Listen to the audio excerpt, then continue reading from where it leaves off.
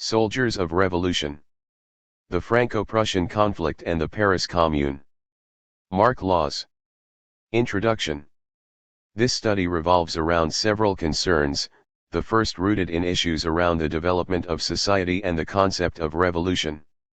After all, from one perspective, the most hellish and dramatic incidents in the history of the Butte de Warlencourt represented relatively short punctuation points in its long and interesting history. Clearly, from time immemorial, those working the land around Butte de Warlencourt have sought shelter under its trees, a rest from labors or a refuge for rural lovers hidden from the prying eyes. For the better part of 2,000 years, merchants and their servants making the peaceful commercial trek along the nearby road found the Butte a well-positioned point of rest. So did the exhausted and footsore journeyman walking hopefully toward the next job. Nearby, the locals or travelers could find something to help appease their hunger, a supplement to the cheap bread picked up at the last village and dropped into a satchel for just such a sumptuous repast. Nobody remembers the sight because of the human associations that filled the vast bulk of its history. What happened in 1916 overshadowed its entire history. That July 1st, the big push began just to the southwest at Albert. Protected by trenches and machine guns, the Germans made that day the bloodiest in the history of the British Army, and the slaughter in the Somme continued into November. The British made it halfway to Bapaume, to what was left of the village of Les Sars, beyond which loomed the Butte de Warlencourt. With great effort and despite tremendous losses, the British took the Butte, then lost it and retook it many times. In the aftermath of this fighting, soldiers from Australia and New Zealand finally had it long enough to fortify it for the Allies, though the Germans retook it in their spring offensive of 1918, forcing the Allies to retake it for a final time in August. Thereafter, unexploded munitions and the grisly remains of casualties from around the world made it an unmarked monument to a war to end all wars, or the American version, a war to make the world safe for democracy. What raged about the Butte de Warlencourt in the 20th century virtually obliterated what took place in 1871 when French horsemen clambered up its icy slopes, to scan the frozen fields around them for Germans. It cast the War of 1870 as far into the shadows as it had the Roman victory over a Frankish invasion in 448 CE. Indeed, the Butte itself was no natural formation but likely the burial mound of a long-forgotten prehistoric chief. In this layered history, the Franco-Prussian War rested roughly halfway between Napoleon's wars and the Götterdämmerung of 1914-18. The brevity of the war belies its importance, and its chroniclers tend to present a truncated version of an already brief war. On August 4, 1870, armies of the Prussian-led German Federation began pouring into France, and, by September 2, destroyed or neutralized the major French armies, captured Emperor Napoleon III himself, and brought down the French government. This destroyed the Second Empire of France and placed the Confederation around the leadership of Prussia on the fast track to becoming a new German Reich, toppling a balance of power established in the wake of the First Napoleon. The war continued for another 5 months, through a bitter winter into February 1871. In terms of numbers, organization, and technology, it brought the standards of a modern total war to the European heartland. The new industrial conflict focused the priorities of the entire civilization on itself. Society and its masters gained the power to bend everything to its concerns, including those older stabilizing structures, rituals, and ideologies. This new kind of modern, total war transformed the economy, strained the coherence of the social order, and often disrupted the functioning of the political structure.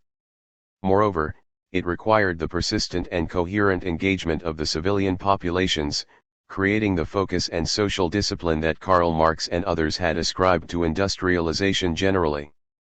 Marx may have also been correct in suggesting that the new class structures created identities that transcended narrow national interests, but, similarly, wars, the most dramatic celebrations of national madness, were events of global importance. The origins, waging, and impact of the Franco-Prussian War not only created Germany and remade France, but also had a major impact on neighboring countries, as well as North Africa and the Balkans. Over time, the shifting balance of power affected Great Britain and Ireland and the transatlantic community, as well as the fate of Africa and Asia. Individual entanglements in the war reflected this kind of cosmopolitanism, particularly among those who fought for France. As an imperial power, it fielded an army that included its colonial subjects. Then, as a new republic, it inspired politically motivated volunteers from across the Western world, including Germans. At the same time, the new kind of total war that produced a modern, centralized militarized state with unprecedented authority also vested it with unprecedented responsibility. Its exercise of that expanded and invasive power required the cooperation of its subjects, who could also hold government responsible more directly, regardless of their older institutional subjugation. The Great War and its detonation of the Russian Revolution of 1917 dramatically demonstrated this relationship between war and revolution, but it also reiterated what had been established half a century earlier, in the Franco-Prussian War and the Paris Commune, as with the American Civil War and the destruction of African slavery. After a preliminary view of 19th-century Europe and the mid-century crisis of mass republicanism, this brief work sketches, I hope, enough of that experience to provide a clearer approach to the outbreak of the largest armed insurrection of the 19th century working class. Certainly, the popular revolts of 1871, like those of half a century later, grew from deep roots.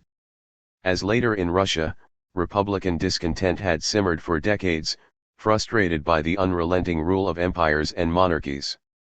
Between 1848 and 1871, new centralized nation-states struggled to incorporate older national republican aspirations. Also, the class nature of that rule unapologetically allied to the new hierarchies of capital increasingly shaped the practical meaning of republicanism. The rise of the Commune and its kindred movements across France reflected persistent if different efforts to define the republic for which they contended, a model defined by the vocabulary of the social republic, social democracy and socialism, or anarchism. Scholars have also focused on the people behind the new ideas, from Karl Marx to Mikhail Bakunin, battling over the future of the International Workingmen's Association and its legacy. Nevertheless, however compelling the innovative thinking about class and class revolution, however persuasive its advocates, and however secure their organizations, revolutionary circles would never have been able to topple the dominant structures of power. The upheaval that established the Commune as surely as the 1917 revolution in Russia grew from conditions that the revolutionaries themselves never shaped. Of course, the masters of war themselves take great pains to plead their innocence, asserting the irrelevance of war to revolution, or even emphasizing its overt hostility to mass revolt. With reactionaries of all sorts, they attribute mass revolt to the work of a consciously revolutionary clandestine current, as they had done so from its beginning. A contemporary self-confessed ignoramus on the Paris Commune managed to squeeze out a book on the subject. He found it difficult to assign a correct cause for the insurrection in Paris, but the agents and ringleaders of the International Workingmen's Association were supposed to be implicated with the rising too. As happens in such cases, the international and allied revolutionaries were not so much leading as running to catch up with developments. Disconcerting to the power structure, Paris had been an acknowledged high point of Western society, and the war demonstrated just how vulnerably low that pinnacle might be brought. The immediate aftermath of the war inspired a full-blown social revolution, so long dreaded and much discussed. This was neither confined to Paris nor particularly or uniquely French. It expressed the aspirations of a new working class, functioning internationally and facing a transnational experience. Elements of it had begun to act as history's replacement for the self-interested bourgeoisie. This raw class sensibility transformed an older revolutionary tradition that required the kind of social turmoil and chaos that only the ruling class itself could conjure. Their decision to go to war put the nation on just such a path. War, with its cheapening of life, risks becoming an act of institutional suicide by the nation-state. In the broadest sense, A People's History of the Franco-Prussian Conflict underscores the basic relationship of war and revolution. Most sobering, perhaps, revolutions owe more to the implosion of the old order than to the agitation of revolutionaries, though that may well be a major factor in shaping the character of a new order. Indeed, even under those circumstances, the radical bid for a more substantive kind of alternative republic, socialism, anarchism, or whatever any particular communer chose to call it, continued to come to naught. As late as October 31st, the elder statesman of the Parisian left, Auguste Blanqui, attempted to lead a force of determined radicals to power in order to proclaim a commune in the French capital. The authorities had no serious problems dealing with it, as they had others over the previous 20 years. What changed between the end of October 1870 and March 1871, when the Commune successfully declared itself? The experience of the war changed the nature of much of the army itself. The original imperial casus belli had been a dynastic squabble with national honor at stake. On its behalf, they sent thousands uniformed and trained for Napoleonic warfare into a conflict of trenches, long-range firearms, heavy artillery, and machine guns. More horrifically, perhaps, the transformation of France into a republic fueled expectation in, as well as out of, uniform about the nature of the new government. Since its general policies seemed to differ little from those of the old empire, sharp debates took place, particularly among those fighting to secure its survival. While I thoroughly sympathize with the sentiments of an old friend who barely deigned to teach anything that might encourage the mystification of martial glory, not only is war an integral reality of human history, but also, without coming to grips with it in this case, we risk mystification of the revolutionary process. At the most basic level, France faced a seemingly hopeless military situation, and the same spirit that inspired the mutineers of 1918-19 moved their grandsires. Simply put, the experience of the war created a soldiery more willing to challenge officers and officers more inclined to confront generals.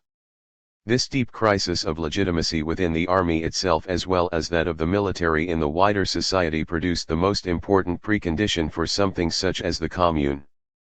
This realization, in turn, fueled the motives for the gratuitous slaughter that accompanied the defeat of the Commune. That brutal repression of the Commune, inseparable from that crisis in the military, casts a long, dark shadow of the subsequent history of the modern world. The ruling elites monopolize both how republicanism is to be defined and the extent to which critics can act, organize, or even speak and write in opposition. Robert Toombs oddly argued that the left exaggerated how many civilians were murdered by the army in an attempt to blacken the reputation of capitalism, as though the world stood still after 1871, rather than repeatedly offer those lessons in greater and greater amounts of blood. This systemic imbalance of power has made war a perennial feature of modern history. From this perspective, the hell periodically visited on places such as the Butte de Warlencourt dramatized the incredible willingness of people to engage in acts of heroic sacrifice to the point of self-destructiveness. In it, we see how modern, cultivated Western civilization has retained much that would be recognizable to the prehistoric tribes that entombed their dead there. And the Commune offers hope in the possibility of an alternative. Part I. Republic and Nation. 1. Civilization and its old mole. Visions of Republican Revolution. In its rapid development, the 19th century defined what came to be called Western civilization on many levels. In March 1868, work crews on an access road to the train station shared by the village of Lause and neighboring Tillac began using gravel and landfill from a low-ceiling horizontal cleft in the bluffs overlooking the Vesre River. As they reached the floor, they found shaped stones similar to the artifacts of the primitive peoples of the Americas, Sub-Saharan Africa, and the Arctic. They telegraphed for expert advice, and a well-dressed associate of the Muséum National d'Histoire Naturelle, Louis Lartet, arrived quickly by train. After proceeding more carefully into the enclave, they found themselves staring into the eyeless sockets of an empty skull. So it was that the civilized European world came face to face with what was then the oldest of their immediate ancestors.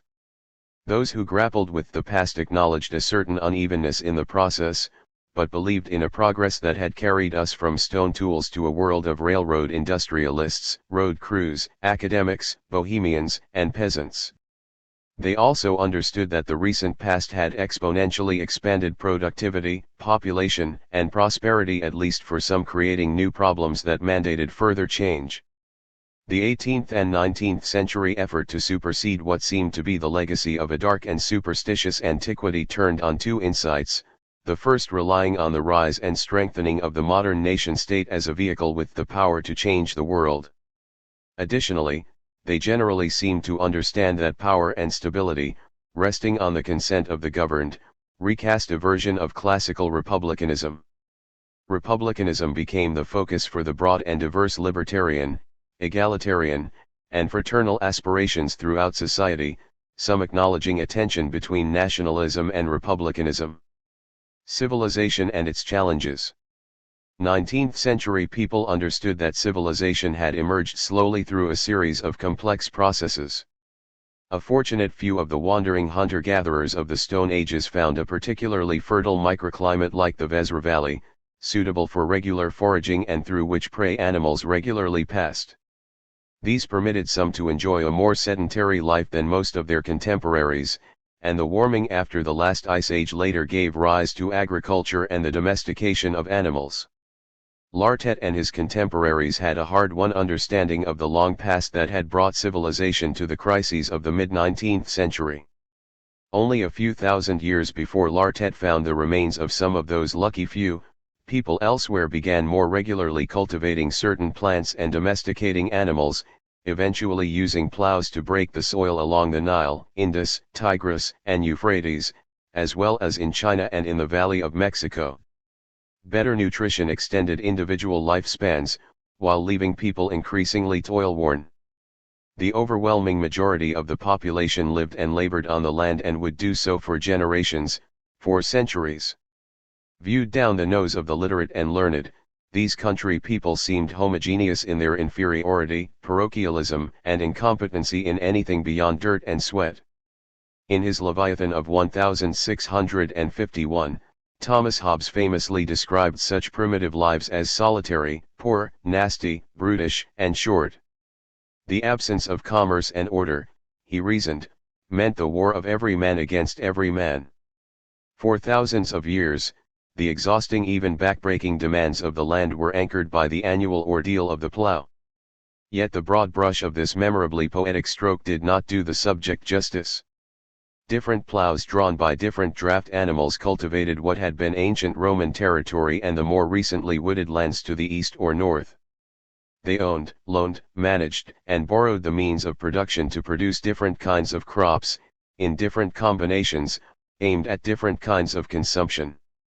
They divided lands differently, and attributed differing importance to those divisions. 1. Those who came after Hobbes observed what he had not. They knew, for example, that farming became more complicated and required greater cooperation. Villages grew larger, and the family evolved to suit the practical needs of the land. Moreover, peasants in some places as a group gained access to land by renting or providing services to a manor presided over by a lord or church official. They might also hold some of the unused lands and forests as commons. Trial and error had already taught farmers the value of rotating between planting cereals and legumes, periodically leaving the land to regenerate, and using animal dung to assist the process. An open field agriculture spread, particularly in the colder, wetter world of Northern Europe, with many pragmatic modifications. By the close of the first millennium CE, European farmers began adopting a three-field system, planting cereals in one, vegetables in another, and leaving the third fallow. Starting in the 14th century, the Black Death began a series of visitations that left its fortunate survivors with more land and their scarce labors more valued. In many places, as demands grew greater on the tools and draft animals, relatives, neighbors, and entire villages learned to refine and share them. These changes expanded the range of individual destinies. This meant greater personal opportunities more in some places than others, but imposed heavier economic demands on the peasantry. As old feudal relations weakened, growing numbers of peasants got greater responsibility for and sometimes even ownership of the lands they worked. Still, any unexpected development, too much rainfall or too little, could threaten the well-being of even successful peasants. A new scientific revolution among the learned also cultivated a scientific agriculture, and new rural elites enjoying various relationships with the old aristocracies came to the fore. A little property could provide a household with a life markedly superior to that of most of the peasantry. Their children benefited the most from what schooling the communities or churches established to meet the need for literacy and technical training. These, in turn, provided the possibility, if not the promise, of a more distinctive and specialized life. The expansion of property and of its privatization changed the nature of the family. Sons and daughters felt pressures to accept marital arrangements, but increasingly resisted them. Generally, as tasks became more complicated and physically demanding and healthy children more plentiful, the young took up the less demanding chores, particularly the care of the smaller domesticated animals. These very real changes took place unevenly and sometimes indirectly. Older practices lingered in places such as the Pyrenees and on the plains along the Baltic, even as prehistoric slash-and-burn agriculture continued in parts of the far north. In the east, junkers and boyars still exercised lordly control over their peasants. Only in 1861 did Russia officially end serfdom, but many peasants remained on their family's traditional ground for years, decades, and even generations. Indeed, fishermen, shepherds, and those who tended ducks, geese, chickens, sheep, goats, swine, and cattle continued to lead largely ancient, virtually biblical lives. Older standards and practices of all sorts persisted, as they always had, where they found ways to fit into a changing social and economic order. Point 2. Nevertheless, the overall trend grew. Networks of new roads and canals, later supplemented by railroads, such as that running through Lause, which created new mass markets for some products. These growing markets naturally tended to extend their branches along lines of cultural and linguistic affinity. New political institutions imposed standards, creating common weights, measures, and currencies, along with language and cultural awareness that shaped a national identity beyond the farm, the village, and the smaller community. New institutions and authorities emerged to manage the functioning of these markets and infrastructure. Religion had long provided the sense of community and identity necessary to the functioning of these villages. For centuries, the Roman Church had rooted itself in the needs of that collective life, with special sacramental functions focused on the individual's place in a community of faith. Local and regional patron saints deepened this association, and Christianity proved remarkably flexible in assimilating pre-existing religious beliefs and practices, along with feasts, festivals, games, and rituals. Seasonal celebrations of the predictability of the moon and the sun marked the passage of the year. As the persistent importance of midwives and wise women helped the community to function, though only up to a point. Also, the general exclusion of Jews from the mechanisms of rural European society and the centuries-long struggle to exclude Islam had been frighteningly thorough. Theological conflicts often tended to blur almost seamlessly into vehicles for peasant discontent. Secular authority increasingly emerged as the final arbiter, defining the relationships of individuals in these communities and of communities with other communities. Affinities and hostilities defined one hamlet from another. Appeals to external authorities could tilt these tensions in the favor of one side or the other. Concerns about being identified as somehow deviant from the outside made these communities sensitive to external pressures. That kind of authority became essential. Mechanical and chemical innovations augmenting agricultural production not only permitted rapid population growth but also made much of that population superfluous to its needs. It compelled many, often unwillingly, to seek a living elsewhere.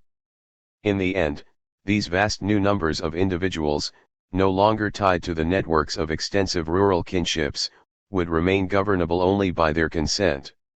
In the course of this process, writers and thinkers across the Western world had turned to the rediscovery of the pre-Christian idea of the Republic. A representative system would ensure that those subjected to centralizing rule would themselves be rulers of sorts. While the Enlightenment generally expressed a great deal of optimism about the power of reason in establishing republics, it became clear that those holding power would not yield it without a revolution. The Dutch in their revolt against Spain, the English in their civil war, the colonists in America, and finally the French subjects of their monarchy took steps toward this. Aimed at institutions governing nations, the revolutionary processes would themselves be inherently national. France demonstrated just how difficult realizing the promise of the Republic could be. Louis XIV had established the predominant position of the centralized French state generations before. This essential national identity survived the Revolution of 1789, the Revolutionary and Napoleonic Wars, and the restoration of the Bourbon monarchy in 1815. Over the half a century after the defeat of Napoleon, the lingering vision of the Republic persisted through the July Revolution of 1830 that replaced the Bourbon dynasty with Orleanists, and the short-lived Republic of 1848. However, it had hardly triumphed. The mid-19th century stumbled through the metaphorical rubble of these upheavals seeking evidence to sustain a faith in the ultimate transformative triumph of republicanism. The more the Republican faith spread among the people generally, the more those in power tended to offer little more than lip service. They certainly had good reasons for this. The national framework of the Republican Revolution. The institutions of power had always been in the best position to take up and implement the national promise of republicanism without much more than a nod toward the concept of a representative political order. This represented a time-honored approach, while new concentrations of wealth required strong central governments and the armies to sustain them. France, the country with the clearest revolutionary traditions on the continent, reached mid-century as an empire. Louis Bonaparte, the nephew of the great conqueror, offered his leadership as the lowest common denominator opposition to the Orleanist and the older legitimist Bourbon monarchists. His coup of 1851 seized both the crown and the title of Napoleon III.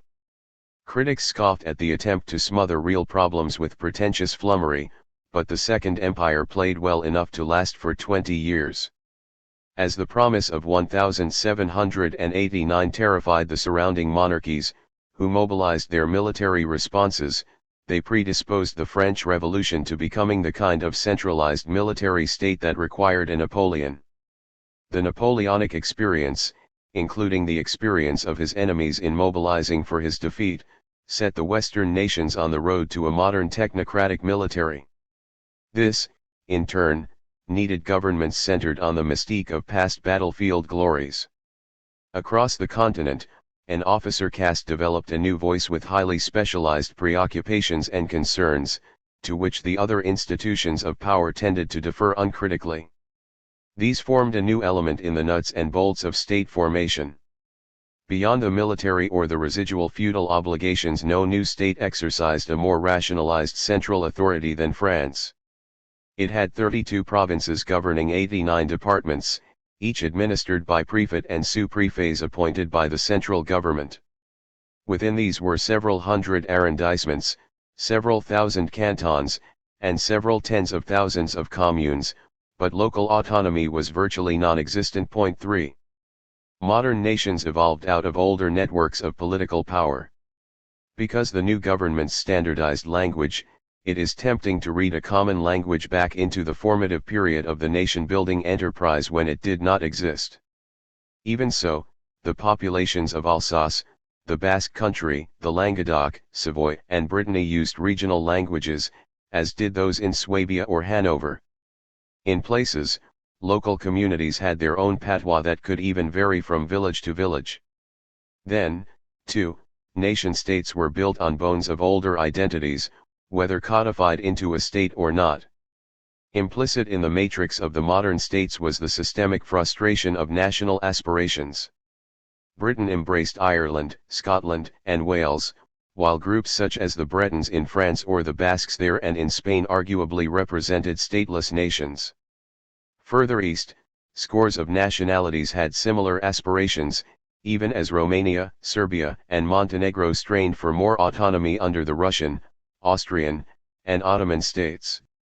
The Germans and Poles strove without success to attain national states, the Italians had only recently done so. This inherent contradiction of nationalism as the most serious obstacle to its own realization became even more pronounced with its extension beyond Europe. Those who rooted the legitimacy of the state in the voluntary popular identification of its subjects with a common national identity saw this as essential to the idea of republicanism, a vital mesh of identity between the lived community and the intangible church triumphant. In the end, they believed, the need to legitimate the bourgeois state required not only the baubles and gewgaws of monarchy but the trappings of republican government as well.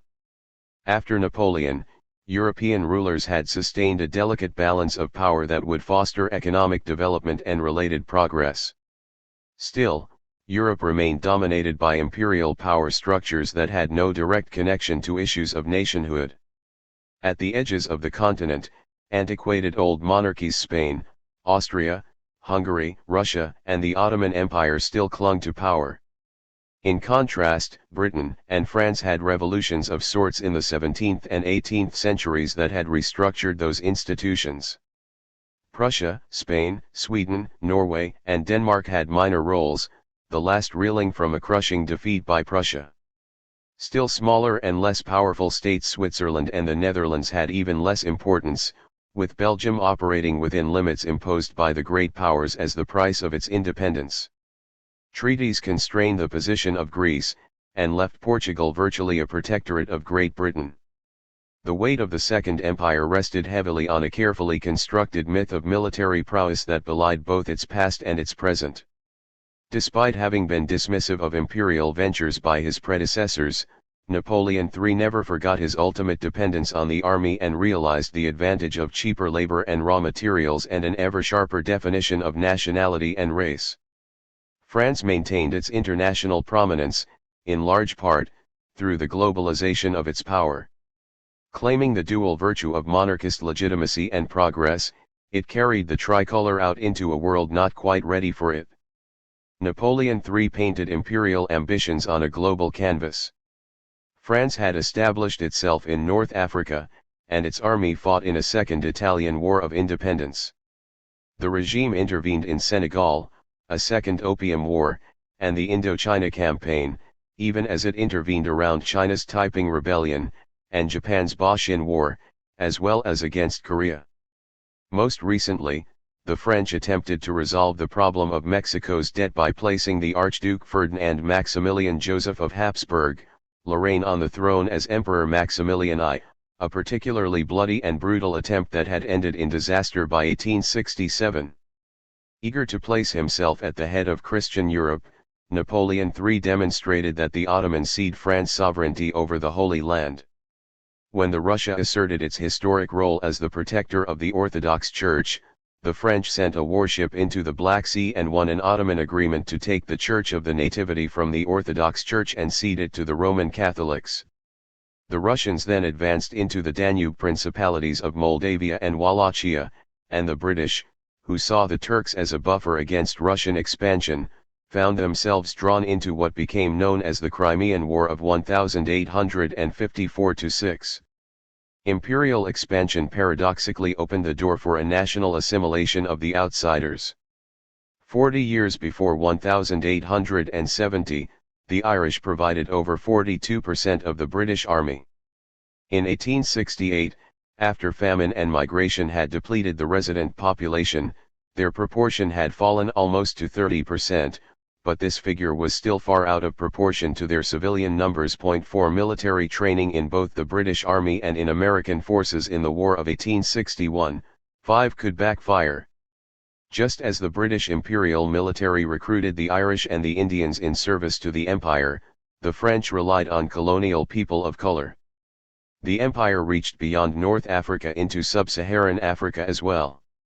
In 1857, for example, the Governor-General of French West Africa, Louis Faidherbe, lacked enough troops to control the territory and got authorization to raise Senegalese tirailleurs, a sub-Saharan extension of North African practice. The new corps included slaves bought from West African owners as well as prisoners of war. Rather famously, Black conscripts kidnapped by Egyptian allies aided the French imperial venture in Mexico, earning the men French citizenship. 5. Black Africans could even attain a military commission, despite all customs in dealing with all Africans. If an Arab became a captain, the rank would be purely nominal, as he was under the control of a French lieutenant, and had nothing to say. There was once a Jusuf, who became a general. The army even had some talk about ceding overall command to Emir Abd el-Quds, but, even had they done so, the regiment would have remained under the control of a French colonel. Still, black soldiers could win a commission among them, as did a civilized and intelligent Negro named Salem Ben Gibi, who entered the Tirailleurs Algerians and rose through the ranks. After distinguishing himself at San Lorenzo in May 1863, when a Mexican force attempted to break the French siege of Puebla, he won promotion and, finally, an officer's commission. 6. The expansion of global power also had a direct and detrimental impact on the prospects for self-government at home. In the aftermath of 1848, authorities relied on repression to marginalize the criticism of the propagandist and the agitator. While never entirely successful, their efforts established an institutional monopoly over the power to legitimate and sustain the idea of France around the pageant of Napoleonic ambitions, even as others sought to build the idea of Germany around the priorities of Prussia and the Hohenzollerns. This new institution needed someone a Napoleon, even if he had to be Napoleon le Petit, as Victor Hugo called him. The army had raised him to power, and he, in turn, wore the uniform and embraced the identity of the military, as did Herr Wilhelm Hohenzollern in Prussia. This symbiotic relationship of Napoleon III and the army extended to the choice of General Charles Auguste Froissart to personally direct the education of Napoleon Eugene, Lulu, the young Prince Imperial, which would be a military education, as it was for the Hohenzollern sons. Many members of this expanded and bureaucratic fraternity had known each other from youth. They attended the same schools, notably Saint Cyr, and shared monarchist predilections. A graduate there, the elderly General Paul de l'Admiralt, remained the devout son of a counter-revolutionary who had fled the country during the French Revolution. 7 The solid career of his fellow alumnus Maréchal François Marcellin Certain de Canrobert included the direction of troops against the Republican mobs of 1848 and the coup of 1851 that raised the emperor to power. Of course, the relatively recent expansion of the military had left the door open to commissioning relative outsiders, who had proved themselves in North Africa, Crimea, Italy, China, Indochina, and Mexico. Marshal Patrice de MacMahon had studied at the Petit Séminaire at Autun before continuing on to the Lycée Louis Le Grand at Paris. Marshal François Achille Bazaine had joined the army as a private but found service in the Foreign Legion to his liking and not only fought in the battles of France but in Spain's Carlist wars, before taking charge of Napoleon III's debacle in Mexico. With the responsibility for that fiasco easily deflected onto the dead Emperor Maximilian, Bazaine returned to France with a greater reputation than before. This rapid construction of modern military institutions did produce renegades. The undisguised inequalities and injustices of the system fueled discontent among the thoughtful who seriously wanted to be of service to society. In the Russian Empire, officers and lesser nobility organized the abortive effort of the Decembrists. By mid-century, the military wing of the post-Napoleonic state had produced an August Willich or a Joseph Wade Meyer in Prussia, a Gustave Paul Cluseret in France, and even a William de Rohan in the U.S. In the face of the rapidly expanding repressive institutions of the emergent state, articulating the old vision of a republican transformation sounded increasingly utopian. Giuseppe Mazzini compared the nation to a family, wherein its health and success would be measured by the well-being of its most disadvantaged peoples. Abraham Lincoln came to evaluate the success of the American Union and its members in terms of its utility as a liberating force for laboring people. An essential component of the appeal of republicanism had been its promise to elevate the base of society. Then, too, republicanism had always claimed that its triumph in any nation would be the triumph of reason over parochial superstitions and prejudices. The continental character of the uprisings of 1848 inspired hope that the springtime of nations might set the world on the course to a universal republic, to be most immediately in a United States of Europe. Benito Juarez, the indigenous president of Mexico, explained, among individuals, as among nations, where there is respect for the right of others, there is peace. 8. As republicanism would prevail in country after country, it would eliminate the monopoly of power by the elites and the brutal superstitions that allowed those elites to go to war. Depending on national and local conditions, various republicans could carry their concerns to revolutionary conclusions. Generally, the more repressive the existing government, the more tightly organized would be any revolutionary organization. In places, this distilled into a very small but important cadre of organized professional revolutionaries. If earlier reversals left those cadres divided, muddled, or inconsistent ideologically, they still remained remarkably united in their general hostility to the institutions of power.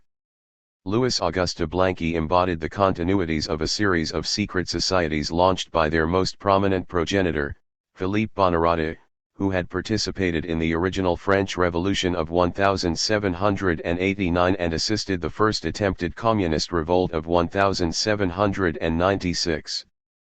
Back in his student days, Blanqui became involved in Bonaparte's associations, and built a lifelong career around insurrectionist plots and attempted abortive rebellions. In May 1839, his Société de Saisons took up arms to find almost no real support, though émigré Germans in their Bund der Gerechten joined them. Blanqui continued to envision a revolutionary seizure of power by a tiny cadre organization that would temporarily establish a Jacobin-like revolutionary dictatorship, to make essential changes before handing over power to the people. 9. It was a perspective largely shared with all its contradictions and ambiguities by Giuseppe Garibaldi. A sea captain born in Nice, he joined Mazzini's La Giovine Italia, seeking to unify the Italian peninsula as a republic, and the even more secret Carbonari. Implicated in an abortive rising, he fled to Latin America, where he adopted what became his distinctive red shirt, poncho, and sombrero, raised an immigrant Italian legion, and learned guerrilla tactics from local slave rebels. Returning in 1848, he aided revolts in several places, most notably the insurgent and beleaguered Roman Republic. On July 2, 1849, after the negotiation of a truce, he and several thousand volunteers slipped from the city, and, reinforced by the column of the former English officer Hugh Forbes, tried unsuccessfully to reach Venice, still holding out against the Austrians. 10 Like Blanqui, Garibaldi saw the function of a revolutionary movement as the destruction of the old order, though he had actually built armies around the idea. That said, the wispy web of secret societies and clandestine networks linked functioning revolutionary circles distinct from established national institutions, which provided an internationalist substance to the idea of a universal republic. When the institutions of the nation-states met the risings of 1848-9 with a common repressive response, it created a milieu of the generally like-minded proscribed and the émigré. London became the principal center for large numbers of French, German, Italian, Polish, and other revolutionaries, with New York providing a key secondary site. These early internationalist bodies reflected the experienced reality of those who adhered to them. The revolutionary legacy refreshed. The frustrated national aspirations of the Italians and Irish refreshed the revolutionary movement from the mid-1850s into the late 1860s, with both assuming international proportions on their own. In the aftermath of their detention in 1849, Forbes and Garibaldi wound up in the U.S., with Alberto Mario and his English wife, Jessie White Mario. Forbes and the Marios remained long enough to advocate the abolition of slavery. Garibaldi headed back to Latin America in the spring of 1851, then crossed to China with side trips to the Philippines and Australia, before returning to Europe. When an associate of Garibaldi's took a potshot at Napoleon III in April 1855, and another lobbed a bomb at him in January 1858, the International Association rallied to their support. 11. Garibaldi's circle went beyond such acts to revitalize faith in the prospects of a revolution won by the masses of people themselves. In 1859 and 1860, even as his old comrade Forbes became entangled with John Brown's plan to liberate American slaves, the Kingdom of the Two Sicilies, with its capital at Naples, orchestrated the brutal repression of risings in Messina and Palermo. Garibaldi responded by raising 1,000 volunteers at Genoa on May 5, and landing them at Marsala 6 days later. Taking such a small force onto an island against a massive professional army entailed a great act of faith in the power of a popular levy en masse as a revolutionary tool. In vindication, locals flocked to the revolutionary army in large enough numbers to win an impressive victory at Calatafimi and drive the Neapolitans from Palermo. Toward the end of July, they won a fierce battle at Milazzo and had all of Messina but the citadel. When they crossed the strait to the mainland, Garibaldi continued north, greeted along the way as a liberator. They entered Naples on September 7, and defeated the Neapolitans at Volturno toward the end of the month. 12 Garibaldi and his 1,000 exemplified the viability of the old union of mid-19th century revolutionary republicanism and nationalism. On October 5, he began organizing an international legion comprising different national divisions of volunteers, with a view of not only finishing the liberation of Italy, but fostering republicanism in their own countries. Back from America, Forbes took charge of English-speaking volunteers already turning up in Sicily. Garibaldi sent William de Rohan, the pseudonym of William Theodore Dahlgren, the brother of U.S. Admiral John Dahlgren, to London to organize another. This effort included not only many old Owenites and Chartists, but prominent freethinkers such as Brad Laff. It also enjoyed the tacit support of elements in the British government and assistance from the deep pockets of the American adventurer and entrepreneur George Francis Train. 13. The French Legion followed a former officer, Gustave P. Closiret. A native of the Paris area then in his mid-30s, he had joined the army in 1843 and even helped to suppress the 1848 revolution. His subsequent service in Algeria and Crimea left him increasingly disaffected until he left to join Garibaldi's volunteers. Coming from a far less martial background was the small but lively figure of Philippe Joseph Bourdon, formerly a surgeon in the Crimean War, who had later had a series of minor civil suits over debt, earned by carelessness in money matters. 14. German volunteers also cast a long shadow. Aged nearly 40, Wilhelm Rustow had already theorized about the potential of a people's militia before 1848, and faced a prison sentence for high treason in its wake.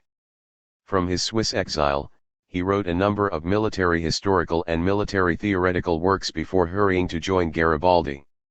Johann Philipp Becker, an old friend of Karl Marx and Friedrich Engels, also hurried to the banner of Garibaldi. 15. Marx and Engels usually remained skeptical of the adventurism associated with international legions. Engels recalled how the Bonapartists had used this call in Paris to recruit some of the most radical of the Spaniards, Italians, Belgians, Dutchmen, Poles, and Germans to get them out of the city. More deeply, such ventures seemed to provide substitutes for a rebellion rooted in the local population. "We opposed this playing with revolution most decisively," insisted Engels. A military expedition tended to import the revolution forcibly from outside, which would undermine the mass revolution and wind up strengthening the governments. Nor did they trust the political grasp of characters such as Haro Herring, who had joined Garibaldi abroad to further the idea of the future of the nations by establishing a United States of South America. 16. Nevertheless, the romanticism of the age affected even the most hardened materialists. Even as Garibaldi battled to save the Roman Republic in 1849, similar international legions rallied in the Baden-Palatinate to defend the last bastions of the German revolutions. Engels himself gathered valuable military experience there, fighting alongside Willich and Becker. Indeed, Marx and Engels were not above enthusiastically exchanging news about the successes of Garibaldi's later volunteer legions. As late as 1863, their close comrade Wilhelm Liebknecht reported efforts to raise a German legion in London to aid the Poles, an idea Forbes also then publicized among the English. 17. Clusieret's career reflected the extent of that international Republican revolutionary tradition. After Italy, he went to America, taking a commission and rising to the rank of brigadier general in the Union Army, gaining particular fame at Cross Keys in defeating Stonewall Jackson's men. He resigned to enter journalism and helped to boost the more overtly abolitionist presidential campaign of John C. Fremont in 1864. In addition to these associations, Clusieret developed close ties among Irish war veterans. British efforts to drive out Irish nationalists or deport them to Australia encouraged Republicans to flee overseas. John O'Mahony and James Stephens had spent years in France before passing on to other pastures. Stephens started the Irish Republican Brotherhood at Dublin, and O'Mahony the Fenian Brotherhood in America. Though factionalized, the Fenians drew thousands of exiled Irish in fundraising and organizing efforts. 18. Both currents focused on the potential of the U.S. as a base for armed invasions of Canada, the most vulnerable of the English colonies. In New York, Colonel Thomas J. Kelly had worked as a printer and a member of the Typographical Union before joining the Union Army, after which he became a deputy to Stephens of the IRB. On the night of May 31 to June 1, 1866, between 800 and 1,500 Fenians from Buffalo seized Fort Erie and defeated a Canadian force at Ridgeway. Over the next week, U.S. officials broke up other groups gathering along the St. Lawrence Valley, but gave the would-be raiders their railroad tickets home. Partly owing to the Fenian threat on its southern border there, the British readily acceded to the formation of the new Canadian Confederation. Canada would prove to be no Sicily. Like the Italian national movement, that of the Irish became transnational in its sources and influences. The Fenians in the U.S. involved Train and Clusieret, veterans of Garibaldi's venture. In addition, they recruited the former secretary of Louis Riel, leader of the Métis people in Canada, and a former officer in the army of Juarez in Mexico. Stephens had strong connections to the Reds among the French, Italians, and other elements of the International Workingmen's Association, IWA, at New York. Jenny Williams, actually Jenny Marks, the daughter of Carl, publicized the imprisonment of Jeremiah O'Donovan Rosa among French readers. 19. At the 1868 convention, an estimated 6,000 armed men in uniform escorted 400 delegates through the streets to the hall. There they heard a major address by Train, then also bankrolling the Revolution, the paper of Elizabeth Cady Stanton and Susan B. Anthony.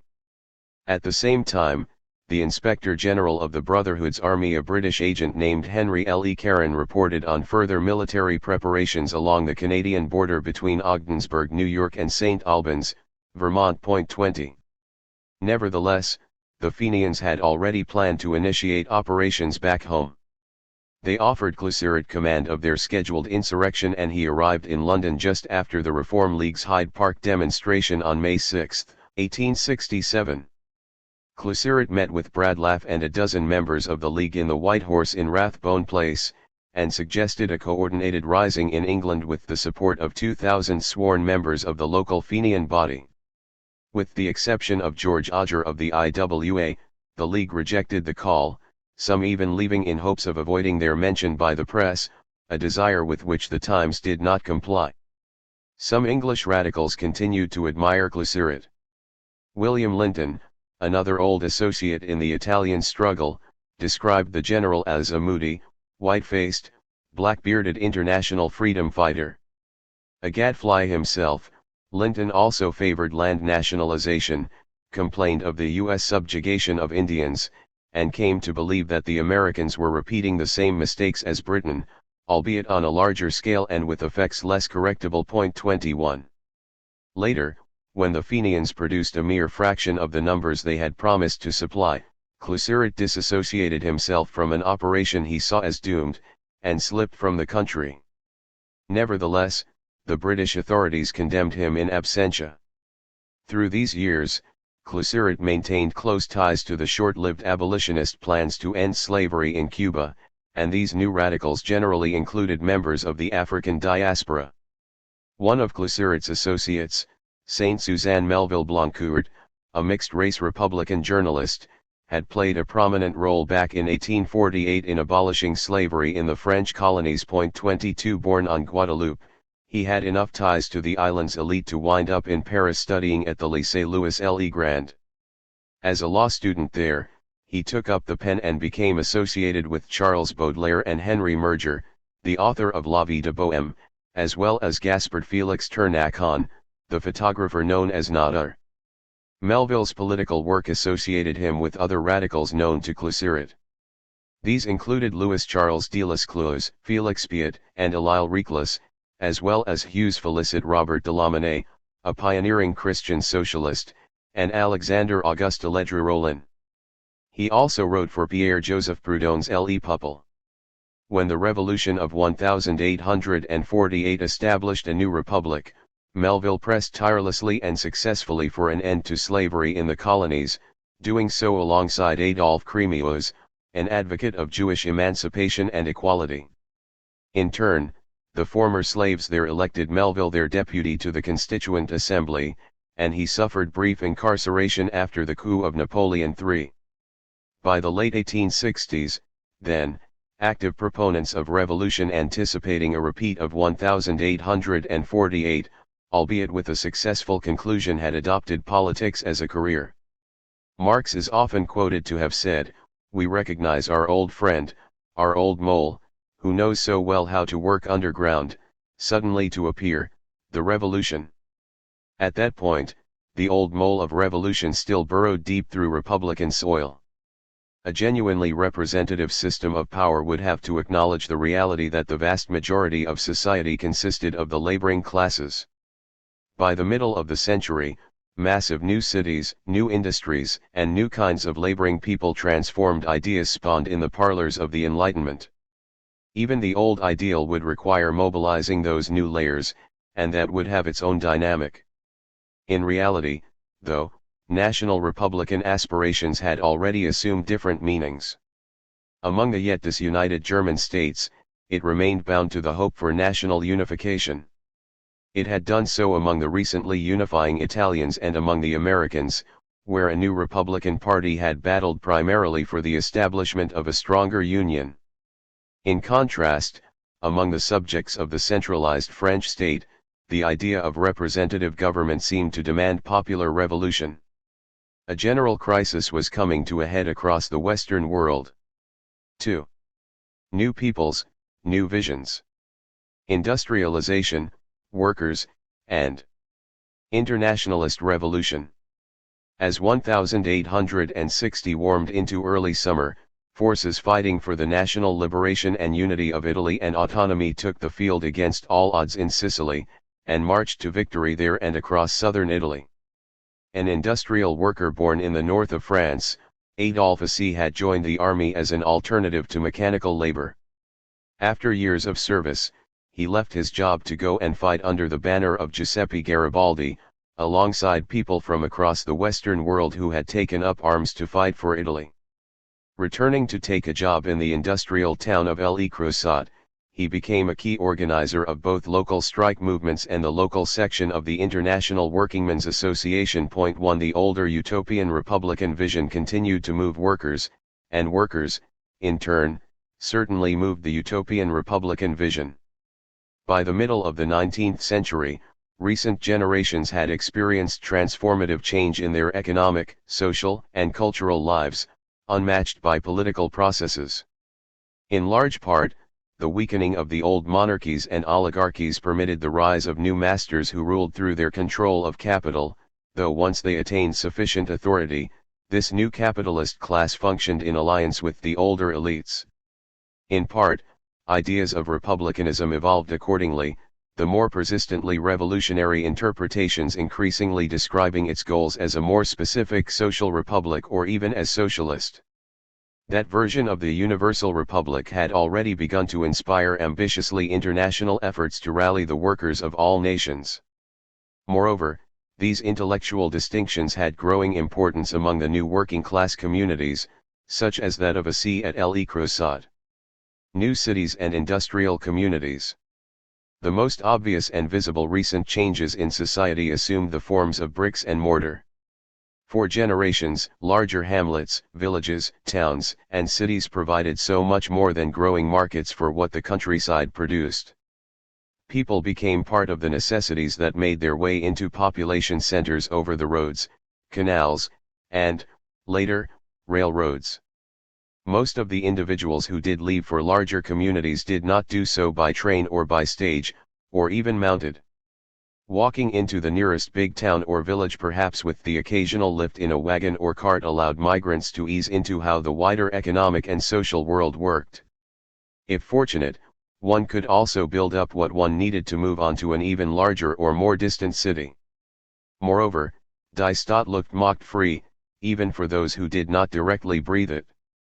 The very knowledge that such an option existed provided a safety valve of sorts for individuals who had not actually taken that road. City lights cast rural life into an increasingly claustrophobic shade, culturally and socially.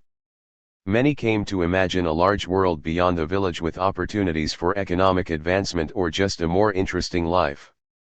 The cities provided a market for what the countryside produced, whether grain or coal, but also for the labor of people who preferred to live there.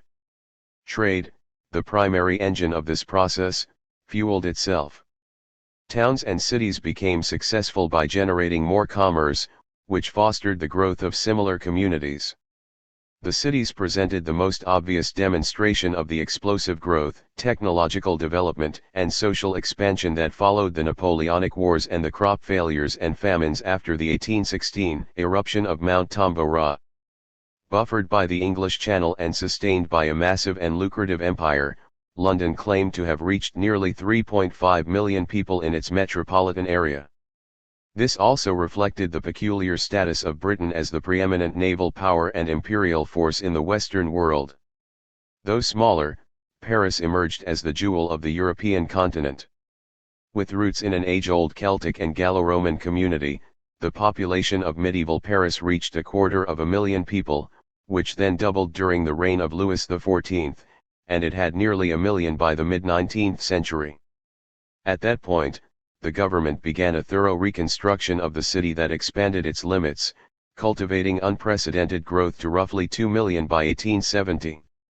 Despite a much slower start, Berlin dogged the progress of Paris, though at some distance. The city emerged from the union of a Slavic town where Nikolai Viertel in Alt-Berlin now stands and a medieval German settlement called Köln, on what became the Museum Island in the Spree. The emergence of authoritarian tendencies in other states benefited the quality and quantity of the people seeking to make a home in the Prussian capital, about a fifth of whom were French Protestants by the late 17th century. Under the active sponsorship of Frederick the Great, Berlin's population reached around 100,000 people, and it had approached 500,000 by the middle of the 19th century. By 1870, the capital with additional numbers in adjacent Charlottenburg approached 1 million. Alongside these capitals grew a spate of secondary cities that exploded in population, often within living memory. 8 French cities had between 100,000 and 900,000 people. Lyon and Marseille probably hovered around 335,000 and 310,000 respectively, while Bordeaux topped 200,000, Lille nearly 160,000, Toulouse 130,000, and Nantes nearly 120,000, with Rouen, Saint-Étienne, and Strasbourg over 100,000. The decentralized nature of the German states fostered even more and larger secondary cities, 13 of them. The busy port of Hamburg had roughly 350,000 in its metropolitan area, and Breslau, now Wrocław in Poland, had 250,000.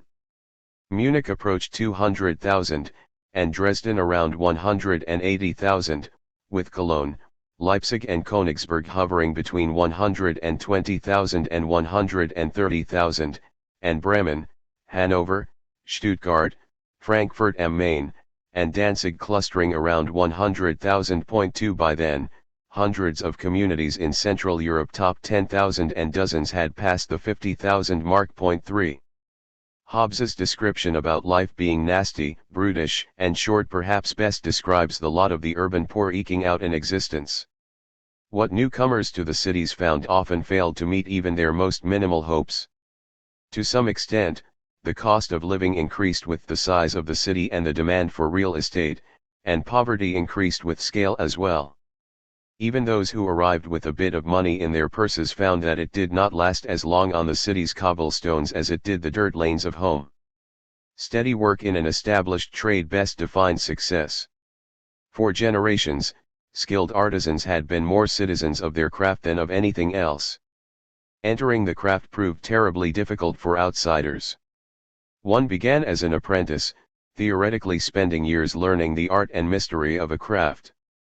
At 18, the apprentice left the master's shop to work as a journeyman, that is, for a daily wage in other workshops. After creating one's masterpiece, a craftsman applied for, and hopefully gained, admission to a guild as a master in his own right. Masters enjoyed the privilege of opening their own shop, but the prospect of this receded for many, even as ownership increasingly belonged to people from outside the craft. In this increasingly complex economy, the nature of their product created a hierarchy in the crafts. Goldsmiths and, earlier, wig makers rode atop the heap, while cordwainers and tailors, whose customers included almost everybody in the cities, occupied the broad base. General utility ceded place to creators of the more monetized commodities. On the one hand, this posed new problems for newcomers to the city too old to get into an apprenticeship. On the other, all these trades had to expand to keep up with demand, which opened possibilities to slip into the process even without an old-fashioned apprenticeship. If cities still promised a freer life, it would be a freedom increasingly defined by what could be earned and purchased. Money defined where you lived, what you ate, and with whom you could live. An accident or an illness or even the simplest of human vicissitudes could leave you at the door of the church, a life of petty larcenies, or a quiet death, leaving the husk of a human being drained of life by the despair of the new world. Labor entailed more repetition and persistently longer hours performed under bosses much less likely to be kith or kin, and increasingly likely to be someone who did not actually know the work or do the work. Also, the cycle of work ran hourly, daily, or weekly more than seasonally or annually, which meant that many workers had to repeatedly scrounge the job market. It left little leisure to build human relationships in the absence of the sort associated with village life. In the cities and towns particularly, elites maintained their virtual monopoly of power not just by force of arms but by force of ideas. Power, pulpit, and press repeatedly asserted the idea of France, a second empire, and the regime of Napoleon III, just as it elsewhere proclaimed the merits of Prussia and the Hohenzollerns. While eager to marginalize the propagandist and the agitator, those elites often resolved factional rivalries by trying to mobilize and control the public, which did run the risk of detonating the explosive pressures of these deeper social tensions. When this happened, laboring people poured into the streets of Paris, Berlin, Vienna, and other cities, as the shock troops of a social revolution.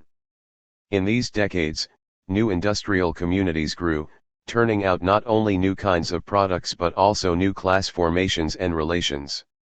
Depending on the time and place, a peasant fleeing from the countryside might find more opportunities in the smaller communities that formed the matrix of what came to be called the Industrial Revolution. For Le Creuset in France and Essen in Central Europe represented this new order and its potential. What became Le Creuset had a long industrial history.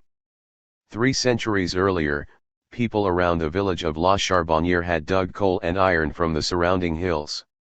However, the 1786 opening of a glass factory opened the way for the latest foundries, furnaces, and workshops.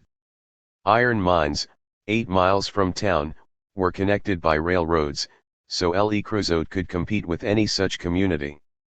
It not only still excavated coal 20,000 tons a day, by some accounts, but also produced all sorts of machinery, including the necessities of the railroad that carried their products across the country. By the mid-1830s, Adolf and Joseph Eugene Schneider gained ownership of both the mines and these nascent industries. They added new forging mills and foundries, and turned to manufacturing everything for the railroads, from engines to rails. With the cooperation of the government, the Schneiders won political appointments and carried elections as a matter of course. Napoleon III, after Eugene Schneider suffered defeat for elected office, invited him into the cabinet in 1851. When the emperor decided to establish a new Chamber of Deputies in 1867, Eugene Schneider rose to chair of the Corps Legislatif, leaving his son Henry in charge of the business, which included the schools, mutual relief fund, and housing on which the working class families depended. 5 Like others of their class, the Schneiders stood to gain from the war, and the French armies boldly carried their weaponry into defeat after defeat. Within living memory, a small rural village had become a modern industrial city.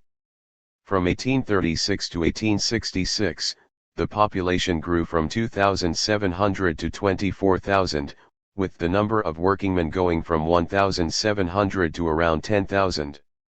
They came from across much of Europe, and constituted a community that lacked the usual associations of family and familiarity associated with the term. Atomized and relatively powerless, they seemed to be as much at the mercy of the Schneider dynasty as had the peasants been subject to their feudal masters. The Krupps who ruled their community at Essen, like the Schneiders in Le Creuset, had entered business when the family arrived from the Netherlands around 1587. The clan sold everything from ironware and wine to food, livestock, and real estate, before Friedrich Krupp decided to launch a cast steel works early in the 19th century. Such projects required intense long-term investments of capital, and Krupp went deep into debt. The operation had only begun to show substantial promise before his death in 1826. Friedrich's son Alfred Krupp reshaped the business into a dynamically innovative mid-century enterprise. Early on, he developed a method for casting seamless railroad carriage wheels that required no potentially vulnerable welding points.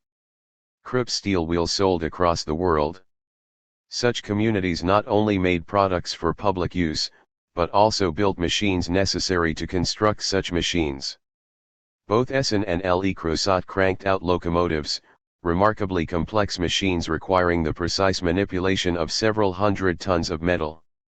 This required a heavy mechanized forge hammer to shape parts that would then be drilled with precision to take the rivets and bolts to fit them together. Foundry work made the cylinders to heat the water more easily in the boiler, and to forge the large wheels for the drivers. For the undercarriage, workers hammered a compound of wet sand into metal casts, with more skilled workers setting these into a larger cast, like pieces of a puzzle. Skilled hands fit it all together. Increasingly powerful and efficient overhead cranes put together the pieces of this massive new artifact.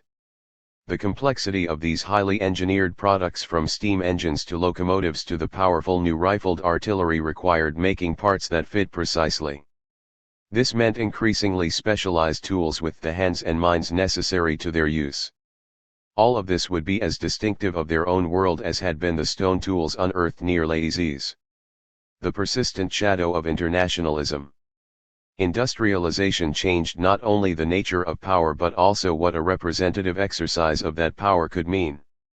A generation or so earlier, the old romantic dream of the Universal Republic blended a militant nationalism with a radical internationalism. Over time, this had become increasingly plebeian, divorced from any association with governmental power. Often small organizations, albeit part of much larger networks, carried those ideals into a later age. In the aftermath of 1848, unrepentant revolutionists, particularly those who had fought to the last around Rome or Venice or in Baden, found themselves in exile.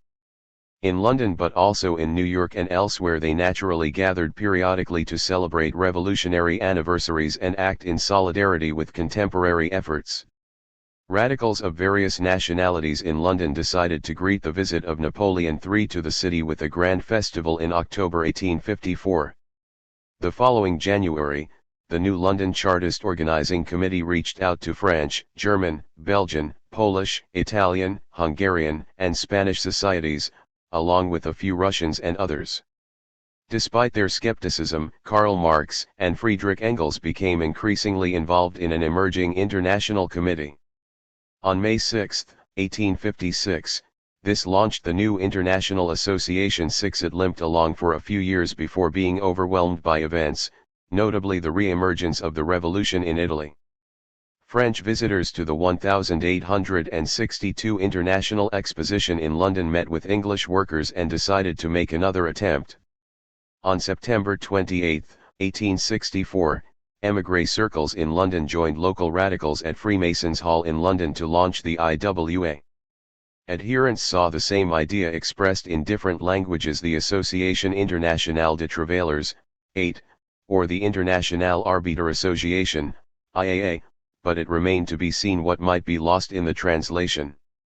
Most famously, the effort enjoyed the active leadership of Marx, an exiled Rhenish journalist, and Engels, the son of a German industrialist in Britain, former spokesman for the old Communist League.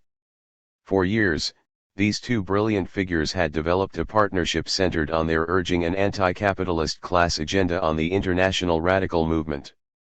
As in most countries where the IWA amounted to any kind of force, the organization in France represented a conglomerate of various socialist currents. Followers of Charles Fourier and Étienne Cabet still looked to the possibilities of launching socialist communities, and the advocacy of worker cooperatives by Pierre-Joseph Proudhon, who essentially confined his rabid anti-Semitism to his diaries, had brought interest and support.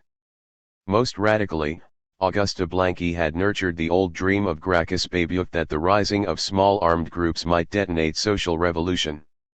On the other hand, German radicals launched an Allgemeine Deutsche Arbeiterverein, ADAV, the General German Workers' Association, on May 13, 1863. Its leading theorist and organizer, Ferdinand Lassalle, like Marx, described capitalism as a centralizing force. However, Marx saw socialism as the result of a class struggle to replace the bourgeoisie with the proletariat as a new, majoritarian ruling class. Lassalle had an abiding faith that the process of centralization itself created a natural dynamic towards socialism. This established a particularly dangerous predisposition in the German context, where the most obvious dynamic towards centralization turned on Prussian efforts to unite the country. Still, Lassalle's organization spread among workers in Germany at a pace that should have discomfited their bosses. Other organizations were closely related to the International. Many of the leaders of the International, especially among the French, also held membership in a Loge de Philadelphie. Other members included Garibaldi, Giuseppe Mazzina, and Charles Bradlaugh, as well as Louis Blanc, Ledru Rollin, and others. In 1867, Garibaldi and other Democrats set up the International Ligue de la Paix et de la Liberté to promote the idea of the United States of Europe. The Ligue had close, but complex, relations with the IWA. For their part, Marx and Engels persuaded the EWA's General Council meeting of August 13 to extend its nuanced support of the Ligue de la Paix et de la Liberté without affiliation. The Brussels Congress suggested that IWA members participate as individuals and declared itself in favor of joint action by the working class and all the progressive anti-war forces. However, the involvement of Mikhail Alexandrovich Bakunin in the Ligue left many unwilling to assume any responsibility for what might be done in its name. By September 1868, when the Ligue declined to accept Bakunin's wish that it declare for an equalization of classes, he simply turned his attention to his own Alliance Internationale de la Démocratie Socialiste. 7. Bakunin took his alliance into the IWA. He joined the Romanda section at Geneva, and the rest followed him into the organization. None of that endeared Bakunin to Marx, who called him not only an old acquaintance of mine but also Pope Michael. Bakunin understood politics as an abstract profession of faith, as with his equalization of classes resolution, or as something conducted by secret societies, conspiracies, and power struggles within them. Most importantly, he never saw political leadership as fundamentally a team effort and tended to go off on this own with little consultation with his comrades or even consideration of the chances of success. Still, his approach attracted those influenced by the Italian struggle. Marx and Engels bemoaned Bakunin's seduction of Johann Philipp Becker, brave old Becker whom they thought to be an enthusiast like Garibaldi, easily led away it. Regardless of its concerns about class issues, the IWA everywhere tapped into deeply rooted Republican impulses. By July 1870, the Paris organization had grown from 10 to 36 affiliates, largely through their focus on mass work. The principal vehicle for this called itself the Legion Garibaldi N.9. In Southern Europe, this dimension of the IWA became particularly evident. Many of Garibaldi's followers tended to see the IWA as the culmination of the Universal Republic, and Garibaldi himself became increasingly friendly. Hugh Forbes and Gustave Clésirat shaped the IWA's prehistory as far away as the US, the latter returning to plunge himself into the movement in France. Becker contributed to shape the IWA in Switzerland, Germany, and Britain.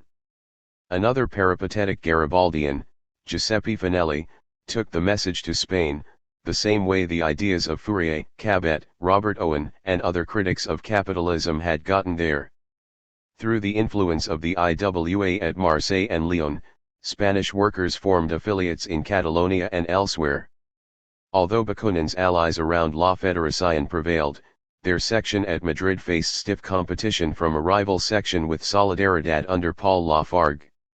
By 1870, when the IWA in Spain held its first public congress at Barcelona, an orientation distinctly more focused on the masses than that of the secret societies began to emerge. 10. The conspiratorial schemes of these kinds of clandestine societies seemed to Marx and others in the IWA to be a diversion from mass organization.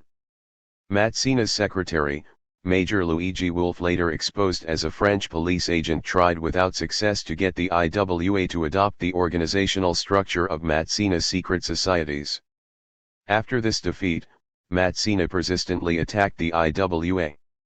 Also, the growth of Bakunin's groups in Italy confirmed that the working classes, in the towns at least, were rapidly abandoning Mazzina, a hopeful development. 11. Everything attempted by the internationalists took place against a backdrop of repression. The Spanish authorities had arrested, undressed, searched, kept in prison for 28 days, then discharged 2 members of the organization. One lost his job in the arsenal and his pension, and the other expected the same fate. The last maker, Augusta Serraillier, reported half a dozen cases involving fines and imprisonment imposed on IWA members there. 12. This denial of basic rights to plebeian militants common across the Western world wedded the IWA and kindred organizations to the struggle for essential Republican standards, even as the class nature of their constituency became increasingly evident to the most persistent and consistent Republicans. All of this might have remained an abstract footnote to 19th-century intellectual history had it not been for the grounding of this debate in the concrete problems of laboring people across the Western world. Class militancy. The views of the masses on such concepts as class would determine what importance, if any, an organization such as the IWA might have. A peasant or the artisan of a generation before would have found the emergence of a working class around them quite intimidating. Large numbers of men scrambled about furiously to perform very specific tasks, incomprehensible to those who watched them. Their work required not only precision components but the carefully calibrated cooperation of hand, eye, and hammer. The process differed little from place to place, and it forged similar values among people of all sorts of backgrounds. Workers themselves, though, rarely appreciated being made into a working class. People did prefer to migrate to growing towns near their villages rather than strike out across the country for some place entirely unknown to them or their families. Indeed, mobility among country people varied widely across France. Still, as late as 1861, only 11.7% of the population lived outside the department of their birth. 13. That did not mean that many had not ventured beyond and returned. Industrial labor is physically draining, psychologically demanding, and generally unpromising of a better future. So workers came and stayed as long as they had no better alternative, and any alternatives tended to look better the longer they stayed. As a result, turnover was tremendous. In fact, only about a tenth of the workforce became permanent. Jean-Baptiste Dumas, the son of a worker who had lost his life in an accident in a Schneider mine, began his long personal rebellion against the brave new world of the Schneiders through his voracious reading habits. At 13, he left school for an apprenticeship in the factory only to confront the definitive source of the mind-numbing, soul-deadening tedium of life under capitalism. Having retained his taste for reading, Dumas looked beyond the factory. 14. Informally he continued his studies under a teacher who had been deported after the ascendancy of Napoleon III in 1851, and officially barred from teaching. At 18, Dumas finished his apprenticeship and left to study metallurgy at Paris, Dijon, Lyon, and Marseille. In 1860, the government selected Dumas for military service by lot, and he served his time at Cherbourg, Rennes, Lyon, and Saint-Étienne, but, in 1868, returned to Le Creuset. 15. From 1868, a group of young workmen, craftsmen, and small shopkeepers sustained a circle of militant Republicans. Dumas rather quickly fell in with a number of other dissatisfied residents, most notably Adolphe C., the military veteran with strong radical credentials, having fought alongside Garibaldi. In 1869, Dumas, C. and their comrades ripped the mask of paternalism from the Schneiders. 6 years before, Eugene Schneider had won election with but one vote against him, but this time the workers rallied behind a rather moderate liberal who wound up with about 800 votes in the city. Schneider responded by firing 200 workers he suspected of having voted for his opponent. At the end of the year, a referendum over the future of the Mutual Relief Fund returned a strong majority for worker management, which would theoretically allow for its use as a strike fund. On January 17, 1870, a strike movement elected a C president of a provisional committee. 3 days later, the prefect brought to town 3,000 to 4,000 soldiers who killed half a dozen workers and took measures to cripple the strike and, by January 24, broke it. Schneider then complained that troops had been necessary because some foreign leaders had misled his otherwise contented local workers. In March, the workers, angrier and more determined than ever, launched what they later called the Long Strike. Eugene Varlin, the Parisian printer and leader of the International at the capital, came to Le Creuset and organized a local section of the IWA on March 18 with Dumas as its secretary. 3 days later, 1,500 miners walked off the job because of a pay cut, but the lack of coordination left them largely isolated from the movement in town. On March 23, 3 regiments arrived, an act of crude repression that had the most immediate effect of revitalizing the strike movement. Workers in Le Creuset itself made an impressive march south to Montchanin, drawing more strikers into action as it went. 16. The arrogance of the Schneiders made the strikers more combative. The women of the community turned out to drive the few strike breakers off the job, clashing with the gendarmes. When the authorities arrested 3 of the women, the rest brought their children to the fore and chanted for the police themselves to feed them. Finally, they forced the release of the arrested women by blocking the train scheduled to take them north to court at Autun. In the course of the strike, Benoit Malin, another member of the IWA from Paris, helped organize the growing movement, even as the threat of repression drove a C into hiding. 17. The bosses, backed by the government and the authorities, crushed the movement. After 23 days, though, the strike in Le Creuset itself imploded. In the countryside, the Schneiders fired 100 miners. On April 25, the magistrates' court at Autun sentenced 25 strikers to prison terms of up to 3 years. Though defeated, the strikers and Republicans remained unrepentant. Political action followed. In early May, Napoleon III's plebiscite sought public ratification for the imperial reforms, including a dutifully loyal National Assembly. Dumas, C., and the workers threw together a committee to campaign against it, and, on May 8, Le Creuset delivered the government a massive defeat, voting 3,400 to 1,500 against the government measures. Only the vote reported from the countryside tilted the final result in its favor. In the subsequent election to fill the local seat in the National Assembly, Dumas took the field against Henry Schneider. 18. Even as the strike movement took its course at Le Creuset in 1870, workers in the Krupp factory at Essen made similar efforts and faced a similarly brutal response, with the same kind of backing by the government. When Alfred Krupp heard about a strike of highly skilled workers constructing the machines needed to make locomotives and other highly specialized products at Essen, he left orders that neither now nor in the future would his works employ anyone involved, regardless of how badly they may need hands. He also suggested that the mood of their workers be secretly observed, so that they could respond quickly. He himself determined to make a personal appearance, dismiss the troublemakers without regard to dispensability, and stifle any unionist impulses in the bud. 19. Wilhelm Hasenclever emerged at the head of the movement at Essen. He belonged to a Protestant family who had moved to predominantly Catholic Arnsberg, where he took up his father's trade as a tanner. At around the age of 20 in 1857, he found himself compelled into a year of military service, and 1859 brought further service in the Prussian army at Dusseldorf and Cologne.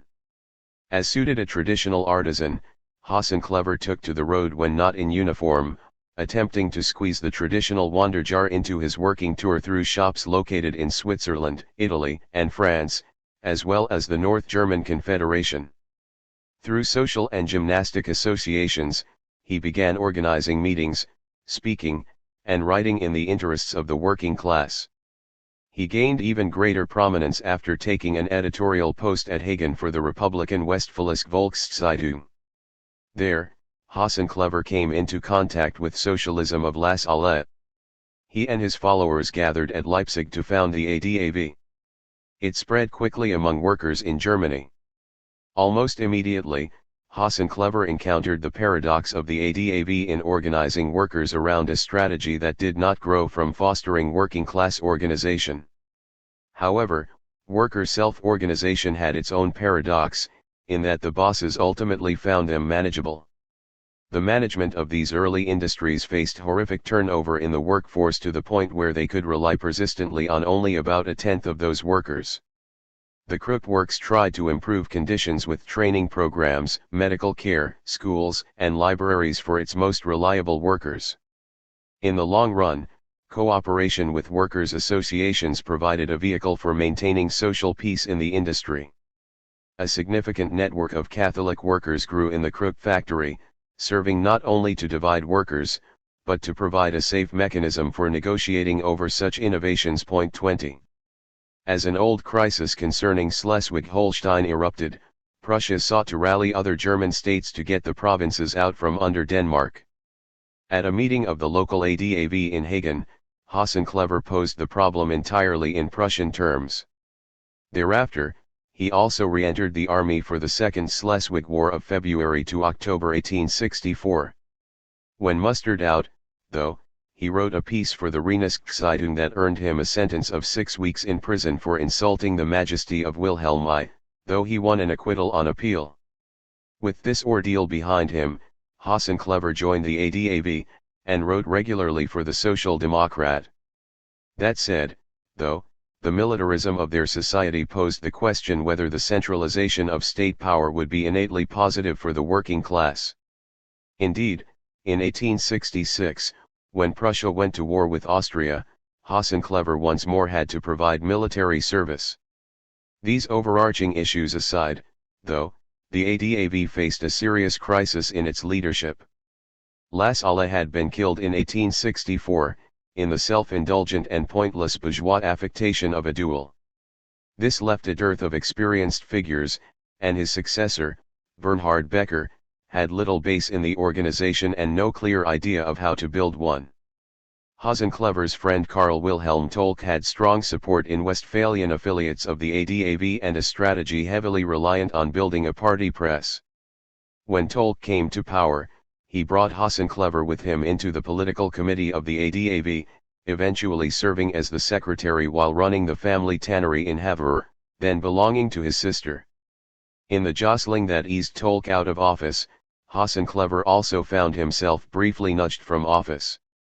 Nevertheless, Hasenclever had emerged as a crucial leader in constructing the public face for the movement. He did this not only as a writer but also by running for office in 1867 at Altena, just southeast of Hagen. The following year brought him back into a national office for the ADAV, managing its finances from 1868 to 1870 under chairman Johann Baptist von Schweitzer. Moreover, in 1869, he won election to the North German Reichstag from Duisburg. 21. Significantly, Hasenclever became an important figure in drawing the ADAV close to the Verband Deutscher Arbeiterverein, VDAV Assembly of German Worker Associations, also a relatively loose body with no organizational discipline over its membership. In contrast to Lassalle's confidence in the logic of the centralization of government, the VDAV tended to be much friendlier to Marx's emphasis on the potential power of working-class self-organization. The development of capitalism had given rise to more labor organizations increasingly interested in trade union concerns. For a dozen years before 1870, workers in the new industries organized by the hundreds and went on strike over wages and working conditions. 22 Yet the more prominent ADAV seemed to be the public face of German socialism. However, the political development of the state tended to draw elements of the VDAV into political action.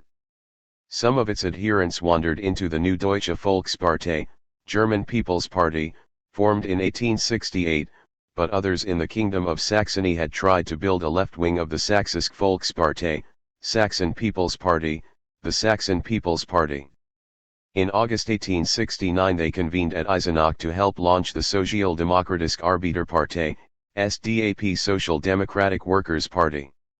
Contrary to the ADAV, the SDAP followed a strict anti-Prussian position and worked toward Grossdeutsche, Greater German, unification, including Austria, and a federal structure, with the goal of constricting the hegemony of Prussia, which was considered reactionary and militaristic by the SDAP. However, two of the key leaders of the VDAV, August Bebel and Wilhelm Liebknecht, contributed to the campaign of Hasenclever, who became a strong voice for the unification of the movement. Hasenclever won a seat in the Reichstag of the North German Confederation, where he served in 1869 and 1870. After his election, he moved to Berlin, placing him at the center of the ADAV, along with the other ADAV representatives Schweitzer and Friedrich Wilhelm Fritzsche. Schweitzer, the long-standing president of the organization, coined the term democratic centralization to define the character of his party. While governments, churches, and civil society could adapt to many changes in society, the emergence of these new kinds of people with their new concerns as majorities in the new urban communities posed serious problems. Nor were these simply theoretical matters, but involved very practical considerations, essential to the orderly function of the capitalist order.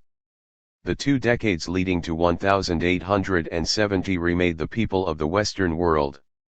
They radically transformed the peasantry and unavoidably shaped a new kind of workforce. The appearance of artisans and laborers in the streets of Paris and Berlin or the actions of the industrial workers of Le Creuset and Essen heralded the arrival of a permanent new force in the shaping of Western civilization. Most had come to those activities from the countryside, carrying with them the ideas and assumptions of their backgrounds and bearing the burden of that past. Yet the rise of modern nation-states and the subsequent production of mass politics and public opinion became part and parcel of these transformations. The same expanded literacy that allowed plebeian readers to peruse Marx also defined their perceptions by languages and institutionally monopolized sources of information. The new demands of nationhood and the Napoleonic scale of military life also offered a new option for men eager to escape the workaday world. The demands of industry alone did not shape the lives of people such as Dumas, Assy and Hasenclever. Nor did they shape the lives of their class and their countrymen. This set the stage for the tragedy of their generation. 3. The health of the state. War and secular faith in the nation. In late July 1870, the troops of Prussian Crown Prince Friedrich Wilhelm gathered in growing numbers around the market square of Rastatt. They did what nervous soldiers do in such circumstances. They regularly meandered over the grounds of the adjacent palace of the Grand Duchy and sang traditional patriotic airs such as Die Wacht am Rhein and Das Lied der Deutschen, saluting Germany over all. There, 22 years before, the German patriots who proclaimed that idea sparked what became the most long-lived of the popular risings in Germany in 1848 to 9.1 in a fundamental way. What they wanted had been a different Germany. Nothing demonstrated the general implosion of Republican nationalism into the armed and authoritarian nation-state as clearly as the strange resolution of the German problem. Like all nations, Germany would be born in war, though few approached the task with a more clinical cold-bloodedness than its leaders. Despite the global scope of the French military experience, the course of the war bloodied and unraveled all the schemes and plans of both armies. The German problem from republicanism to nationalism. The upheavals of 1848 reminded rulers of all sorts that their own people might well hold them to account for their rule. In many places, such as Rastatt in Baden, mostly moderate reformers shuttled forward to speak for the people, though some represented radical and anti-monarchist ideas. Similarly conservative, bourgeois fears of serious change informed the concerns of most of the nascent National Assembly sitting in the Paulskirche at Frankfurt, which proposed national unity with few democratic requirements and a common crown over the Germanies going to Prussia. This left participants such as Friedrich Hecker and Gustav von Struve utterly disillusioned. Hecker, the Mannheim Democratic spokesman in the lower chamber of the Parliament of Baden, hoped to bypass those invested in the status quo. Nearly 50 popular sports clubs had formed around Joseph Fichtler's radical Sea-Blätter. On March 26, these reorganized as an armed militia. When the authorities arrested Fichtler on April 8, Franz Sigel, a former officer, raised a force of 400 men and invited Hecker to take charge. Only a minority of those present proved willing to take the field against the combined might of the coalition of states headed by Prussia. So Hecker's effort failed, as did an attempted putsch by Gustav von Struve at Lörrach. The situation continued to simmer until the most reactionary of the German nobles flatly rejected the proposal from Frankfurt in May 1849. By then, the Confederation troops in the fortified city of Rastatt mutinied, inspiring an armed campaign in Baden. 2 Hecker returned, followed by a succession of revolutionary marriages: Struve with his wife Amalie, George Herweg and his wife Emma, and Fritz and Mathilde Anneke. Karl Schurz served under Anneke in the artillery. Hecker, Anneke, and Schurz became U.S. generals in the Civil War, as did August Willich. Future socialist leader Wilhelm Liebknecht served as Struve's adjutant and Friedrich Engels as aide-de-camp to Willich. They assigned Johann Philipp Becker to organize them into a Volkswehr, a people's army. In June, command of the army went to Ludwik Miroslavsky, the French-born Pole then under a death sentence for his political work. Local groups, such as at Freiburg, also rose against their occupation, only to be crushed. By June 20, the authorities seemed to have dissipated what remained of the revolution. The Revolutionary Constituent Assembly armed and on the run reassembled at Freiburg and, on June 28, voted to continue the war against the enemies of German freedom and unity. The next day, Prussian and Hessian troops crushed the rebels in the Battle of Gernsbach.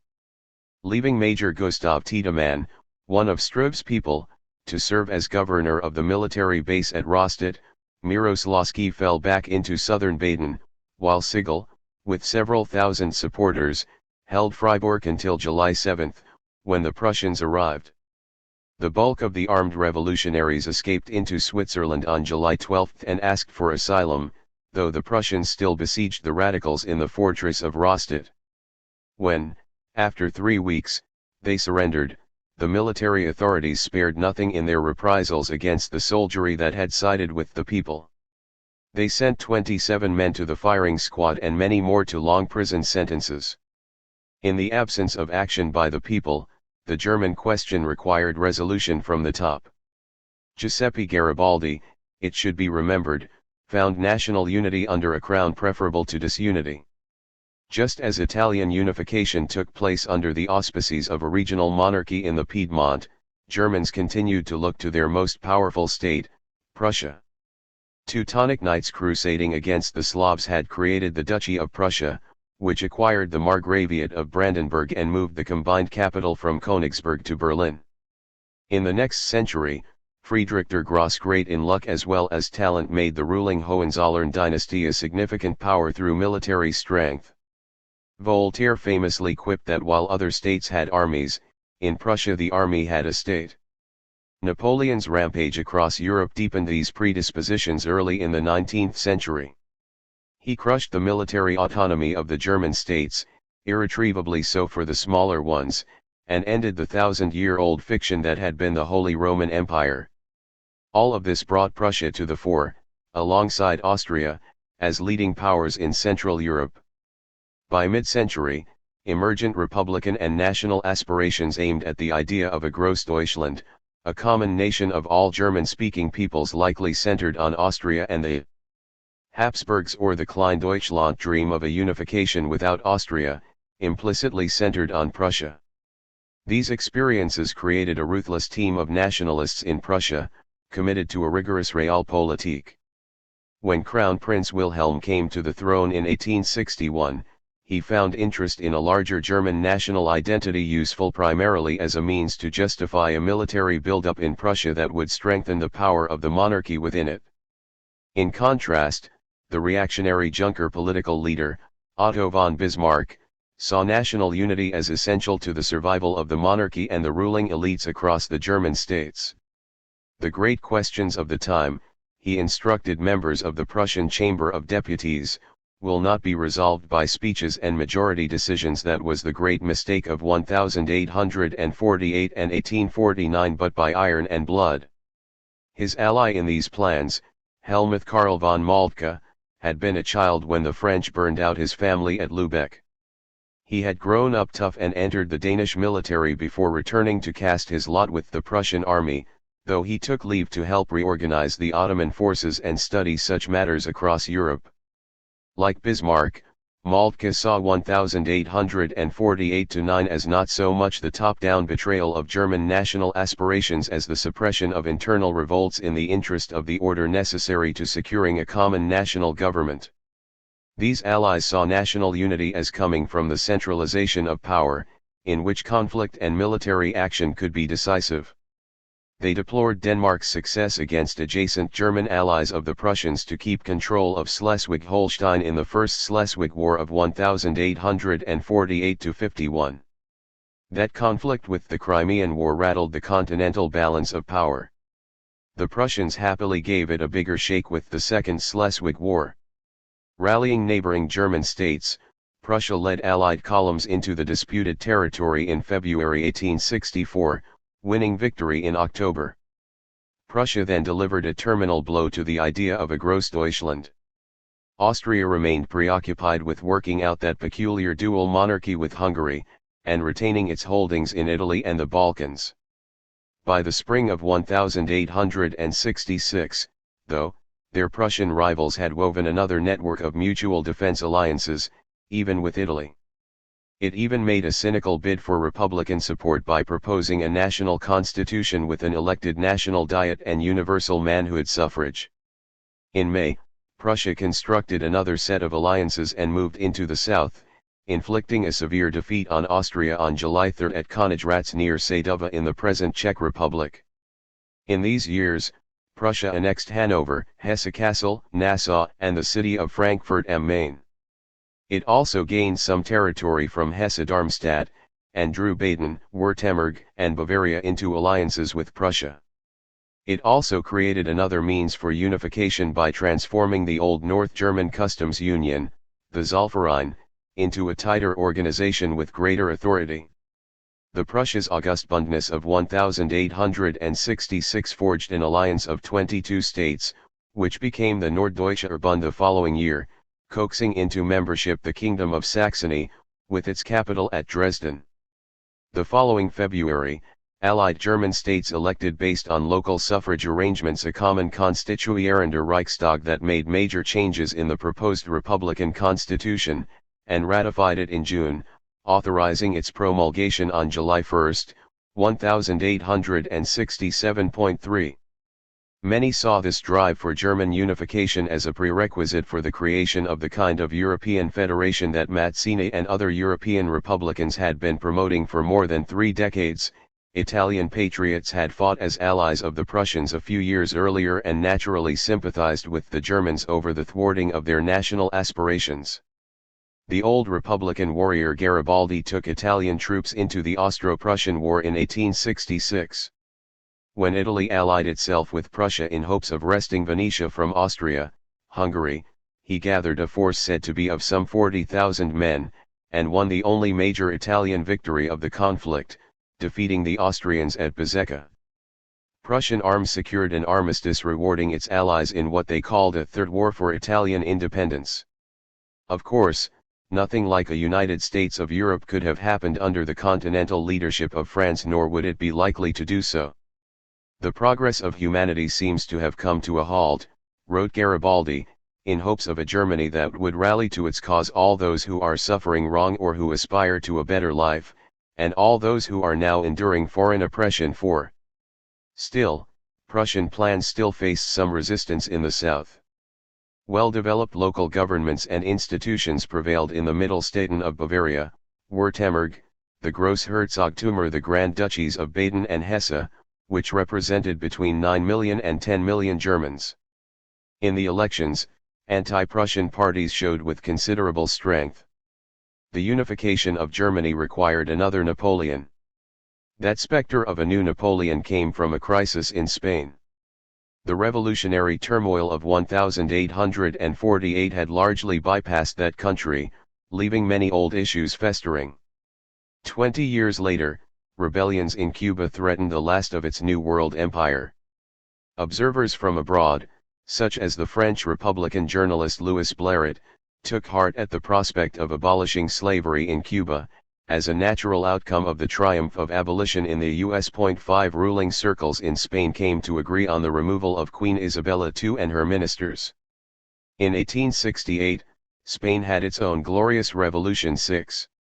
Like the similarly named event in English history 2 centuries earlier, this palace coup had to look abroad for a successor.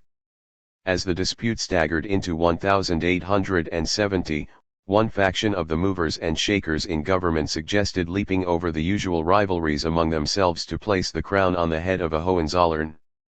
Of course, the Second Empire of Napoleon III would never accept having the two major countries east and west of France under the same dynasty.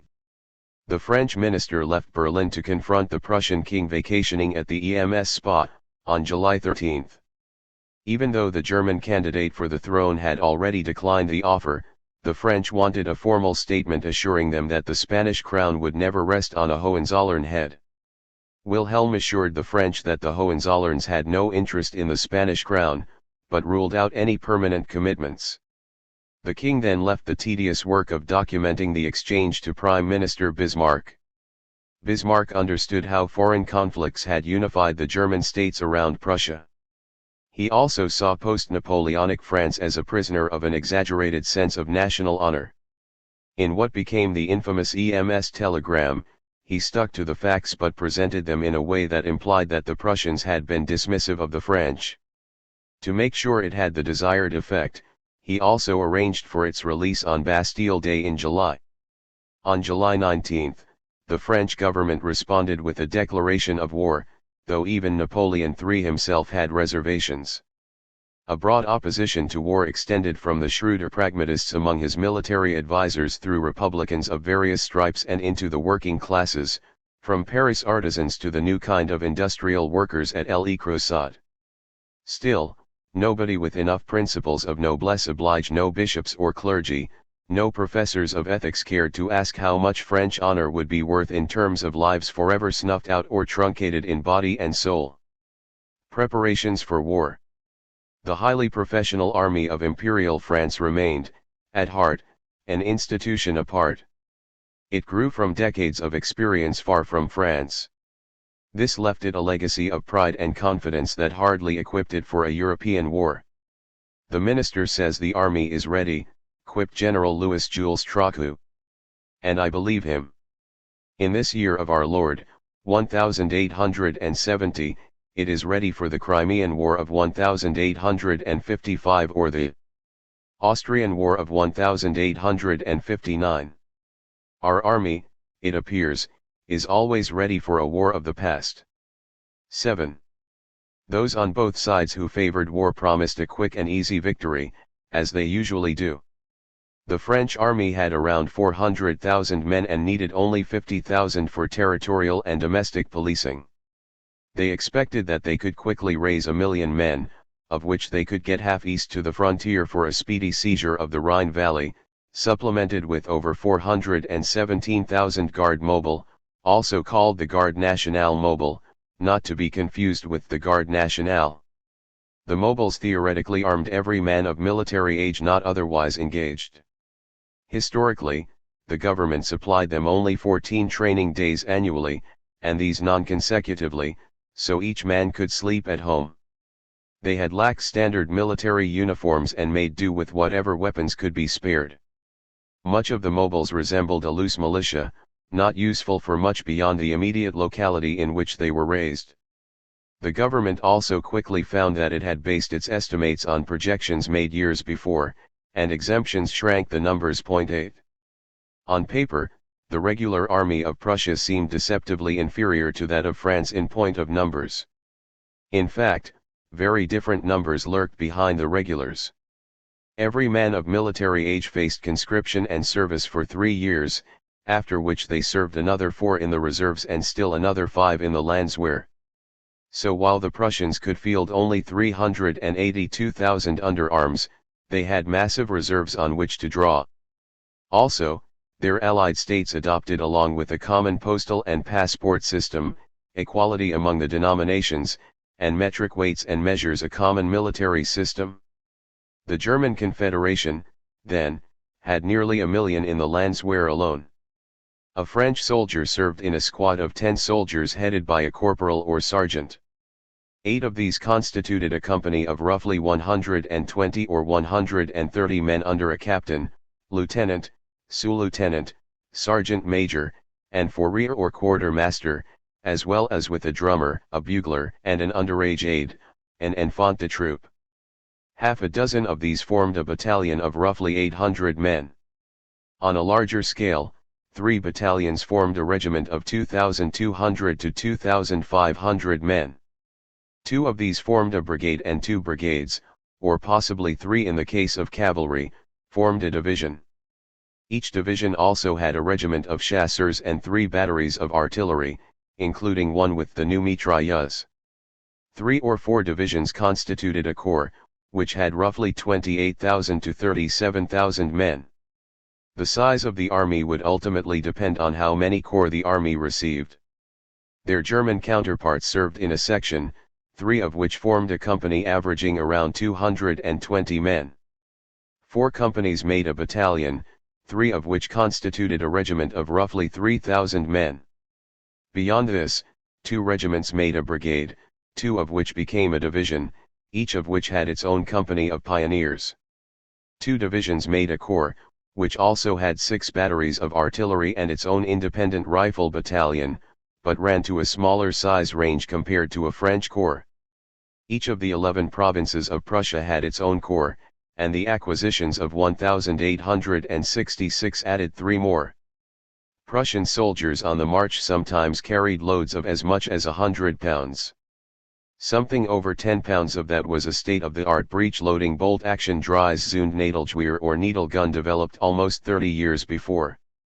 The trigger released a spring that shot the firing pin, penetrating the paper cartridge like a needle to strike a percussion cap. It could fire as many as a dozen shots per minute at an effective range of 800 to 1,200 yards. They had 1.5 million of these ready for use in 1870. The French had a significant edge in terms of practical technology. Their newer Chassepot rifle could fire 8 to 15 rounds per minute. It also had an effective range of 1,300 to 1,500 yards, a bit longer than the principal Prussian weapon, the Dreiss. Not all of the mobiles, of course, had to make do with refurbished older firearms. By 1864, their Tabatiere system converted old muzzle loaders into breech-loading rifles, in a process similar to that of the Snyder Enfield in Great Britain. The name tabatiere comes from the fact that the breech loading mechanism looked like a snuff box. France also had a little over 200 of the new mitrailleuse, a machine gun that could spit out 100 rounds a minute across 2,000 yards. Thanks to the superb works at Essen, the Krupp family had already begun to roll out tremendously accurate steel cannons. Alfred Krupp himself knew which side of his bread was buttered and by whom. When the liberal forces in the parliament reasonably balked at the cost of feeding the Prussian military machine, Krupp offered the government $2 million in credit. Not without reason, his role in securing Germany's military superiority earned him the nickname Krupp, the Cannon King. Also, the French proved remarkably slow to adopt better communication techniques, along with moving, arming, equipping, and maintaining large numbers of forces in the field. Much later, Thomas Augustus Le Mesurier later wrote The Feeding of Fighting Armies, a book-length whitewash of the institutional buck-passing central to the functioning of the old imperial army. He cited Ludwig Löwen to imply that the Germans faced the same hardships in their periodic shortages of salt and tobacco, particularly when supply trains became stuck fast in the snow at or between the different stages. The horses, even for the officers, sometimes had to subsist on half rations, and later on only quarter rations. They had to resort to using ambulances to haul ammunition. 9. Yet these proved to be minor issues compared with those afflicting the entire French war effort. Eager to understate the incompetence of the High Command and its government, Le Mesurier whined dismissively that it had become too much the fashion to condemn the supply or transport when there are any privations, while acknowledging that logistical problems in that corner of the war had been very indifferently administered. The authorities lacked reliable rail transport north of Lyon, where they had concentrated the food and forage, and staff officers gave priority to reinforcing the front, which often sent forward more men to starve and to incommode the already overtaxed resources of the supply and transport. If men cannot be fed, neither can they fight. The consequence was that the ranks were filled with men lacking stamina, who were unfit either to march or fight. 10. The term Prussian efficiency merits emphasis with regard to supply, but all of this had to do primarily with railroads and their appreciation by the General Staff. The officer of an Irish company with the French army rightly noted that the Prussians had proper footwear for a winter campaign, long boots with 2 pairs of socks, while his men tramped about the snow with uniforms suitable to North Africa and wearing what amounted to slippers. 11. Compared to a unit in the U.S. Civil War, a German regiment mustered in at about 3 times larger, and it reached the battlefield healthier and more intact, about 6 times bigger than its average American counterpart. Rather than organize an infrastructure to supply the men, the old Imperial French army generally fell back on the antiquated practice of equipping and provisioning its expanded forces by having the officers present on site do so at an established per capita rate. That rate depended on a bureaucratically determined standard that never matched or could match the actual costs of provisions, particularly where large numbers of soldiers were concentrated and supplies were particularly short. One wonders how any but the most ritual-obsessed imperial bureaucrat could have actually believed that they could feed a force of any size moving through areas with varying populations, some drained of their foodstuffs, in the same way that you could provide for a small garrison in a secure area with flourishing agriculture. The lack of standardization had always been rife with corruption, and its use in the desperate conditions of 1870-1 made it particularly cynical. The practice often forced officers to choose between not having enough to feed and equip their men and resorting to what the English called the false muster. That is, the system itself gave rise to a tradition of pragmatically exaggerating the numbers one had to feed and of accepting the exaggeration at headquarters. This also jibed with the government's political desire to exaggerate the strength of their forces in the press. Such informal solutions had the additional advantage for the authorities of leaving many subordinates technically guilty of fraud. The English also spoke of this as making dead men chew tobacco by keeping them on the rolls to draw their rations. The option of such an arrogation of power would prove as useful to the new nominal republic as to the old monarchy. All these armies faced a common set of new challenges. In the past, military operations always relied, to some extent, on what resources they could garner in the field. As armies grew larger, though, and as campaigns sometimes bogged, remaining in the same area for weeks or months, those local resources became increasingly scarce. This became a common problem not only for the armies directly engaged but for any officers of any nation expecting to fight a war at some point in the future. As one focuses more closely on the realities of war between nations, it becomes increasingly clear that the dynamic of such conflicts tends to break down any national distinctiveness among the combatants. This runs through military organization, technology, and the management of logistic problems to the deep political contempt for their people, who had to be managed as thoroughly as other resource. Even more paradoxically, this breakdown of national distinctiveness found its reflection in the diverse composition of forces, especially among the more cosmopolitan and imperial French. Their armies included subjects of Spain, the Italian states, Russia, and particularly Poles. The 20-year-old Horatio Herbert Kitchener was far from the only British participant. The son of a high-ranking British officer, he had received an education worthy of rank before heading off to France, where he caught pneumonia after regularly going aloft in a balloon. Enough Irish soldiers trained in the British Army turned up to fill entire units of the French Army, one officer of which left his reminiscence of a company Irlandaise. Philanthropy from across the Channel, particularly among the Quakers, provided the hardest-hit communities with life-saving assistance. 12 War would no longer be simply a war between nations, if ever it actually had been. At the start, though, nobody realized just how much aid it might take. Grand strategies and other fantasies.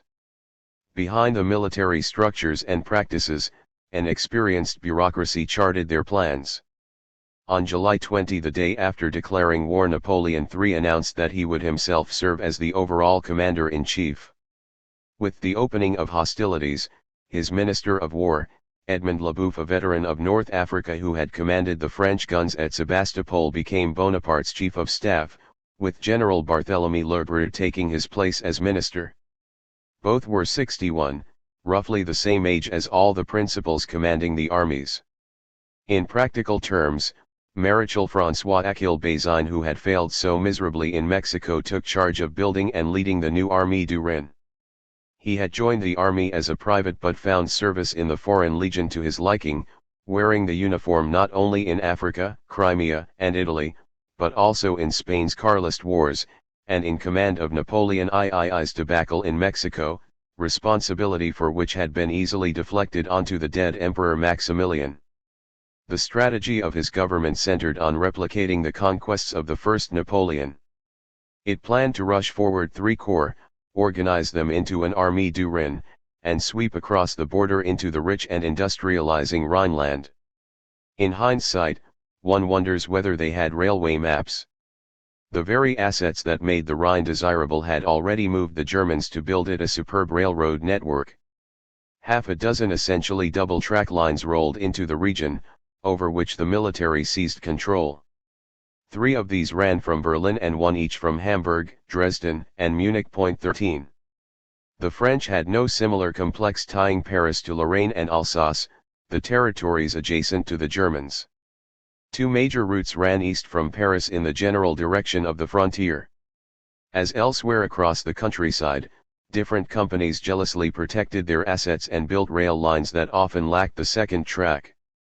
No direct routes went from Paris to the 2 cities essential for the projected troop concentrations: Metz with a population of over 50,000 on the Moselle River in Lorraine and Strasbourg with 86,000 on the Rhine in Alsace.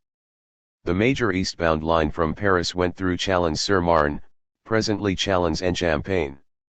A set of tracks veered northeast to the wrong border, going first to Sedan and then skirting the frontier of Belgium south before ending at Thionville on the Moselle near Luxembourg. The 4th Corps took this route on July 23. One officer who had lived for 2 years at Thionville, a small town of a little over 7,000, found the place no longer recognizable. The community, which had been so dreary, quiet, boring even, had become the center of extraordinary activity. In every street there was a continual coming and going of soldiers, carriages, and horses in the midst of an indescribably hubbub. Worse, he and his detachment could not find their regiment, an officer to whom they could report, or anyone who could tell them where to find such a person. 14,000 of men found themselves stranded, unfed and unsupplied, as they faced a hike of about 30 kilometers south to their starting point at Metz. Another line ran more directly toward Metz from Chalon-sur-Marne, but it stopped at Verdun, the ancient Roman base later fortified by Vauban. There were plans to run tracks the further 70 to 80 exhausting kilometers east to Metz, but the only existing line from Verdun first veered down into Alsace. At Freward, just short of Nancy, then a city of 53,000 people, a line chugged back north to Metz, while branches further along connected to Haguenau, Strasbourg and Belfort, albeit at the cost of additional shoe leather. A simple route map indicated two serious problems. First, the easiest route for getting troops to the key points in both Alsace and Lorraine ran over the same rails, which would create constant snarls and delays. Second, Freward, along with the bridge over the Moselle at Pont-à-Mousson, only about 20 kilometers distant, represented a decisively fatal vulnerability. Its loss would effectively isolate the 2 points of French concentration both from each other and from Paris. Despite all the plumage and the much-touted international reputation of France, the advantages hardly went to its imperial hierarchy. The Prussian army could steam more than 4 times as many trains to the border than the French every day. The fact that the average train from Paris could get no more than a single unit to the front slowed the organization of an army corps where they needed it to 3 weeks, a task the Prussians could accomplish in less than a week. 15. By the third week of July 1870, the late summer weather wilted what enthusiasm existed among the tens of thousands of French burdened by equipage and sweltering in their uniforms. Mostly peasants, they relied on their assigned superiors to know what they were doing, which did not prevent some of them from getting separated from the rest of their unit. Avoiding this fate was no guarantee of being fed or equipped. Most waged their first battle trying to manhandle weighty haversacks along the disturbingly quiet steel rails of the locomotives they expected to relieve them. So the realities of aching muscles, hunger, thirst, and heat burned off most of the misplaced enthusiasm for the glory of war. Nevertheless, the military concentration at Metz had a good railroad running east through Saint-Avold to Forbach, a rural industrial community of nearly 5,500 people opposite German territory near Saarbrücken. As early as July 19, some French chasseurs d'Afrique came into initial contact with some Prussian Uhlans along the border near there. Over these days, scouts and small patrols crossed back and forth over the border, periodically taking shots at each other, without much importance save to those maimed or killed or their families. By July 24, Bazaine had 2 corps of the Army of the Rhine near Saint-Avold and another, under General Charles Froissart, near Forbach. 16. Napoleon III declared his wife Eugenie the regent in his absence on July 27, and left for the front the next day with their 14-year-old son, Lulu, who had been baptized at Notre Dame Cathedral with Pope Pius IX and Queen Victoria as his godparents. He went on this picnic commissioned as a sous-lieutenant. They joined Lulu's mentor, Froissart, at the front. Meanwhile, to cover the flank of this prospective invading force in Lorraine, another force deployed in Alsace under Marshal Patrice de MacMahon. He commanded several corps attempting to cover that part of the border. MacMahon, the Duke of Magenta, had attained his generalship for helping to crush the 1848 rebellion of the people of Paris, but he had also served in Africa, Crimea, and Italy before taking charge of the critical First Corps. Other old comrades and contemporaries, Generals Auguste Alexander Ducret and Abel Douay, took the 2nd and 7th Corps. The government broke precedent to bring troops from overseas into the country, particularly moving them from Algeria into a 3rd Corps at Strasbourg. As the French pondered their own invasion plans, Moltke brought the most important lessons of the American Civil War to Europe.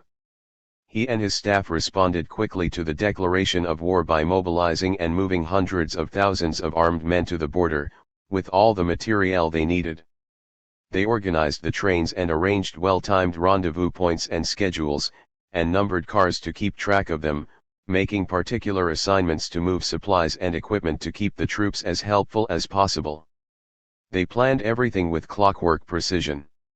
The Prussians originally planned for 4 armies of about 100,000 each, but their very efficiency permitted real flexibility. They placed their troops where they could hold a strong defensive position, while also being capable of sweeping across Alsace, the easternmost bulge of France. As with the French, the size of each of the 3 German armies gathering along the border varied, depending on how many corps it had assigned. The First Army went to General Karl Friedrich von Steinmetz. It got 2 cavalry divisions and I, 7 and 8 army corps. To the border east of Steinmetz, Prince Friedrich Karl had command of the 2nd and the remnants of that projected 4th Army with the 3, 4, 9, X, and Saxon 12 Army Corps, Württembergsgard Corps, and 2 cavalry divisions. Crown Prince Friedrich Wilhelm Unser Fritz to his troops assembled the 3rd Army even farther east with the V and 11 Army Corps, with Bavarian, as well as more Saxon and Württemberg, troops. Where the French planned an ultimately questionable invasion of the Rhineland, Moltke and his team formulated something of a master plan themselves. They held good defensive positions against which they expected the French to spend themselves quickly. After this, the Prussians would leave the First Army as the largely immobile hinge, while the Second and Third Armies would swing into France like a large gate, driving any possible opposition before them. Once it was able to seize Verwoerd and Pont-à-Mousson, the army of the German Confederation would face only episodic resistance. That German hinge was to sit in the Saar Basin, a fitting focus for a war over the emerging economic order. 17 Two rivers, the Sarre Rouge and Sarre Blanche, begin in France near Mont-Donan, the highest peak in the Vosges, where the authorities had just placed an 1869 monument noting the sanctity of the place to the Gallo-Romans. The two converge into the Sarre River near the hamlet of Lorcan. A Celtic hill fort on the Sonnenberg Hill testifies to the longevity of a community along the river, even before the Romans built their bridge there. A medieval castle rose at Saarbrücken, though Baroque builders created a unique look, which eventually incorporated the market town of St. Johann and a new industrial community called Malstadt or Burbach. The 1852 arrival of a rail line of the Palatine Ludwig Railway expanded production, giving rise to the Burbach Iron Works in 1856. Shortly after, the railroads and the canal network established ties to the same kinds of communities west of the border. Burbach had a history going back nearly 1,000 years, and evolved into a small complex of villages. By 1851, nearly 5,000 lived there and in its several adjacent communities Vary-Sophie, Schoeneck, and Styring. The eastbound railroad reached the city in 1846, sparking the construction of a large steel mill at Styring. To feed this complex, they located coal and began mining it at the St. Charles Well of Petit Trossel, and the resulting increase in steel production in turn led to the opening of new shafts and escalating coal production. Railroad expansion continued as well, the rails reaching west to Saint-Avold by 1851, and east to Saarbrücken the next year. By then, these municipalities had begun to bring gas into town, though this remained far beyond the reach of those who actually made the wealth of the district. Whether in a cluster of communities around Saarbrücken or around Burbach, most of the industrial workers came from somewhere else, with a sizable minority from foreign countries. Places like the Saar Basin provided their own logic. Much of the vast amounts of raw material they produced would be used for processing and refinement by other communities, like the coal-to-fuel industrialization. Industry implied more industry. And the steam power that fueled one would fuel others, and produced ever-growing numbers of people who would know how to use it. The Saar itself, watering its ancient and modern settlements, continued north into the Moselle River at Cons, near Trier. That ancient Roman community had been the birthplace of that Central European malcontent Karl Marx, who devoted his life to understanding the transformative nature of that matrix of changes that used to be called the Industrial Revolution. Others had observed how the explosive demand for industrial labor coincided with the mechanic and chemical augmentation of agricultural production. Marx, however, assigned a particular historic role to what he called the proletariat. He believed them to be the natural antithesis of the new social relations shaped by the capitalist marketplace. Industrial societies, whether Verbach or Saarbrücken le Croissant or Essen, drew their workers from across much of the Western world into a community defined by work rather than associations of family or family lands. Atomized and relatively powerless, they seemed to be as much at the mercy of new aristocracies of wealth as had peasants to their feudal masters. From London, Marx now apprehensively watched the fate of the peoples in the hands of modern nations. That brave new madness of Napoleon III had distilled the worst aspects of the French Revolution, while reducing its promise for the people. Astucially, Bismarck would redefine nationalism as something of far greater importance than the mere people who constituted a nation. It would be too much to expect the rulers of these nations to understand themselves as well as Marx did, but they never even seemed to draw the deeper lessons of the Napoleonic experience. The original Napoleon had utterly and ruthlessly subjugated the Germans of all the various states, who, with some justice, believed their aspirations for national unification had been frustrated by the French. As is often the case where cleverness passes for wisdom, Bismarck and his kindred spirits never realized how institutionalizing Napoleonic standards among their own countrymen might produce a similar effect on the French and their other neighboring states. It might have similar or even worse consequences. In a more immediate sense, though, they began to learn that, in every modern war, the government's first conquest was going to have to be its own people. In Paris, the International brought anti-war demonstrators into the streets. Dumy and the local section of the IWA at the Schneider plant took solace in the fact that the patriarch of the industrial dynasty, Eugene Schneider, had crowds storming past his home in the capital chanting, "Death to the assassin of Croissant! Death to the exploiter of the workman!" In short order, Schneider, the great beneficiary of imperial largesse, left the country.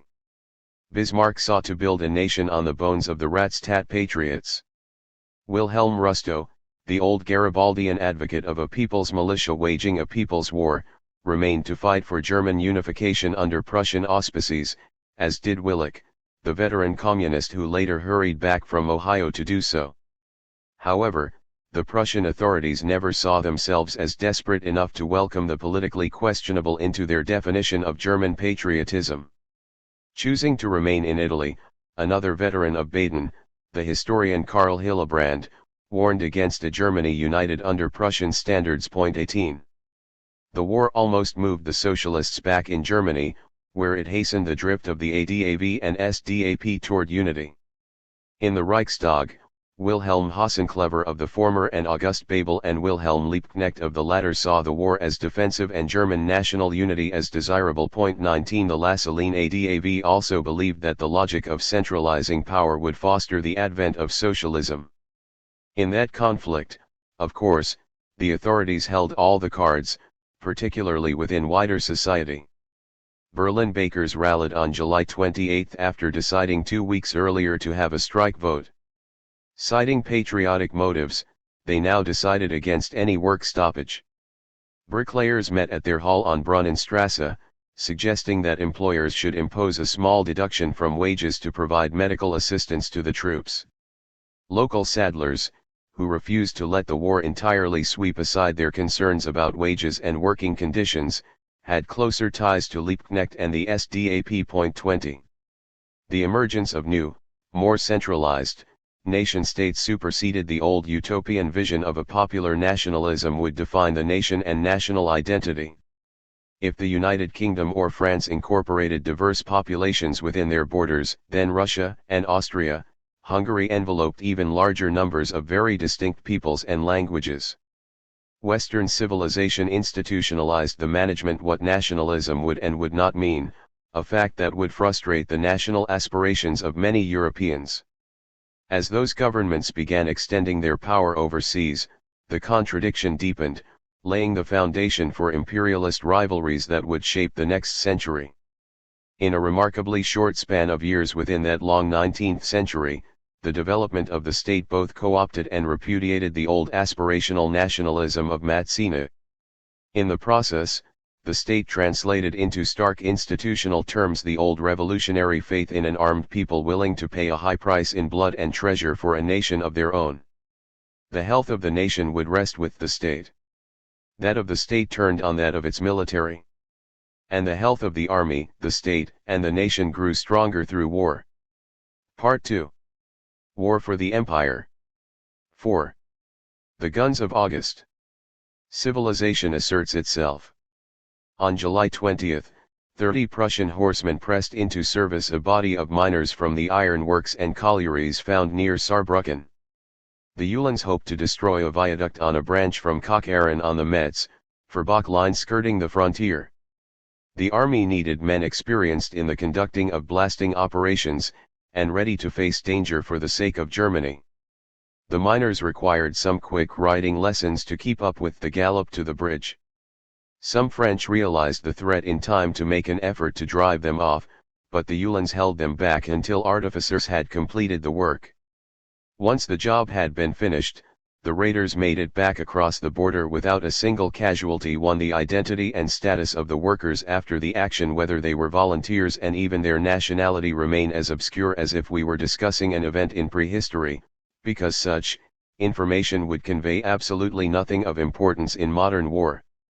Any staff officer with a map could have seen the first stages of the war. The Germans, who had experience with the French invasion early in the century, realized that they needed to mobilize and deploy as much as they could to protect the Rhine, which their railroads tended to encourage. The French railroads, however, left no real alternative to concentrating their army in Lorraine, in preparation for a strike into the Rhineland while protecting Paris. It also permitted placing a secondary force into Alsace, the most vulnerable, easternmost tip of France. The rugged Vosges Mountains separated these two positions, and the July 20 Prussian raid aimed at severing the most accessible route connecting them. Coordinated by rail and telegraph, war broke out almost simultaneously in both Alsace and Lorraine. War and the transnational realities of the national ideal. The efforts of a modern state to distill a perfectly manageable perceived nationality remained incomplete in France, and even an institutional state had thus far eluded the Germans. It had not yet superseded some serious internal language and ethnic differences. More deeply, Catholic France contained many Protestants, and Lutheran Prussia commanded forces of Catholic, as well as Protestant, principalities. Jews contributed on both sides, and Emil Cohen later commemorated the battle with recollections of their diffusion across the world over thousands of years. 2 Moreover, while common experience of war, mobilization, and combat could deepen a national identity, it could also severely strain it. The idea of race became part of the ideological rationalization behind the institutionalization of the European nation-state. The fiction of being part of a pseudo-scientifically described French race or German race could foster a deeper sense of unity. That said, the concept of race posed problems with new dimensions as European powers began to work their will in the rest of the world. 3. Imperial France ruled vastly more disparate peoples than the Prussians. The troops of Napoleon III had fought in Algeria, Crimea, Italy, Indochina, Mexico, Tunisia, and Madagascar, reflected in the presence of nearly 14,000 Muslims in their 1,870-1 war against Prussia and its allies. 4 Most of these were concentrated primarily in several regiments of the Tirailleurs Algerians. Though called Turcos, as one writer observed, there is not a single Turk now in this corps, and perhaps none has ever served in it. 5 A prominent German traveler, Baron Heinrich von Maltzahn, pointed out that the French raised these units in Algeria, theoretically among its 3 million natives, as opposed to the Foreign Legion. The former got more liberal pay and allowance for board, each man receiving 1 franc daily. Now rations rather than an allowance. He encountered 2 Turcos, Mustafa and Hassan, with white skin, blonde hair, and Northern European features, chattering to each other in Dutch. They had come to North Africa to join the Foreign Legion, but joined the Turcos instead. Some Germans also served among them. Every European who becomes a Turco or Spahi, native trooper, must assume an Arabian name. Hence the rare Dutch, German, or French Mustafa marched among them. Behind the common term, Turco reflected the diverse population of Algeria. The Colugis represented a mixed ethnicity, but claimed a common descent from the former imperial Janizaries and Arabian women. The word means son of the one-eyed, and they enjoyed considerable status in Algeria. Reportedly, only the most degraded among them became Turcos. They sported a luxuriant growth of their beards, while the beard of the Arab is very scanty. Most of these recruits came from Great Kabylia and the province of Constantine and joined the army for the better food and drink, which included alcohol despite their Islamic identity. Heinrich von Maltzahn observed a great diversity of complexion among them, some quite dark brown, but who had no Negro blood in their veins. In fact, members of this group despise the blacks and will never marry a negress. The German writer detected serious racial divisions. He saw mulattoes as a most unwelcome addition, accepted reluctantly and viewed by the officers as generally weak, in body as well as mind, and very difficult to govern, not so much on account of their licentiousness as their proverbial stupidity. The colonizing French had brought full-blooded sub-Saharan black Africans to Algiers as slaves, many of whom remained after the elimination of the institution in 1848. Their descendants, called Shushan, described as too indolent to work and born idlers, could be found here and there, in the Turco regiments. Despite an underlying commonality in official and quasi-official attitudes toward race, views among ordinary Europeans tended to run the gamut. One young Alsatian woman found the Turcos all, without exception, splendid fellows, tall, slightly built with finely made limbs. She realized that many of her neighbors shiver at the very possibility of one Turco invading their dining rooms, or taking them to dinner. Nevertheless, she became particularly interested in a nut-brown sub-lieutenant named Charlemagne. 6. In contrast, the Germans had no empire. 7. With the exception of the most traveled of them, Germans tended to see the Turcos as a mystery, possibly barely human. When it became known that the French would send Africans to fight them, wealthy Germans offered rewards to any soldiers who would capture and return one, as though they were something of a zoo specimen. When the Prussian army returned some among other French, Berliners got their first curious glimpse of the kind of world in which Imperial France had functioned for years. They eyed the Turcos with a special greed, and the glances of the upright Berliners went first to their shoulders. There, according to an old wives' horror tale which no one could convince them was untrue, was the seat of bloodthirsty cats which, during close combat, leaped at the enemy's face and so prevented him from fighting. Meanwhile, one of the royals sent a private courier to her man in the field to ask him whether it was proper to send captive Negroes to Berlin. She fretted over interest in them as an unworthy curiosity. The king suggested that seeing that very cannon fodder drawn from foreign continents permitted Germans to see France without its halo.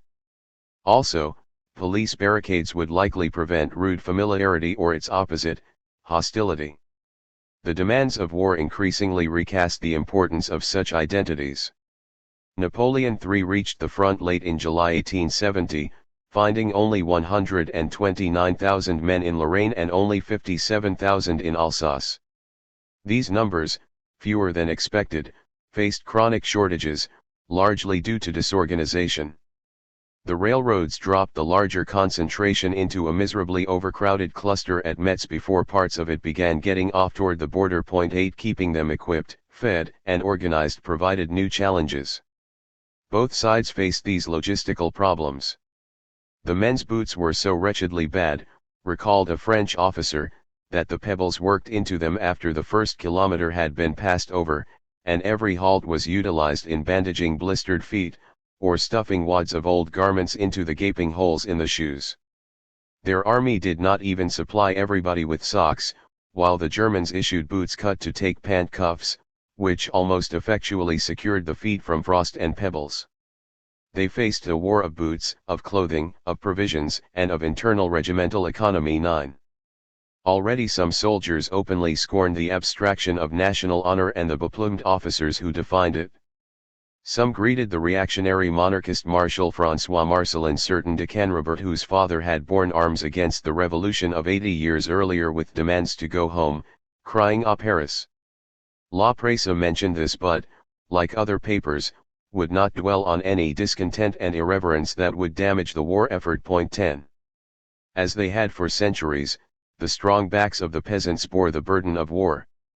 The French soldier had a new regulation waterproof haversack a bit over a foot high, over 14 inches wide and roughly 4.5 inches deep, bulky with changes of clothes, the coat, tarpaulin, bedding, and tent with pegs. Infantrymen of all sorts also carried a cartridge pouch, bayonet, and drinking bottle, as well as a bag for a vest slung over shoulders well protected by padding. Where possible, the army used wagons or train cars to transport the weighty load, with soldiers keeping what they needed for cooking and eating and their cartridge cases and firearm. 11. A long march through the summer heat made even the relatively lightened load oppressively heavy, and whether one ever retrieved the rest of what they needed depended on questionable logistical skills. The largest troop concentrations of both sides centered around the Sarre Basin. Toward the close of July, General Charles Froissart pressed forward from Saint-Avold toward Forbach. Just across the border from Saarbrücken, a battalion of Prussian infantry waited, along with a regiment of mounted Uhlans, horsemen who regularly ventured patrols across the border into France. Scouting parties provoked some shooting, but, as regards aim, there was nothing to boast of on either side. 12. The French staff realized that the Prussians had managed to amass a much larger force on the border than they had. They opted to confound the lines of communication among these different Prussian armies by seizing Saarbrücken on Tuesday, August 2. The Emperor and his son came up by train to Forbach to observe 6,000 to 7,000 of Froissart's two corps moving along multiple roads about 6 abreast, with hardly a prétence at formation, but with a speed that was remarkable. Local lore later claimed that Froissart let the Prince Imperial, his former student, fire the first cannon into the town. Archibald Forbes, an English reporter, left a good account of being on the receiving end of that fire. Civilians fled to get as far from the uniform targets of the French guns as possible, while many of those targets hustled to cover as well. Many got to the train station in the adjoining village of Saint Johann. Soon, the imperial forces drove the Prussians from the town, and Mayer wisely posted notices for civilians to take no action against the French soldiers. 13. None of the victors realized that their invasion of Germany had reached its high water mark. Alsatian origins, Wissembourg. More significant developments took place to the east, in Alsace. Both sides seemed to have remained strikingly unaware of the other's deployments. The massive Third Army of Prussian Crown Prince Friedrich Wilhelm lumbered forward. On July 24 or 25, Captain Ferdinand von Zeppelin and a patrol of 5 Uhlans scouted 8 miles across the border to Niederbromelsbanes, between Bitch and Wissembourg. However, most of the German cavalry remained stranded behind the slow-moving infantry clogging the roads leading to the border. Patrice de MacMahon deployed his corps to protect the strategic Strasbourg-Hognorail line back to Nancy with its links to Paris and Metz. Auguste Alexander Ducrot, veteran of French operations in Crimea, Algeria, and Italy, dispatched new troops sent from Paris by rail to Haguenau. General Abel Douay took a division to occupy Wissembourg. All told, the French had only about 8,000 men with a dozen pieces of artillery to protect the pleasant little Alsatian border town of 6,000 souls. Wissembourg, or Weissenberg, had grown for a millennium around a Benedictine monastery tucked between two spurs of the Vosges. The Wolfsberg loomed to the north and the Geisberg to the south, with the Vogelsberg Plateau on the western side. History also wedged it between two countries. The French army relied heavily on the community to bake the bread essential for feeding the many more mouths it had placed on the border. 14. Despite some reports of Prussian troops in wooded terrain within striking distance of Wissembourg, Douay had most of his available forces on the Geisberg to the south and the Vogelsberg to the west, with a couple of unfortunate companies down in the town itself. 15 The rains that came over the night of August 3rd to 4th confirmed the mistaken belief that no enemy in their right mind would mount a serious move against them in such weather. On Thursday morning, the first of what eventually became 60,000 Confederation troops with 144 guns went into action. They quickly got some of those guns onto the Wolfsburg and, by 8:30 a.m., fired the opening shots of the war's first big battle. 16 Their shells dropped onto Wissembourg and over the nearby slopes. Their French targets slipped and slid into position with great difficulty because of the mud. As the big guns directed their attention on the French troops on the high ground above the town, Bavarian infantry slogged through from the waterlogged vineyards to attack the small force of French soldiers who found themselves in the least enviable position of any troops in the battle, but they were among the first infantry of the two armies that clashed. Foot soldiers in both armies carried firearms of approximately the same weight, a bit over 10 pounds. The French chassepot used 86.4 grains of powder to push an 11mm lead bullet weighing 386 grains through a 31-inch barrel, while the Prussian dries used 74 grains of powder to send a 15.4mm bullet through a barrel of 36 inches. The larger charge for a smaller bullet gave the French an effective range of about 1,300 yards to the 650 for the Germans. The more durable and robust mechanism of the chassepot allowed the better practiced and experienced of the French shooters to reach a significantly better rate of fire. The infantry encounters amidst the buildings and streets of Wissembourg did not immediately make apparent the innate superiority of the chassepot.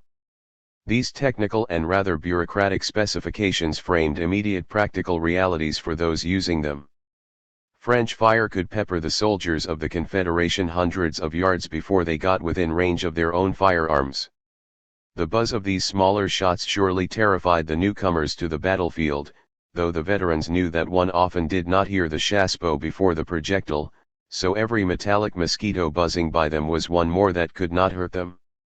A bullet to the forehead or heart usually just brought the victim crashing down into merciful oblivion. Someone hit in mid-torso tended to crumble with pain as if their entrails were being shredded. However, the shock of a hit through the lungs often numbed them until their next breath filled their mouth and nose with blood. 17. The French also had their new secret weapon, their automatic gun, the mitrailleuse. Most new models had 25 rifled barrels, each of which fired what looked like an elongated shotgun shell that sent a bullet of 771.62 grains toward the enemy. Nevertheless, it fired 75 to 125 rounds a minute, and could reach 200 in maximum conditions. Its range ran to 3,700 yards, 5 times that of the German infantryman. Moreover, the weight of the weapon meant that it had no recoil and did not need resighting after being fired. The army supplied it with over 43,000 shots or 7,200 rounds for each of the 6 guns, theoretically providing 1,440 loads or an hour and a half of continuous fire. In some models, the operator, or mitrailleur, reloaded and fired by turning a crank, which led some to call it a coffee mill, a moulin à café. The army had a total of 200 of them. The French army treated them as cannon à balles, an artillery piece that fired bullets. Rather than being scattered them among the infantry, the 750-pound machines were mounted on a carriage like a cannon, each weighing nearly a ton. The battery of 6 was assigned to each division, replacing a traditional battery of 4 cannons. Unlike the older artillery it replaced, the mitrailleuse had neither the range nor the power to hold its own in the artillery duels with the big new guns of Krupp. Had they been scattered among the infantry like later machine guns, they might have had a greater impact. The psychological effect of this on the individual target must have been overwhelming. Soldiers in the field quickly learned to recognize its unique rapid thudding, lower and more distinct than the rattle of more modern machine guns. The bullet, which weighed roughly twice that of a chassepot, did much more damage, and the rapidity of the fire meant that one stood a good chance of being hit repeatedly. Under optimal circumstances, it could turn soldiers into a field of raw humanity. One who saw its after effects and not the weapon itself thought these monsters might make war into nothing less than murdering men by machinery. 18. Those Catholic Bavarians who thundered into Wissembourg in the interest of the Protestant Prussian monarchy faced no braver defenders of the Catholic French monarchy than the Muslims of Major Joseph Claude's tirailleurs Algerians. Circular thinking fogged the responses of many Europeans. Their betters on both sides acknowledged the heroism and determination of the Turcos, but ascribed it to the savage fury of wild beasts. The terrified Germans frankly acknowledged that they tended to give no quarter to the Turcos, who lost 500 at Wissembourg. 19. That, in turn, made the Turcos fight all the more desperately. The employment of such savages in a European war is a disgrace to that nation, wrote Maltson. But it is a still greater shame that, instead of regulating the wild instincts of the Turcos, they inflame them by giving to these ignorant hirelings the most horrible descriptions of their enemies. 20. In other words, the Bavarians gave them no quarter because they faced alleged beasts inflamed by French accounts that they would likely get no quarter from the Bavarians. Defeat did nothing to ease their treatment, even for those Africans taken prisoner. Germans stared at them like zoo animals, and felt their poodle hair. Or they gesticulated at them, barked gibberish, or offered them cigars or flasks in hopes of hearing what sort of noises might come out of them. Some of their white French fellow prisoners pilfered the rations meant for their African comrades, or angrily refused to be transported with this jungle rabble, as they called them. The Turcos responded with their habitual indifference at all these people who push themselves to study them more closely, but rose quickly to salute the officer. 21. In the end, the greater numbers of the German Confederation flowing into the town overwhelmed the French. They lost nearly 1,600 dead and wounded, while the French left 1,300 of their own and another 1,000 taken prisoner. Among the dead was General Douay, cut down when a German shell struck the caisson of a mitrailleuse battery. 22. Despite Wissembourg, MacMahon still hoped to block the Prussian advance into Alsace. He guided the defeated veterans trickling southwest from Wissembourg and Lauterbourg onto the ridge around Frosquiller northwest of Haguenau into a line extending beyond it. The French centre around Elseshausen overlooked Woerth on the Sotter River.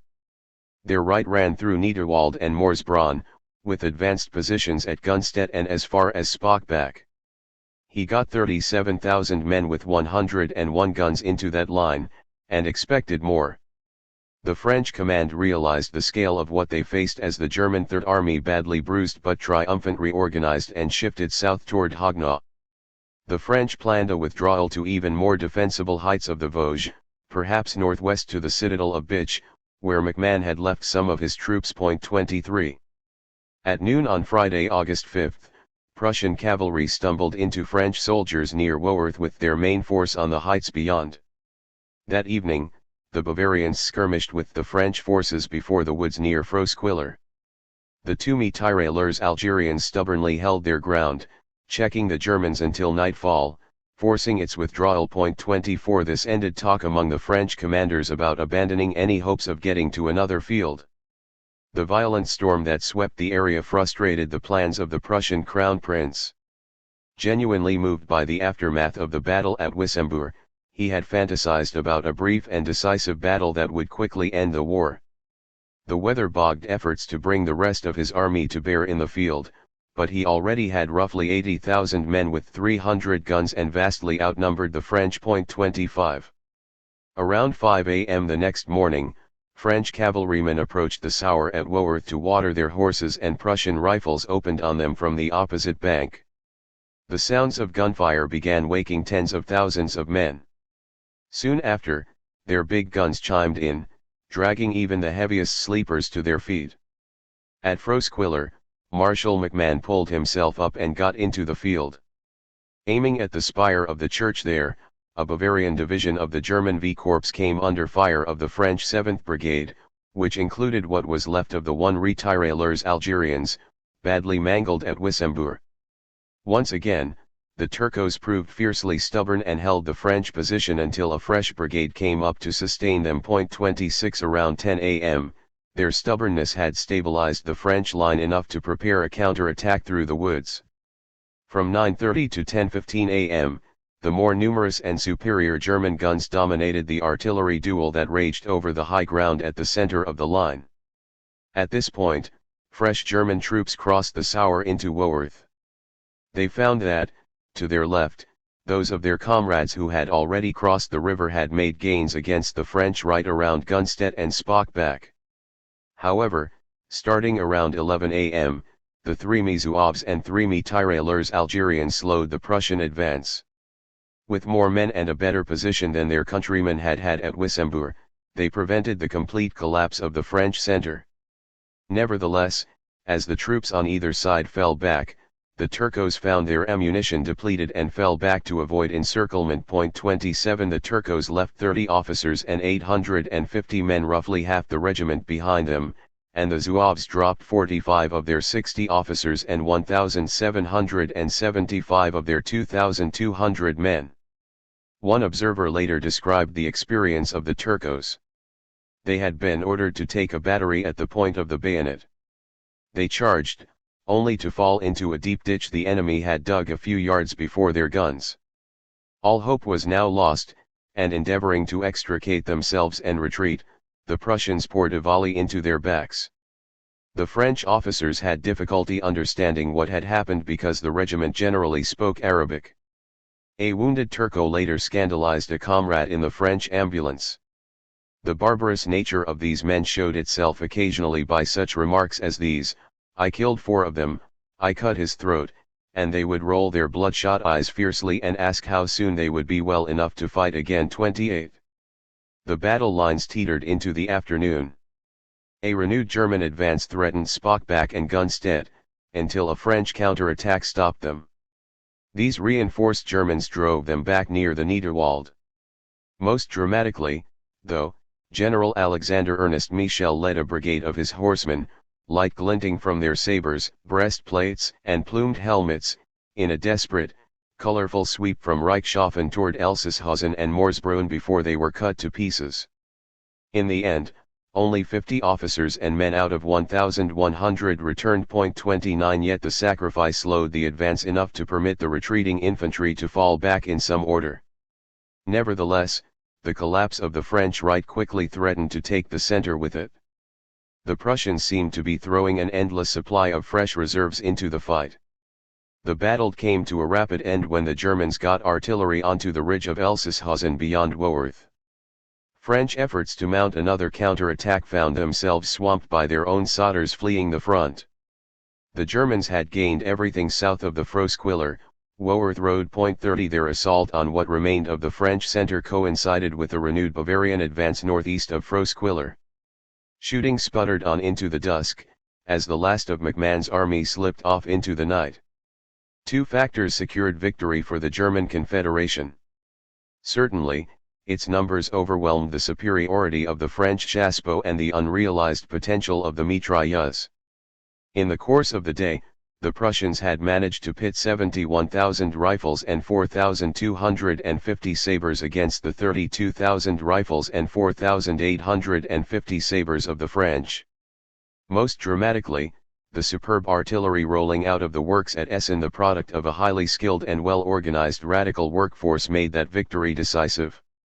Some 9,270 Germans fell on the field, killed and wounded, and 1,370 had gone missing. The French suffered 8,000 killed and wounded and lost another 12,000 missing, mostly captured. That is, the Germans lost around 14% and the French 41% of their forces. "I do not like war, gentlemen," sputtered the Crown Prince to a pair of French journalists. "If I should reign I would never make it." 31. Physical casualties tended to reflect the depletion of morale. 13 French regiments had lost over half their men. Those suicidal cavalry charges brought the casualties of the 13th Hussars to over 87%. Also, the 3 regiments of Turcos lost 3,588 out of 5,040, over 71%. 32 Those who went into battle with the greatest elan had the most fighting spirit to lose. Notwithstanding their victory, the Prussians had been too battered to get enough cavalry forward to pursue the success. The French slipped away into the darkness, but their forces lost much of their organization before leaving the field.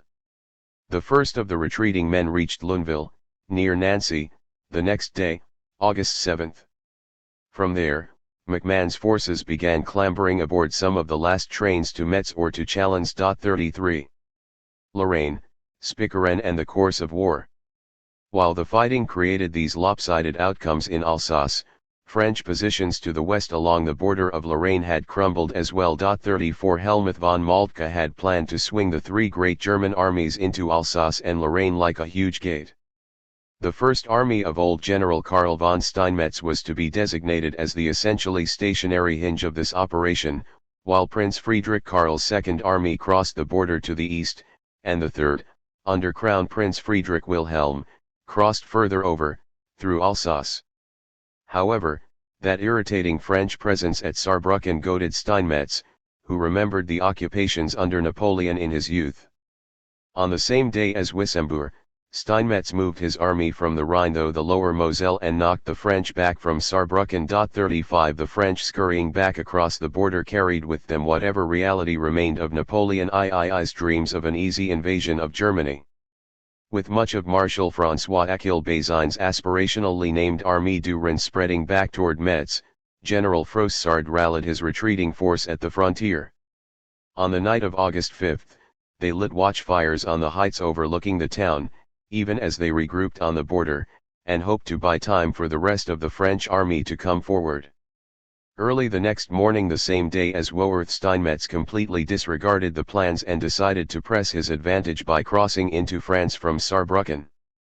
In the face of this, Froissart, the old artillerist, formed his 27,000 men with 90 guns along the very defensible heights between Spicheren and Forbach. Thinking he faced only a retreating rearguard, the Germans launched a direct assault by 2 brigades. 36. Thanks to the chassepot, Froissart's outnumbered men held fast against the Prussian assault, even as more arrived and moved against their flanks. As the day wore on, some elements of the German Second Army managed to get through the jammed roads to join the battle. 37 Yet, by 1 p.m., the French had stopped the Prussians cold, while the artillery from the Krupp works once more thwarted any hopes for a French counterattack. Another Prussian attempt in late afternoon ended by being driven back down the slopes, some almost to the border. 38. Beyond the neat margins of military reports, civilians struggled with the advent of war. As leaden pests buzzed nearby, individually or in swarms, women gathered their children and rushed them into the woods to find the shaded comfort in its lower, more sheltered hollows. Those men not swept up by the armies felt the pinch of lost wages, but tended to remain with their families to provide what feeble protection and help they could. Moreover, their employers and managers hesitated to send men beneath the earth to retrieve what could no longer be predictably moved.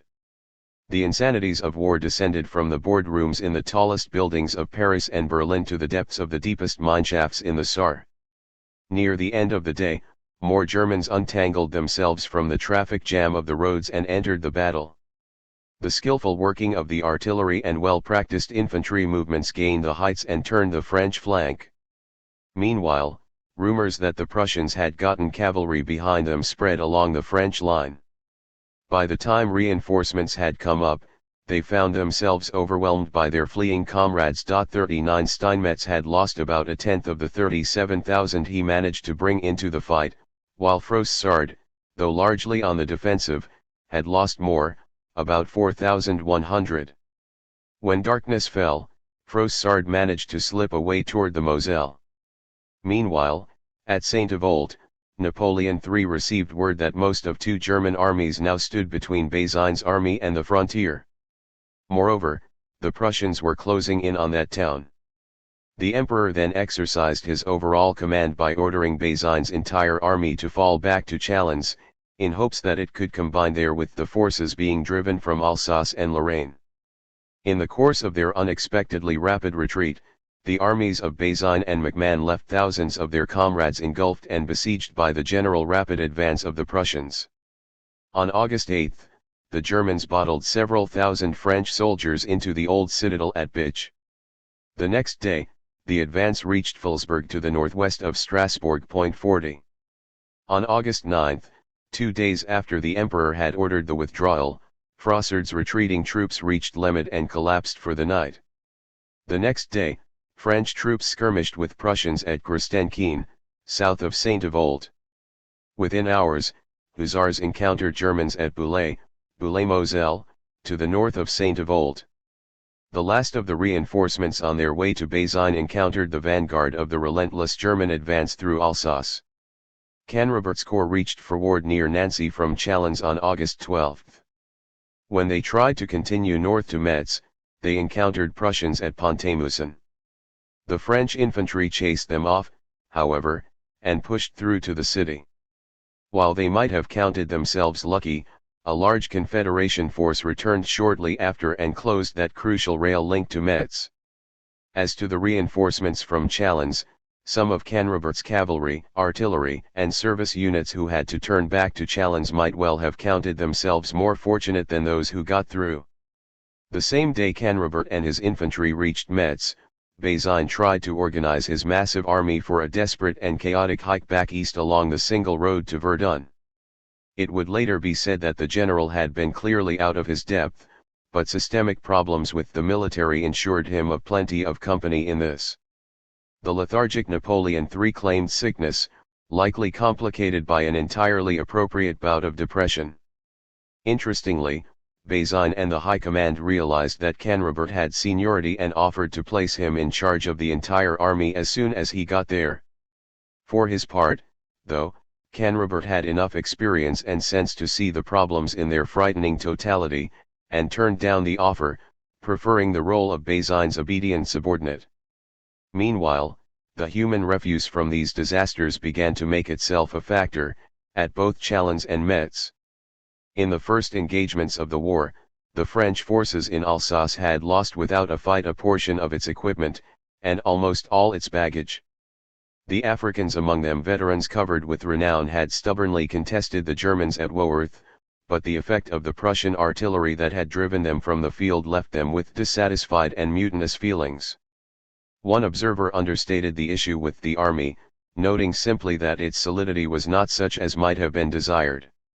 Generals complained about their superiors and their underlings, and the emperor grumbled that he had been deceived as to the capacity of the War Office for sending him reinforcements. 41 The decision of Napoleon III to concentrate the retreating forces from Alsace with those from Lorraine at Chalons seemed reasonable, but, on another level, it threatened to consolidate problems. Developments at the front had an immediate political impact at home. Mass protest rallies took place in Paris, with radical calls for the arming of the people, a levy en masse. On August 7, the problem of public confidence forced a major cabinet reshuffle. The new government also authorized the raising of 2 new corps at Chalons and Paris, respectively under Generals Louis Trocou and Joseph Vinoy. 2 days later, as the news percolated through the capital, crowds gathered in protest. There Paul Déroulde encountered about 2,000 or 3,000 protesters in the Place de la Concorde clamoring for the government to arm the people. Déroulde, who called these civilians mutineers, advised them to go ask for weapons where they would be given, that is, at recruiting office. Less than amused, the crowd seized him with the intention of tossing him into the Seine. 42. Europe had not hosted a prolonged war among major powers for nearly 60 years, and the character of the Napoleonic campaigns had spread the carnage and damage over a larger area. In part, civil and military officials on both sides presented themselves as practical gentlemen, men who advocated the only kind of peace possible in this world. They said they believed that the only means to such a desirable end required suffering, and inflicting suffering with the chassepot and the dries on others who had nothing to do with their grievances, real or pretended. In mass societies, this translated the brutalities of the past into the modern, civilized imperatives of militarism. Equally regrettably, the first enemy against which war had to be waged was the people of one's own nation, who failed to follow this logic. Paradoxically, as elites waged increasingly desperate war against each other, they naturally strove to enlist people from beyond the nation into their conflict, even that part of it waged against their own countrymen. The scale of modern war though tended mightily to concentrate the mind. The casualties at Woworth or Spikkeren bear comparison to those of Shiloh, the great battle 8 years before in the Civil War in the United States, but it had taken the Americans a year to reach that level of intensity, while it had taken the Franco-Prussian conflict only a few days. The violence in America had become so intense that it actually transformed the war goals of the Union. Of course, the crowned and shoulder-strapped could not face the fact that the course they chose ran a similar risk. Better to blame it on agitators, as did Marshal Leboeuf, who claimed that, before going into action, he had identified 60 agents of the Socialist International in the Army 43. Leboeuf's men were restive owing not to the questionable influence of dubious radicals but because of what faced them down the road. What the officers ordered assured a proliferation of malcontents in uniform. 5. This high road to Verdun. Turning points in Lorraine. The peasants along the Vionville road, hoping to avoid the midday heat, started work early on Tuesday, August 16. The presence of the French army over the previous few weeks had introduced unavoidable and unwanted changes in seasonal habits. They had surely heard about the clashes with the Prussians farther east, and rumors winged reports of very unfavorable outcomes for the army, but rumor remained no more than that. Early that morning, heads popped up in the fields, as 2 regiments of cavalry thundered west along the road. Those with a good view saw that the horsemen were escorting a carriage, and those with the best view might have even spied the imperial personages of the Emperor Napoleon III and his son, the 14-year-old Prince Imperial. Not a good sign in itself, and, later, other troops turned up along the road wearing those characteristic and intimidating spiked helmets. Not long after, a visitor wrote that this high road to Verdun has indeed become famous, for along it Napoleon and his bodyguard had passed, narrowly escaping capture from the ever-wakeful Ulan I. Nothing in those early days threatened to break the run of German triumphs. In short order, the massive Armée du Rhin had fallen back into Lorraine and found itself fighting desperately for its very survival. A battle larger than Waterloo followed, with participants moving with fixed bayonets over shell-torn open ground against entrenched troops defended by machine guns. Being bogged down and surrounded at Metz, they would await their rescue by a new Armée de Chalons.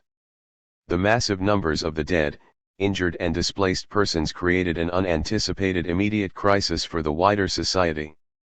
Borny-Colombier to Mars-la-Tour. The weekend of August 13 to 14 deluged the French High Command with terrible news. Prussian patrols turned up north of Metz, around Thionville, and the Germans had taken Forward and Pont-à-Mousson, cutting the rail link back to Paris. The speed of the Prussian movements had already isolated French garrisons at Bitch and Fulsburg. On Sunday, they cut the telegraph links through Nancy, and demanded a ransom from the city. Some 13,000 Germans continued west from Nancy, pinning a French force of about 2,400 in Toul. Meanwhile, General August von Werder's 40,000 troops from Baden and Württemberg backed 17,000 French into well-fortified Strasbourg, an old city of 86,000 people. The Germans began a bombardment of the city a week later, even after the Bishop of Strasbourg and the local government offered to pay 100,000 francs for every day without shelling. In Lorraine, Marshal Bazaine and his officers faced an endless and inglorious problem trying to manage the unmanageably massive numbers crowding not only onto the main route to Verdun, but also on the adjacent back roads and village lanes. Tens of thousands churned up roads that would ordinarily been bearing no more than dozens of individuals, horses, and vehicles. It took immense amounts of time and effort to cover even relatively short distances. On Sunday, part of General Karl von Steinmetz's army encountered the French just southeast of Metz, at Borny-Colombier. Despite orders to avoid attacking precipitously, Steinmetz did just that, throwing nearly 68,000 men against what he thought was a small rearguard resistance. In fact, the bulk of Bazaine's army engaged the Germans and exacted a heavy toll on them. Bazaine himself gained a reputation as the Lion of Borny for rushing nearly 84,000 into action. Thousands fell on both sides, accomplishing seemingly little. 2 However, it delayed Bazane's effort to get his forces on the road to Verdun for a critical 12 hours. A closer look at the French army reveals a growing discontent with Bazane and his circle. As thousands of Prussians moved on his position, the captain of a company without orders to join a general French withdrawal ordered his men to pull back. His superior rode up, insisting that they remain, but the captain said, "I do not want to go kill 150 men against 5,000 Prussians. Such a foolishness is not my duty." Turning to his men, he said they should not bleed without France or anyone profiting by your blood. "You are given an absurd mission," adding, "I will not drive you like a flock of sheep to the slaughterhouse." 3. The duties of engineer and staff officer Captain Louis Nathaniel Rossel did not require his service at the front, but he regularly fell into fight with franctireurs. Tall, lean, and robust, the bespectacled Bohemian retained great affection for the arts as well as science, and gained some prestige for an essay on the construction of railroad bridges. He also had his own connections at Metz, through Jean Mace, the local promoter of public education. He spoke a sober, choppy, caustic language, though he was capable of poetic and spiritual digressions. His biographer described him as a man of talent who wound up in the army, though no career was less suited to his nature. Military hype aside, his experience at Borny began his disaffection with the clique 4. Nor was Rossel alone. That Sunday, Napoleon III attended Mass at the ancient Cathedral of Metz. The sort of crowds that used to turn up to cheer him had shrunk with the prospects of victory. Going to war had left him weaker and exhausted. He leaned on the arm of one of his generals. At one point, a boy shouted "Vive l'Empereur," but one of the brass waved him to silence. 5. The next day brought reports that Prussian patrols had begun turning up farther west, at places like Longeville-les-Metz and Mars-la-Tour, threatening the road between Bazane's army and Verdun. So it was that, early in the morning of Tuesday, August 16, the Emperor Napoleon III and his son dashed through an area more contested than they had realized. Perhaps to show himself his uncle's nephew, as the Emperor bade farewell to Bazane and his staff, he suggested that they get the army on the road to Verdun as quickly as possible. Then the royals headed off in that direction themselves with an escort of heavy cavalry. Prussian patrols had already tentatively probed the road. The first Hanoverian dragoons happened upon the head of Bazane's column on its way west from Metz, hoping to reach a crossing of the Meuse and possibly converge with reinforcements coming up from their well-fortified base at Verdun. Helmuth von Moltke pressed Prince Friedrich Karl to send the 30,000 men immediately available to turn the column near Vionville, east of Mars-la-Tour. As both sides rushed reinforcements to the battle, the peasants at work along the road scurried off to their homes or sought whatever cover they could find. Eventually, though, fully 80,000 soldiers of the German Confederation went into action around Mars-la-Tour against 127,000, the bulk of Bazane's army. By early afternoon, the Prussians had become desperate enough to send 800 horsemen to silence the guns. They angled through a slight depression on the field until they were a mere kilometer from their target, after which they stormed into view, breaking the French lines and scattering the infantry, preventing the French horsemen from mounting a counterattack. Although the death ride would be often described as the last successful cavalry charge in Europe, it left half the participants as casualties, including Herbert von Bismarck, the Chancellor's son. Its apparent success also had the unfortunate effect of encouraging the repetition of such romantic ventures long after the technology had doomed them. Reported German losses ran to 15,780, while the French ran to 17,007. These totaled nearly 32,787. The Germans had lost roughly a fifth of their entire force, a proportion unequaled in modern European warfare. 6.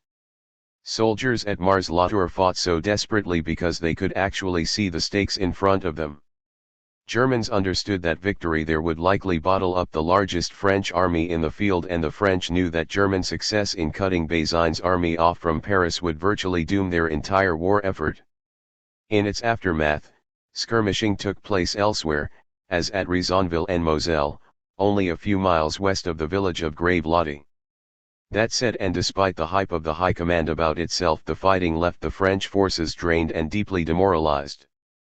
Paul Déroulde complained that soldiers tended to outrage at random and without reason any officer superior met in isolation.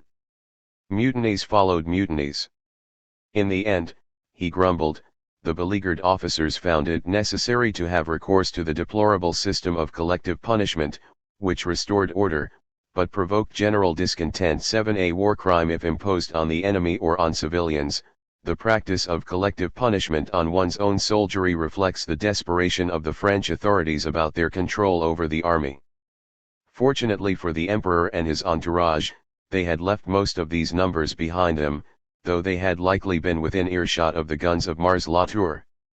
Around 1 p.m., they reached Verdun, and there boarded the next train to Chalons on Wednesday morning. Gravelotte-Saint-Privat. As the sun rose on Thursday, August 18, over 300,000 soldiers groped their way to cover in the fields north of the Moselle River just west of Metz. Operating on their own terrain, the French clambered onto wonderful ground of their own choosing. With the exception of the far right, on the northern end of the line, where the troops had lost track of their tools, the French had dug a series of rifle pits and trenches, extending from the woods along the Moselle north to the area around Saint-Privat. The French positions generally ran south along the crest of the Roseroules plateau to Aumont-Villers, continuing to Saint-Hubert. Farther south, their position became more formidable physically, as the slopes became steeper, more rugged, and wooded. 8. The Prussians moved toward them blindly from the west. 9. Their cavalry was not rested enough for scouting, and Prince Friedrich Karl's Second Army angled northeast from Mars-la-Tour to intercept the rear of the presumably French line of retreat. Since the French had not taken that course, the prince's route wound up in an angular approach across a well-positioned French army. By mid-morning, the French Three Corps reported a large German force moving across its front. Around 10 a.m., the Second Army saw French tents on the Aumont-Villers ridge. The advance overran some forward positions, one in the church at Grave-Lottie. Locals recalled that the defenders had converted it into a small fortress. When they refused to surrender, the Germans wiped them out on the spot, leaving the floor of the building crowded with dying men, the slain lying scattered in heaps waiting to be carted away. 10. Ahead of them, General Paul de l'Admiral's Four Corps, running from Jerusalem Farm south through Aumont-Villers and abutting Three Corps to the south, waited with as much confidence as ludicrous red trousers allowed.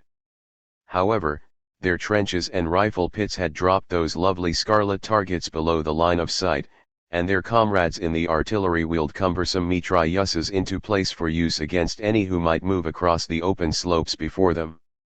By 10:30, Moltke realized the Germans faced an entrenched position, but assumed that the French force at Aumont-Villers represented the northern flank of Bazain's army rather than its strongly fortified center.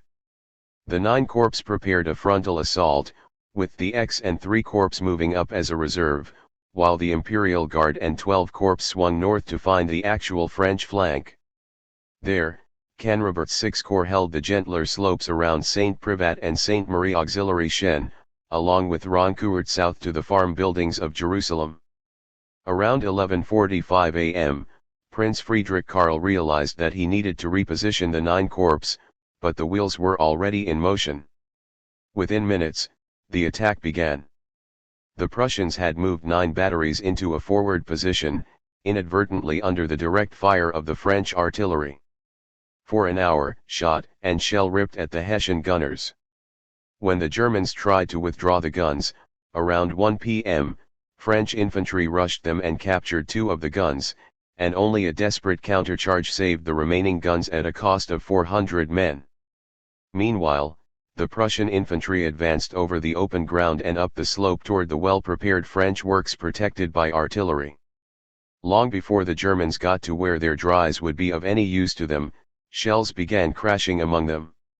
Then they faced the mitrailleuses, which unusually and largely by accident found themselves in a position to support the French infantry. Those who still managed to move forward came into range of the chassepot still long before they could shoot back. By early afternoon, the Prussians had got more guns into position, as the fighting brought all combatants to the edge of their destruction and dangled them helplessly there for hours. To the south of the slaughter on the German right, Moltke placed Steinmetz's First Army, to challenge and hold the French along the Manse ravine near the Moselle, while the battle unfolded up the line over more favorable terrain. Around 1 p.m., he again cautioned Steinmetz not to open serious hostilities. Moreover, opposite them, they faced the same troops they had dislodged at Spicheren, General Charles Frossard's two corps, whose line extended from Saint Hubert to Point du Jour over the Moselle. Starting around 2 p.m. and once more despite his orders, Steinmetz advanced toward the farm of Saint Hubert. From their well-dug rifle pits, slightly below the ridge on the eastern slope of the Manse ravine, the French stopped the Prussians in less than half an hour. By 3 p.m., though, the Prussians had perched 150 guns on the western brink of the ravine, blasting the forward defenders at Saint Hubert back to the main line. Under the cover of those guns, the German onslaught rushed into the ruins of the farm. Steinmetz gleefully reported taking the heights, though they actually had no more than a precarious toehold where they remained pinned and pummeled by two French corps. More realistically, he had jammed a foot in the door which the French would pound mercilessly through the day. At 4 p.m., ammunition shortages slowed the French barrage, and the old general sent the 7th Corps forward to break the stalemate. After it, too, quickly bogged down, he sent the 1st Cavalry Division of his I Corps. It galloped down from just north of Gravelotty, thundering across the narrow causeway over the ravine in columns of 4 in hopes of deploying on the Roseroules plateau. They tried to provide cover to move 4 Prussian batteries there, but 2 of them got shot to pieces before they could unlimber, and only one of them was able to contribute what fire it could from the treline. The other found some shelter among the troops pinned at Saint Hubert, with only one of its cannons remaining in action as night fell. At this point, Steinmetz convinced the king to throw the last of the remaining reserves of the army elements of the 7th Corps and 8th Corps to expand the major breach he claimed to have made in the French line. At the king's side, Moltke knew better, but said nothing. Just after 6 p.m., they crossed over, rallying some of the remnants of the previously shattered units and moving up the eastern slope and through the woods into the open, where they were shredded. By 6:30 p.m., thousands of the surviving men and horses were scrambling back up the western slope, French shells crashing among them. Those remaining on the field clung to what cover they could find along the floor of the Manse ravine. At 7 p.m., Steinmetz sent the first of the newly arriving 2 corps into the same place, suffering 1,300 casualties in a matter of minutes. To make matters worse, in the gloom of twilight, the unnerved defenders of Saint Hubert exchanged friendly fire with other German units until they finally broke and abandoned their tenuous hold for the safety of the ravine. The one as yet unbloodied division managed to stabilize the line around 8 p.m. Meanwhile, on the northern end of the line, the battle took a different course. Around 2 p.m., the Guards and the 12th Corps found themselves at the foot of a long slope leading up to Saint Privat, allowing the latter to sweep around to the northeast, probing for the end of the French line near Saint Marie Auxiliary Chen, a little village to the northwest occupied by 1,500 or so people. Around 3 p.m., after nearly an hour of cannonading, the Prussians moved on Saint Marie Auxiliary Chen, though the superior range of the Chassepot frustrated the attackers until the French could withdraw in good order around 3:30 p.m. Just before 5 p.m., Imperial Guards advanced against l'Admiral's 4 Corps, losing nearly 2,500 Germans in about 40 minutes. Their goal had been to hold those units in position, while Prince Augustus of Württemberg moved 18,000 men up an open slope for a mile against 8,000 French defenders of Saint Privat, where Canrobert had over 60 pieces of artillery in a very strong position behind the walls of the village and nearby farms. The Imperial Guards moved into position for the main assault, still carrying packs and equipment. Worse, Prince Augustus sent them in piecemeal. Before they covered half the distance, the Chassepot cut to pieces the 2 Prussian batteries moved forward to support the infantry. The survivors found themselves pinned in a small depression in the field about 800 yards from the French line, under fire of the chassepôts but short of the 700-yard range of their own dries. When Canrobert's troops had gotten to St. Privat earlier in the day, they found that they did not have their entrenching tools.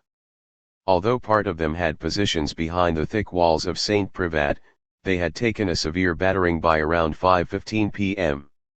In another hour, some of Prussian survivors still pinned in the field managed to get within 700 yards of the French, using the bodies of their fallen comrades for cover. Just before 6:30 p.m., Prince Friedrich Karl managed to coordinate the efforts of the Guard, the 12 Corps and the X-Corps. Some of those Germans who had earlier been pinned in the field had crawled to within 600 yards of the distracted French defenders of the Jerusalem farm. The prince also ordered an artillery concentration at St. Privat to prevent the French from completely rolling back his men. By this point, the rest of the Royal Saxons of the 12 Corps had finished their march around the north and found the actual right flank of the French at Roncourt north of St. Privat. Around 7 p.m., the hard-pressed French there gave way, falling back in good order to the Bois de Jaumont. However, the appearance of the Saxons just north of the burning ruins of St. Privat inspired the Guards Brigade to rush remaining defenders there and around the farm at Jerusalem. Canrobert's force had been under fire for half an hour from artillery and infantry from several sides. Now, with the Saxon and Württemberg bayonets coming for them, they found themselves with neither fresh ammunition nor the reinforcements they had been requesting from the army's reserve. General Charles Denis Soter-Bourbaki, in charge of the reserves, failed to send any relief to Canrobert's exhausted men. The son of a Greek officer killed in that country's struggle for independence, he had graduated from the prestigious École Spéciale Militaire de Saint-Cyr and became a well-connected figure in the imperial military, enjoying an overblown and unmerited reputation after coming back from Italy. Only around 8 p.m., when Canrobert's line broke, did some of Bourbaki's men move forward to cover their retreat. Over the next 2 hours, darkness stifled the battle. In the immediate aftermath of the battle, the French, who had held most of their positions, pulled back into Metz. Few of the victors left in possession of the field had the energy for celebrating. The wearied and powder-grimmed Germans threw themselves down on the field, wrote one journalist, and slept among the dead who littered it. Even from the heights of the social pyramid, King Wilhelm muttered as he looked out over the field, "War is a foul thing." 11. The battle engaged over 300,000 soldiers with 1,252 guns along an 8-mile front. The reported 188,332 Germans with 732 heavy cannons advanced on 112,800 French with 520 guns. Between the French chassepôts and Krupp's artillery, the casualties for the single day's battle left both sides literally decimated. From just before noon until nightfall, the fighting cost the Prussians 5,238 dead, 14,430 wounded, and 493 missing to total 20,161, while the French lost 1,146 dead, 6,709 wounded, and 4,420 captured or missing to reach 12,275 casualties overall, or nearly 11% for the Germans and over 12% for the French. Some units left half or more of their number behind them. On the northern end of the line, near St. Privat, the Guards had lost 8,000 out of 18,000 men, one battalion suffering losses of almost 62%. Their French opposite numbers lost over half of their defenders of the village. Moreover, Grave Lodi actually represented a continuation of the fighting 2 days earlier at nearby Mars-les-Tours, which totaled 65,223 casualties. Nevertheless, from this point, Bazaines' aspirationally named Armée du Rhin not only would fail to get that far east, but would never get as far west as Verdun. In its aftermath, the Prussians sealed off the city, leaving the French there to wait for a relief column. Every hour brought more Germans into position between the French army and Paris. Not without reason, the Prussians would later sing the Siegesmarsch von Metz, which uses parts of Die Wacht am Rhein 12. From a soldier's perspective, though, the experience along the Manse ravine to the south of the line raised the question whether anybody could do much of anything against well-placed troops with long-range rifles and modern artillery. So, too, what happened on the northern end of the battle posed equally persuasive arguments about whether one could resist the onslaught of troops with such weapons at their disposal. Either way, it seemed clear who would be the primary loser. The course of the Army of Chalons. After Grave Lottie, the fate of France would hang on a hastily organized Armée de Chalons. When Napoleon III arrived, fresh from Verdun, he readily overlooked the disastrous record of Patrice de MacMahon in Alsace to give him command of the new army. The planners believed that, once gathered, organized, and supplied, MacMahon's force of more than 120,000 men would rush east through Verdun and slash its way through the Prussian encirclement of Metz. The core of this new army remained problematic. When he had passed through on his way to the front, Marshal Canrobert had, as was the custom, asked the guards mobiles at Chalons if they had any complaints. Breaking with custom, many actually began taunting him, one body raising the chant "Back to Paris." Canrobert berated them as being unworthy of the name of Frenchmen, and reminded them that they were under orders. One source reported that he had 2 of the noisiest offenders shot out of hand, under the authority of a drumhead court-martial. An officer specified that the men behaved so badly under the pretext of political grudges, implying they were less than fond of the imperial authority. 13. The railroad had quickly brought up from the capital thousands of unenthusiastic new recruits, who had their own objections to the military project. Le Petit Journal described them as the most mutinous of the volunteers. An American journalist agreed that the noisiest of the malcontents as Parisians. 14 Creating a viable army of such recruits would have challenged the most inspiring generalship and even an officer corps deeply associated with and trusted by the soldiery. What assembled at Chalons had few such officers and no such generals. In fact, MacMahon's new Armée de Chalons would be fully new only in the most bureaucratic sense. One observer thought it very much superior in number to the Prussians, but wanting in morale and courage. 15 In many cases, though, this problem did not reflect the nervousness of newcomers to the battlefield, because their solid experience of how recklessly the army and their officers squandered their own lives and health. Many, however, were not new recruits but soldiers who had already tasted defeat in Alsace. Of the 38,500 men who had been with MacMahon in Alsace, only 16,000 had straggled back into Chalons, with more trickling in, all to be added to this new army of rescue. 16 Then, too, the army scooped up an indeterminate number of escapees from the trapped army at Metz. Success required a workable plan of action.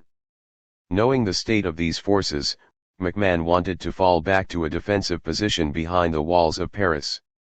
However, those more familiar with the political situation in the capital warned that the appearance of a defeated army could invite revolt.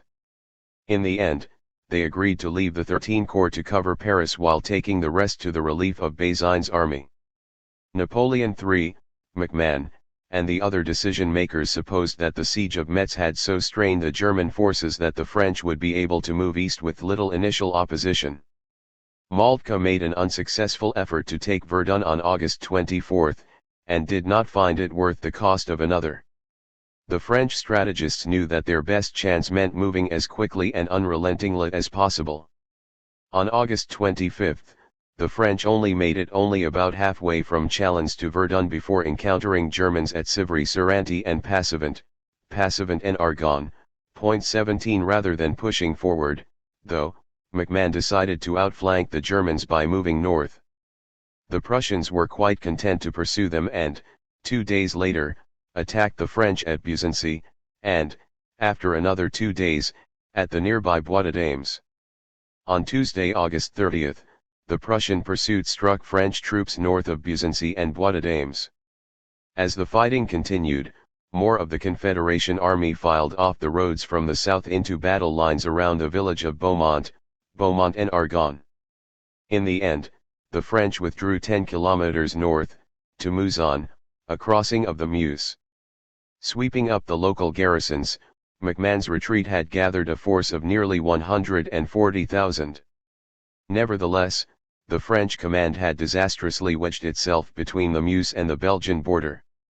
The newly organized German Fourth Army crossed the Meuse to block any French attempt to turn back toward Metz, while Crown Prince Friedrich Wilhelm's Third Army moved quickly up the west side of the river, to prevent a French recrossing. 18 Meanwhile, elements of the neutral Belgian army formed just over the border, ready to disarm and take into custody any combatants that strayed into their country. By August 31, the Fourth Army plundered Raucourt tt Flaba, building campfires with the furniture, as the non-combatants huddled in terror. An advance company of Bavarian Jaeger crossed into adjacent Bas-Îles. It hurried through nerve-wracking fire to cover about 60 meters over the railway viaduct above the river before continuing into the quiet weaving village of 2,048 souls only a few miles south of Sedan. Realizing that the loss of Bas-Îles would also close off a major crossing of the Meuse and any immediate prospect of withdrawing from Sedan, the French sent troops to Marine to clear out the Bavarians, who retreated after losing 142 men, including their commander. As the survivors retreated, German engineers placed pontoon bridges alongside the viaduct in preparation for their return. West of Sedan, King Wilhelm himself urged the 11 Corps north over the loop in the Meuse River to cut the rail link from Sedan to Mézières. They seized the existing bridge and added pontoons. Moltke chortled, "Now we have them in a mousetrap."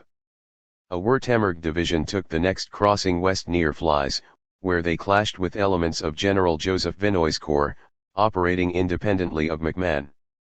German commanders fretting about a possible link-up between McMahon at Sedan and Vinoy's forces deprived many of their men of well-earned sleep. Starting around 3 a.m., Moltke and his staff roused their groggy troops and goaded them across the river. Most had gotten into position by 7 a.m. on Thursday, September 1, but would have little time to make up for their lost sleep. Even as they were crossing, shooting resumed to their southeast, as the Bavarians re-entered Bas-Îles in the pre-dawn hours. 19. At sunrise on Thursday, the rattle of firearms became more insistent and the thunder of artillery began to roll over the hills toward them with dreary regularity. For the gentlemen officers, French, German, or Belgian sipping their morning coffee, what was taking place over those hills had to do with national institutions or dynastic concerns. Yet the failure to look beyond dynastic considerations to the experience of the people rendered tenuous their grasp of what would happen at Sedan. The human harvest. The burden of war always falls heaviest on those with no power to avoid it. A story from the war in Lorraine romanticizes the tragedy. Before the war, a German student stayed in a village to learn French and fell in love with a maid. When war broke out, he went home and returned a lieutenant with the Prussian army. She had organized military resistance and, as the Maid of Alsace, tormented the occupation troops. His troops captured her and he dutifully signed the order authorizing her execution as a franc-tireur. On seeing her lover, just before her execution, went the story, she discovered herself to him when it was too late to save her life. Just as the firing squad leveled its weapons, he rushed to her side and the lovers lay on the ground in the last embrace of death. 20. Modern war produced unanticipated numbers of dead, wounded, and captive. The German Confederation took unprecedented numbers of prisoners. One observed. The famous chasseurs d'Afrique sitting in melancholy postures in their saddles, the dark-skinned Zouaves, Turcos, and Zephyrs, chattering like parrots. They were troops from distant regions of the world whose small figures, with their torn stockings and bare feet, made them seem alien to civilization. They looked as if, instead of being trained soldiers, they belonged in an exotic foreigner show. 21. The course of the war left the Prussians many more of those prisoners than they knew how to handle, and they came in such numbers as to frankly make the fear of revolt greater than concerns about clean water or hygiene. Most immediately, they would throw together the most minimal shelters using planks to provide some protection from the rain in courtyards under the mouths of cannons that left no illusions to our men on the means available to repress any mutiny. The Prussian High Command removed the French prisoners by the thousands to camps across the German states, but always feared the possibility of mass revolt, as had been rumored at Carthouse in October, and there were later rumors of a Christmas Eve conspiracy among the French prisoners at Cologne, Koblenz, and Mainz. 22. The most immediate impact remained on the field of battle, and most of the villages and farmland through which the war had passed showed the scars of the fighting for years. In places such as Beaumont, severe fighting settled for hours over the town. At Gravelottie and St. Privat, few of those who lived around such intense fighting had cellars to shelter themselves from the heavy fire and the shelling. Even worse, the positions around Metz stalled for weeks over the city and the villages and hamlets of the surrounding countryside. Communities that numbered in the hundreds or the dozens suddenly had several 100,000 more mouths to feed, and an avaricious demand for human and animal labor, voluntary or not. They also had to clear miles of equipment and baggage. A reporter traveled over it for 5 miles without being able to find usable water for his horse, which was then stolen. Within a space of about 6 miles in length by 4 in depth there was not a space so large as Piccadilly Circus that did not bear some token that one or more men had fallen upon it. It took 3 days to retrieve what wounded they could and would help, and a week to bury those they could not. 23. The armies took, lost, and retook one chateau, leaving the wounded of both armies lying around about it. French shelling set fire to the surrounding houses in the evening after the battle. Many perished as the flames spread, leaving their charred remains in the ruins. The Prussians used the chateau as a hospital, but lost 3/4 of the 800 placed there. 24.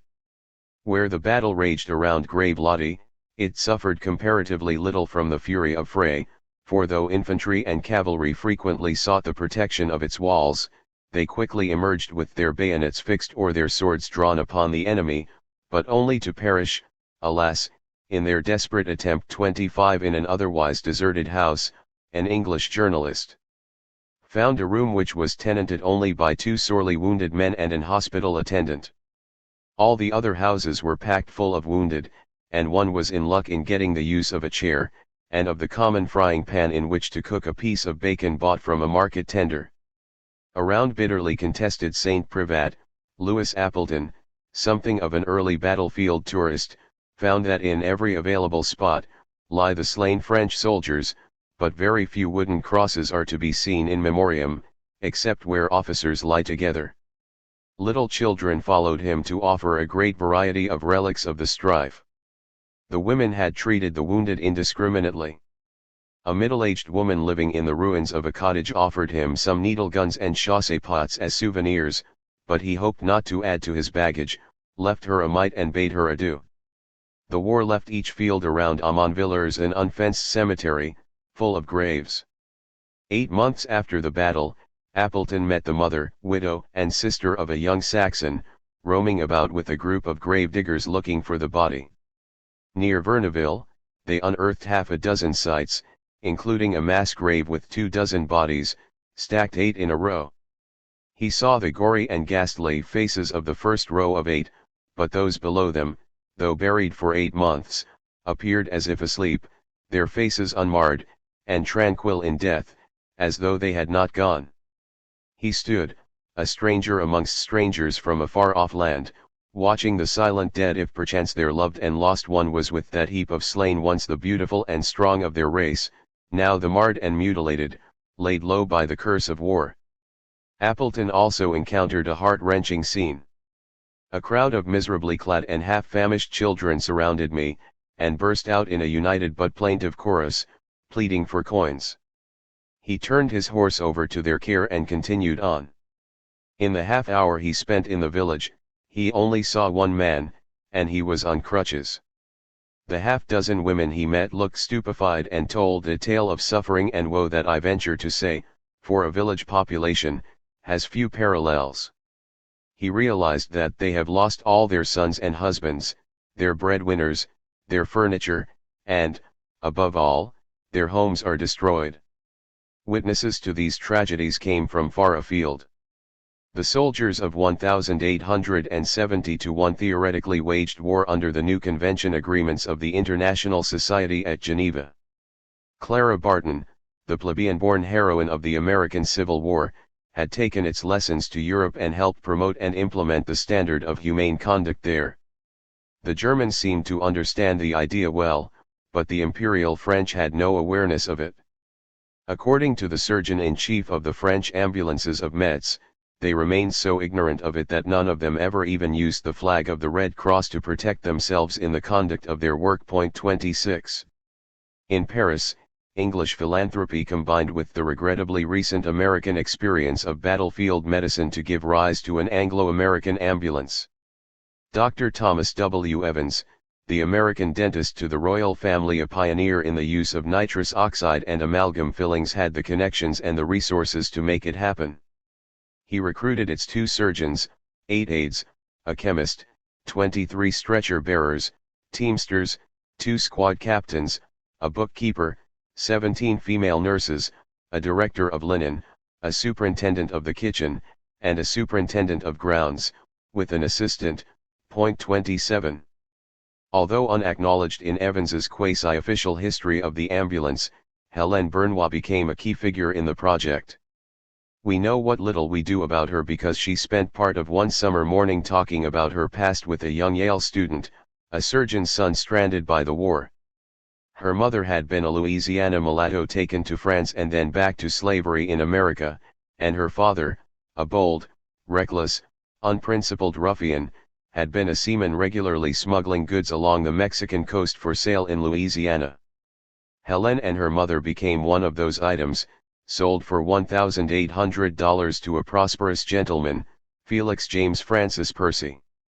While still almost a child, she married a young Englishman, for whom her beauty overbalanced so completely the common prejudices of blood and color. In the course of this, she gained her freedom, and had at least 2 children, before he abandoned her and sailed to Europe, taking 1 child with him, and leaving a boy behind with the mother. She took the son to Paris, where a divorce would not be recognized, and he would remain legitimate. 28. The attractive young black woman proved a resilient and resourceful dynamo. She taught herself to write a fair hand and to play passably on the piano. She sometimes worked as an emissary of the emperor and a seamstress of the Princess Mathilde. Naturally social and entertaining, she functioned in a thoroughly bohemian milieu, with politicians, third-rate artists, and newspaper reporters.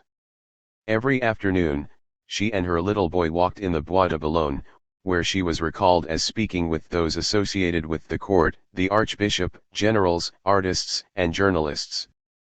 Most of the journalists visiting the ambulance at the front knew her. 29. Behind the scenes, she performed the day-to-day management of the funds, supplies, and resources necessary to keep the ambulance working.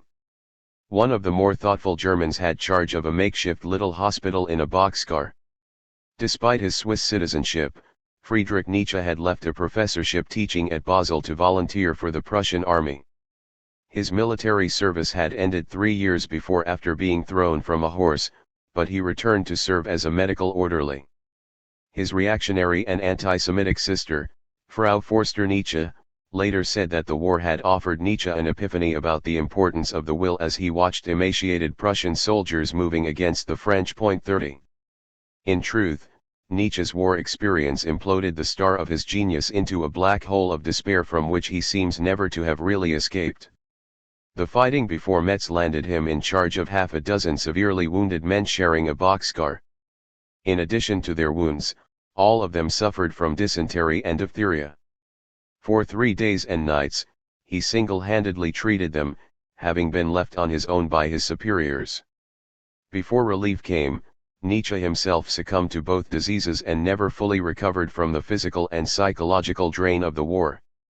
Nietzsche returned to Basel to write his Birth of Tragedy and became a close friend of Paul Rie, a wounded Jewish veteran of the war. 31 After years of warnings against the weaknesses of compassion and empathy, the traumatized combat veteran ended his career by throwing his arms around the neck of a horse being beaten in the street and wept out his reason. Humanity and genius hardly served him better than any of that first generation that experienced mass industrial warfare. The 19th century could well have screamed in anguish with Nietzsche that it had killed God, but its lords and masters actually knew better. In the summer of 1870, the Krupp works had begun to explode the old Napoleonic world in the most literal sense. Over the roughly 6 months of the Franco-Prussian War, the German Confederation fired 362,662 rounds. The intensity of its battles stood between Gettysburg, which can be measured in tens of thousands of shells, and Verdun, in which the numbers run to tens of millions. In a qualitative sense, though, the American war still relied heavily on smoothbore cannons, often with solid shot, though they also used exploding projectiles detonated by chemical fuses, a process the French took into the war with Prussia. However, the new Krupp guns used percussion shells at twice the rate of the most common French guns and had 3 times the accuracy. 32. Most strikingly, even as the proportion of explosive power on the battlefield tended increasingly to be artillery rather than small arms, ordnance began accounting for a growing proportion of casualties, making their threat on the field loom ever larger and more overwhelming. The secularized religion of nationalism and national markets had manufactured its own gods, capable of an artificial bolt of lightning that seemingly came down on its targets from nowhere to blast mere mortals to pieces, leaving nothing behind but a faint reddish spray that dissipated almost immediately, to be followed by the fading memories of a real human being. What I relate, wrote Nietzsche, is the history of the next 2 centuries. For some time now our whole European culture has been moving as toward a catastrophe. 33. Thus spoke the sickly philosopher in the boxcar. 6. Blood and irony. Paris, Metz, and the salvation of the war. For the friends of order, war and its dislocations threatened the hegemony of the established institutions that had guided their countries into the disaster. Perhaps with an eye to the Fenians, Britain's penny illustrated paper warned France of the parasites who are so destructive of all healthy national life, these bombastic memorialists, who mouth and rant till Europe is fain to stop its ears so that it cannot listen even to the voice of reason and humanity. It blamed opportunistic lawyers and would-be politicians for magnifying the influence of the professional agitator and those workers fancying they have attained political knowledge by a perusal of 2 or 3 11th-rate books. The article particularly warned of leagues, societies, and congresses. 1. This kind of radicalism loomed larger as military prospects continued to fade. The tide of war and conquest that raised Paris to the pinnacle of Western civilization now lapped at the gates of the capital itself. Events had stranded the largest remaining army of France, withered, by desertion as well as atrophy, in the largest city in Lorraine. Meanwhile, the former imperial functionaries now officiating over the Republic exercised a remarkably inconsistent management of the nation's defense. Over the rest of France that remained in French hands, confidence in the ability of the authorities to defend the country tended to disintegrate. Sedan. The Battle of Sedan began with the resumption of the fighting in Bas-Îles, though most of the Bavarian corps moved around the town in a broad flanking maneuver to the northeast, striking French positions around the park of Montvillers Chateau. 2. The Royal Saxons of the Fourth Army bypassed them to reach farther to the north, encountering the French by 6 a.m. around the village of La Moncel. Painfully aware of the vulnerability of his position, MacMahon rode out toward Bas-Îles, until shrapnel from a Prussian shell knocked him out of commission. He passed command to General Auguste Alexander Ducrot, who decided to concentrate the army to the north on the plateau at Calvaire-d'Illy adjacent to the Belgian border to avoid being backed into the aged fortifications of Sedan. However, 2 other generals actually had seniority: Emmanuel de Wimpfen and Félix Charles Douay, the old Bonapartist whose brother Abel had been killed at Wissembourg, another had died at Solferino. What we need is not a retreat but a victory, Wimpfen told Ducrot, who replied that he would be lucky to manage a retreat by the day's end. 3. When someone suggested consulting Napoleon III, Ducrot snarled, "Fuck the Emperor. He's the one who got us into this mess." In Bas-Îles, the troops de marine and other French soldiers fought the Bavarians street by barricaded street and house by house, with the help of organized franksterers and armed civilians. Most famously, Arsène Lambert, with a small group of marksmen, occupied the Auberge-Barguerie, the last house on the road climbing out of the town to the north.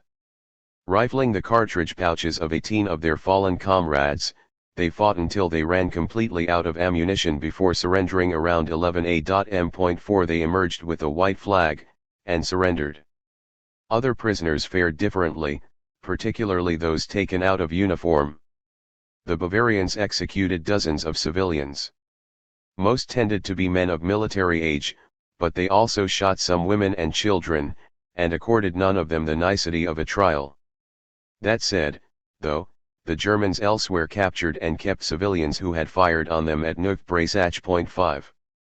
Once through the ruins of Bas-Îles, the Bavarians relentlessly drove the French, the Germans pushing onto the heights of La Moncel at the edge of Belgium. In the process, they swept away Captain Paul Déroulde's company of the 3rd Zouaves, which tried to cover the withdrawal of a battery near the town. About half of them wound up in German hands or in Belgium, including Paul Déroulde, who chose to stay to assist his badly wounded brother. German batteries hit 200 men from Louis de Narquis, 1 retirailleurs Algerians, 1 shell blowing to bits 2 of his sergeants and his lieutenant, that civilized and intelligent Negro Salem Ben Gibby, a hero of Mexico. 6. Meanwhile, west of Sedan, Crown Prince Friedrich Wilhelm of Prussia got 52,000 Prussians with 249 guns across the Meuse, between Mézières and Sedan, by 7 a.m. Leaving some Württemberg troops to guard against any action by General Joseph Vinoy, the Prussians turned east toward Sedan. Over the next 2 hours, they pushed to the northwest, driving Douai's 7 Corps from Saint-Mengès, and getting their own guns onto a ridge east of Floing. In response to Douai's reports, Wimpfen sent a maddening reassurance that the army coming for him was probably just a diversion. By late morning, though, Douai and his staff heard the sounds of battle behind them, from La Chapelle and the Givon northeast of Sedan. Just after noon, infantry of German Third Army made contact with squadron of hussars from the Fourth Army near Calvaire-d'Illy. With the noose closing around the French army, Ducret had had enough. He quipped crudely, "Nous sommes dans un pot de chambre, et nous y serons émerdes." 7. He resurrected the plan to get what remained of his corps onto the plateau at Illy, which required a brief disengagement with an enemy that was not cooperating. The French commanders decided to send General Jean-Auguste Margaret with 1,800 horsemen to shatter the Prussian line, turn their flank to the right, and silence the enemy batteries. Margaret doubted the wisdom of the enterprise before saluting and getting his men into position. Then a bullet tore through his cheek, nearly severed his tongue and broke his jaw before throwing him off his horse. To reassure the ranks, staff members remounted him and led him forward, though one wonders if seeing their commander weaving in the saddle and bleeding profusely from his face might have had an effect different than that desired. Command fell to the Gaston Alexander Auguste de Galifet, promoted partly based on a reputation for ruthlessness in Mexico. His first charge faced volleys of lead at 50 meters and veered back toward their lines, though some slashed their way along the Prussian infantry, temporarily knocking one battery out of commission, and a few even rode into Floing. In the course of these attacks, one Prussian commander actually ordered his men hold their fire, reasoning that the French were already beaten, and some of the French cavalrymen riding behind Galifet raised their sabers in salute to their foes. On the other hand, as they moved obliquely across the front of the French line, some of their comrades mistook them for Prussians and opened fire on them. 8 of the 2,408 horsemen who started the day, only 1,327 answered the roll call the next morning. By some accounts, at one point, Galifet rode to his superiors, arguing vehemently for permission to lead another charge. His disheartened superior told him that surviving the battle might be of better service to the country. Paris would later have reason to ponder that. By then, the Prussians had hundreds of guns in position, and lobbed what would become 33,134 rounds into the few square kilometers into which the shattered French huddled. Krupp's brilliantly accurate cannons took out the French guns and even successfully hit their caissons.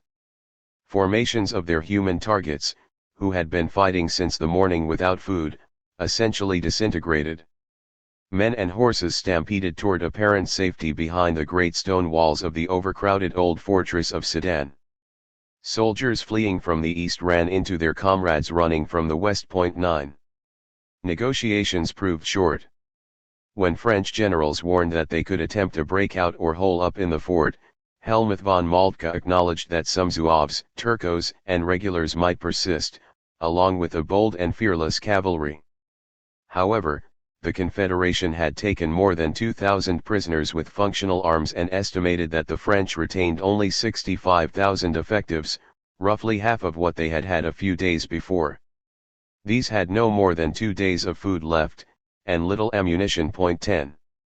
Few armies ever attained so complete an immediate victory as did the Prussians at Sedan.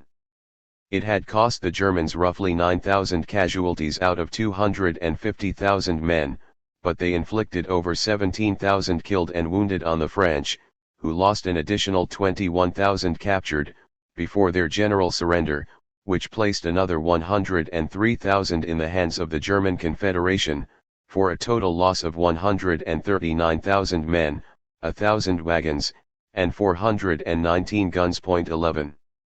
The toll might have been higher had not thousands of the French soldiers not drawn perfectly rational conclusions about the situation before their superiors and slipped out of the trap.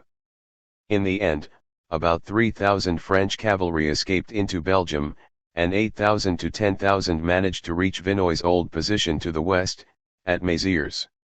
In a practical sense, the French soldiers themselves had taken leadership of their own destiny. Their erstwhile commanders described them as a defeated horde, mad with grief, stung with shame, distrustful of its officers and of itself, relaxed in discipline, and apprehensive of the future. Wrote one observer. A soldiery exasperated by defeat, after bloody but impotent struggles, is no less terrible in its excesses than an army drunk with triumph after it has burst into a vanquished city.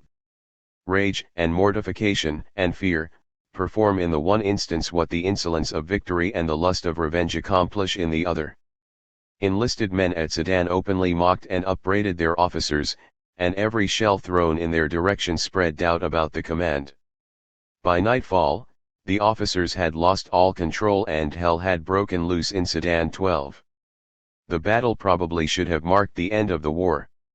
In a month of fighting, what had been the greatest military power in Europe had lost battle after battle, and then its government. The German Confederation had devastated and forced the reorganization of one large French army, besieged another, and now forced the surrender of a third. The casualties of the major initial fighting in early August had topped 30,000, while those of mid-August would reach nearly double that number. Those at the start of September more than doubled the losses of mid-August to reach 150,000. Sedan changed the balance of power for generations. France had lost not only an army but an empire. Bismarck himself thought Napoleon III must have slipped off to Paris, and the emperor could have easily made it into Belgium. He also declined to participate in Wimpfen's scheme to lead a breakout by 5,000 to 6,000 men. Instead, to his credit, he remained to share the fate of his army, and to get the best terms he could for their surrender. On September 3, the victors sent him into a short gentlemanly captivity at Schloss Wilhelmshahe, near Kassel. The Germans won more at Sedan than they realized. Just as the old Napoleonic triumphs beyond the Rhine had returned to France in the form of a vast Prussian-led invasion, the Germans cultivated the kind of imperial hubris and arrogance that would bring down upon them a similar scourge in future decades. One of the officers on the receiving end of those French cavalry charges, Major Alfred Graf von Schlieffen, would go on to a brilliant career as a staff officer, codifying the invasion of 1870 into a plan that enshrined the German faith in a swift and easy subjugation of France. Elsewhere, on that field, the 22-year-old adjutant Paul von Hindenburg saw the same mirage. Some of them would live to reap, with their children and grandchildren, the dragon's teeth sown at Sedan. Of victories and defeats. Sedan left the old Republican faith in a national community mortally wounded. The German Confederation demanded a peace that included not only large financial reparations but the cession of Alsace and Lorraine, though the masses of people there remained even more closely attached to France than those French not living in the borderland. Friedrich Engels rightly called the demand an arbitrary act, performed as revenge against the French Revolution. Karl Marx quipped that the people of France gained from their defeat by getting a republic, while the Germans would become what the French have been 13. Back home, as the Prussians illuminated the Brandenburg Gate, Wilhelm Hasenclever and other followers of Ferdinand Lassalle in the ADAV wanted peace. Hasenclever, a military veteran himself, had supported a defensive war to thwart a French invasion, and even Bismarck's desire to unify Germany. Sedan had settled the national problem and the prospect of territorial acquisitions threatening to shape an imperial future for Germany, to the detriment of the old republican aspirations. 14. Within the Reichstag, this position allied Hasenclever with the most radical of his colleagues, such as Wilhelm Liebknecht and August Bebel. They refused to vote further funding for the war, and called for the fraternization of the German with the French workers. This common response marked a critical phase in the history of socialism in Germany, moving the ADAV toward a regroupment of the Marxists and quasi-Marxists of the IWA. The authorities of the Prussian-dominated Confederation denounced such Germans as fatherless and cowards. In Hasenclever's case, the authorities could do more than call him names. Later in the year, they called him up for service in the Landswehr with orders sending him to France. A Scottish paper that described him as one of the 5 socialist Democrats who in the Reichstag opposed the further prosecution of the war and the annexation of Alsace and Lorraine. He would now have to take part in a contest which he disapproves. The Social Democrat predicted hopefully that things would change after the peace settlement. 15. The German demand for reparations and territorial concessions denied France any opportunity to accept defeat gracefully. With the loss of the emperor and the absence of any clear successor, politicians in the remaining Imperial National Assembly launched their new government de la Défense Nationale, and acceded to the wishes of Leon Gambetta and others to declare themselves a new Third Republic. They did this, with neither an election nor a mandate, and the Bonapartist apologists for the coup d'état of December 2, 1851, sometimes spoke of this as the coup d'état of September 4, 1870. The body of the new republic retained much of its institutionally imperial soul. Bonapartist and Orleanist officials still clung to power in the church and the army, as well as mayors, prefects, and other functionaries. Many saw the republic as no more than a popular label for the temporary absence of a suitably imperial successor. The clever among them scrambled to thwart a republican project by joining it and bending it to their own purposes. Many genuine Republicans remained skeptical, like Jesse White Mario, who scoffed at the mere declaration of a republic, and the Paris radicals held rowdy demonstrations at the Hôtel de Ville, venting their rage in the symbolic trashing of imperial insignia. 16 The legitimacy of this new republic grew less from the consent of the governed than the hope of military success. Nevertheless, on September 6, Gambetta's new government defiantly rejected German demands and pledged itself to drive the enemy troops out of France. Such a goal would require policies with their own dynamic. It would rely heavily on the Garde Nationale and tightened exemptions from service in the Garde Nationale Mobile. This would be essential in Paris, where the arrival of the Prussians would implode the local economy and leave most of the city's workforce dependent on their military pay. Beyond, the Francs-tireurs became even more vital to supplement the various reserve and garrison troops uninvolved in the earlier fiascos. Already, small groups of irregulars operating behind the lines in Alsace and Lorraine mercilessly harassed the Prussian efforts to keep supplied and reinforced, requiring the deployment of ever-growing numbers of the Germans to defend these routes. The occupation forces warned that they would treat them as bushwhackers, and regularly executed those who fell into their hands. 17 This hardly ended the trouble. Although adopted from purely military necessity, it naturally fueled the old faith in the levée en masse, the logistical application of the republican faith in a self-governing active citizenship. The German Achtunviertiger, a veteran of 1848, Wilhelm Rustow, had long urged a people's militia in the waging of people's war.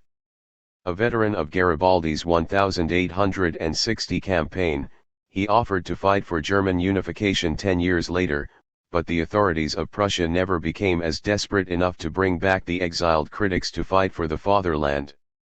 The Prussians at Sedan seemed to be in no hurry.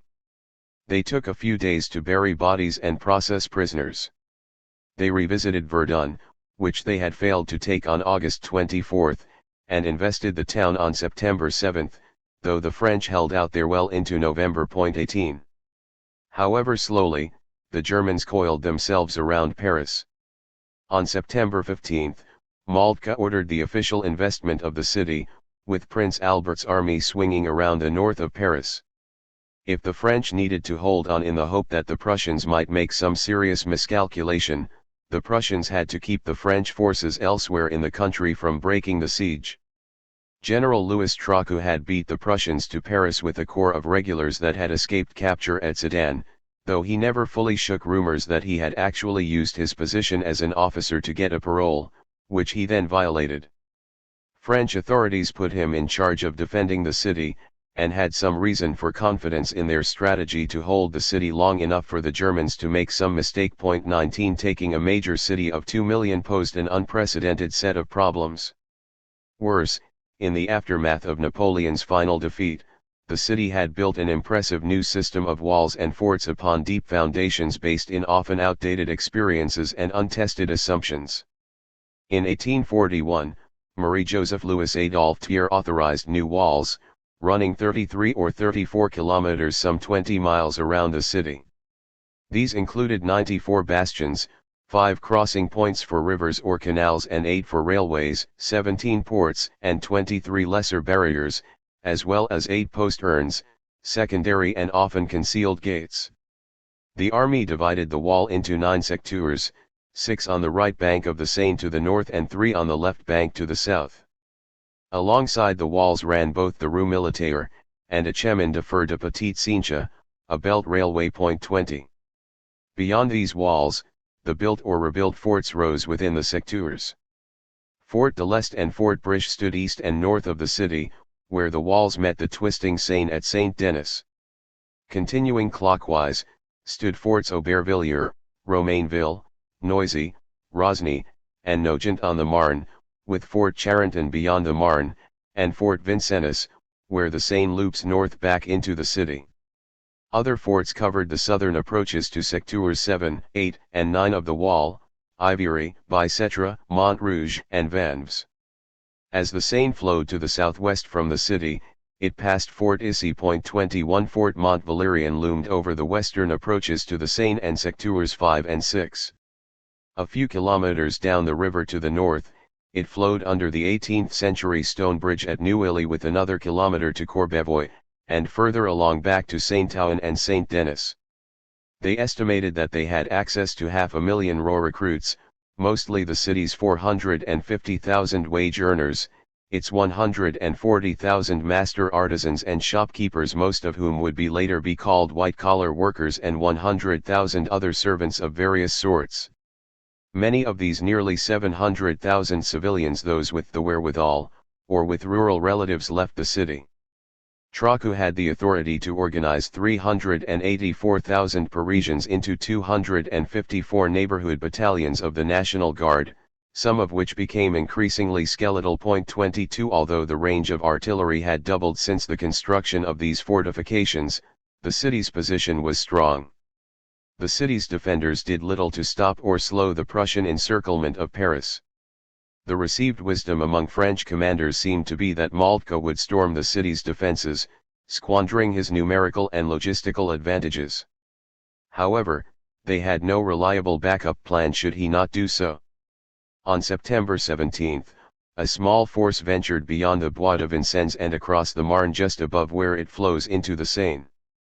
Hoping to reach a supply depot near Villeneuve, they skirmished with a party of Germans at Montmesly. The following day, Vinoy, who had also avoided the Prussian trap at Sedan, probed German positions southeast of the city around Villeneuve-Saint-Georges. Within the next 48 hours the Prussians cut communications with Orleans, took Versailles, and cut off Paris from the rest of the country.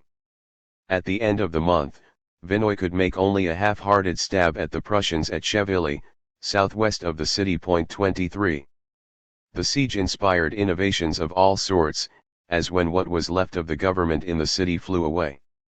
On October 7, Gambetta clambered aboard a balloon, the Armand Barbes, named for the lieutenant of the revolutionary Auguste Blanqui, to organize resistance beyond. A second balloon quickly followed, with 2 passengers, one of them an arms dealer from New York, in flight both over the Prussians and from creditors. 7 years earlier, the veteran Jewish Republican Pierre-Jules Hetzel had published a first book by Jules Verne, 5 Weeks in a Balloon. A veteran of the 1848 revolution, Hetzel had experienced a self-imposed exile before returning to Paris and launching a periodical for specialists to reach a vastly wider audience. Verne earned further success, including the Legion of Honor, though he had remained admirably unmoved by the drumbeat for war. I don't that much want to give the Prussians a good hiding. Let's not be stupid or boastful and admit that the Prussians are as strong as the French, now that everyone's fighting with long-range weapons. 24 The power structure appreciated a visionary's insights into ballooning without having to acknowledge his views on war. 66 known balloon flights departed from the city during the siege. One of them established a distance record by coming down in Norway. They carried information out into the rest of the world, and the French also used them out of Tours and later Poitiers. They also photographically reduced letters to save weight. This was despite the Prussian use of the first anti-aircraft gun, their innovative and highly specialized ballon of ware canon. A city of grand appetites, Paris had already begun to suffer, as a prolonged siege dropped the city's economy into free fall, and Parisians abandoned the closed workshops. This left the pittance earned from the Garde Nationale something of a social safety net for much of the population. Conversely, the military authorities had even less respect for the working-class civilians of Paris than for those in the ranks. The people of the city grew increasingly hungry and more restive under the martial rule of a government they trusted less.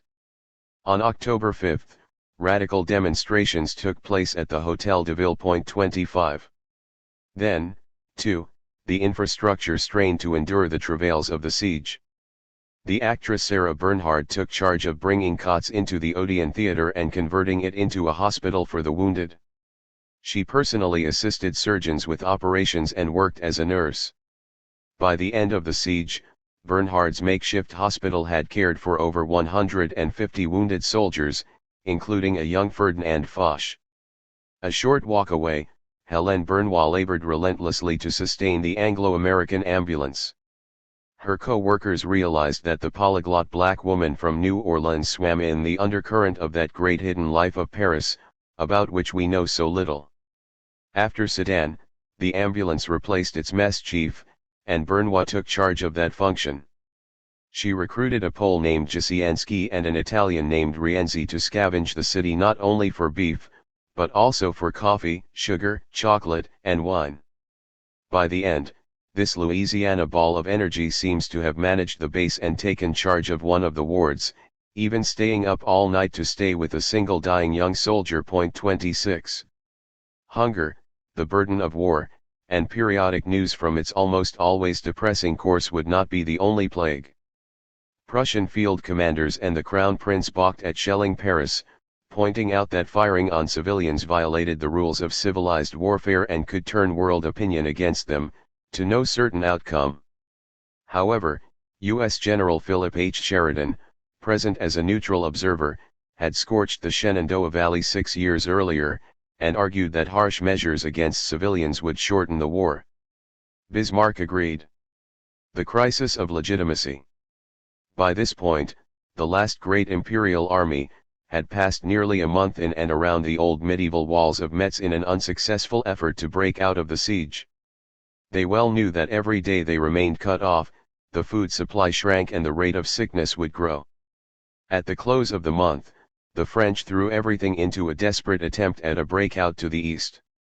About 10 kilometers beyond the walls of the old city, they captured and held the high ground near Neuchâtel. On the next day, the Prussians concentrated what they needed to batter the Armée du Rhin back into the city with a loss of roughly 3,000 to each side. On October 7, they launched a large and desperate sortie. They reached no farther than Bellevue, several kilometers east of Metz. The Prussians drove them back into the city, and always seemed to have access to reinforcements. 27. The fighting had demolished much of the countryside ringing Metz. One who rode around the besieged city wrote, "Gaunt and grim stood its houses, burned to the shell, the graves lying all around, the holds in the fields where the shells had burst, the brazed works behind which had stood the German foreposts." In the city itself, the siege disrupted life, as everyone struggled to adjust to a depletion of their necessities. Local newspapers began to appear in red ink and heralded what would quickly become increasingly desperate food shortages. 28. Metz itself had so large a population that, as was said of Paris, the bourgeoisie and the workers had their own gods. 29. The old city remained walled and well defended, but civilians naturally tended to look at the tens of thousands of uniformed men consuming their limited resources less as an army and more like a horde of very broke tourists. Moreover, after Sedan and the declaration of a republic, these civilians felt no less the burden of an imperial army. The soldiers themselves shared this discontent. As at Sedan, some of them refused to obey the commands of their superiors, and the threat of open mutiny became less avoidable. In general, they forcibly made their way into the shops and houses, and ransacked them from cellar to garret, carrying off what they found in the shape of provisions, but in most cases offering to pay for what they carried off. 30. The discontent extended to the officers as well as the men. A contemporary French observer noted that he found no man willing to give up the prerogatives of his position. I say the culinary prerogatives. Marshal Bazaine, he pointed out, that sworn that he would shoot any soldier speaking of surrender and defeat, after which he himself became just such a soldier without being shot. 31. Metz Republicans rightly suspected Bazaine and kindred patriots of the old army of trying to reach a secret agreement between the monarchists and the Prussian crown. Indeed, a businessman named Edouard Regnault found recruits of all sorts for his plan to place Napoleon's heir apparent on a restored throne established on the bones of the Republic. The monarch had sent his son and designated successor as a courier from Sedan into Belgium, where he had heard of the defeat. Dazed, he soon learned of his father's internment and made his way to England. He arrived there on September 6, and his parents eventually joined him. 32 The only realistic monarchist solution would turn on finding a way to get him onto the throne of a restored empire. Such a conspiracy may seem far-fetched, but something like that had transpired only 20 years before. Renier hurried to Sedan to secure Prussian cooperation and gained a pass through the lines to consult with Bazaine and his staff in besieged Metz. Prominent in the plot was General Bourbaki, who had held the Imperial Guard in reserve at Mars-la-Tour and Grave-Lottie, contributing to the armies being bottled at Metz. At this point, he left the beleaguered army and passed through Prussian lines into Belgium, after which he went to England to confer with former Empress Eugenie, while Renier headed to Florence. 33. Many of the lesser officers with less treasonable aspirations found common ground with the Republican middle class. Captain Louis Rossel and others seem to have heard rumors about the Bazaine, Renier-Bourbaki plot and Prussian cooperation with it. He approached General Nicolas and Théodule Changarny, the nearly 80-year-old veteran with the highest rank among the critics, and asked him to take command. Changarny advised Rossel not to pursue the plan. On the night of October 6, the determined captain dressed himself as a peasant and set off into a night of torrential rain, but German outposts stopped him. 34 Rossel returned the army with the realization that the only solutions he could find would be in Metz. Increasingly, though, the people of the cities did not need a siege to think about grasping for power on their own. In particular, the country's largest secondary cities, Lyon and Marseille, shared the kind of social tensions appropriate to a city of between 300,000 and 325,000 residents and had republican movements of fluctuating strength. 35 The defeats of French arms invariably weakened confidence in the ruling institutions. In particular, they challenged prevailing ideological assumptions about the value of so centralized a state, and the imperial practices of national defense.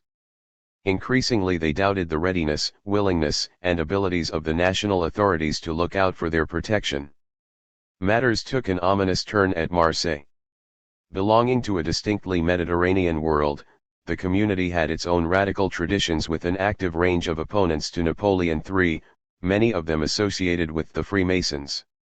Republicans and the local followers of Auguste Blanqui shared membership in a lodge of select friends that inspired other reform organizations. A number of Republican newspapers, though monitored by the police, secured a serious readership. Gambetta himself had emerged from this milieu before it sent him to the National Assembly as the deputy of the Bouches du Rhône. Others included the lawyer Gaston Crémieux, the newspaperman Gustave Naquet, and Henri-François Alphonse Esquiros and Adolphe Carcassonne. Crémieux, one of the founders of La Réforme Lodge at Marseille, had helped bring Gambetta into the lodge only 2 years earlier. Esquiros had become a master in the lodge a year before. 36. Early German victories inspired the call at Marseille that the government arm the people. On August 8, Prefect Leverett flatly refused, and Crémieux, Naquet, and Maurice Rivière led a mass protest of 40,000. Thereafter, one of the radical factions actually captured the city hall and established a revolutionary committee. The central authorities moved against them, arresting 14 of the ringleaders, sentencing them to prison terms on August 27, but the Republicans swept the elections, despite their division into 3 rival slates. 37. With Sedan and the National Declaration of a Republic, the movement at Marseille secured the release of their revolutionary leaders. With Gambetta's support, they began installing Republican officials on September 7. Prefect Alexander Labadie generally accommodated Republican expectations, but sparked a crisis when he tried to exercise the old imperial control over the hiring of school teachers. Crémieux, Carcassonne, and 2 others launched a new committee of public safety with the support of the local civic guard. 38. Gambetta and his officials, however, viewed any regional or local initiatives in the southeast as a possible threat to the integrity of a central French government. After all, the empire had only recently acquired Savoy, with its large Italian population, and the subsequent unification of Italy could create a dynamic that would draw the region out from under a defeated France. Indeed, as Republicans in the provinces chafed at deferring to the central government, an American observer thought that the darkest and most desperate enterprise known in history was afoot: the attempt to transform France and the world into a system of communes, erected upon the ruins of all national governments. 39. Revolt also simmered at Lyon. Sprung from his prison cell, Louis Andrieux, the lawyer who had conducted the short-lived weekly Le Travail, became the key leader of the effort to defend the city in the wake of Sedan. On the morning of September 4, backed by a large crowd, the revolutionaries simply strolled into the Hôtel de Ville and took charge. Without any word from Paris, they proclaimed a republic from the balcony. One member of the IWA helped declare the new commune, and half a dozen had seats on the local committee of public safety. Even after news arrived that the authorities at Paris had declared a republic, the revolutionary government at Lyon continued to use the red flag in lieu of the tricolor and put 3 members of the IWA on its 10-member delegation to negotiate with Gambetta's new government. 40. 2 days after the revolt, on September 6, the prefect appointed by Gambetta's new government reached Lyon, expecting to exercise the kind of power imperial officials had enjoyed. After some intermittent talks, representatives sent to Paris returned with the authorization for Andrieux to restore order in Lyon, and the IWA sent in Gustave P. Cluseret to take charge of the city's defense. On his return to France, he had proclaimed himself a socialist, and slipped through the fingers of the government, which had ordered him arrested on sight. The hostile press put general in quotes when mentioning Cluseret and shrieked about his frantic and fantastic demonstration at Lyons, under the red flag of the socialist democracy. 41. Tensions escalated until September 17, when the insurgents made a direct bid for power. When the army sent troops against them, the soldiers mutinied and some even helped to arm the radicals. Elsewhere, units of the National Guard seized caches of weapons, as their officers retreated to the barracks, leaving the Committee of Public Safety in charge. A revolutionary network of workers' associations and citizens' militias began to take form, loosely knit together by the plebeian Republican Legion Garibaldienne. At this point, Mikhail Bakunin, newly arrived from Switzerland, urged the IWA to take action on its own, inspiring a rising in adjacent Guillotier, just cross the Rhone. 42. Although Clusieret's designated role was military rather than political, he mistrusted Bakunin's judgment, and tried to maintain the unity of the movement. As Bakunin pushed the IWA into ever more aggressive actions, Clusieret increasingly doubted that it would be able to fill the vacuum of power itself. 43 Throughout these days, Clusieret kept in touch with the International through its representatives at Saint-Étienne and Macon. On September 26, the insurgents issued a red poster calling the people to arms. They declared the old administrative and governmental machinery of the state abolished, and a mass meeting of 6,000 people in the hall of the Rotunda, the Bratio, authorized a new government. The disastrous situation in which the country finds itself, the impotence of official powers and the indifference of the privileged classes have brought the French nation to the brink of the abyss. If the revolutionary organized people do not hasten to act, their future is lost, the revolution is lost, all is lost. 44 It replaced the payment of taxes and mortgages with contributions from the wealthy classes in proportion to the needs of the salvation of France. The justice of the people would replace all criminal and civil courts. They declared that Lyon, the second city of France, would look to its own defense and called the people to arms. The remaining authorities moved to arrest Bakunin and Clusieret, but the crowd successfully disarmed 10 companies of National Guard and seized the Hôtel de Ville.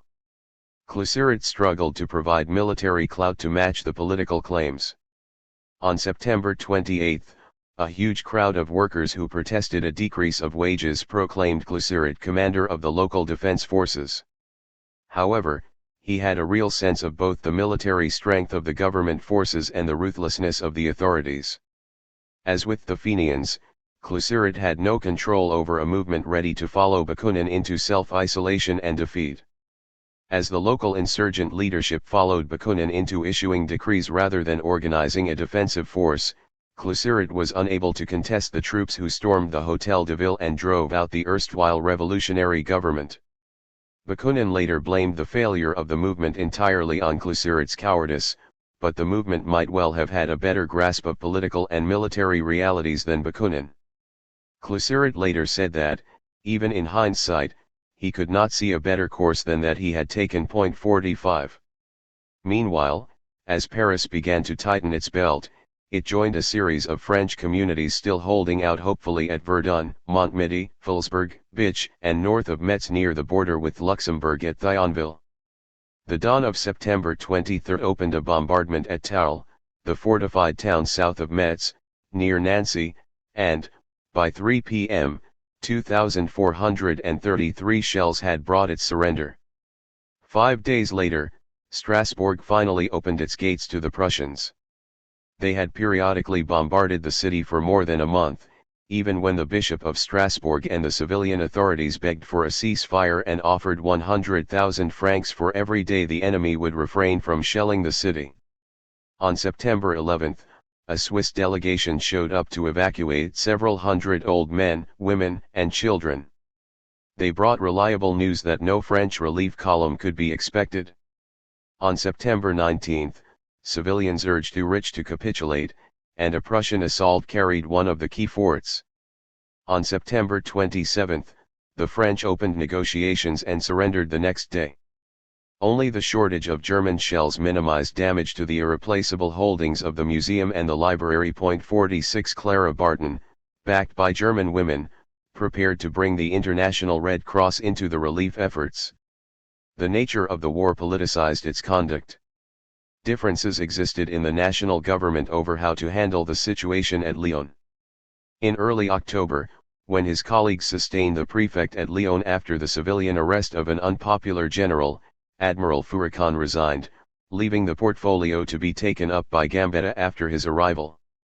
The admiral ascribed all of this republican nonsense to the mutinous character of the troops, especially the Franctireurs. In fact, just down the street from the temporary officers of the government at Tours, One of these units that had not been paid for a month imposed a siege of their own on their officers in a hotel. 47. With the declaration of a new republic on September 4, popular initiatives and organizations strove to mold what that republic would mean. Part 3. War for the Republic. 7. The specter haunting Europe. The emergence of the people and the levée en masse. The crises in the autumn of 1870 amplified serious radical voices in France. Even under military rule in beleaguered Metz, elements of the Garde Nationale went into open revolt, with civilians, particularly the long-repressed local Republicans, taking action of their own.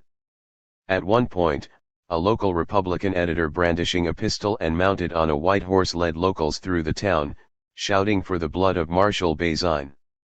The mob, composed in a large proportion of civilians, laid hold of an officer of the Imperial Guard, recalled one observer, and holding pistols at his head, forced him to carry in the front the Republican flag. When some of these imperial officials warned about the German threat, street urchins drowned them out by chanting "Vive la République." The course of the war rather suddenly left officers accountable to their soldiers, the military to civilians, and even at times command to the people. Sedan had left an essentially notional republic in the hands of mostly former imperial officials.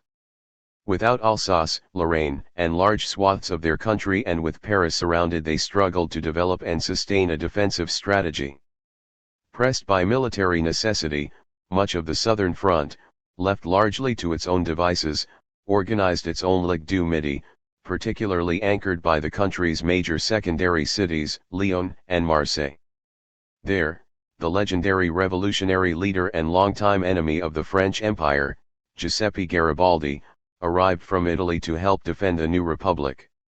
The remaining imperial army at Metz even underwent a crisis of legitimacy that offered a microcosm of that in the nation generally. With further reversals, the people of those desperate communities in the south and their representatives explored an increasingly radical version of republicanism. The Ligue du Midi and the Armée de Vosges. News of the declaration of a republic posed the possibility of reconstructing French society. Radicals in Paris had mixed feelings as they sensed the war that they had opposed rolling toward their doorsteps. They addressed the German people, reminding them that, as the man who had declared war against Germany was in their hands, it was now the duty of the German armies to retire. However, they joined in the city's defense.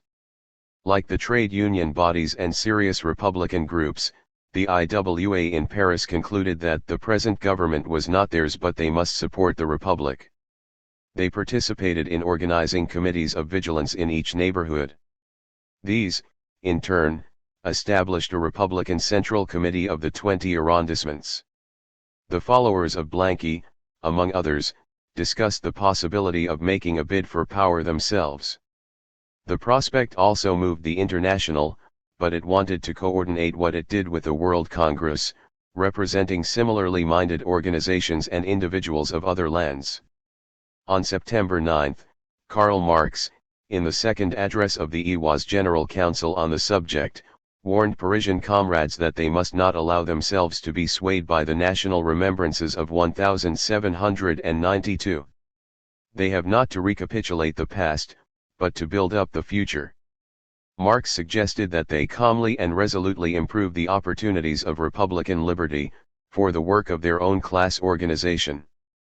Conversely, he warned, any attempt at upsetting the new government in the present crisis, when the enemy is almost knocking at the doors of Paris, would be a desperate folly. Marx especially wanted to dissuade his audience from undermining the feeble new republic. 2 Some radicals from outside France were already entering the country in hopes of sustaining that new government. That government, in turn, pinned its hopes on a new concentration of forces in the Loire Valley and the city of Orleans. It concluded, in the wake of Sedan, that it could do nothing immediately to rescue the dying imperial army at Metz, without first relieving Paris. The concentration in the Loire aimed at that. Even after the fall of Strasbourg, the French military maintained few garrisons in Alsace. Despite the Prussian sweep through the area, there remained holdouts around Colmar. Local forces at Neuf-Brissac, opposite Breisach on the Rhine, stubbornly defended the old fortifications along the Rhine well into November. On October 24, some 2,400 men with 120 guns at Sélestat, Skelestat, near Colmar surrendered. 3. Most famously, Colonel Pierre-Philippe Denfert-Trochero worked furiously with a force of 17,000 to strengthen the fortifications of Belfort, a modest little town of barely over 8,000 souls, in preparation for the arrival of General August von Werder's westbound Prussians. Denfert's success in mobilizing the community's drive to survive produced a stubborn defiance that made Belfort a very tough nut to crack. In the end, it became one of the few French triumphs of the war, a site where French resistance actually outlasted the war. 4. Nevertheless, after besieging Belfort, German forces continued on into Franche-Comté and Burgundy, moving against Besançon and Dijon, strategic cities of 45,000 to 50,000. On October 25, Prussian forces had already gotten far enough west to cut communications between Belfort and Langres, roughly 80 kilometers or 50 miles north-northeast of Dijon. More broadly, the Germans now moved into the rich valleys of the Saône and Rhône rivers, including the country's major secondary cities of Lyon and Marseille. The looming military threat and the failure of the central government's defense-inspired movements for local self-defense, which implicitly posed the question of local self-government. Already, on September 18, Marseille and Lyon became the anchors for a new Ligue du Midi, which united 4 local communities over 16 departments across the south of France to cooperate in their defense. "We are determined to make any sacrifice," declared one participant, "and if we stand alone, we will appeal to the revolution, the implacable and inexorable revolution, the revolution with all its hatred, anger, and patriotic fury." 5. Still, even as common defense concerns united local Republicans and Socialists, they began to fall out over the character of the government they hoped to save. When matters became sufficiently difficult at Marseille, Gaston Crémieux withdrew from his temporary duties as a prefect, and Léon Gambetta appointed his friend and brother Mason, the merchant Louis Antoine Delpech. Delpech had long been critical of the empire, though he had been in the army until 1856 and had served as sub-prefect in Aix-en-Provence, before taking that post in the department of Bouches-du-Rhône. 6.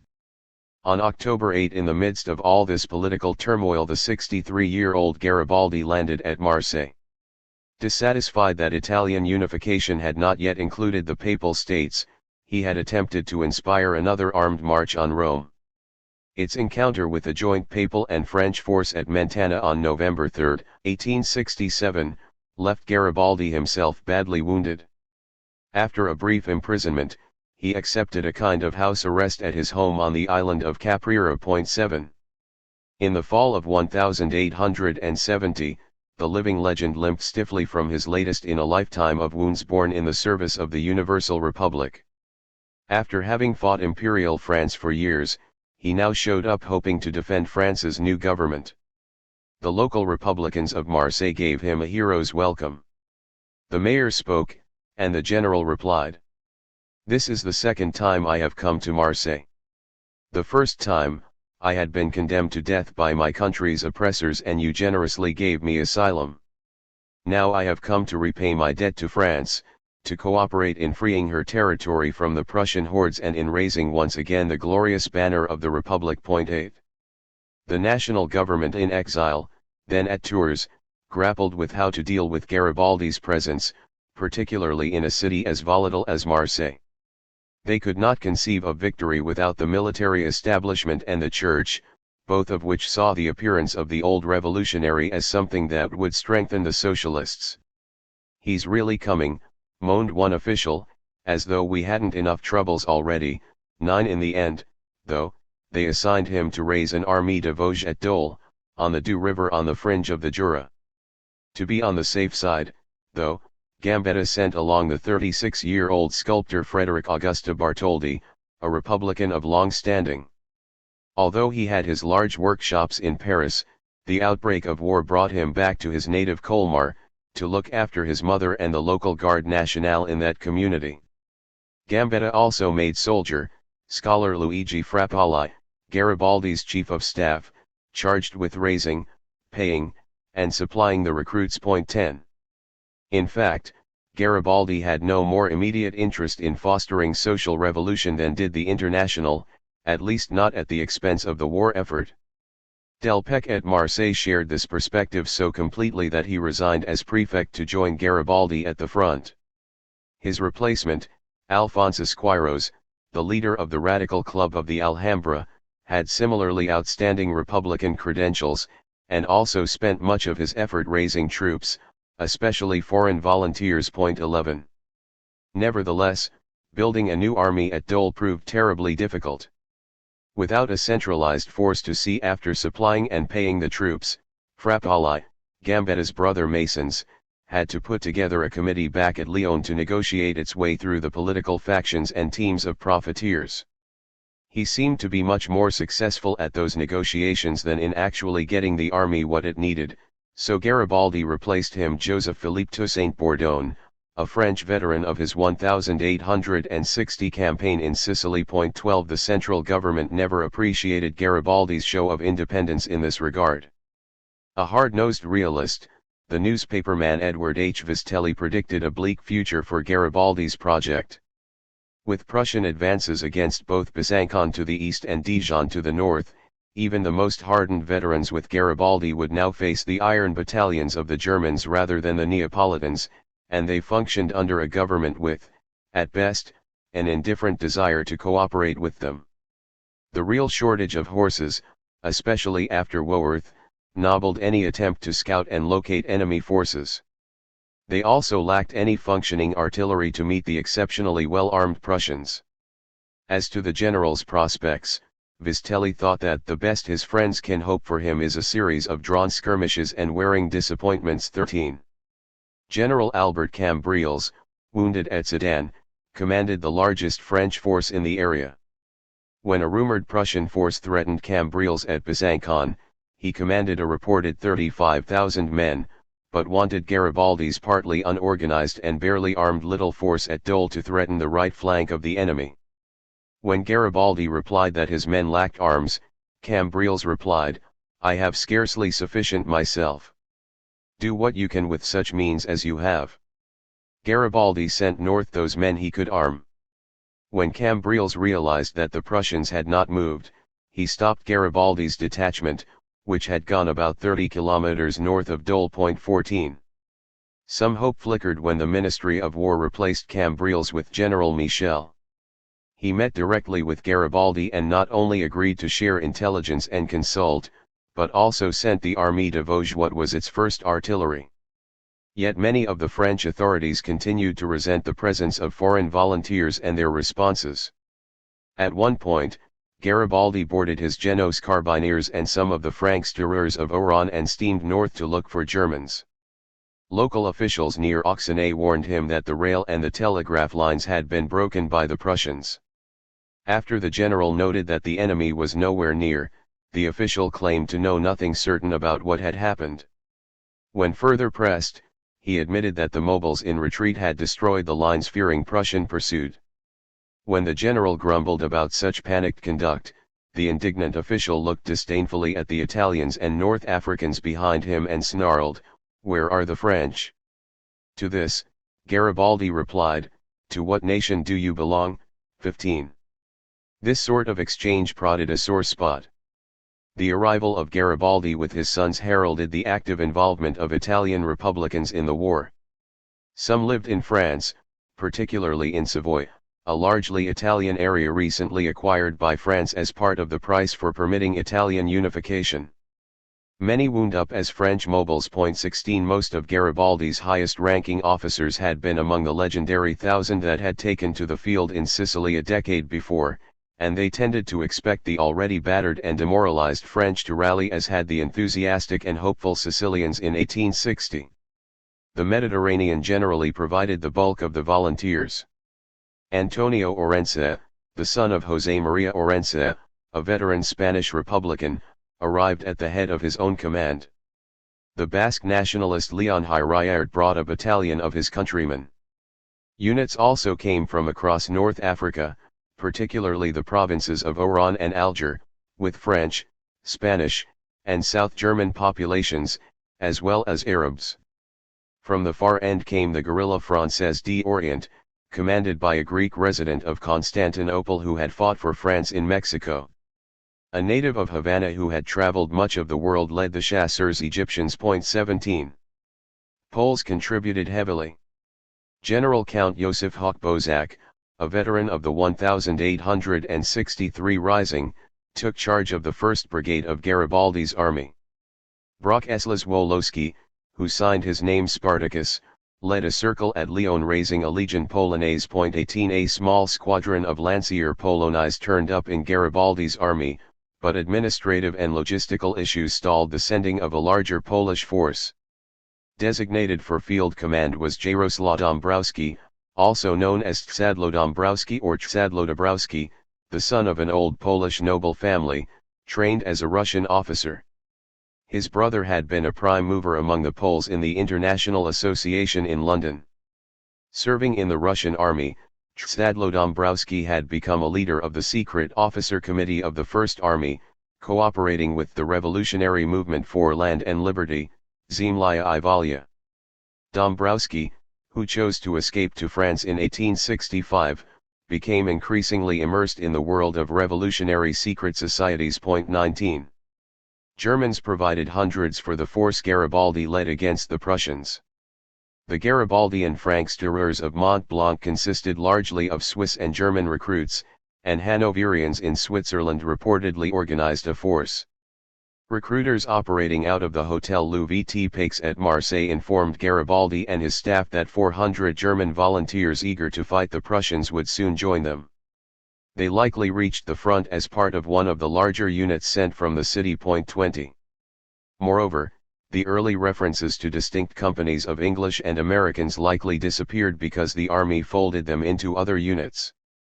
For this reason, the names of those combined units often disguised their actual composition. Captain Damont's Chasseurs du Havre, for example, included natives of England, Ireland, Poland, Switzerland, Belgium, Denmark, and Italy. 21.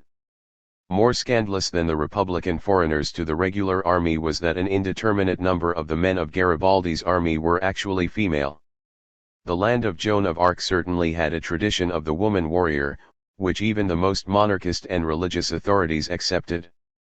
A pious Polish Catholic, Antoinette Lix, assumed an officer's rank and battled for Emperor and the Virgin Mother. 22.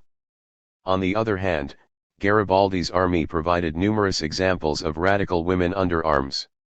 The Prussian-born Donna Wilhelmina Puccinelli had married a former French officer in Algeria, recruited Spanish volunteers for the army of the Vosges and fought alongside them. Another woman wore the insignia of the International on her arm and her hat. Another, whose tight-fitting costume displayed her figure to advantage, took care that her uniform carried more lace, but her orders were obeyed with alacrity. The wife of a former postal official at Oran won her commission direct from Garibaldi because of her performance in battle. One tiny company of his Franksterers had no fewer than 18 Amazons. 23. Governments across the continent took notice of Garibaldi's army. It captured and tried a succession of Prussian spies, but they were hardly alone. The French authorities kept close tabs on them as well. The Italian government paid his son-in-law, Colonel Stefano Canzio, to keep it informed of anything that might work to their detriment. Lawrence Oliphant, who did clandestine work for the British Foreign Office, also turned up as a reporter, though he made no bones about his scorn for the Red Prince, who had carried the red flag of lions to the lilies of the Franche-Comté. 24. Yet the Armée de Vosges slowly assumed the more credible and effective appearance. Metz. In contrast to the development of Giuseppe Garibaldi's forces, the last large imperial French army found itself less and less able to function like an army. Metz went overnight from a city used to feeding about 50,000 from open countryside to having over 200,000 hungry mouths with very limited access to the fields beyond. The reports on numbers are often inconsistent, partly because the situation changed over time, and it is quite likely that Bazaine and his staff would have been hard-pressed at any point to give precise numbers. The army started shedding numbers from the first step on the march to the front, and thousands fell in the battles of August, along with many more quietly slipping off to safety. On the other hand, Bazaine conscripted thousands more from the local population. They had a clearer notion about 11,000 cavalry and 280 guns. Necessities dwindled. The coal, usually well supplied from the mines on the border, disappeared quickly, a loss felt more acutely as the autumn wore on. Butter and chickens became scarce, and the lack of fresh produce soon wore on their health. Just past the middle of October, they got a final piece of bread and had received rations only in horse flesh. Those in advance outposts had already taken to scavenging for themselves, grabbing tomatoes forgotten in the field or even gnawing grasses or roots. Dysentery and bronchitis broke out, and the Germans captured deserters suffering from scurvy. By the end, a threatened gas shortage resulted in extinguishing lamps at 7 o'clock, though the local supply of candles remained plentiful. 25. Conditions inspired political responses. Mutiny, desertion, and starvation are very formidable enemies within a fortress under any circumstances, declared one paper, but when that fort is surrounded by 200,000 enemies, the genius of hope itself might succumb. With the news of Sedan and the collapse of the empire, things took an overtly political turn, as the city and the ranks of the army began expressing what had been a latent republican sentiment. Martial law, now a political as well as a military necessity, placed the city under something of a reign of terror. One day they arrested 78 people for spying, of whom they shot 8 for the sake of prudence. 26. It became possible for the officers to live something of a life apart from the soldiery. Those who could, crowded into the rooms of the city's hotel. Individually, they also tended to have more of the readies to purchase better fare for themselves. Their ability to discuss things in the absence of the ranks also tapped a seething discontent.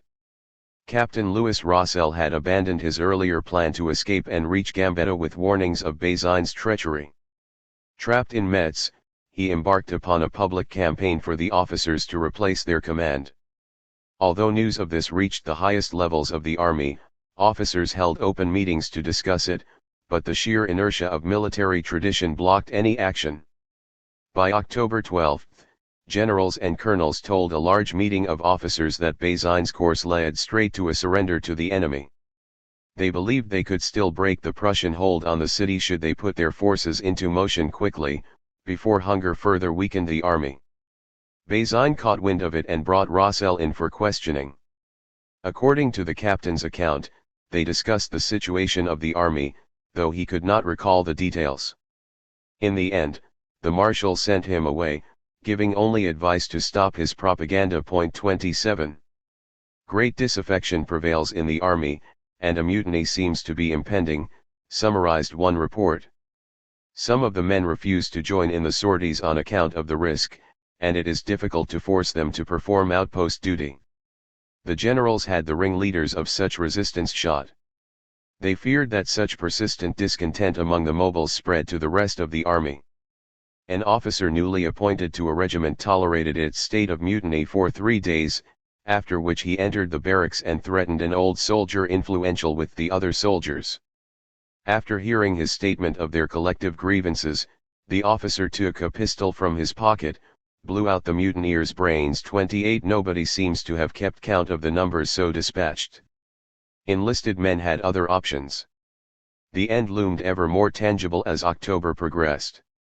Over the final 4 weeks of the siege, soldiers forced their way into the shops and houses.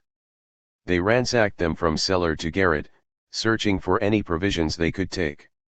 In most cases, they offered payment, but such deeds speak to the growing desperation and a shrinking confidence that the officers would see them right. 29.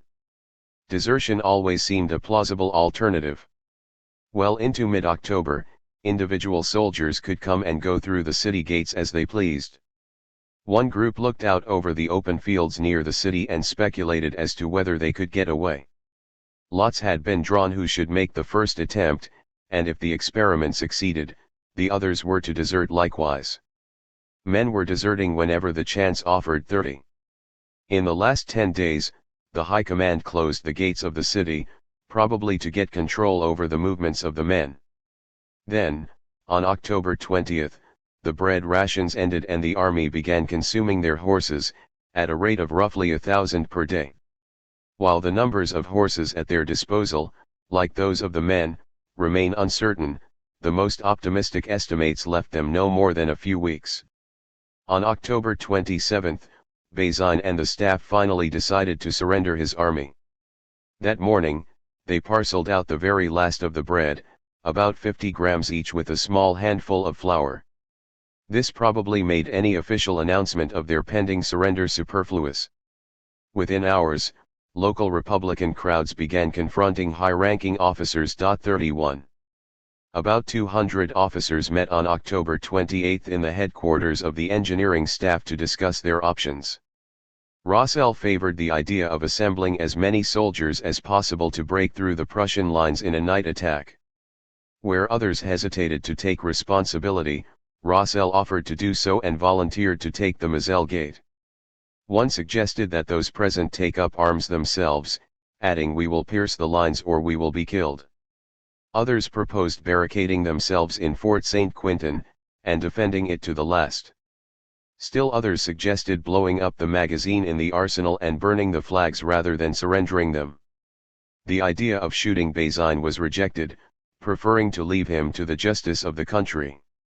In the end, most wanted big epaulets to lead them, but the higher-ranking officers reported that they had met with Brigade Commander Justin Clinchant, but he dismissed all plans for further resistance as useless. 32 Significantly, within hours of the meeting, Clinchant personally abandoned his men and slipped out of the city.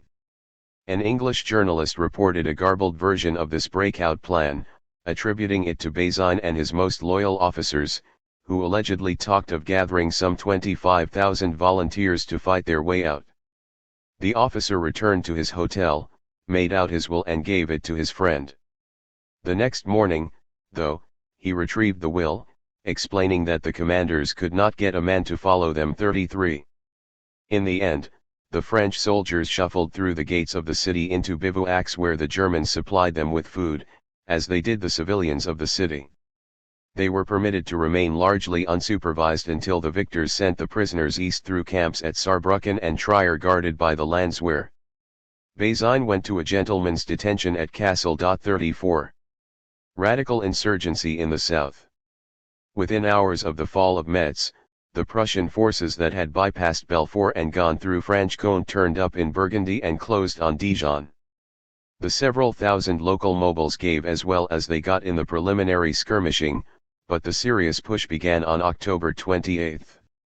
2 days later, the Germans drove Dr. Jean Lavelle's men out of the city, despite their good arms and a battery with 2 mitrailleuses. Armed with the chassepôts denied Garibaldi's army, the mobiles were said to have thrown down their valuable rifles and fled. The victors levied what amounted to $100,000 from the city as security, and demanded provisions for 80,000 men. The natural tendency of the defeated to exaggerate the size of the forces they faced helped protect the Prussians there from a successful counterattack. Worse, without enough mounts for scouting by the French to the south, rumors spread that the Prussians would continue in that direction. Thousands of German cavalry reportedly concentrated around Mirabeau. 35. In the process of taking Dijon, the Prussians isolated a mixed force to the north at Langres. The day after the city fell, the government warned commanders of mutinies among the mobiles of the Haute-Marne. It advised officers to be severe to these young soldiers after warning them for the last time. 36. About a week later, the Ministry of War redeployed the tiny Armée de Vosges to Autun from Dole, which had become very vulnerable. This relocated them about 50 miles to the west of Dijon, and just south of the pass through the Morvan astride the Massif Central. The government's main focus remained west in the Loire Valley, particularly around Orleans. The logistically reasonable shift, inadvertently perhaps, drew Garibaldi's force closer to the strategic center of the line of French defenses running across central France. Autun also placed the general and his international forces just up the road from Le Creuset and its section of the International. Jean-Baptiste Dumas and a delegation of 100 workers met with the general and his staff. Despite the exemption of workers in the vital industrial works from military service, some 6,000 of them had taken up arms, leaving the complex abandoned and almost deserted. Canzio reported that the workers had already chosen their officers, as is their custom, and wanted to serve under one of Garibaldi's sons. Most of these armed proletarians entered the war through 2 battalions of the mobiles of Saoni-Tilor, said to number 1,730 men under an old soldier who had been in exile after the Bonapartist coup. Dumas himself served as a lieutenant in one of the battalions. Functioning as both workers and soldiers, the old strikers of Creusot took on a role new to them, their employers, the government and the society. They certainly knew whom they wished to fight for, one observer describing their offer to fabricate mitrailleuses, cannon, or chassepôts, or to put on red shirts and fight 37. Shortly after, Joseph Collet, a former French member of the EWA's General Council, wrote from Neuchâtel appealing to the council to assist him in getting up an ambulance for Garibaldi's corps. By focusing on the military situation in France, suggested Collet, liberals might be enticed to finance the cause. 38 He was not alone in this approach. These ties became even more important because the government had made Garibaldi even more directly dependent on support from Lyon and Marseille, though Frappoli, dismissed as chief of staff by Garibaldi, got direct control in managing the payment and supply of the recruits. Moreover, the situation in those cities became even more intense. The capitulation of Strasbourg at the end of September and of Metz and Dijon at the close of October drastically undercut what little confidence remained in the readiness and ability of the new government to protect the great cities in the southeast of the country. Marseille erupted. Unsympathetic dispatches describe the excesses of the Reds as reaching a climax of violence and absurdity. Esquiros, the city's representative in the National Assembly, flatly refused Gambetta's demand for 800,000 francs, as his city opted to go its own way. Gambetta removed him from his duties as prefect. Veteran radicals such as Adolphe Carcassonne emerged once more, as the city and the Ligue du Midi threatened to take control of the nation's defenses across the south. 39. The eccentric American millionaire George Francis Train turned up offering what sounded like an easy solution. Associated with Garibaldi's efforts a decade before, he stopped while on a trip around the world that he later claimed inspired Jules Verne's Around the World in 80 Days. He offered to bring over 100,000 rifles from America, with powder, bullets, and cartridges, but a good army must be immediately formed in the south, and then advance on Paris. 40 revolutionists at Marseille likely thought Train's plan worth exploring, though they surely did not hail him as the savior of the revolution, as he later claimed. Train claimed to be in the thick of things. A hopeful delegation escorted him to the Opera House, packed with excited people from the stage to the topmost boxes. As he took the stage, they chanted Vive la République, and Vive la Commune, and shouted his name with a French accent and a nasal N. Soon, the fire and enthusiasm of the people swept me from my feet. I was thenceforth a communist, a member of their Red Republic. He made another speech at the radical Alhambra, denouncing President Grant for encouraging American sympathies for Prussia without uttering a word of sympathy for the valiant sons of Lafayette. 41 He had rented the entire front suite of rooms in his hotel. Meanwhile, a Colonel Marie, almost surely the officer of that name designated to lead a newly recruited local brigade to Garibaldi, found himself in command of the local National Guard with orders to suppress the revolt. Marie declined to arrest the president of the Revolutionary Council, which, in turn, moved quickly to replace him, likely expecting his imminent departure to the front. 42. Meanwhile, the revolutionary leaders turned to General Cluseret to command the military forces of the Ligue du Midi. Train later wrote that he had suggested Cluseret, who himself said that he had been dispatched there by the International. Certainly, Train shared a long association with Cluseret running back through Garibaldi's circles. The former had spent the American Civil War in England, spying on Confederate shipbuilding, a project to which he recruited William de Rohan, the American organizer of the 2nd 1860 English Legion for Garibaldi.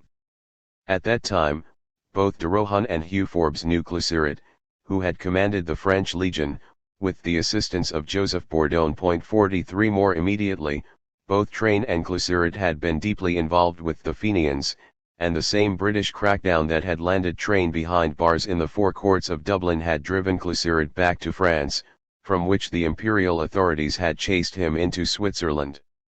As fellow American, who enjoyed the special aid of the U.S. Embassy, was George N. Sanders, the veteran Confederate conspirator in his self-imposed exile.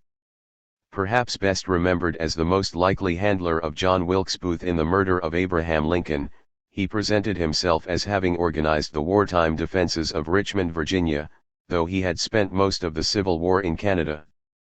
Sanders claimed that the French army had him planning for a system of rifle pits and zigzags outside the fortifications, and assured the press that the city would be impregnable, if only the French would use the spade. 44. Awareness of these Fenian associations may have informed the hostility of Britain's penny illustrated paper. Given a shrewd attorney with some experience in the art of organizing a bubble company, a working man who has long left off labor, having found it more profitable to hold a committee room in his favorite public, where he can receive subscriptions to Bury State, a professional agitator, whose knowledge of the laboring classes consists of an acquaintance with their usual restores after work and an artful stimulation of the enthusiasm which is more likely to operate on their immediate weaknesses, throw in a real working man or two, who, fancying they have attained political knowledge by a perusal of 2 or 3 11th-rate books founded principally on the fallacies of the First French Republic, and have deserted the ennobling labor that should sustain wives and children for the spurious notoriety of the debating hall and the association is complete. It advised everyone to regard with suspicion leagues, societies, and congresses. 45.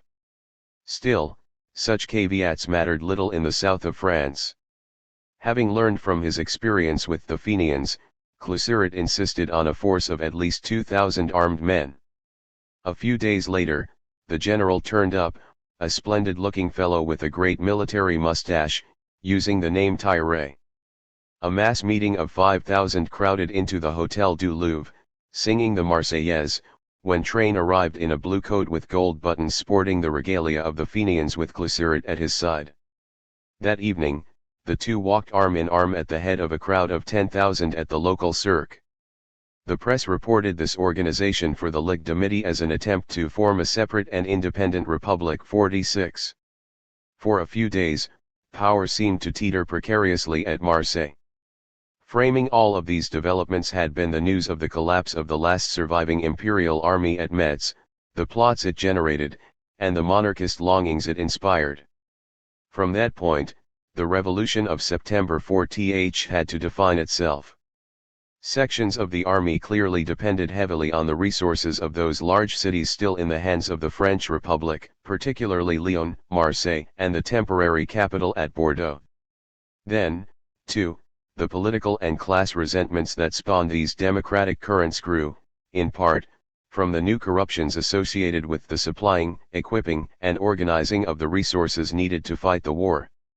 Through it all, what the central government of the Republic ultimately required of its people differed little from the demands of the old empire: loyalty to their death and ruin, regardless of the corruption and the institutional frustration of self-government. As had been the case with the empire, the extent to which the government could do these things would turn on its ability to produce military results. The first generation that bore the full brunt of modern war survived it as their heirs would, only in part, and muddled through with illusions ever more dense and burdensome. Later, chroniclers of the campaign would remark on the high morale of the French troops and their optimism about the future. For the French, wrote one officer, communists, republicans, imperialists, legitimists, and Orleanists all, as one man, renounced party and allowed their differences to stand in abeyance until they had either sunk or swam together. 47. In practice, imperial decisions had courted the invasion, leaving the people generally little choice in the matter. To the southwest of Paris, the government de la Défense Nationale had pinned its hopes on constructing and building a new Armée de la Loire, supplemented by a corps from Normandy, organized quickly and hopefully.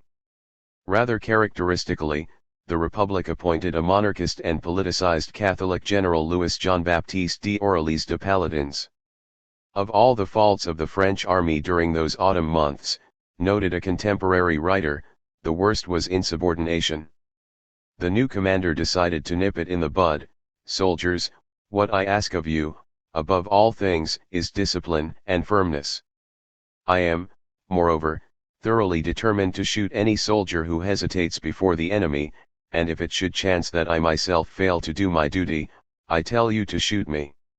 Amused by this direct incentive to mutiny, one commentator noted, every soldier is at liberty to determine for himself when his commander has failed to do his duty, and is thereupon invested with the privilege of summary execution. 48 This army had one immediate goal, to retake Orleans, halfway between the government in exile and the capital, theoretically the prelude to fighting their way north to break the Prussian stranglehold on Paris. Remarkably, on November 9, this new force demonstrated that it might well be up to the challenge. After some minor fighting in the area, about 70,000 French soldiers threw themselves against 20,000 Bavarians at Calmires, west of Orleans. With an initial advantage in artillery, they used their numbers in a fierce bayonet charge that drove the Germans from the town. 2 days later, the victorious French retook Orleans. 49. This singular victory around Orleans left the beleaguered defenders of Paris and France what little they had left on which to hope. 8. Shaping a republic. From the south to the capital.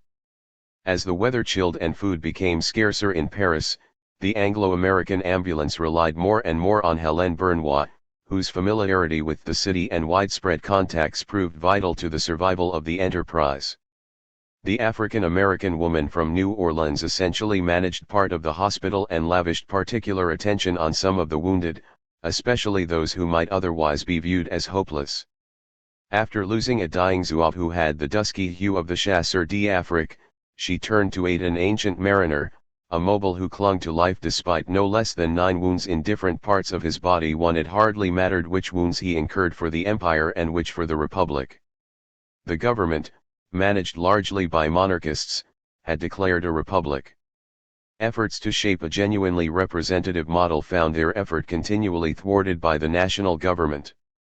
These remained particularly strong in the south, which had long felt neglected by the centralizing imperial power in Paris. So, too, Giuseppe Garibaldi's Armée de Vosges found itself fighting for a government that denied them resources, authority, and, ultimately perhaps, a cause in which to hope. The war bottled these tensions in Paris itself, largely abandoned by those with means and disproportionately left to those with fewer resources to bear the bitter miseries of the siege. The battle over republicanism in the south. After several popular challenges to its authority in the south of France, the central government had to respond. Gambetta telegraphed Alphonse Gent, moving that official previously assigned to Algeria to a new job as the prefect at Marseille. Well aware of their tenuous position, Cluseret and other leaders of the Commune sought to avoid a direct clash, and tried to persuade Gent to share power with the outgoing prefect, the radical leader Alphonse Esquiros. 2. Gent not only declined, but sent a detachment to search for General Cluseret. When they demanded entry into George Francis Train's hotel suite, he claimed, he and his 3 secretaries armed themselves with revolvers, after which he warned the officer that they would be able to kill at least 24 of them, should they force the issue. 3 After a short discussion outside, they left. When they returned later, they found the red flag, a French flag and a US flag displayed from Train's balcony. Vive la République, he heckled them, adding Vive la Commune. Shortly after, someone took a shot at Gent in his carriage. In response, the troops sought to impose something like martial law on the city. According to Train, a detachment returned to his hotel, after which he decided to die in the most dramatic manner possible, stepping out onto his balcony and wrapping himself in the flags of France and the United States, shouting down to them in French, "Fire, fire, you miserable cowards." He said that they drew back and marched on down the street and out of sight. Of course, as the Observer noted, All statements made by Mr. Train must be taken with reservations. Still, nobody refuted the specifics of his version of events, and such confrontations likely took place across the city as power teetered. Point 4. What the authorities presented as a radical attempt on Gent's life may not have turned public opinion against the revolution, as has been asserted. However, the perception that this had happened likely forced much of the movement to think twice about casting their lot with those who might not consult them before taking such a major decision. More substantially, 2,500 troops from Lyon steamed into the city to impose the will of the central government. Not surprisingly, coming from another city that had made its bid for power, some serious disorder broke out among those troops, resulting in the execution of several men as mutineers. Point 5. On November 13, though, Gent telegraphed the government that the Commune at Marseille was no more. Meanwhile, Cluseret himself had gone into hiding, while Train and Gaston Crémieux left Marseille together for Lyon. On the train, though, a man, wearing conspicuously the ribbon of the Legion of Honor, entered our compartment and picked a fight with Crémieux. The man left at one of the stops just outside of Lyon, and, when the two continued on into the city, they found themselves confronted by 6 bayonets. Train quickly swallowed the slip of paper with Cluseret's address before they could stop him, and they locked him up for 13 days. 6. Cluseret, too, wound up behind bars for a period. In Lyon, Train's cousin and secretary, the Boston-born future mayor of Omaha George Pickering Bemis, spent a frantic week after his employer did not turn up. He got U.S. Ambassador Elihu B. Washburn at Paris to make inquiries. Eager to placate the former insurgents, the local authorities back at Marseille reportedly ordered his release, but the central government now had control of the prisoner, who soon found himself on a train to Tours. 7. We have only Train's version of his exchange with Gambetta. 8. Underfed and sickly from his incarceration, he awaited the dictator's pleasure. Around him had been men who had been waiting for 3 weeks, in the next rooms were those who had waited for 2 weeks, and in the third rooms I found officers of the Army and Navy, who had waited 1 week. When he gained admission, Gambetta left him standing until Train went on the offensive. When a distinguished stranger calls to see you, M. Gambetta, I think you might offer him a chair. When Gambetta waved him to a seat, Train continued. M. Gambetta, you are the head of France, and I intend to be President of the United States. You can assist me, and I can assist you. He continued, send me to America, and I can help you get munitions of war, and win over the sympathy and assistance of the Americans. In response, though, Gambetta accused him of being an ally of Cluseret. Cluseret is a scoundrel, snarled Gambetta. The communards call you that, shrugged Train, who soon found himself on his way out of the country. Had he made it into Lyon, Train would have doubtlessly complained about the imposition of Gambetta's central government there. The Ligue du Midi, that alliance of the southern communites, faded as quickly as had the short-lived local radical regime there. Lyon hosted its last meeting in November. 9. The government found itself in no position to reform the rampant corruption in the system of recruitment and supply acquisition that accompanied the reimposition of order there. As to the corruption, Gambetta never took measures to stop Luigi Frappalli and his circle from controlling much of the logistics. Garibaldi respectfully heard Gambetta make the case for reinstating Frappalli on his staff, but the general remained as unbending as the clique controlling his line of supply through Lyon. The continued lack of cooperation there also created and complicated problems, bringing up assistance from Macon, Marseille, and other communities to the south. Nevertheless, the government repeatedly tried to get Frappalli back into a position of greater authority. 10.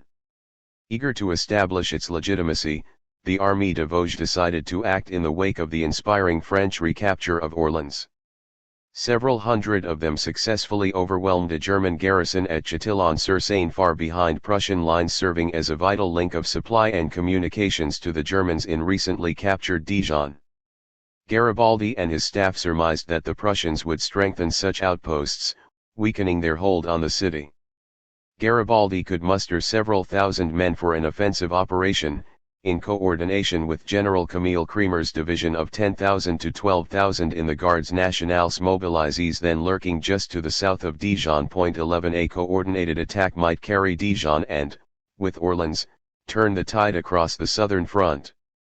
On Saturday, November 27, Garibaldi's column, moving west out of Autun, struck a Prussian outpost a few kilometers beyond Lantina.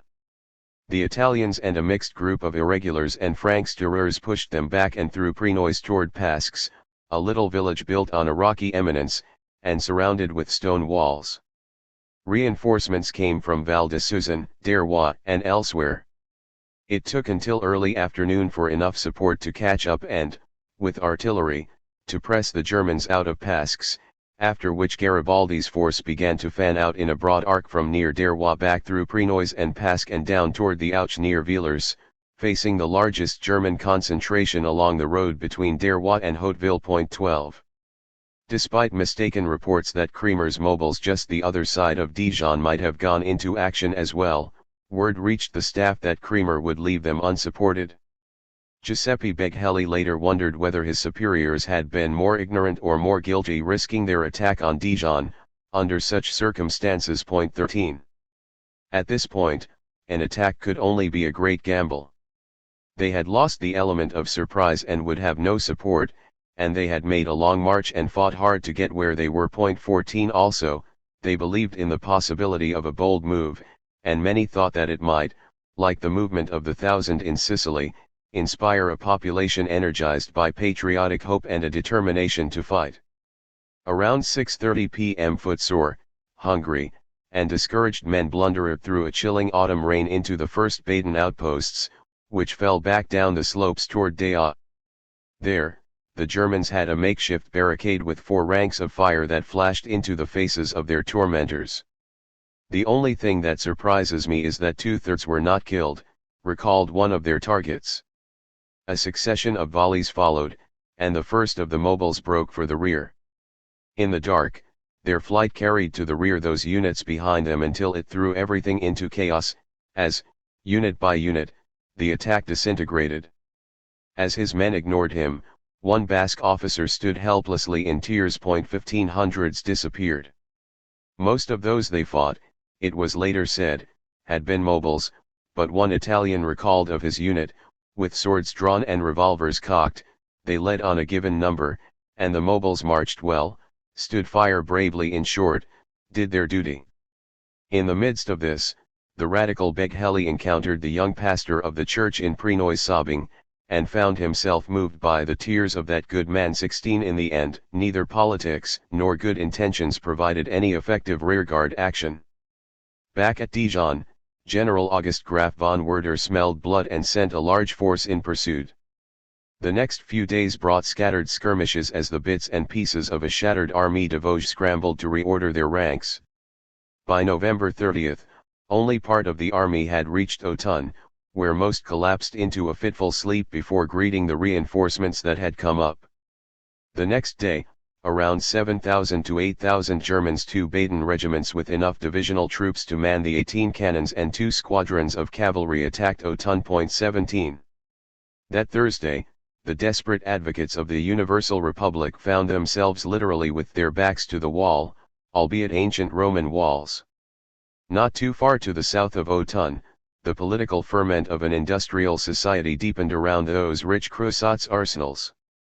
There, the municipal council survived, a simple reflection of the staff of Schneider, with the support of a government convinced that its presence could maintain the production of weapons vis-a-vis revolutionary agitation. Jean-Baptiste Dumédy emerged as the chair of the local defense committee, and, on September 24, Gambetta's government appointed him the provisional mayor of Creusot. 18 Although growing in strength, the radicals were not alone. The tumultuous politics of these insurgent communities found a reflection on the field, because they provided so many of the French troops in Garibaldi's army. The 30-man unit of Francs-tireurs Lyonnais, or the Francs-tireurs du Midi, turned up early. It later merged with the even smaller unit of 10 volunteers in Captain Bablin's Francs-tireurs de Philippeville to form the Francs-tireurs du Midi et de Philippeville, soon to be reorganized as the corps of the Francs-Tireurs Réunis. 19. Marseille provided 2 large battalions of the Corps Franc de l'Égalité de Marseille. Delpech, the Republican insurgent from Marseille, had brought up another battalion of that body. On the other hand, the reactionary Lieutenant Colonel Jacques-Edouard Clochenat had recruited ship crews from the Levant in that community into his Guerrilla Française d'Orient or the Guerrilla d'Orient. At a critical point, with his forces occupying the keystone position in the line, Chenat decided to march his men off the field back toward El Creuset, confusing adjacent units and carrying some of them off the field with them. 20 His most apparent motive seemed to have been his skepticism about the entire Republican project and a contempt for the foreigners who had come to defend France. Yet the line held. Garibaldi's forces, likely amounting to around 5,000 effectives, managed to repulse the Prussians, who had brought around 7,000 men to the attack. The success of the defenders might not have erased the memory of their failure at Dijon, but, as Becquehelli waxed philosophically, even in war, you have to be able to forget the failures. 21.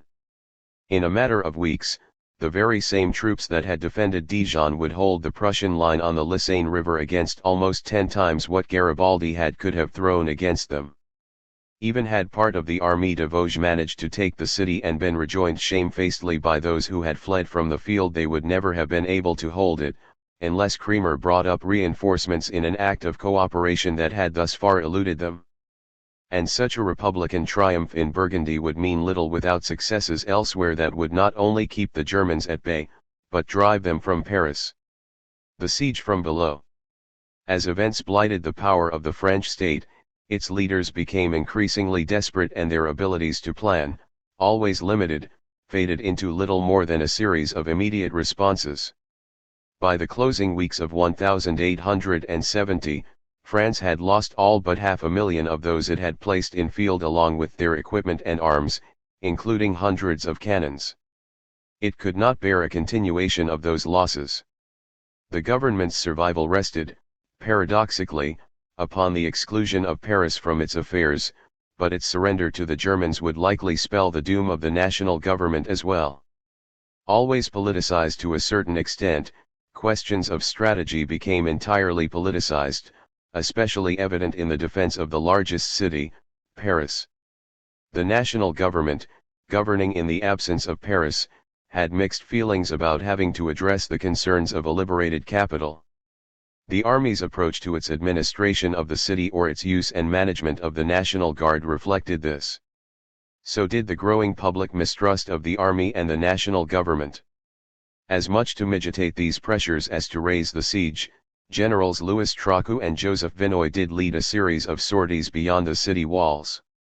The news from Metz moved the army to make a disastrous foray to Bourget, but these twin disasters moved the people of Paris to march on the Hôtel de Ville at the end of October. The International had certainly discouraged taking issue with the Republic in the face of the Germans. On September 9, almost as soon as the news of a Republic had reached London, Marx rushed into action before the General Council of the IWA to analyze what the war meant. Despite considerable confusion as to the details, the IWA leadership immediately began planning a demonstration in favor of British recognition of the new French Republic. Marx soon reported that Auguste Serrahillier had gone to Paris and decided to remain there, where he joined the National Guard, and the General Council started a fund to support his family. The following month, Marx added that Serrahillier had sent his mother-in-law a letter from Paris by the balloon post. 22. In London, the International appealed to the British government to recognize the French Republic. They also held mass demonstrations in Hyde Park.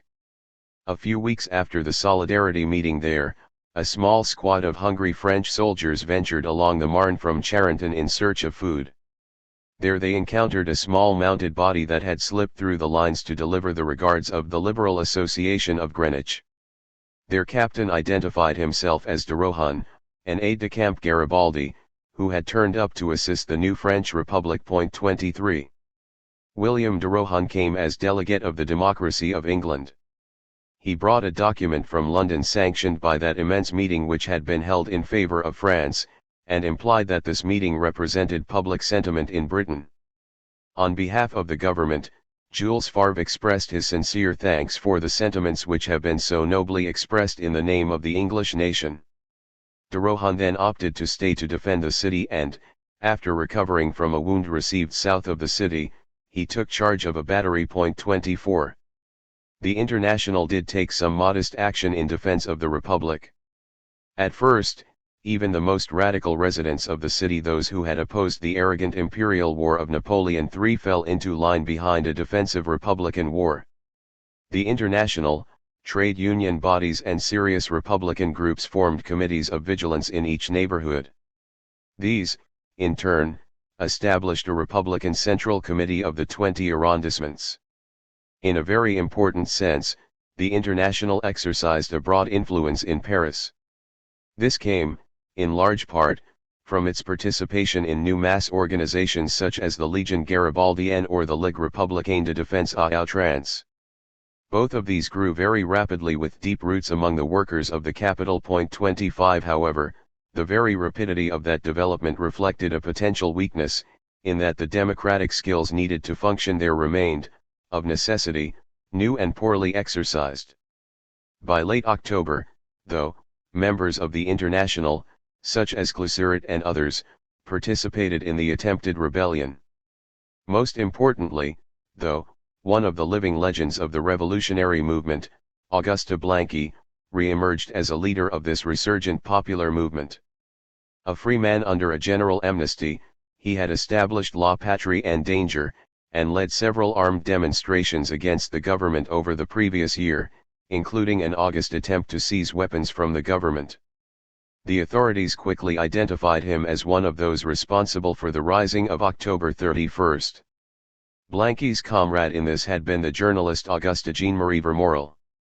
Vermorel's collaboration with the most radical of the socialists obscured some of THSE most fundamental of his beliefs.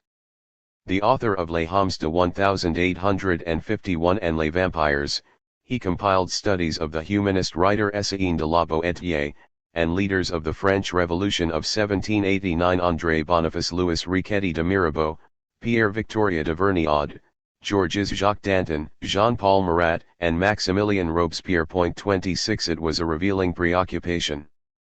On one level, Jacobinism had been a grand historic failure and there existed no reason to expect that it would be otherwise.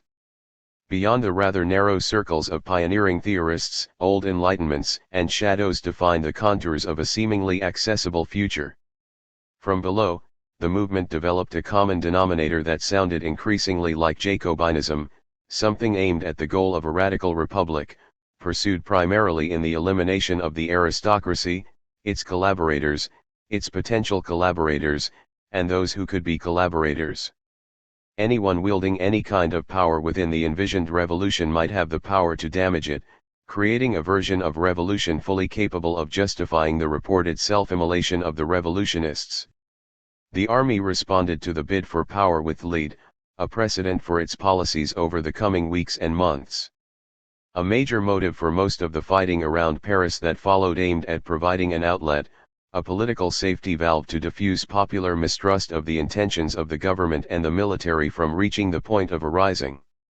Only a few days later, after the October debacle, skirmishing erupted before the Fort de Nogent, and thereafter some skirmishing would take place every few days. After a month of this, on November 29, Franco moved a large force against the Prussian lines over the flooded valley of the Marne. He lost 1,300 almost immediately along the flooded river bottom, but they secured beachheads east of the river in the villages of Champigny. By December 2, Prussian reinforcements threw the French back into the city. The Germans lost over 3,000 men, but inflicted 3 times that number of casualties on the French. Periodic skirmishes continued for weeks. On December 19, a portion of the defenders had ventured out once more to Bourget. In the Second Battle of Bourget, they overwhelmed the Prussians and secured what could have become a serious breach in the encirclement of the city. 2 days later, the reinforced Germans in that corner of the line retook it and re-established their hold over the area. The following day, their artillery opened on the city's defenses at Avrin, though not yet on Paris itself. No matter, though, the German bombardment resumed on December 27, 28, and 29, and again with the new year. As the siege wore on, it made Paris more allies, even unexpected ones. Captain Louis Rossel and other officers who had survived the disaster at Metz began to feel something very similar in Paris. Later, in the month of January, he wrote to General Cremer, reminding him that they had not acted to save the army at Metz in October. "We must ourselves take the lead." 27. From above or from below, Paris faced serious questions, and the answers differed. Contemporaries described this as increasing class tensions. "The bourgeois and the working man worship different gods," wrote a British newspaperman, "and have hardly two ideas in common." Another described defenders as drawn from those who threw down their arms and surrendered themselves unwounded or maltreated their officers and became openly mutinous at Sedan, predicting that others would come back from their captivity in Germany to enjoy a life of leisure on their pensions. 28. The burdens of the siege in Paris fell disproportionately upon the laboring classes. French elites could disproportionately afford escape to the countryside in the days between Sedan and the arrival of the Prussians. After the siege, those with connections, or the cash to make connections, could always find their way through the lines.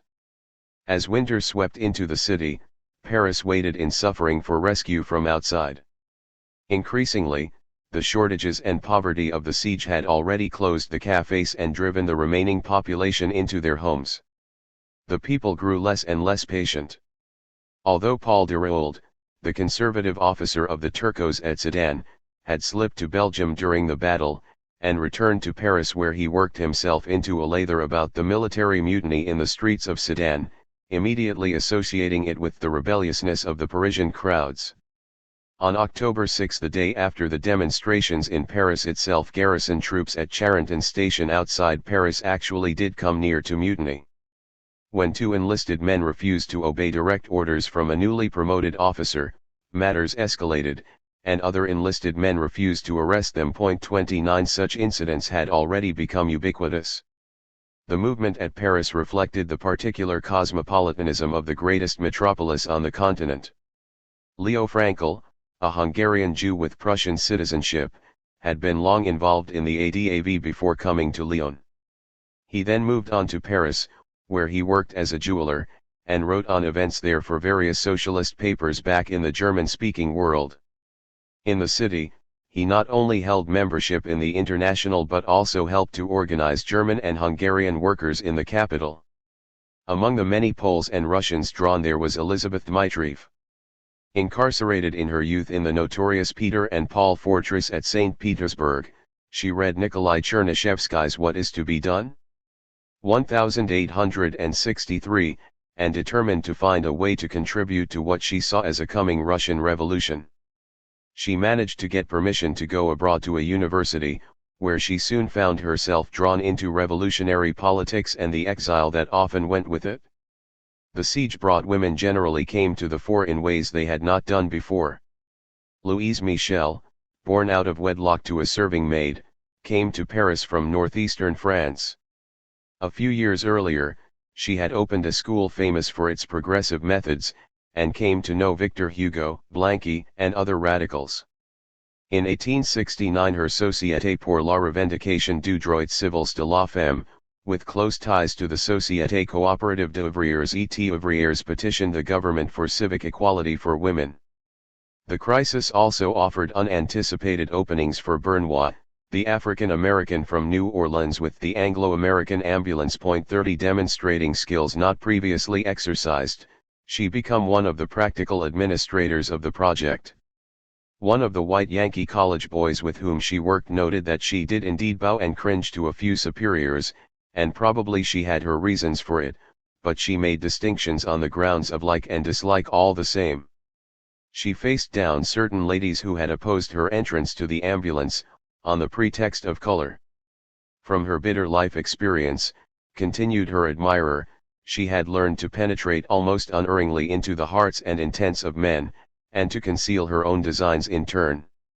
Her commanding personality found her supervising some white, as well as black, assistants in the enterprise. However, As everything in Paris grew scarce, her familiarity with the city and widespread contacts became increasingly essential to the survival of the enterprise. The exigencies of the war and siege posed new challenges and thrust greater responsibilities on her. Reversals and the grand scheme.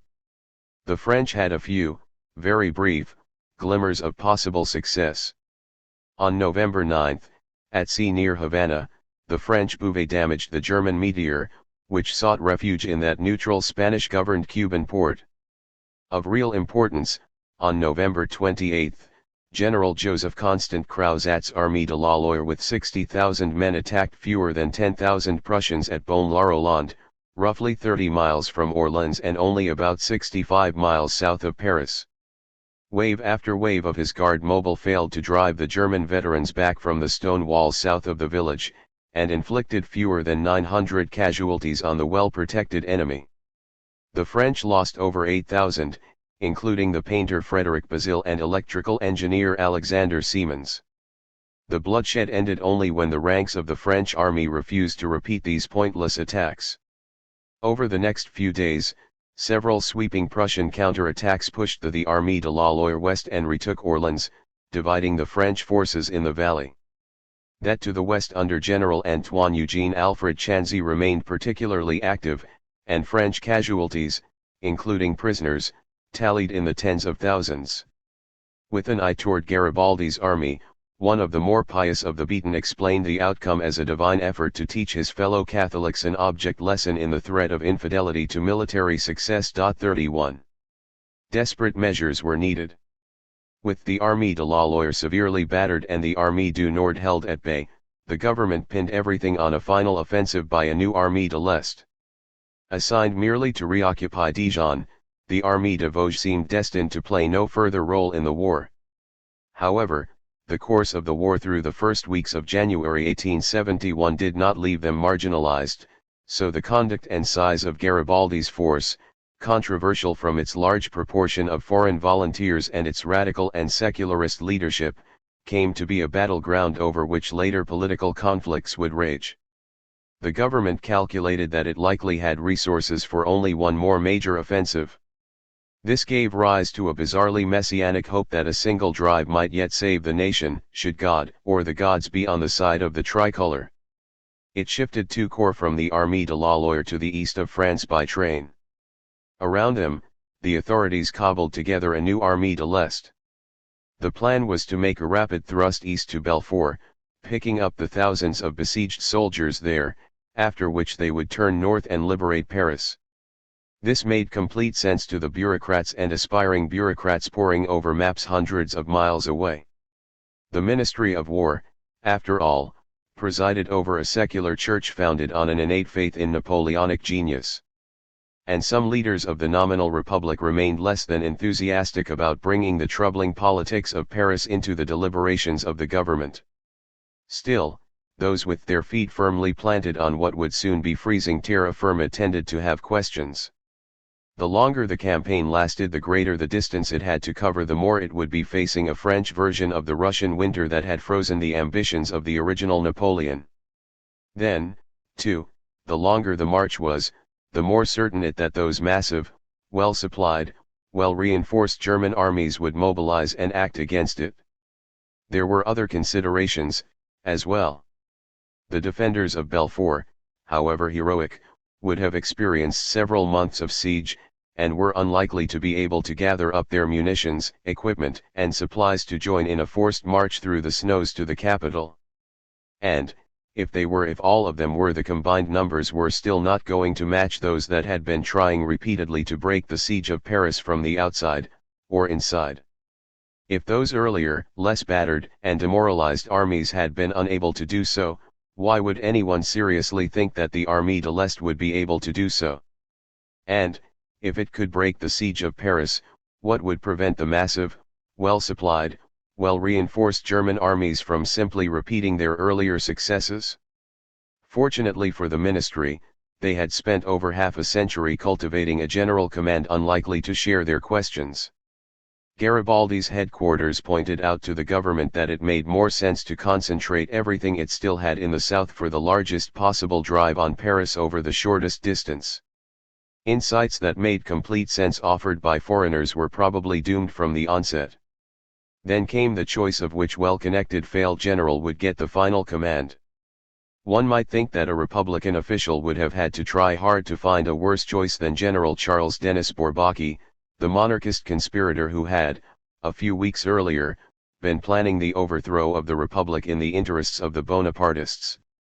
His appointment to command the Armée de l'Est provided yet another demonstration that the new Republic would do nothing to dislodge the institutional power of the Imperial Army and the Church.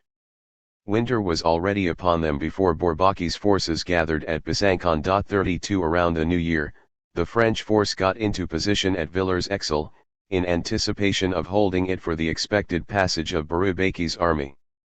On January 9, the advance of the Armée de l'Est arrived, even as did 15,000 of Werder's Prussians. Filing through an unguarded pass, they rapidly overwhelmed the positions, cutting off the bridge over the Ognon. By early afternoon, they had captured the chateau, though the French eventually got around 20,000 men into the fight. Their afternoon counterattack devolved into confused street fighting, but recaptured the chateau. Fighting sputtered on into the night until the Prussians withdrew in the early hours of the next morning. Bourbaki's men also managed to retain their hold on Esprels and Autrey-l'Eve. More particularly, they hold on to Villers-la-Ville to the east of Villers-Exel. This left the way to Belfort open to them, though Werder had only fallen back some 20 kilometers north along the Lysane River, with more German troops moving into the area and coming in off the roads every hour. Eager to better concentrate his forces, Bourbaki did not resume his march until January 13, during which time much of the rest of the Prussian army turned up. By then, the Germans had gathered about 40,000 men entrenched into positions along the Lysane River, centered at Haricourt, only about 14 kilometers from Belfort. Those in the ranks understood the problem better than those at the helm of government.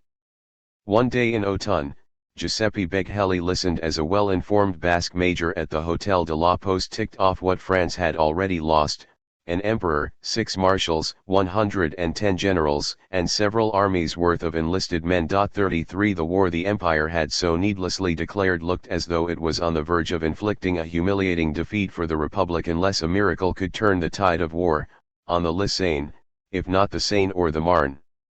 Meanwhile, Vernois and her colleagues in Paris greeted the new year with a grand banquet to accompany the great fire they decided to build for a brief spate of midwinter comfort. When all took their chairs, she presented a unique menu. Ambulance Américaine. Avenue Ulrich 36. Directrice Madame Vernois. Potage au chien. Pâté de chat. Rats au thé auxiliary champignons. Gigot de chien. Oignon à la sauce blanche. Pomme de terre au naturel. Salade laitue. Tarte du Caron. Gili auxiliary cerises. Café. Except for the dog, cat, and rat, it represented a real feast, the work of a mistress of organization and scavenge. 34. It was as makeshift as the defense of the Republic, and as hopeful as the prospect springtime in Paris. 9. The coming of winter. Despair, starvation, and exposure. The winter of 1870-1 found hundreds of thousands of soldiers and civilians trudging endless days through the ice and snow from the Loire to the Alps. The weight of numbers alone meant that, notwithstanding their individual or collective wills, they descended on small rural communities like packs of ravenous wolves, consuming what they could find of the food and firewood. Their uniforms did not matter. Whether they called it winter or hiver mitigated nothing about the cold or the hunger. The death and suffering moved growing numbers of those serving the new French government to draw conclusions about orders of their betters that accomplished nothing and was of no real benefit to themselves, their families or anybody like them. The shimmering old Republican visions had become new Republican truths that felt very imperial. They still fought under the banner of the 18th century tricolor but for aspirations that reached beyond it.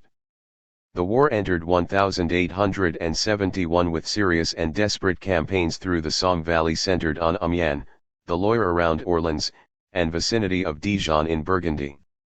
However, the designated focus of the last great French offensive was aimed at relieving Belfort, to be followed by a drive on Paris. The diplomats confirmed a particularly troubled peace that reflected the quiet that came over many thousands who simply had no reason any longer to shoot at each other. From the Somme to the Loire to the Ouche, hopeful saviors of Paris and France gathered in three corners of the country. To the northeast, Louis Léon César Faidherbe had cobbled together an Armée du Nord and churned terrain that had hosted the 100 Years' War and would later inspire so many 20th-century nightmares. Something of a lower-middle-class outsider from Lille, he had held commands in Algeria and Guadeloupe before taking a position as governor of French West Africa. After the crushing of the imperial armies and government, he drew together the scattered garrisons in the region, adding a large number of raw recruits. 1. From mid-November, Faidherbe had probed the Prussian positions, hoping to take advantage of any openings left them or, at the very least, to draw off enough Prussians from the capital to permit success from elsewhere. From mid-November, he had led a series of campaigns around Saint-Quentin and in the valley of the Somme. His counterpart, General Edwin Freiherr von Manteuffel, remained a particularly reactionary Catholic monarchist famous for having crippled a liberal pamphleteer. On November 27, Manteuffel's army pushed the French from Amiens in the Battle of Villers-Bretonneux. However, the French patiently prepared a counterattack. On December 30, Faidherbe's army drove a Prussian reconnaissance in force toward Cairieu back to Amiens. 3 days later, 22,500 Germans ventured beyond the Halou River, inflicting several thousand more casualties, most being French prisoners. Later that month, the Germans encircled and besieged a French garrison of several thousand men at Perrin. Faidherbe's army gathered fresh troops and supplies at Doullens and Bapaume. After concentrating a force estimated about 43,000, they turned back on the Germans in hopes of relieving Perrin. On January 3, 1871, the outnumbered but more experienced and better organized Prussians failed to dislodge the French from Faidherbe's positions around Bapaume. Nevertheless, the battered French retreated, leaving the garrison at Perrin to surrender on January 10. Under direct orders from the government, Faidherbe gathered everything he had for one desperate last try to retake Saint-Quentin. On January 19, his troops threw themselves against the Prussians under August Karl von Goeben. Prussian casualties ran to 2,400 and French to 3,500 with another 9,000 captured. Saint-Quentin effectively ended the war northeast of the capital. During these weeks, the French made another attempt to save Paris from southwest. By December 8, the Prussians who had retaken Orleans enjoyed greater successes to the south of the Loire, leaving their hold on the strategic city stronger than ever, as General Chanzy's army scrambled farther west to place miles of long and icy roads over rugged terrain between themselves and the Germans and the latter's vital lines of supply. 2. Chanzy's men wound up at Le Mans, a community with now unusable rail connections to Nantes, Brest, and Paris. On the way, thousands of their exhausted, shivering, and demoralized comrades slipped away into the woods. For their part, the Germans pursued them with little enthusiasm, clashing with the French on December 15 at Vendôme, some 50 miles west of Orleans and roughly halfway to Le Mans. The government had hoped that Chanzy would be able to reverse the Prussian successes, launch his own relentless drive east, and retake Orleans. A large French column did ambush 2 German battalions on December 27 at Treux, but success eluded them when they pressed the attack at Vendôme on December 31 without any success.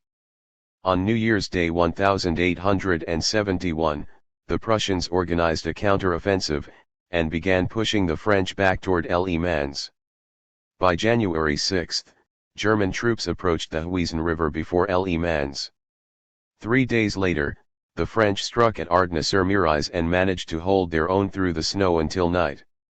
The fighting resumed on January 10, fading into several days of severe fighting as the Germans turned the French flanks on the Huisne. The Germans captured thousands of prisoners, and virtually disintegrated Chanzy's army, though the battle left the victors too exhausted to take full advantage of the situation. The fighting in this area engulfed the Mobiles de Gers. The Republic had called these two battalions into existence with that political controversy that plagued their organization. Within days, local officials had reported 3,000 very good, very solid mobiles, though only half were armed, and those with refurbished muskets dating back almost to the Napoleonic Wars. The raising and mobilization of this force became embroiled in the tensions between the old imperial officials and the demand for Republican appointees, as well as the hard questions about the capacity of the central government to organize their defense. Conflicts continued into December, even as the local mobiles entered the war. At the center of this struggle to get the men supplied and fit for the field was Louis Lartet, the son of a veteran Republican and rationalist of 1848 who had sought human identity in fossils. Despite good connections, he functioned as the quartermaster sergeant among the Mobiles. 3 The two battalions from Gers formed the 85th Regiment of the Mobiles, which, at points, bore the full brunt of aggressive Prussian attacks. The battle around Le Mans claimed 25,000 killed or wounded among the French, and another 50,000 deserted in its wake. It also proved to be, by far, the costliest battle for the Mobiles de Gers, which lost 336 casualties in the course of the campaign, most at Le Mans. When the Confederation Army had recovered enough to catch up with Chanzy's shattered army on January 21 about 30 miles southwest of Le Mans, at La Flèche, Lartet and his regiment fought there one last time. 4. In the course of all this, war had removed scores of Lartet's outfit into eternity, where they were as irretrievable as the people whose ancient bones he had unearthed at Lause. Then, only a week later, his father, Edouard Lartet, the giant of early paleontology, died, the cause ascribed to a deep depression at the fate of his country. 5. Activities to the southeast of Paris resolved the impact of radicalism on the war's course. Into December, discontent among the Franksterers plagued the division of General Camille Cremer, who had declined to participate in the proposed joint attack on Dijon the previous month. The government decided that all the troops acting under his command would both obtain rations and serve under him, but some refused his orders, insisting that they would function independently. On December 18, Cremer made his own attempt on Dijon, hitting General Auguste Graf von Werder's troops below the city at Neute St. Georges. For 3 hours, Cremer sent General Garibaldi urgent appeals for help. Before elements of the Armée de Vosges hurried toward Beaune and Neutes, Cremer had already withdrawn to the south. Not long after, the ministry reassigned Cremer, leaving the Mobiles nearest Dijon under General Victor Pélissier. 6. Within days, the Germans had abandoned Dijon to dash east after General Charles Denis Bourbaki's drive on Belfort, and Pélissier reoccupied the city with some of his Mobiles from nearby Auxonne. The Ministry of War immediately began pressing Garibaldi to move the army from Autun to Dijon, even as the winter freeze and heavy snowfall blocked the roads, and the government itself had requisitioned the available supplies and transport for the Armée de l'Est. 7.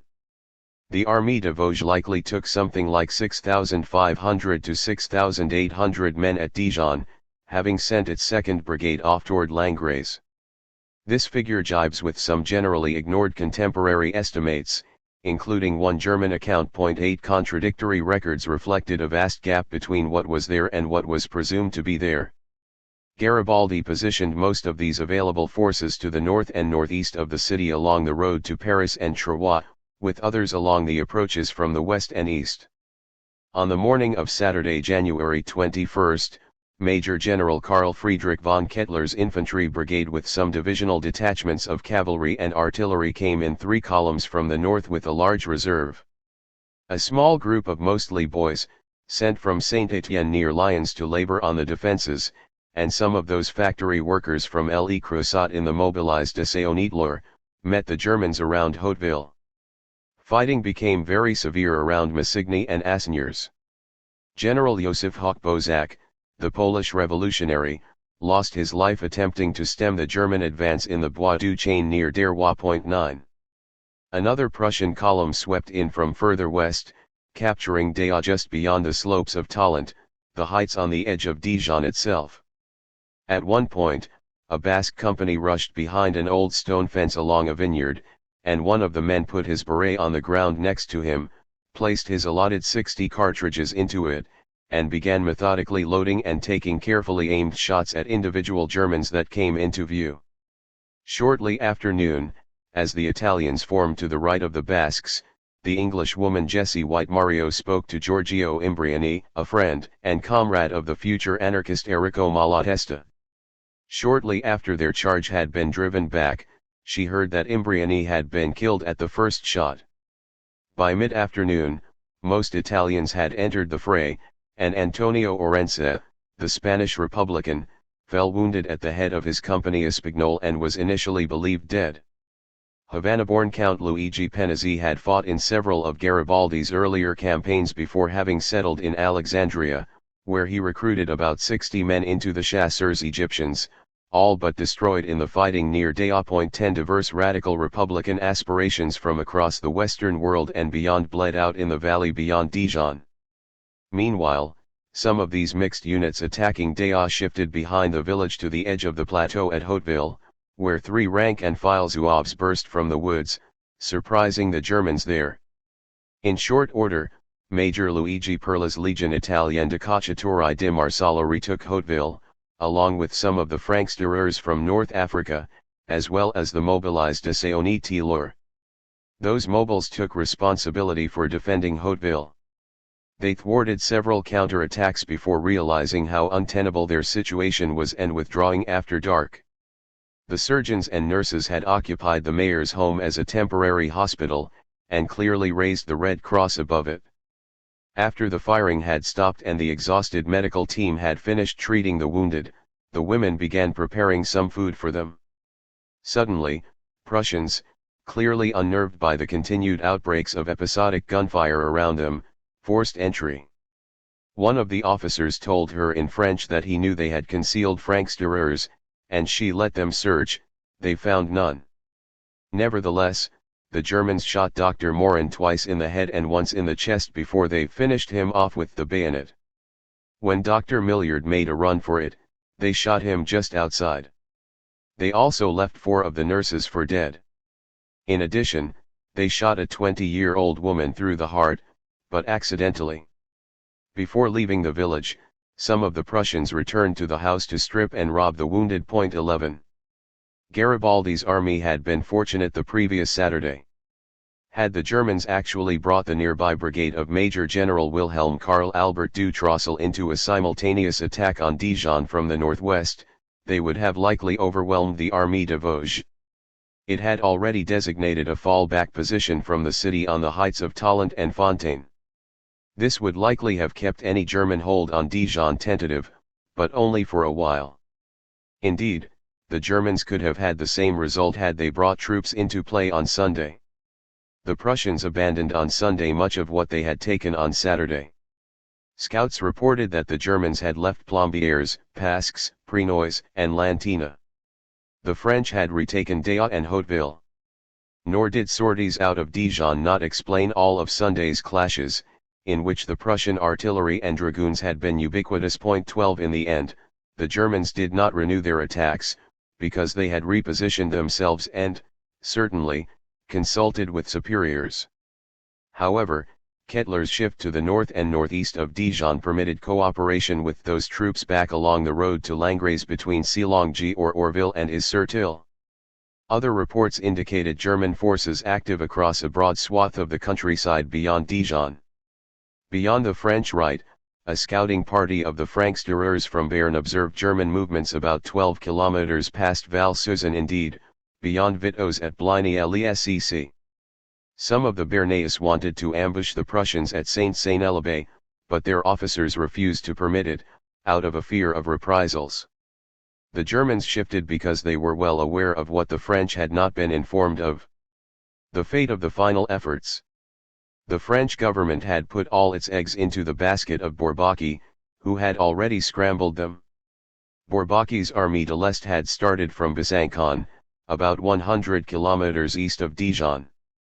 12 days before the first attack on Dijon, part of General Werder's 14 Corps had met the French relief expedition less than 30 miles short of Belfort at the village of Villers-Exel and its bridge over the Ognon.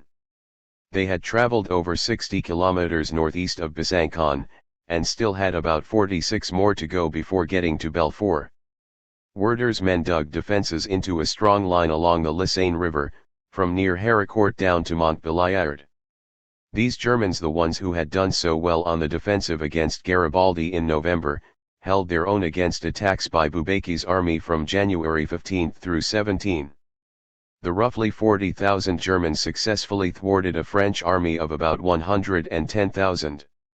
Vigorous Prussian thrusts at his lines of communications and supply continually backed the last major French army through the snows toward the Swiss border, an ordeal which, with the earlier fighting, reduced the French army to around 84,000.13. Bourbaki spent several days gathering his army and withdrawing south with the Germans in pursuit. 10 kilometers south of Héricourt, Paul Déroulde secured Montbéliard, at the Allen River, the last crossing before Switzerland. Shed of his Turcos after Sedan, he had made his own way to Paris from Belgium, and took a new assignment in the Loire as part of unit sent to slog its way through the snow and ice under Bourbaki. 14. The Ministry of War, in this exigency, demonstrated its genuine character.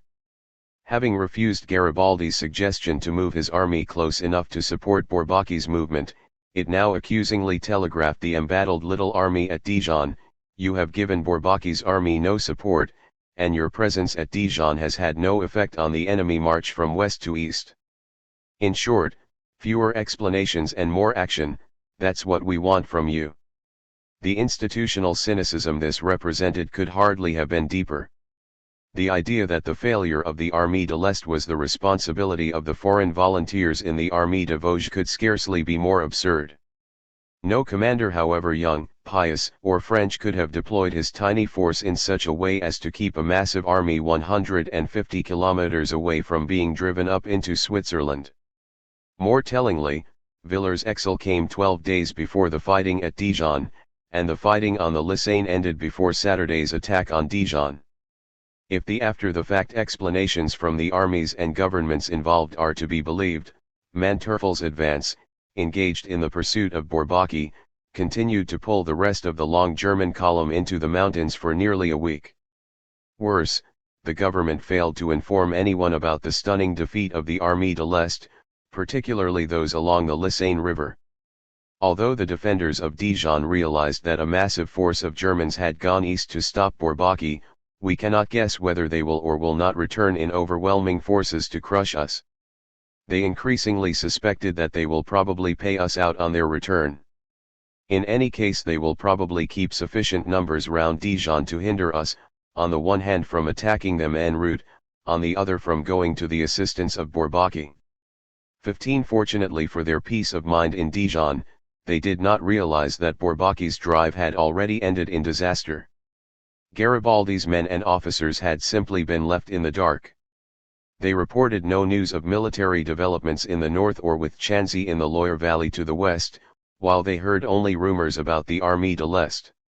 One of these had Bourbaki's forces surrounded, and unless he be a genius, which he has not yet proved, his only chance of saving his army is via Switzerland. We are cut off from all communication with him. 16. Yet the Ministry of War had not been, and the telegraph ran sure to Dijon.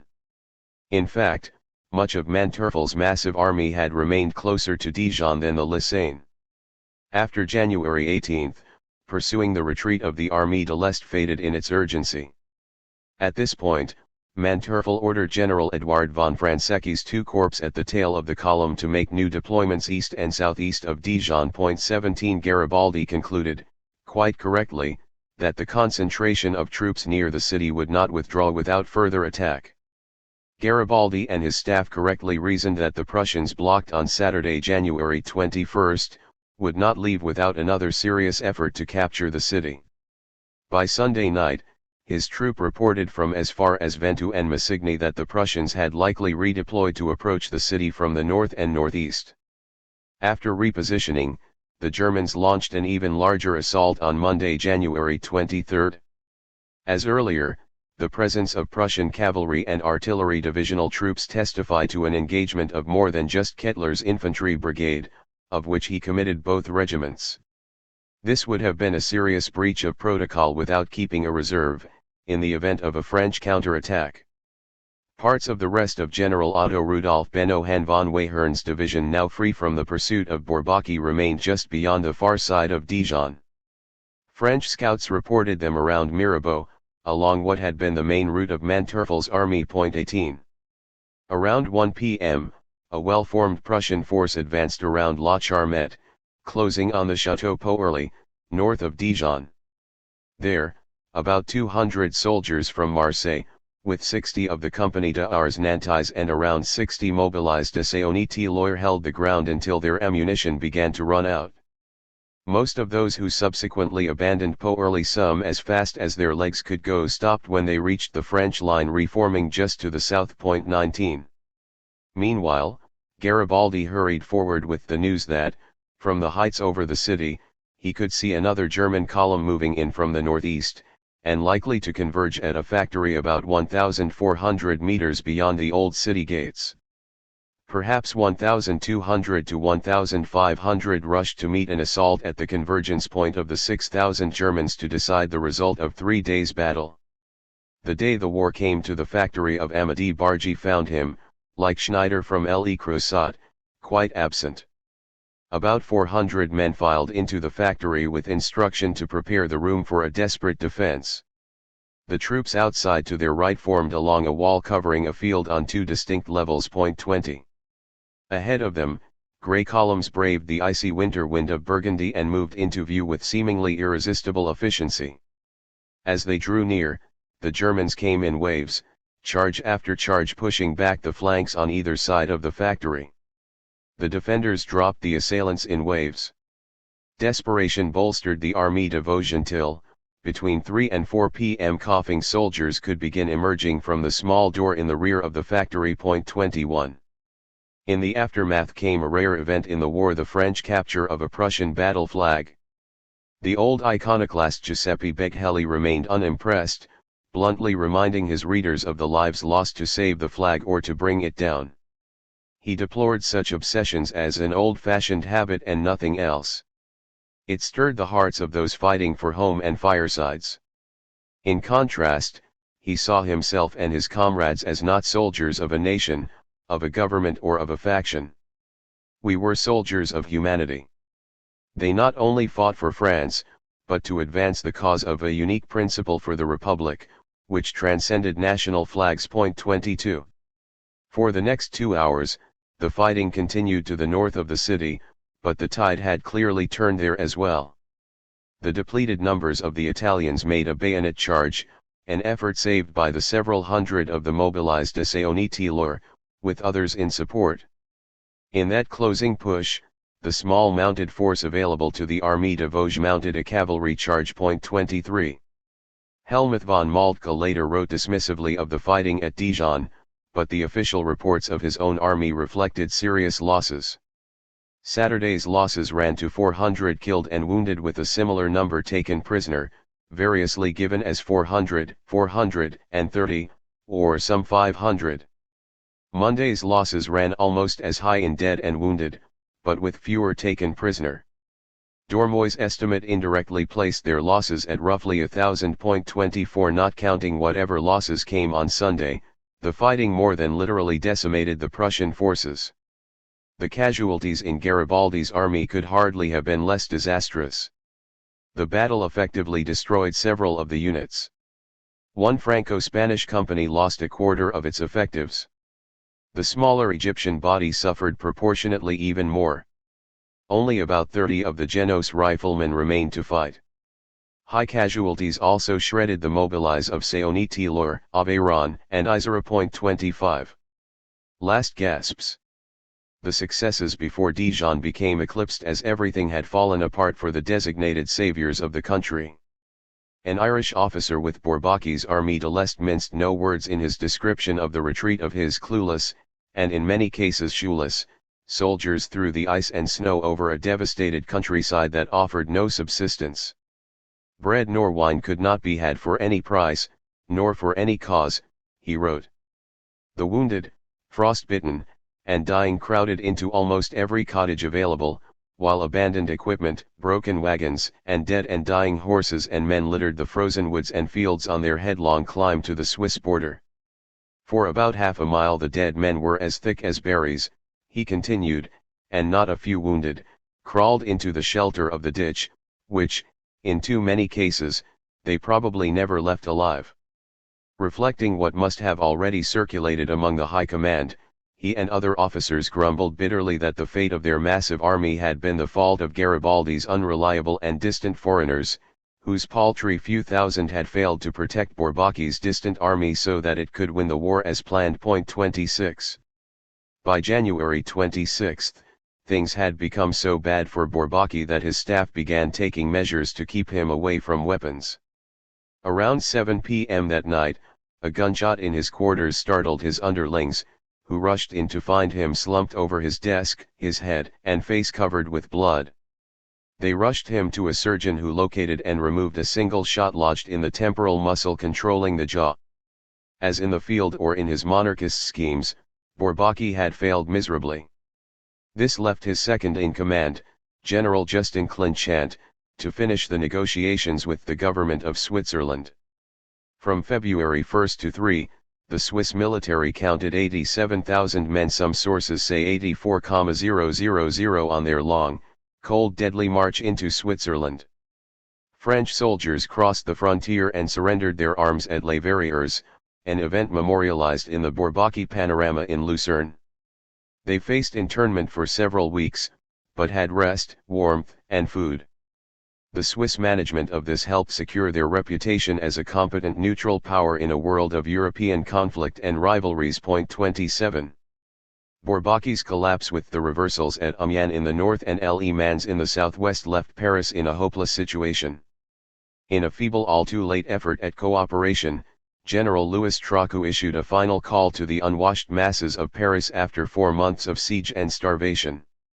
Desperate armed city dwellers made a series of desperate attacks, even capturing St. Cloud on January 19, though this breakthrough, too, bogged down and those who had won it retreated heartbroken back into the city. Within days, the military authorities in Paris used the Breton mobiles, some of whom had earlier refused to serve under Garibaldi, to fire on angry members of the National Guard who had marched on the Hôtel de Ville.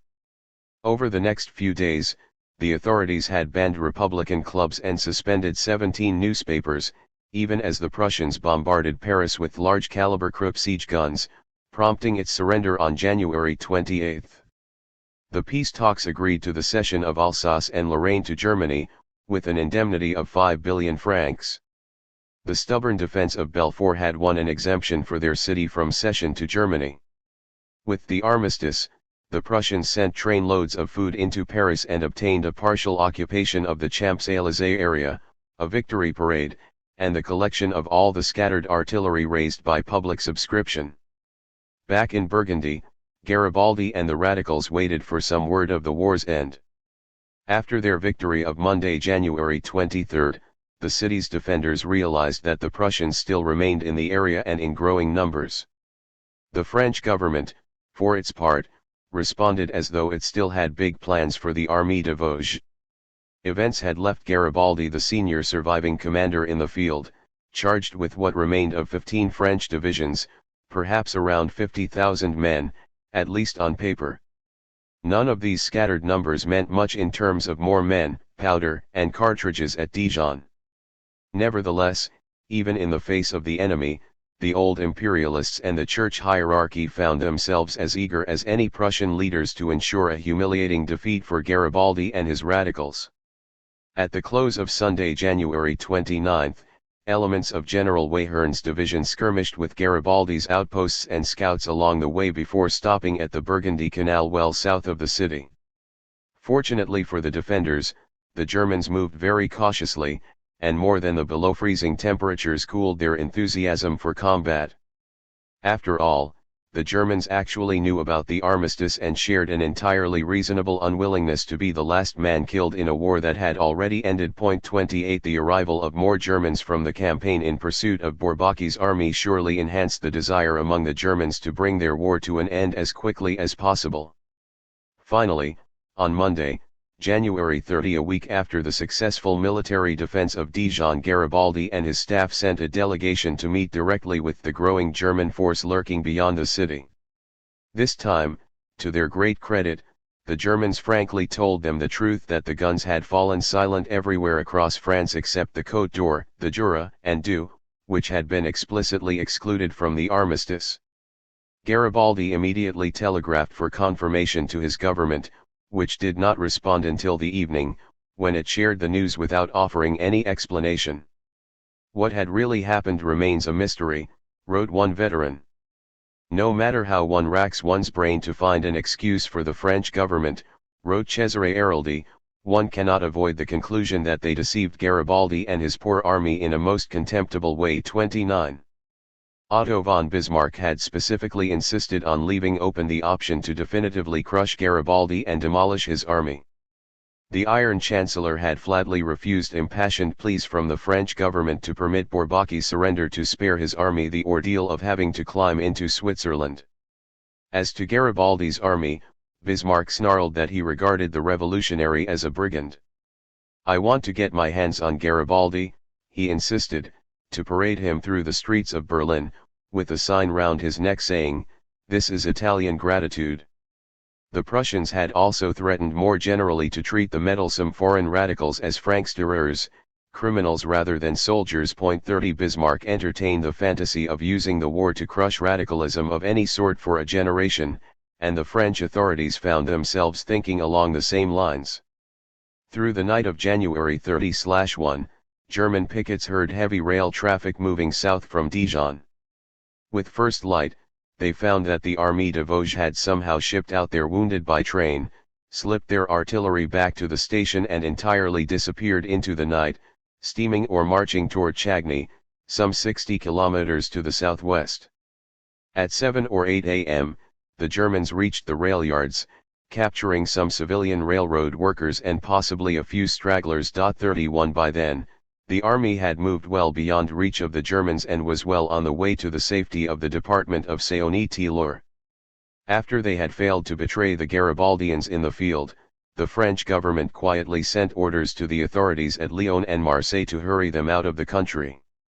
The Republic reportedly sent William de Rohan to represent it at the new Italian capital at Florence. In the end, though, the government took a sharp turn politically to the right, and he found himself shelved in favor of a candidate whose aristocratic name appears to suggest a widely different order of ideas. 32. From this point forward, the responsibility of the government would be the traditional ritual of disarming those to whom it had lied. The Spanish volunteers in the Armée de Vosges well knew that war between France and Germany over the succession in Spain had failed miserably even to resolve the crisis at home. When demobilized, they did not want to return their arms, pleading for a chance to carry their weapons back over the Pyrenees to fight against the tyranny at home. A sympathetic Ettore Soci thought that their stubbornness fringed on mutiny, and they took some persuasion before they stacked arms and decided to disband peacefully. By the end of the month, in the Jura, the mobiles of Hautes-Alpes went into complete insurrection, gunfire in the streets of Lens-la-Saulnier, ending in the arrest of 2 of the ringleaders. 33. Other revolts marked the end of the war. Officers complained of December mutinies among the mobiles of Auch and Placentia, and the government advised them to act with caution, using the gendarmerie rather than troops to arrest the leaders. Mid-January brought troubles and talk of sedition and violent resistance among the mobiles of Toulouse and Gers. 34. One cannot but wonder whether Louis Lartet pondered now this fitted into the long, evolutionary history of human progress. So ended one of the bloodiest, shortest, and most decisive conflicts in European history. It quickly overturned the dominant power on the continent. This inadvertently made a French republic and created a German empire. From the relative safety of Tours and Bordeaux, the Republican government stalled the cession of Alsace and Lorraine, but, with Paris in a throttle hold, surrender would be inevitable. Officially, it took the Germans nearly 45,000 dead and 90,000 wounded, while the French lost nearly 139,000 dead, 143,000 wounded, and 475,000 prisoners to the Prussians. Over 11% of German participants became casualties, while over 83% of French participants did. With some exaggeration, a French paper claimed that the government had been left with only the debris of an army, without guns, without officer, without discipline. Revolt and mutiny had themselves done their work. 35. Victory had crowned Bismarck and the Prussians with a world historic success. They won their new united German Empire, one Prussianized from birth. Created in the Hall of Mirrors at Versailles, it reflected the tormented imperial ambitions of France from the Bourbons through the Bonapartes. So it was that a strutting French empire had bullied its oppressed German neighbor until it knocked France into a nominal republic and took up the mantle of an imperial German juggernaut. With his characteristic sense of irony, Marx observed that the people of France gained from their defeat by getting a republic, while the Germans would become what the French have been 36. That said, the wonderfully modern new war full of rhetoric about republicanism came to a very traditional end, worthy of Clemens von Metternich. The emergent new structure of the great powers would cooperate to maintain order. In the wake of the war, and despite all their losses, the Germans withdrew their forces to the east of the city, to be withdrawn as soon as France held a new election to ratify peace terms and make its initial payment of the war indemnities. The Germans would also expedite the repatriation of the 200,000 French prisoners of war it held, earmarked for possible use in the French government's armed pacification of the country. Part 4. War for the People. The Revolution. 10. The springtime of peoples revisited. The specter of a social republic. On April 3, tens of thousands of people left Paris to reenact their past. Many who marched on Versailles to bring their government back to the capital walked consciously in the footsteps of the great 1789 March of the Women to bring l'Eroi à Paris. By all indications, they expected their new republic to yield, as had Louis XVI. Although uniformed, armed, and emerging from a long siege, the citizens of Paris who ventured beyond the city walls felt assured that they would not be fired upon. With many believing that they had undertaken more of a political march than a military expedition, numerous civilians joined the outing. Everybody enjoyed the relative abundance of food and wine outside the walls, and some wandered off to picnic or find cheaper bread or wine or even just to pick flowers before rejoining the column, if not their own designated unit. Most seemed to have expected nothing when the army opened fire on them. That Monday, the communards of Paris marched from the 18th into the 20th century. The government, stressed by war, defeat, and the painful failure of its own republicanism, had abandoned the people of the capital to their own devices. With the end of the war, the new working class of such cities emerged no longer as mere specters haunting Europe but as the embodiment of the terrible decisions of their government. A sacrament of war, with its age-old sacrifices, offered nothing less than the transubstantiation of the national community.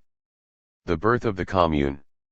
Citizens at the capital demanded a better defense and a more vigorous attempt to break the siege, organizing the Republican Central Committee of the 20 arrondissements on January 7. Paris, however, could do nothing to keep the French government from accepting the German insistence on a special election and a new government to ratify the peace terms, the cession of Alsace and Lorraine and war indemnities.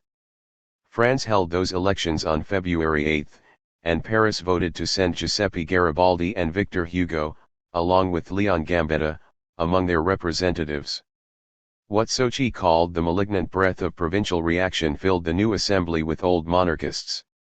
Meanwhile, the Germans held a victory parade in Paris, foreshadowing the humiliation that came 70 years later.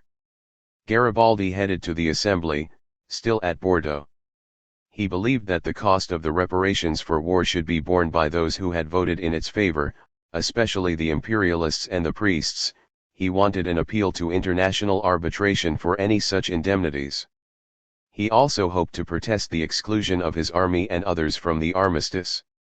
However, when he rose to speak, the reactionaries who had agreed to their exclusion shouted him down. "What is all this rubbish?" yelled Adolphe Thiers. "This rubbish," came a voice from the gallery, "is Garibaldi, and he's worth more than the lot of you together." Effectively barred from speaking, the general walked out and left for Marseille and Caprera. So ended the war, with old Orleanists and Bonapartists purging their Republic of Republicans. 1 Notwithstanding the old promise of the Universal Republic, the new kind of republic represented the will of the governed not by simply implementing it but by arrogating to itself the power to be selective about who they would represent. Those mobilized to fight the war remained openly discontented, particularly in the southeast. On March 7, members of the 10th Battalion of the Mobiles of the Seine actually threatened to hang their commander, though the army quelled the mutiny without serious consequences. When the government assigned General d'Orly de Paladins to take charge of the National Guard, battalion commanders responded with a memorial requesting the right to elect their commander-in-chief. 2. Most dramatically, radical Parisians began taking matters into their own hands. They overran prisons and released political prisoners. More dangerously, they began rounding up the cannons, bought through public subscription, and concentrating them on the heights of Montmartre, at the far end of the city from Versailles. After making its peace with the Germans, the national government moved back from Bordeaux as far as Versailles on March 10. It balked at immediately returning to Paris, which still continued to live under martial law and to suffer from the shortages and impoverishment of the siege. In addition, it realized that the recent vicious repressiveness in Paris had only deepened mistrust of government and radicalism among its people. This understanding did not prevent them from voting to cancel pay for the National Guard and to end the moratorium on rents and payments of commercial bills. The Guard, grumbled one conservative, mutinied for the sake of the franc and a half a day which they would lose if disbanded. 3. The French authorities had certainly shaped the preconditions for insurrection, though a successful revolution was a different matter. Many had fled the city during the brief interlude after the armistice. Others faded away when the pay dried up.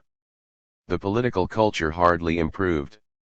On March 11, the government suspended another half-dozen Republican papers.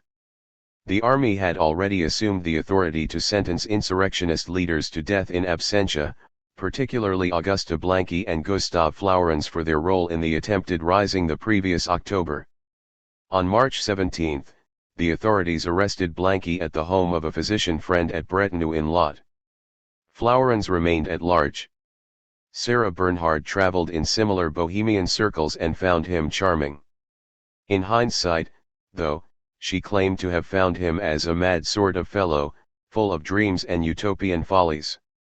He wanted everyone to be happy and everyone to have money, and he shot down the soldiers without reflecting that he was commencing by making one or more of them unhappy. 4. Nevertheless, it was neither Flourens nor Blanqui who seriously challenged the power structure. Some 1,325 delegates representing 215 of the 270 battalions of the Garde Nationale officially founded their federation on March 15 and called for a democratic and social republic.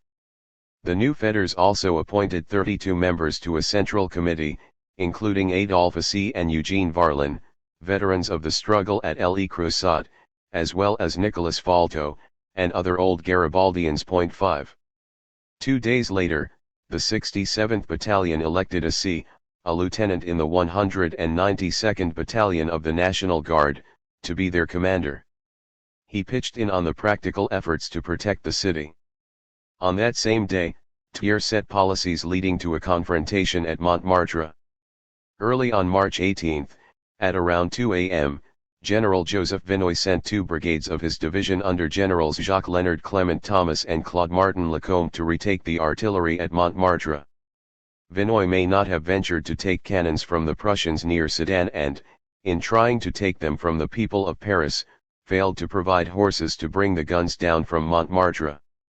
As troops arrived early in the morning, women and children blocked their way, and the soldiers fraternized with the population. When the commanders ordered the troops to fire on the civilians, the men refused. This refusal to obey a direct order left the soldiers vulnerable to trial and execution. In self-defense, they seized Clement Thomas and Lecomte and took them a short distance from Montmartre, presumably arguing and getting little reason for hope that the generals would relent. In the end, soldiers killed both of them. There is no indication that the regiments themselves held a hearing and came to a collective conclusion, so this act most likely represented the work of individuals. Civilians had no involvement in this and the Commune did not even exist at the time. Nevertheless, Thiers and the government would hold the Commune responsible for it, along with every other crime real or imagined said to take place in the city, and the entire city would be deemed responsible for the Commune. Most immediately, he ordered the official bodies in the city to withdraw to Versailles. Within hours, the Central Committee of the National Guard scheduled the election of a commune a week later to serve as the city government. On March 26, 275,000 Parisian voters returned a large radical majority. The communards moved into the Hôtel de Ville, and mounted their red flag. It formed 9 commissions to run the city, and would operate closely with the Central Committee of the National Guard. On March 30, it reimposed the wartime moratorium on the payment of rents and debts. The Commune chose Blanqui as its president and Garibaldi as their commanding general. In response to the summary execution of communards, they also seized hostages, including the Archbishop of Paris, Georges Darboy, to ensure Blanqui's safety and offered to release all of them for Blanqui's release. The clergyman twice wrote to Versailles personally, urging them to agree to an exchange, but the government would have none of it. For his part, Garibaldi wrote, "I should have been proud, if health permitted, to share the glory and the dangers." 6 Karl Marx later mused that Blanqui could have provided the movement a sorely needed leadership. The course of the Commune reflected the rapidity of the crisis that brought down the old order and the natural inexperience of the movement's leadership. There is little evidence to believe that Blanqui or Garibaldi would have changed any of that. Both saw revolution as requiring a small vanguard to seize power and implement some fundamental changes before handing power to the masses. Most of the leading communards saw themselves within the old Jacobin tradition, and tried to lead accordingly. Jacobinism, the most explicitly revolutionary current to wield power in the original French Revolution, represented the effort of an organization within a minority social class to displace another minority class that ruled the country. The later concept of creating a workers' state of leading the majority class to take the reins of civilization required something very different. Of course, the members of that majority class had no opportunity to distill a civil culture of self-government around leaders they wanted. Most likely had little coherent knowledge of the candidates running. Worse, the revolution taking shape in Paris started with a battered and depleted National Guard. Toward the end of March, estimates placed the strength of those 215 insurgent battalions at only 75,000 to 90,000, with another 100,000 in reserve. By early April, a more realistic guess ran to fewer than 40,000. What would dramatize these shortcomings began to gather west of Paris. 7 The Seine flows from Paris into a large loop to the southwest before turning sharply north and northeast from the capital. The road running roughly west from the city intersects the river again at Neuilly on the right bank, opposite Courbevoie on the left, with Asnières a bit farther downriver beyond Courbevoie. By the last hours of March, government troops had begun probing the defenses there. Position often mattered more than numbers in such fighting. Smaller numbers on the defensive could often hold the line against a greater force. Colonel Louis Rossel, the engineer, had understood this almost instinctively. After his bitter experience at Metz, he had reported for garrison duty at Paris. When the government abandoned the city to the Germans without a fight, he wrote his resignation letter from the army and turned to the Commune. As the two sides approached each other west of the city, Rossel planned to lead 2,000 men from Neuilly into Courbevoie along the line of the railroad, but found that at least 2 battalions were completely drunk, and others complained of not having eaten it. With a base on the west bank of the Seine at Courbevoie, Fleurens decided to lead an expedition from Paris to Versailles on April 3. They intended to venture forth to demonstrate the need for new arrangements between Paris and the rest of France. They might have expected some resistance and maybe a bit of gunfire. However, they believed that most of the uniformed and armed fellow citizens to their front wanted no war, and that the few who did generally would find little encouragement. Mont Valérien glowered down from the highest point in that area, as still it does. During the siege, it had been a key to the city's defenses. With the surrender, the French government handed the position over to the Prussians, who had since given it back to the Versailles government. Representatives of the Commune had asked the army to allow the National Guard to garrison the place. The commander there would not do so, but assured them that he would never use the advantage of the position to fire on Parisians. The Commune apparently believed the army. The guns of Mont Valérien waited patiently until much of the column wending its way out of the city got within range and sight. Then they opened fire. Prussian royals may have had qualms about bombarding Paris and its people, but there is no indication of hesitation by the French government. So the long-range shells of a coming 20th century crashed into the last hopeful midst of 18th century Republicans. Flourens and Émile Duval, at the head of the column now separated from the rest of the expedition, made a mad dash against the government's infantry that did not end well. Wounded and maimed, one account had Flourens stretching out his arms, shouting to the hesitating soldiers, "Shoot, shoot! I should not have spared you." Government troops tossed his butchered body into a cart and hauled it back to Versailles. 9 Duval died the next day. Behind them, back toward Courbevoie and the river, much of the rest of the Communard force had been unprepared and misled as to what to expect. They virtually disintegrated and made their way east toward the bridge in hopes of getting back to the city. That evening, Gustave Cluseret stood observing it all near the river. The veteran of the efforts at Lyon and Marseille had few illusions, but had only recently been appointed to assist in the Commune's defense.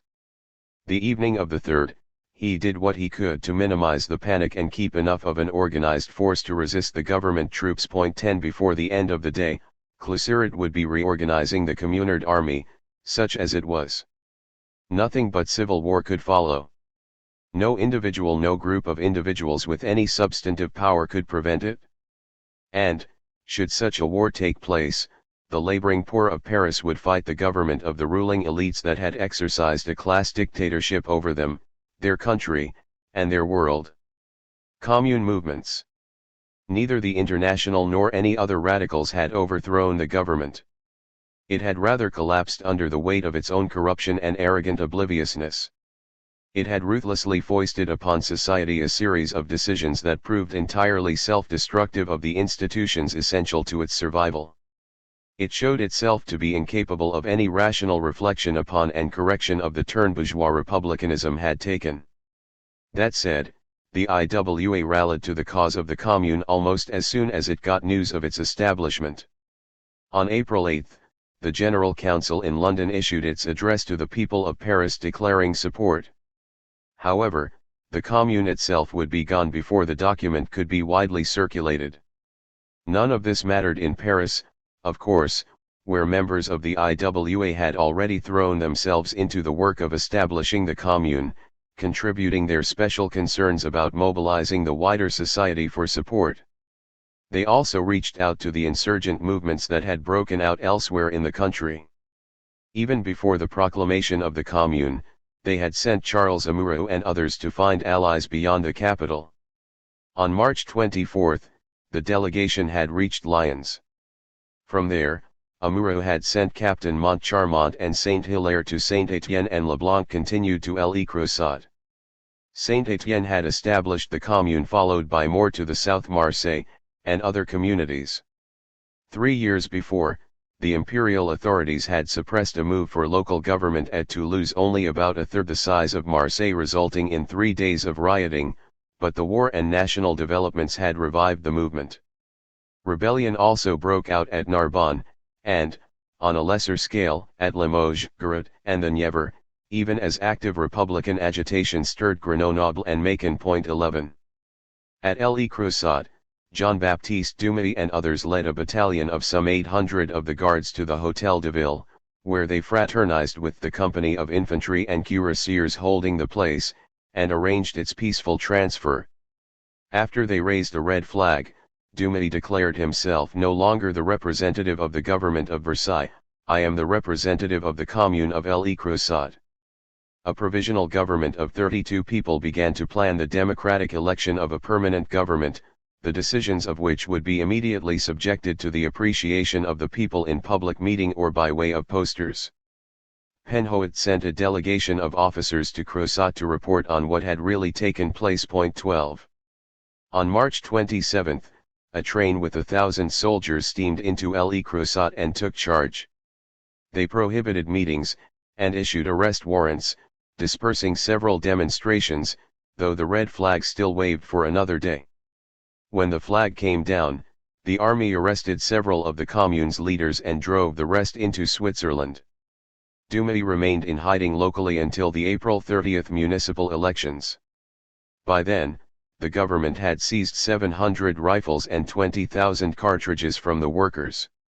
In the election, the fugitive ran against Henry Schneider, the son and heir of Eugene the industrialist, but the results proved remarkably close and the announced count was greeted with suspicion. Still, the young Schneider became the mayor over the bones of the workers' commune there and kept the office for the next quarter of a century. The local courts processed the prosecutions of 22 leaders of the insurrection, condemning half a dozen in absentia, sentencing Dumy to forced labor for life and the rest to deportation. Lyon also teetered.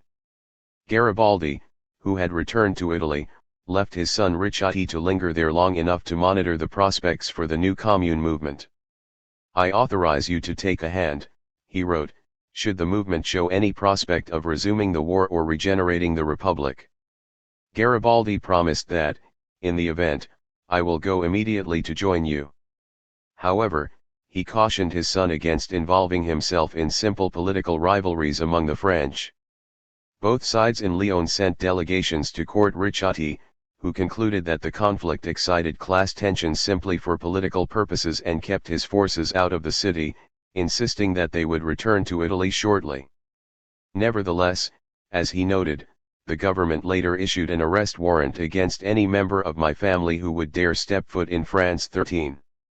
At Lyon, an orchestrated wave of support for the government swept a mass reception for veterans of the siege of Belfort against the exhausted insurrectionists there. A few days later, on March 28, the authorities had gotten into a position where they could crush the movement for a new commune. At nearby Guillotière, barricades went up at the end of April as a crowd estimated at 20,000 to 25,000 confronted the arrival of 2 columns of infantry, but the troops eventually moved against the barricades and deployed artillery against that symbol of republican government, the Hôtel de Ville. As the Thiers government thugged its way back into power at L'Écrasat and Lyon, the jackboots hit the cobblestones across France. Communard delegate Albert May had gone to Toulouse, but the authorities crushed the local insurgency on March 27. That brought down the revolt at Narbonne the next day. 14 Armed Legitimists and Bonapartists now calling themselves Republicans wrote much the same story in crushing the popular bids for power at Saint-Étienne and Limoges. The press reported the Commune re-established in Marseille, where, it is said, the mayor and general prefect have been made prisoners. In fact, Gambetta's man in the city, Alphonse Gent, resigned as prefect in disgust over peace terms, and voters there re-elected Alphonse Esquiros to the National Assembly. The mayor tried to stop the national authorities from taking the local National Guard to Versailles, and their march to the station on March 23 ended in a mass demonstration that cheered Garibaldi along with Esquiros and their own civic guards. The crowd stormed the prefecture, raised the red flag, and established a new local government of Republicans and moderate Blanquists, Socialists, and members of the IWA. From the balcony of the Hôtel de Ville, Gaston Crémieux declared their solidarity with Paris, and tried without success to steer the movement away from direct confrontation with the national government. 15. At Marseille, on April 3, the army declared a state of civil war, cancelled plans for an election, and marched 6,000 or 7,000 soldiers into the city. They bombarded the city from Notre Dame de la Garde, later called Our Lady of Bombard. 2 days later, the army prevailed in a 10-hour fight over the prefecture, claiming a loss of 30 dead and 50 wounded, while killing about 150 insurgents and taking 500 prisoners. The next day, the reactionaries through the city exacted revenge and shouted, "Vive Jesus, and long live the Sacred Heart." On April 8, the army arrested Crémieux, the only revolutionary leader who had not fled the city, and gave him a short trial behind closed doors before condemning him. "All the Republican societies have been disbanded," gloated one report, "and the red flag has vanished from the city." 16. The gap between the capital and the rest of the nation widened. Prosper Olivier Lissagaray, future editor of Le Tribune du Peuple, recalled that one of our friends arrived, one of the most timid men of the timid provinces. His kith and kin had escorted him on his departure, tears in their eyes, as though he were descending into the infernal regions. He asked the communards about the rumors circulating about them in the countryside. "Well," replied one, "come and search all the recesses of the den." 17. Yet while the Parisians might bring a country cousin into the city to give them an insight into the city's responses, the government had the power, the printing budget, and the institutional authority of the army and the church to present anything it wanted to the country with little risk of contradiction. Few people in the leadership of the Commune would have understood this in a more visceral way than Cluseret, who emerged as the new delegate of war after the fiasco of April 3. He knew the realities of politics in the South better than any of the other leaders in Paris, having been intimately involved in the efforts of Lyon and Marseille to chart a course more helpful to their defense during the war. And Cluseret understood the position of the insurgency in the most starkly realistic terms. The U.S. ambassador, Elihu B. Washburn, clearly reflected his government's quiet sympathies with the Prussians and then with Versailles. He complained that even though he had gotten many of the wealthier of his countrymen out of the city, we still have here a large number of Americans. One of them recalled of Cluseret the feeling of security entertained by all Americans in Paris while he remained in power. 18. Still, Washburn cordially detested him for his radicalism, implying that Cluseret only claimed to be a U.S. citizen and even used scare quotes to suggest that his former rank in the U.S. Army was not real. However, the general personally got the ambassador in to see the imprisoned archbishop. The general wisely scoffed at the idiotic policy of seizing individual hostages, when the Commune held such infinitely more valuable hostages as, say, the banks of Paris. He wanted to release everybody. "I don't want to take one life unnecessarily," he assured one hostile observer. He added that foreigners enjoyed Cluseret's extremely liberal policy towards us. "Englishmen and Americans particularly have never gone about Paris with so little annoyance or fear of arrest." 19. No matter. Cluseret struggled mightily to centralize the military authority, an obvious task more easily said than done. Other members of the council, neighborhood associations, even private citizens of Paris could formulate and attempt to implement their own initiatives. For example, Louise Michel, the head of the Montmartre Women's Vigilance Committee, planned to slip through the lines to Versailles on her own and attempt an assassination of Thiers. In the end, hostile observers, politicians, and often later scholars generally find Cluseret one of the more enigmatic, and easily vilified, of the Commune leaders. Those who do not simply ignore his efforts describe them as those of an aspiring dictator. One chronicler depicted a general of insatiate ambition, greedy of power, who has gradually and steadily gathered all power into his own hands, and has made no secret of his resolution to resist and resent all interference on the part of laymen in what he considers the all-absorbing question of the moment, the effectual defense of Paris. He even described Cluseret as someone who could be bribed based on the fact that he made decisions according to practical considerations. 20. For his part, Cluseret and many of the communards understood the internal as well as external threats to the project's survival.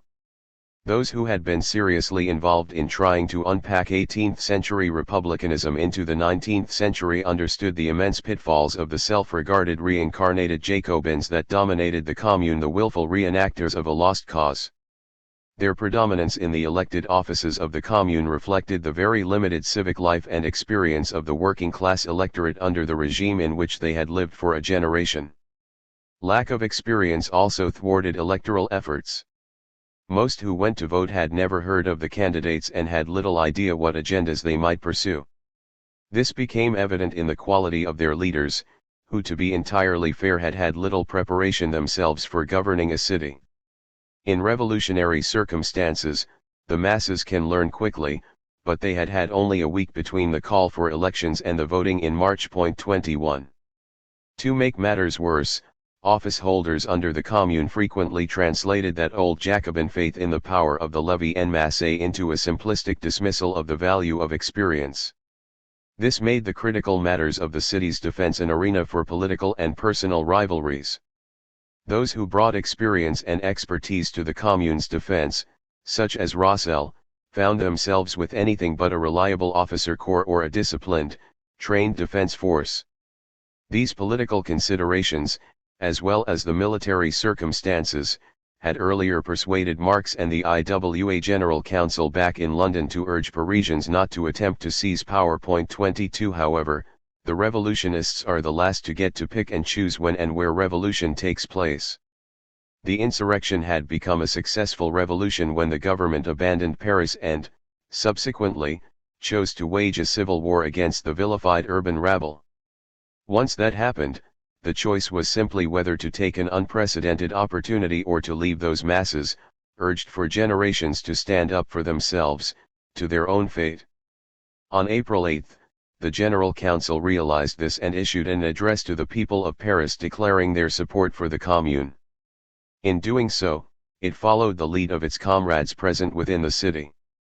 What the Commune needed in order to solve these problems of disorganization or dogmatism was time and experience. The immediate challenge of its leadership was to buy that time. The politics of military defense. April in Paris offered Cluseret what he had not had at Lyon or Marseille. Behind him, he had a relatively more stable revolutionary authority that would buy him some time and accord him a role that better reflected his experience and inclinations. Within hours of taking general charge of the defenses, he began issuing orders aimed at sealing the city. 23. In doing this, Cluseret deployed the available insurgent units of the army with that idea that he, like Tracu during the earlier siege, had a large, organized Garde Nationale in support. In truth, though, Tracu had rarely taken the National Guard seriously as a military force. In an economy crushed by the war, its primary function had been to subsidize the poorest of the city to minimize civic disorders. It took several days for the full reality of the situation to sink in, after which Cluseret turned quickly to the training of his forces. On a good day, he might be able to train, equip, and dress 9,000 to 10,000 men, but he had no means of keeping most of them to their duty. He soon found, I was deceived in this case. This is because I was not in Paris during the siege. If I had known the state of the National Guard, I would not have taken responsibility of this organization. 24 Cluseret rather quickly revised his numbers to a more realistic 25,000 to 30,000, adding later that he had never been able to get more than 6,000 at the front. Despite all the problems, though, Cluseret immediately located and began reinforcing the crossing between Courbevoie and Neuilly, the approach most readily accessible to the Versaillais. He immediately mistrusted those who had managed the bloody political theater of April 3 at Courbevoie. One of these, General Jules Henri Marie Bergeret, in command of the crossing at Courbevoie, began changing the orders Cluseret issued to his troops in the field. Cluseret replaced Bergeret with Jaroslaw Dombrowski, who secured the line at Neuilly, with brother Ladislaw holding neighborhoods to the right. However, Bergeret not only tried to keep his old assignment, but tried to unseat Cluseret, complaining that he had taken American citizenship in preference to French and had fought to sustain slavery against liberty in the war there. It fizzled out, but absurdities of this kind continually distracted the Commune and burned its limited time. This unevenness also characterized the quality of the actual work of defense. While much of the defense force turned out to be essentially paper organizations, others bore a much greater portion of the fighting than others.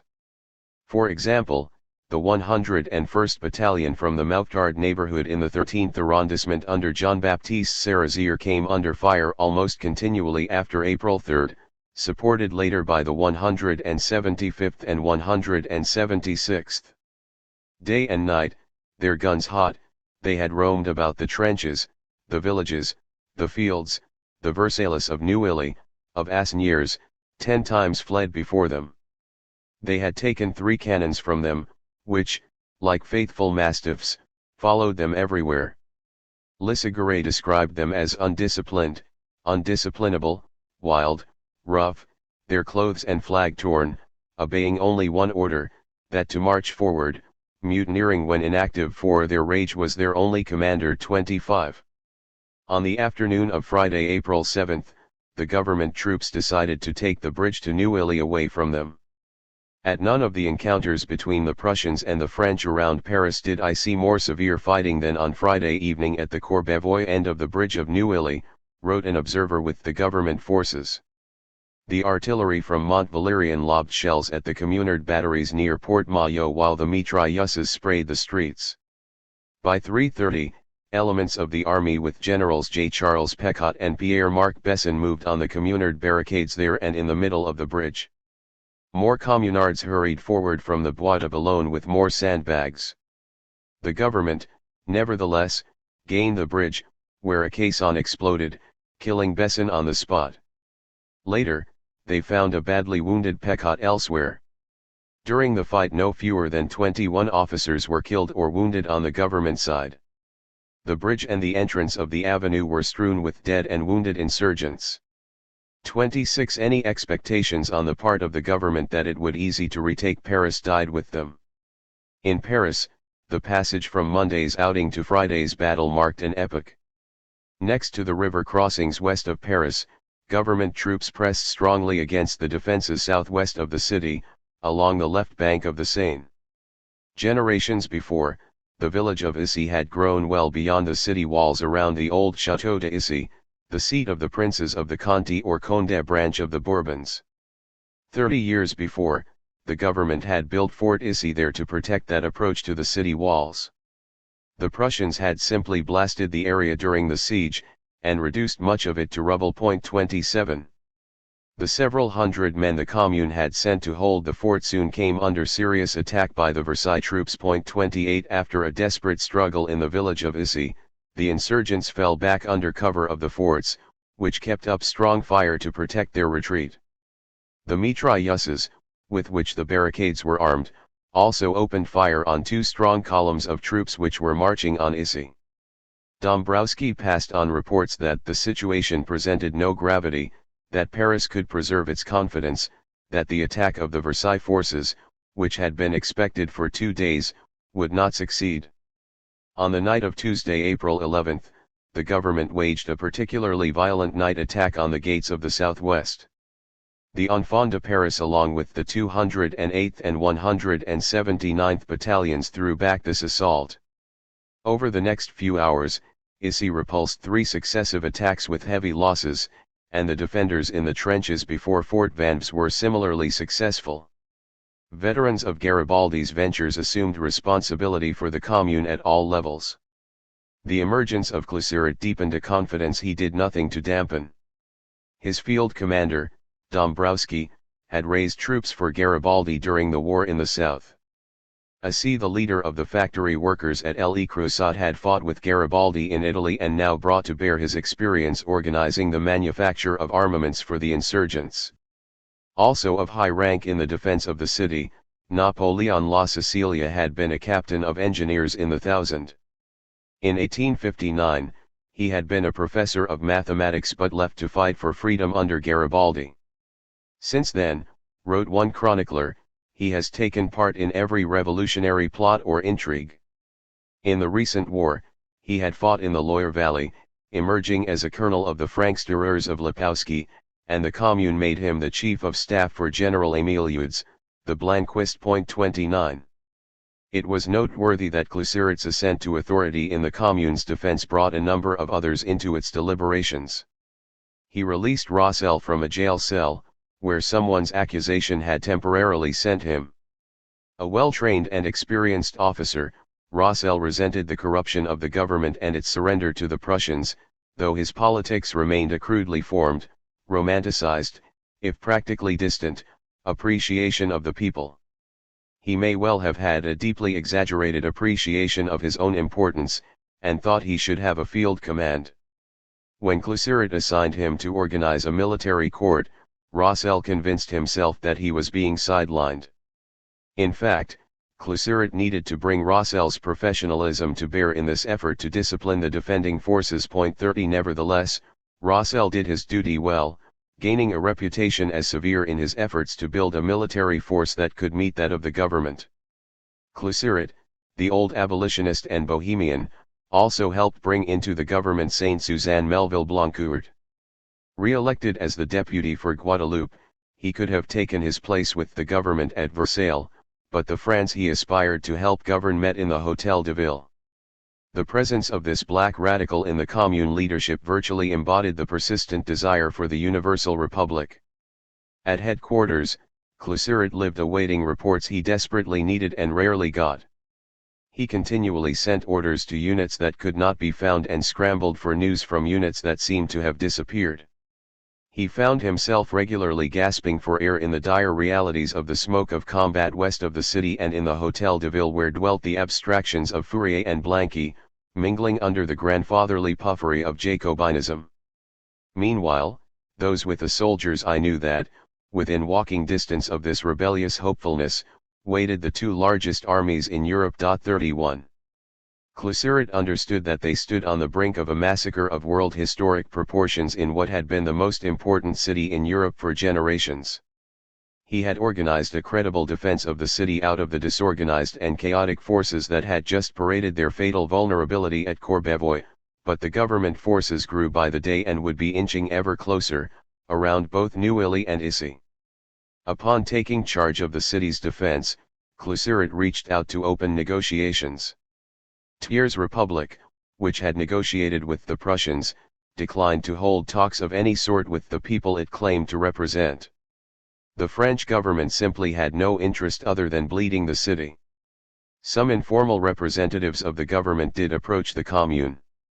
One of Gambetta's Masonic brothers, Luigi Frappoli, made the case. Despite his checkered record in recruitment and supply at Lyon, Cluseret thought him an honest man and a gallant man and heard him out.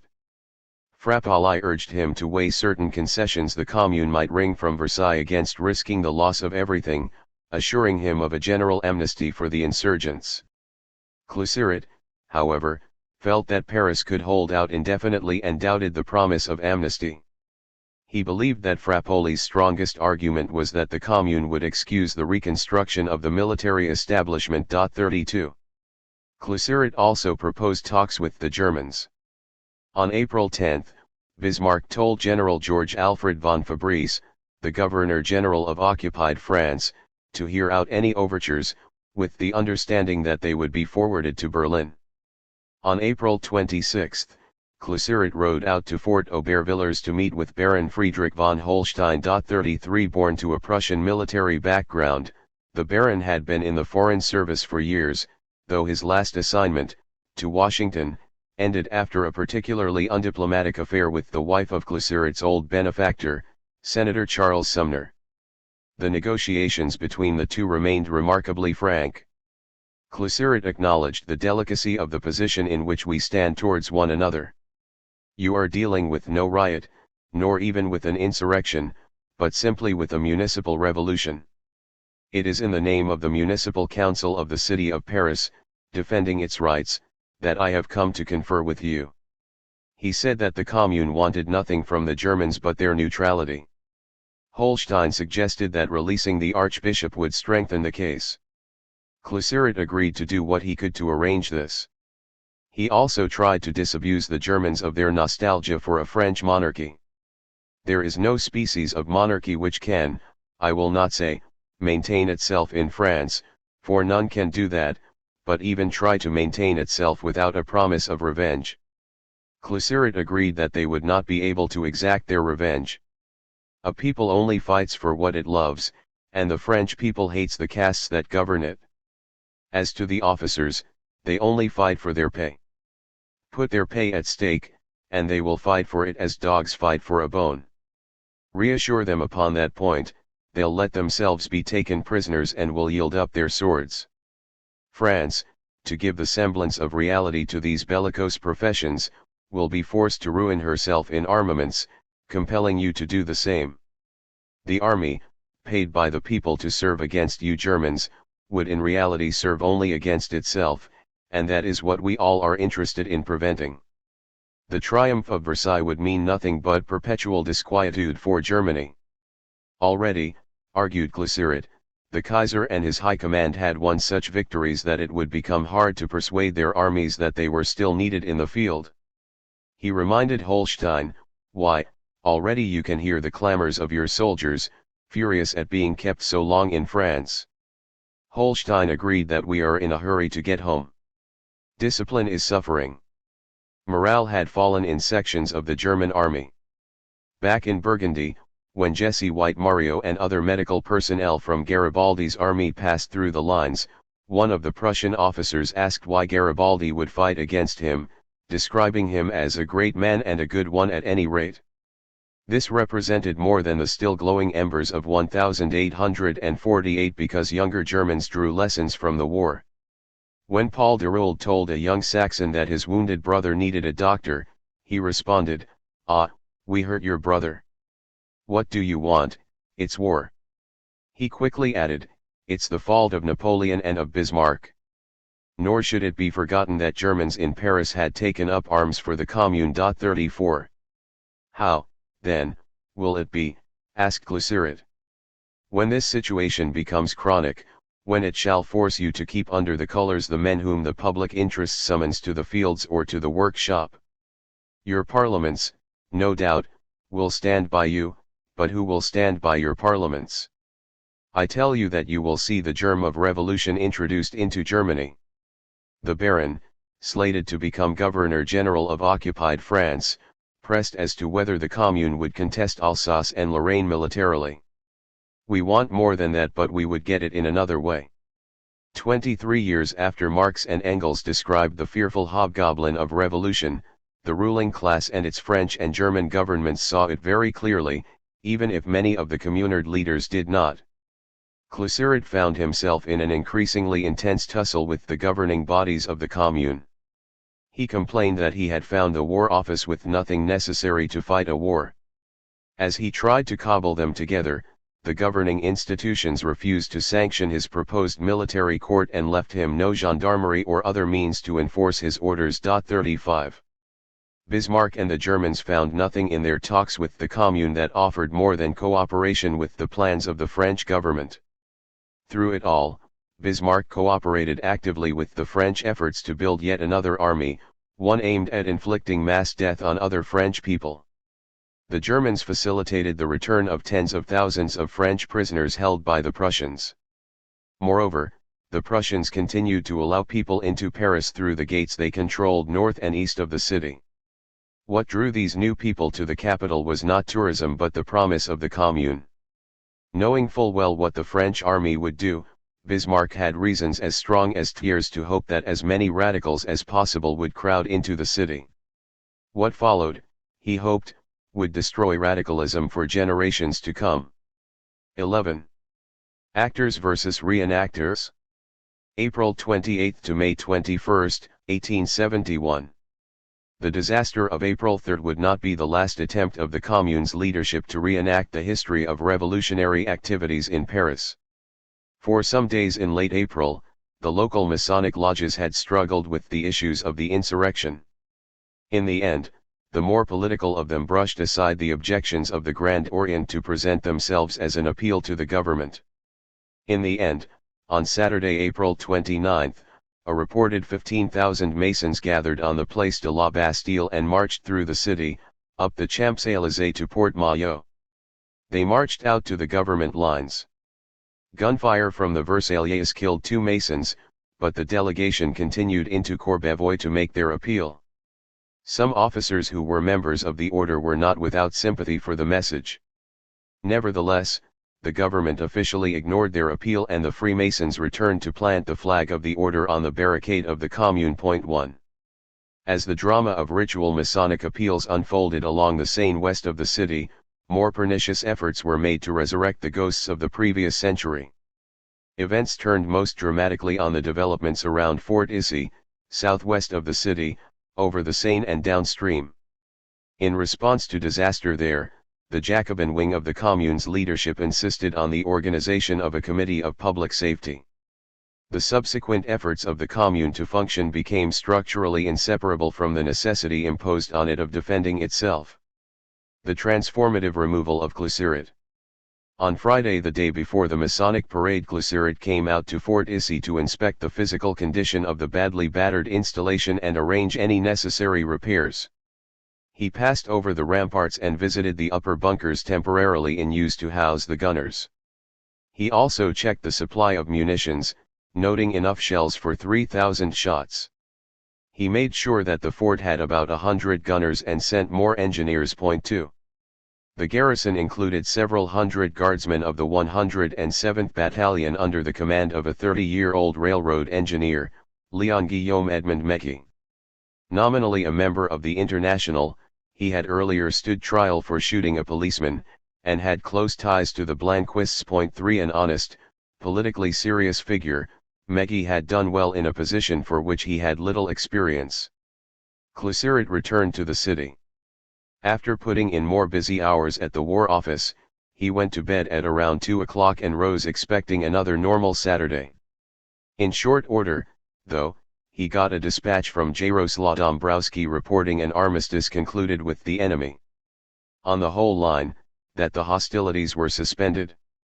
With his military court nobbled and military decisions made without even consulting him, although he would be held responsible for them, he sent his resignation to the executive of the council. Shortly after, word came from the southern front that the enemy had surprised two barricades between Vanves and Issy. 4. Then came the frantic and desperate appeals from Issy. These stunned Cluseret. As he put it, only hours before, Mecki had described his garrison as in the best spirits, but now claimed to need thousands of men to strengthen a fort with 500. Cluseret sent word that he would be bringing reinforcements personally. Back at Fort Issy, Mecki and his men watched as government troops took positions that had kept them and their artillery from getting closer to the fort itself. He sent Cluseret the first of several pleas for reinforcements. They held on, as the barricades and rifle pits protecting the fort kept the troops at some distance, but being under shot and shell must have been entirely nerve-wracking. As would be common for soldiers in masonry forts, it must have seemed at times as though a few well-placed blasts would bring down the walls. And every time they ducked for cover and raised their heads again, it seemed as though the Versaillais had inched their way a bit closer to the fort. At this point, Staff Colonel E. Leperchy, who had been at Metz with Louis Rossel, dispatched a messenger to Mecki and his officers. He gave the garrison 15 minutes to surrender, after which they would be allowed to live where they please except in Paris. Should they not surrender, he threatened, the government would put the whole garrison to the sword. 5. This seems to have been what really unnerved Mecki. In the absence of any reinforcements, concern for his men overrode his military instincts.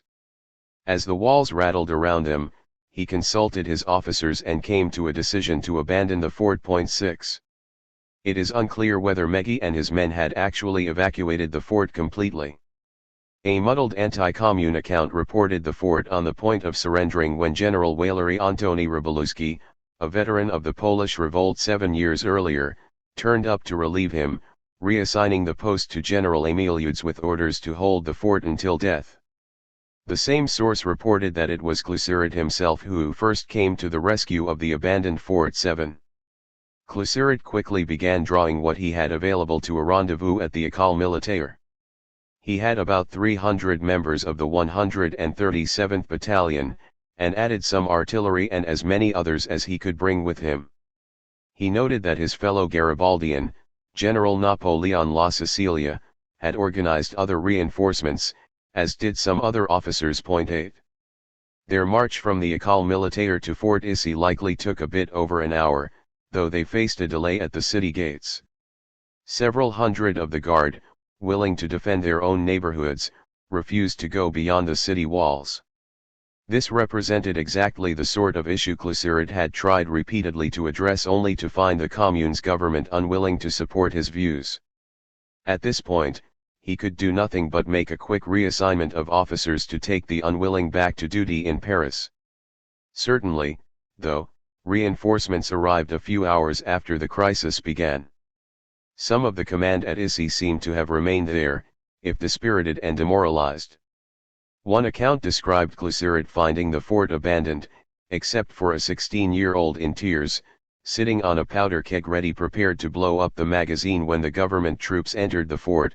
Cluseret embraced him. 9 The reality could well have been less dramatic. Whatever transpired at Issy, Cluseret managed to sort it out and returned to the War Office, where he found that, fortunately, no other emergencies had broken out. At this point, representatives of the executive committee ringed the headquarters, placing guards at the exits, implying a fear that Cluseret might bolt, and entered to remove from office the fellow whose resignation they had just declined to accept. 10. In fact, Cluseret's arrest had nothing particularly to do with him, but with a political struggle within the Conseil de la Commune. Jules Maillet and others of the Jacobin-inclined majority pointed out that they, like their predecessors of 1793, were under threat, and that the proper response would be to delegate power to a comité de salut public. Cluseret, like some others of the IWA, did not understand the value of such a measure. Aping a failed strategy torn from its historical context might not have been a particularly good plan, but it was, at least, something. The elected council voted 45 to 23 to delegate power to an institutionalized revolutionary dictatorship. True, this did absolutely nothing to halt the erosion of their position, but nobody really knew how to do that with certainty or wanted to gamble on defeat. As a recent historian has written, the general had done absolutely nothing except oppose the creation of the committee and failed to beat the odds and improve the Commune's increasingly impossible military situation. 11. Cluseret's arrest aimed at breaking even the most minimal concentration of any centralized military authority.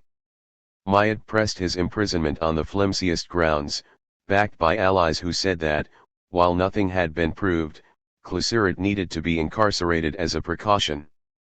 To be sure, Jaroslaw Dombrowski, Rossel, and Rybolewski found working under Cluseret frustrating, largely because his orders seemed to be regularly reversed or contradicted. Nevertheless, they had no sympathy for Maillet's power grab, and Rossel expressed astonishment at the charge the Cluseret had attempted to excite some corps against the Commune. The general, who has always been friendly towards me, was absolutely incapable of doing anything of the sort, or even of thinking of it. Prosper Olivier Lissagaray rightly scoffed at the ridiculous impeachment of Cluseret, describing Maillet's evidence as mere gossip. 12. The goal of the Jacobin current had not been the mere removal of Cluseret as a possible competing military focus of power, but the forestalling of any discussion of future strategy. This seemed to preclude bringing him to trial. They reportedly confined him for a while at the Conciergerie and at Mazas. The latter would have paradoxically landed him with the Archbishop of Paris and other hostages. After a few days of captivity, another IWA member, Charles Ferdinand Gambon, visited Cluseret, reporting the general sick and his cell unhealthy. Cluseret told him that he had not yet seen anyone, and asked to be questioned. 13. It became increasingly obvious that many in the council hoped to restrict traditional military authority in the interest of establishing what they saw as a kind of unquestionable executive carved from the General Council. Figures such as the 62-year-old revolutionary journalist Charles Delesclos hoped to authorize a new committee of public safety, a final homage to their Jacobin illusions. Part of this involved securing control over the essential tools for the city's defense, though they actually had little idea what they needed to do with them. By this strained logic, the stronger defense of Paris would not be served by even the most modest successes of Cluseret's War Office in the defense of Paris. It represented a possibly symbolic response to what was taking place across France. On the very day of the crisis at Issy, the government at Versailles held municipal elections across the country. As marginalized by this voting as in the previous February election of the national government, Paris watched with awe as the imperial figures running the country walked it through the ritual of republicanism. Radicals in the 11th arrondissement hung black in mourning that election, though it had returned some modest gains for moderate Republicans, as opposed to the old imperial politicians. The Commune defining itself. In the absence of Cluseret, responsibility for the defense of the city fell to Rossel. As of April 30, the Garde Nationale still claimed impressive numbers, with battalions organized into 20 legions consisting of 162,651 troops with 6,507 officers. Those available for active centralized defense might have been little more than the roughly 10,000 men in 34 irregular brigades. The units reflected the diversity of the Communard army, tirailleurs of the Marseillaise, the Polish chasseurs, and legions of Italian, Alsatian, and Belgian communards. 14. Rossel likely shared Cluseret's sense of the actual numbers involved in the defense of Paris, but he accepted the assignment. He added, "I require your most absolute cooperation in order not to succumb under the weight of present circumstances." He sent Dombrowski to Neuilly to take command on the right bank, and assigned Rybolovski to take charge of the troops and defenses on the left bank of the Seine, including Issy. La Cecilia became the general of the center with Bergeret Enudes in command of the two reserve brigades. Rossel also set citizen Napoleon Gaillard to take up a version of Cluseret's old project, the construction of a second line of barricades immediately inside the fortifications, as well as a third at the Trocadero, Montmartre, and the Pantheon. 15. In terms of Issy, Rossel arrested Meggy for abandoning the fort, which he turned over to Eudes. They reinforced the position with a barricade running across the front of the fort and at the foot of the slope in front, armed with a few more pieces of artillery. They also had two insurgent gunboats cannonading the heights of Meudon and Brimborion to their front. 16. On Monday, May 1, Rossel responded to his old colleague Leperchy, who had threatened to slaughter the garrison. "The next time that you venture to send us so insolent a communication as your letter of yesterday, I will have your messenger shot, in conformity with the usages of war." Unfortunately, the young Communard officer who carried Rossel's message did not know its contents.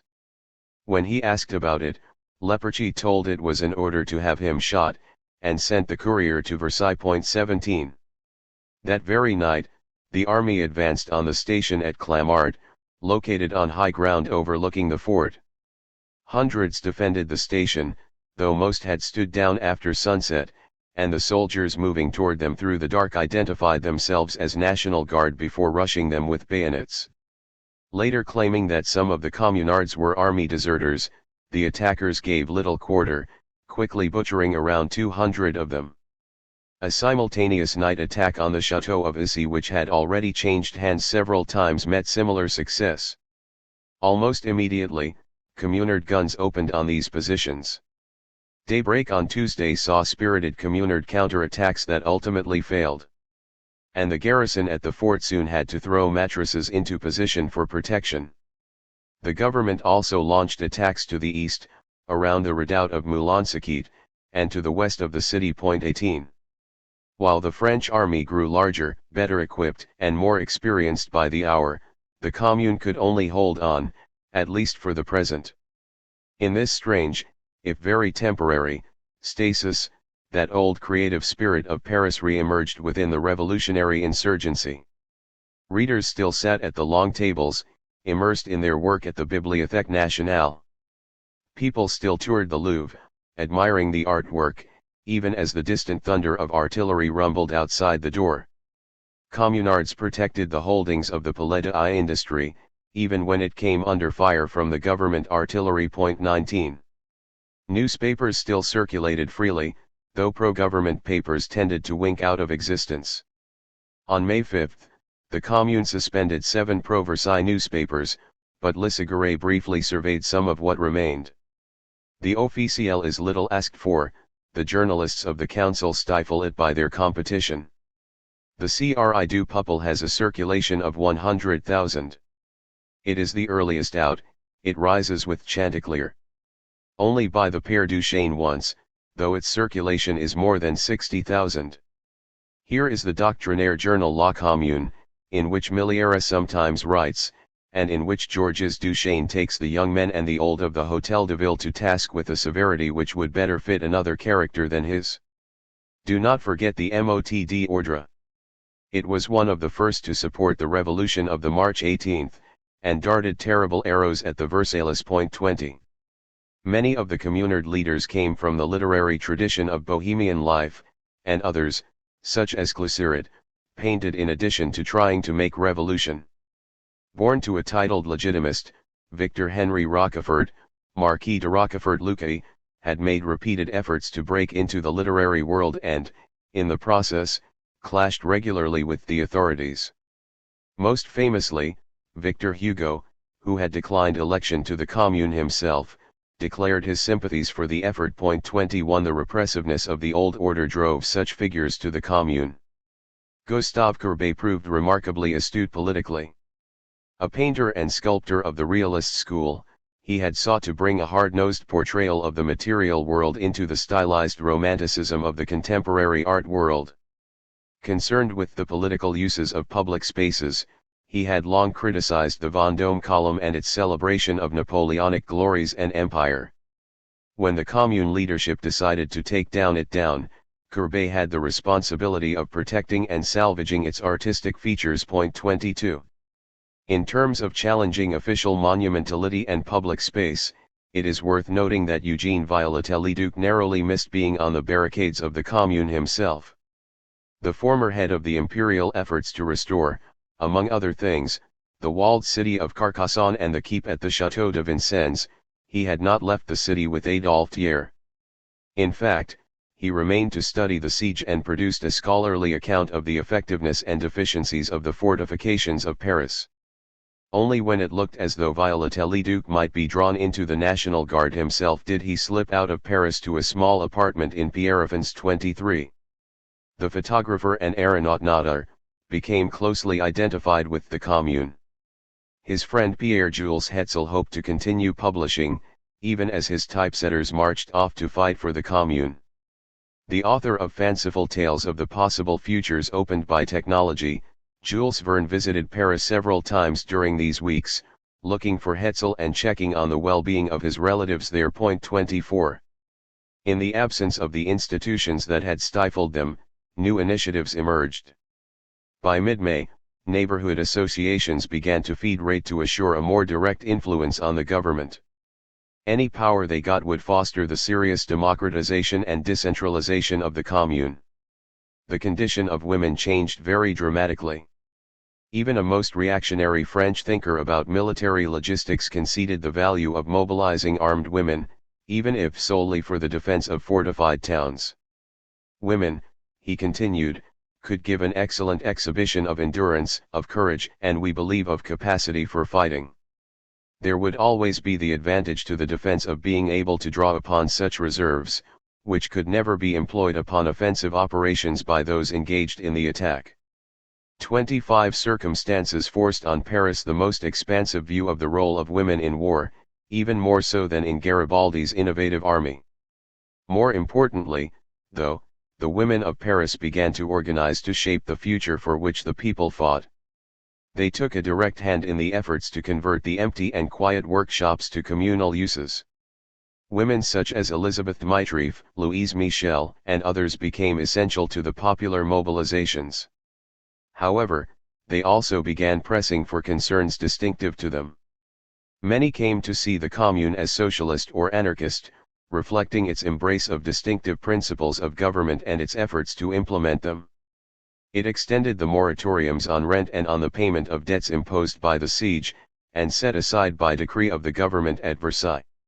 It also separated church and state, eventually secularizing education and abolishing the distinction between legitimate and illegitimate children in the distribution of National Guard pensions. Those who described the Commune in such terms had tangible class arguments. The revolutionary authorities set 6,000 francs as the maximum annual salary for any member of the government, about the same as a skilled worker. It forbade employers from imposing penalties and deducting them from wages. It projected the seizure and reopening of the workshops and formally requisitioned vacant lodgings for the use of those who did not have them. It took action directly to ban night work in bakeries and formally decreed a preference for cooperatives in supplying government contracts and sanctioned worker participation in governing the conditions of their work. A few days later, it opened discussions with the existing trade unions over the seizure of abandoned workshops. However incomplete or even aspirational many of the more far-reaching proclamations and measures were, tangible changes did take place. 1,500 yards from the ramparts, and a few steps from the War Office, 100 ordnance pieces remain inert, loaded with mud. Leaving on our right the War Office, that center of discord, let us enter the Corps Legislative, transformed into a workshop. 1,500 women are there, sewing the sand sacks that are to stop up the breaches. A tall and handsome girl, Martha, round her waist the red scarf with silver fringe given her by her comrades, distributes the work. The hours of labor are shortened by joyous songs. Every evening the wages are paid, and the women receive the whole sum, 8 centimes a sack, while the former contractors hardly gave them 2.26.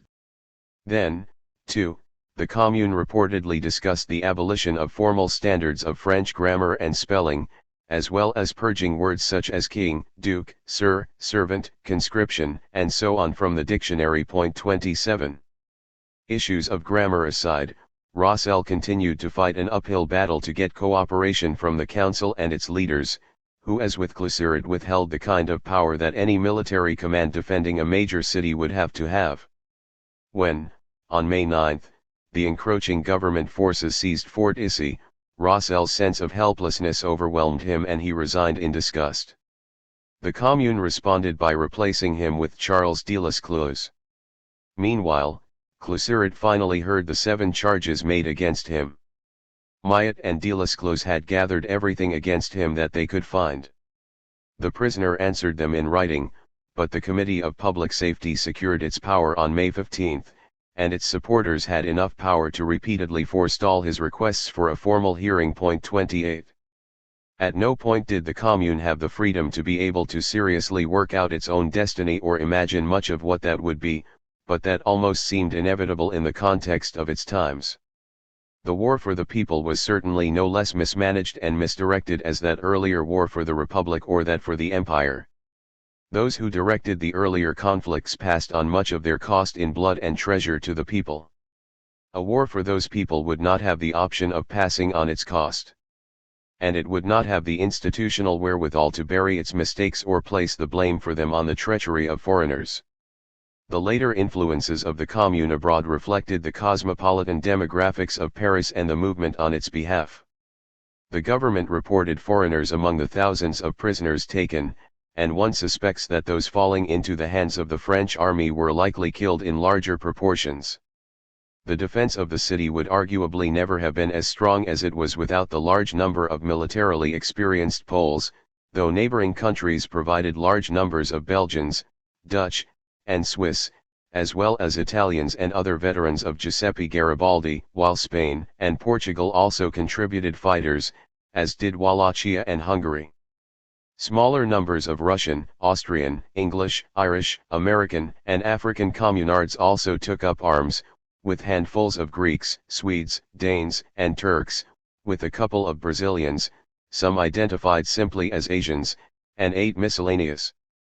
The director of manuscripts at the National Library under the Commune was Egyptian. 29.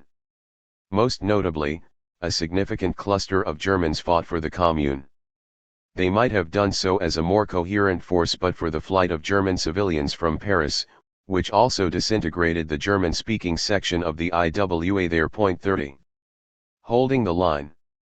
Across the line, the military of the government, even in defeat, had managed to raise a large army. Certainly, many of its new recruits did come from the more reactionary rural districts, but troops from these areas had also demonstrated a capacity to act in their own interests. Most immediately, during the first few weeks of their conflict with Paris, the authorities came to a rapid agreement with the Prussians, who began releasing war prisoners. In short order it would be building an army of 130,000.31. The new Reich proved only happy to be rid of the prisoners. 32 Even before the fall of Metz, the Germans held 131,577 unwounded French prisoners with between 20,000 and 50,000 sick or wounded in German hospitals. Metz came close to doubling that, and Sedan added yet again a similar number. The captors had already separated those from Alsace and Lorraine and organized them for agricultural work. The German authorities often permitted the prisoners to roam freely through their towns, having no money or resources to effect a serious escape. A writer from Stuttgart described them as moving along the street like shadows, Zouaves, line, and Turcos, attired in the garments they have been able to pick up on the field of battle, the capote of one regiment and the kepi of another. Frequently the capote or the pantaloons have been pierced by a hostile ball, and they carefully preserve the souvenir. For the rest they are always very clean, and bathe every day. To keep order among themselves, they also handpicked a body of tall and fine gendarmes, who walk the streets in uniform, always 2 by 2, as in France. Rumors of a prison revolt periodically terrified the German authorities. At one point, the rumors caused a serious panic at Cologne, where troops had to restore order among the civilians. The apparent source of the rumors had been the riotous manifestation in the camp when new prisoners arrived from France. On the other hand, there might have been something to the rumors. At one point, the authorities responded to some alleged insubordination by removing 500 Turcos and Zouaves from One Heath, just south of Cologne, to the citadel at Wesel. The subsequent search for weapons through the camp came up with 64 revolvers and 1,000 daggers. Those desperate enough could accept a return to duty in France, where equally desperate veteran officers stood ready to command them. Arsène Lambert, who had charge of the Maison de la Dernière Cartouche near Sedan, returned to take revenge for his capture by the Germans by shooting Parisians. Paul Déroulde, back from Switzerland, prepared to launch a new career that would carry him into the jihad against Dreyfus and a duel with Georges Clemenceau. The heroes of the world historic defeat of France would now take their revenge on the irreligious foreigners and ungrateful poor of the city. Among them, favoritism and politics informed their selection. The new army had no room for the scapegoat of Wissembourg Auguste Alexander Ducrot, the independent-minded old curmudgeon François Certain Canrobert, or the lower middle-class Louis Faidherbe, or for Charles Auguste Froissart, so personally associated with the old imperial family. Perhaps, too, they might not have entirely trusted Louis Jules Trochu, who had commanded the defense of Paris against the Prussians. 33. The army began chalking up a series of victories along the southern approaches to the city in early May. It not only took Issy, but the redoubt of Moulin-Saquet, near Fort Ivory and Fort Vanves, in the second week of the month. Moreover, Mont Valérien threw shells not only at Port Maillot and the Avenue de la Grande Armée, but also at Point du Jour and Muette. 34. Still, the particular loss of Issy left the southwestern approaches to the city largely unprotected. It meant the government could avoid the bottlenecked attempt to force a crossing of the Seine downriver at Neuilly, for example. Instead, it could move more safely and without risk of detection through the Bois de Boulogne to the very gates of the city. In the middle of May, Lissaguirre walked along the defenses at the western end of the city. 35 He looked up the Champs-Élysées as far as the Place de l'Étoile and the Arc de Triomphe, noting that the shells from Mont Valérien and Courbevoie landed there often enough to keep the street largely deserted.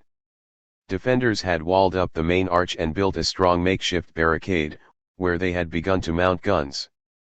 The government artillery from Mont Valérien, Courbevoie and Bécon had thrown 800 shells into the area.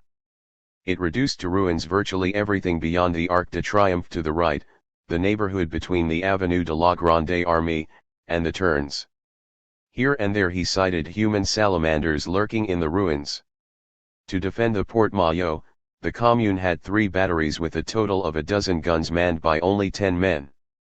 To the south, near the gate of La Muette, Dombrowski himself waved his kepi and taunted the troops approaching through the Bois de Boulogne.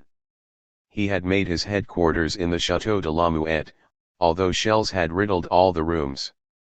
Those around him took courage from his fearlessness under fire. "Stay there," he told one particularly hard-pressed detail, "if you are not destined to die there you have nothing to fear." Farther along, the shelling had almost emptied the ramparts near the river and the nearby railway. On Wednesday, May 17, the government brought forward and masked new batteries that placed most of the city within range. On Saturday, they unmasked 300 naval guns and siege pieces, the salvos of which would announce the beginning of the end. All this drove the already challenged leadership of the Commune to pointless brutalities that accomplished nothing for the city. It voted to authorize the threatened killing of hostages, and suspended more papers in Paris. On Thursday, the National Assembly ratified the Treaty of Frankfurt.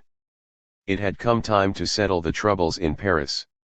In the night, government troops crying "Vive la Commune" approached, then attacked the outpost at Cachan south of the city, continuing east almost to the Hautes-Bruyères. Nearby, communards noticed Dominican monks signaling the enemy and incarcerated them at Fort de Bicêtre. More menacingly, on Friday, May 19, the government resumed its push from the west. In fact, several of the gates through that part of the wall had stood virtually undefended. When told this, the council promised to respond and concluded that it had done its duty, giving the matter no further thought. Fortunately, the Commune had established its strongest fortifications internal to the city walls along the west side, commanded directly from the Château de la Muette. Here and there in the city, residents had removed and piled the cobblestones into barricades and even impressive little miniature forts. They had yet to construct any serious defenses at Montparnasse, the Pantheon, or Montmartre. Importantly, the decentralized character of the defenses dotted the city with barricades, sometimes the products of neighborhood spontaneity and often disconnected from any other defenses. After seizing power, the Committee of Public Safety complained that, with tens of thousands of guards and millions of francs, they could not find sufficient labor to remedy these problems. The council debated abstractions, while the Committee of Public Safety issued more romantic proclamations, which moved nobody. The numbers, moreover, indicated severe weakness, reflecting the ongoing flight of individuals and small groups from the still hungry and economically depleted city. Cluseret later concluded that, in his absence, the Commune had allowed its numbers of reliable effectives to fall to 12,000 by May 20. In fact, he said that he had never had more than 6,000 available for service at the front.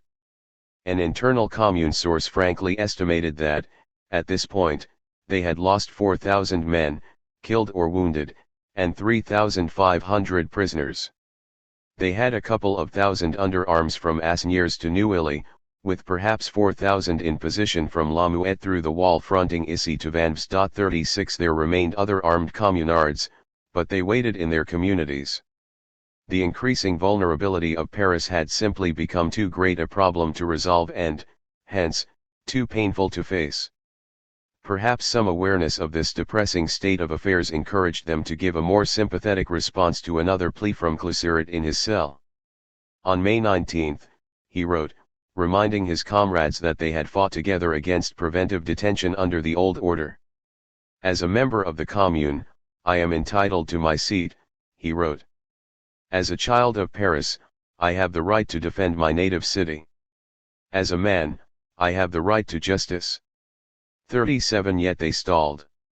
On Sunday, May 21, however, the body faced the alternatives of either giving Cluseret a hearing or facing the likely fruits of the military reality it had helped to shape. Picking the least onerous alternative, the Jacobin artist Alfred Billy-Aureille, actually a newcomer to politics, hosted a discussion that regularly threatened to become entirely absurd. The Neo-Jacobins had compiled every conceivable charge it could argue.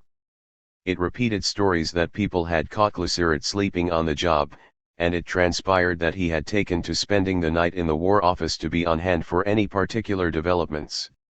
At one point, as U.S. Ambassador E.B. Washburn tried to get a number of wealthy Americans out of the city, someone suggested that an American was worth $1 million, and Clusieret's citizenship came up, giving rise to a rumor that he was negotiating a bribe. 38. In fact, agents of Versailles seem to have been regularly moving through the city offering bribes to anyone. They surely approached Clusieret and others, as may have agents of their political enemies seeking to discredit them. At one point, they approached Dombrowski, who went straight to the council and proposed that they use it to lure the government troops into a trap. Again, instead of considering Sadlo Dombrowski's suggestion, the committee turned to speculating as to who might actually be being bribed. Indeed, the political opponents of Clusieret and the IWA stalled, making the only reasonable decision about him by setting aside the hearings to hear a proposal from Lyon and other cities in the south of France to stop or forestall the civil war. The Republican authorities at Lyon had hosted representatives from 16 municipal councils, the number suggesting an attempt to revive the old Ligue du Midi to attempt to save Paris. It voted to affirm the Republic as the only legitimate and possible government, and communal autonomy as its only solid basis. They proposed an immediate ceasefire and the dissolution of both the National Assembly and the Commune, to be followed by new elections that would fairly include Paris. 39. It represented the last hope of Paris, perhaps, but stirred remarkably little interest among the leaders of the Commune and carried no traction into its reception by the government at Versailles. As radicals in the leadership of the Commune questioned the loyalty of other radicals, informants of the government confirmed that the gates of Montrouge, Vanves, Vaugirard, Point du Jour, and Dauphine were actually entirely deserted. Orders to concentrate the troops were immediately issued. Remarkably, Lissiguret later scoffed at the government claim that they had fought their way through the gate of St. Cloud, which he said had been wide open for 3 days, and General Douay had crept in very modestly, man by man, introduced by treason. 40. Of course, this posed the question as to how it had been allowed to remain wide open. Meanwhile, the Germans remained visible at various points, armed and looking down into the city. The Prince of Saxony commanded the army that still cut off Paris from the rest of the world along the north and east. They had covered the outskirts of the capital from the line of the canal at Saint Denis across the broad sweep of the old walls north of the city and swinging down towards Charenton, where the Marne entered the Seine southeast of the city. As tensions between Paris and Versailles grew worse, egress became more difficult. Foreign journalists and surely many others got out on the rail lines or along the rivers. 41. On one level, it reached beyond politics to a matter of life and character. Lissiguret, that romantic revolutionary, wrote as one who has breathed in thy life that fiery fever of modern history, who has painted on thy boulevards and wept in thy faubourgs, who has sung to the morning of thy revolutions and a few weeks after bathed his hands in powder behind thy barricades. He wrote that he can hear from beneath thy stones the voices of the martyrs of sublime ideas and read in every one of thy streets a date of human progress. Even he does less justice to thy original grandeur than the stranger, though a Philistine, who came to glance at thee during the days of the Commune. The attraction of rebellious Paris was so strong that men hurried thither from America to behold this spectacle unprecedented in the world's history, the greatest town of the European continent in the hands of the proletarians. Even the pusillanimous were drawn towards her. He added that, from this point forward, the prolongation of her resistance could now only serve to bear witness to her faith. 42. Beneath the romanticism, though, everyone still in the city but particularly the radicals faced a decision of the most visceral nature. Notwithstanding the dunderheads in the Hôtel de Ville, the working poor of the city, fueled by desperation and hope, were actually under arms and in rebellion. They had done so in the face of a much larger, well-organized, and professionally led military force, actually, 2 of them. Even if they downed arms and surrendered, the army entering Paris would begin a bloodbath with the full sanction of the government. Neither the rest of France nor the Germans nor any other nation would be in a position to prevent it. And, in fact, orchestrated cheers would praise the slaughter of the people as the salvation of civilization. Every radical in the city had to decide whether they would fight or not. Nobody who understood the situation could believe victory to be any more likely than for Saint Denis to rise from the dead and stroll through Paris with his head under his arm. Politically, nothing obligated those squinting at the enemy fires across the line to accept their martyrdom. On the other hand, any who took the smart option would have to live with the memory of having left the people and their experiment to their fate. 12. La Semaine Sanglante. The Foundations of Modern Western Civilization, May 21 to 28, 1871. Adolphe C. hurried through the dark to check the defenses along the Rue Beethoven at the west end of Paris. Although the lights had been put out, he saw some of his comrades along the wall, slumped and silent. As he drew near, his horse began losing its footing and stopped dead in its tracks. Assis looked closer and realized that large pools of blood and viscera coated the cobblestones. At that point, soldiers rushed from the shadows, bayonets flashing. The Versaillais who had just overcome the street's defenders seized Assis, who, rather unusually, lived to tell the tale of his capture. 1 Through that third week of May, thousands, tens of thousands did not. That single Semaine Sanglante bloodied the history of every neighborhood, every square, and every street, of the old city. In the first few days, some 130,000 well-armed, well-equipped soldiers, cynically lied to about what they were facing, had stormed into what had been the premier metropolis of the Western world to reclaim Paris for property, order, religion. Everyone who cared to look could have seen the final end, and it came with a vengeance. Other Western nation-states uttered not so much as a hollow protest. The beginning, Sunday, Monday, and Tuesday. On the morning of Sunday, May 21, the artillery of General Félix Douay began lobbing shells against the salient at the Point du Jour, on the Seine at the city wall southwest of Paris. At that point, troops moved through the Bois de Boulogne to the gates of Auteuil and Saint Cloud, which had been abandoned and their vulnerability signaled by agents. Adolphe Thiers, Patrice de MacMahon, and the other movers and shakers of this operation sent orders for the batteries to fall silent as their soldiers quietly slipped into the city, often singly, until enough had gathered within the walls to begin their operations. Thiers and his government informed the rest of France and the world that they had delivered an ultimatum to the Commune, offering them the opportunity to surrender and save their lives. The lies dutifully sent out to the world, they sent the first of their troops into Paris to continue to do what they had already been doing on the outskirts. Gunfire erupted sporadically as the soldiers stopped along their way to shoot groups of surprised and captured members of the National Guard or civilians dragged from their homes. Word of this reached the Hôtel de Ville from across that quarter of the city. Earlier reports to Charles Delescluze, General Clusseret's successor, apparently went missing or did not register, but Jaroslaw Sadlo-Dombrowski's message from La Muette broke the council's preoccupation with the trial of Clusseret. The Versaillais have entered by the Porte de Saint Cloud. I am taking measures to drive them back. If you can send me reinforcements, I answer for everything. Under pressure to make a rational choice, the Committee of Public Safety voted to acquit Clusseret by a vote of 28-7, before deciding that, before acting on any news from the front, they would need more information. 2 They also decided that the city's defenders could take any necessary action in their own neighborhoods. As the rest of France heard reports from Thiers that the retaking of Paris had begun, Delescluze and the authorities in the city cherry-picked among contradictory reports to convince themselves that nothing serious had taken place. Their ignorance at the Hôtel de Ville of the position of government troops went beyond geography. They took the opportunity to send the army an appeal to fraternalism, recalling how the troops had refused to fire on the people at Montmartre on March 18.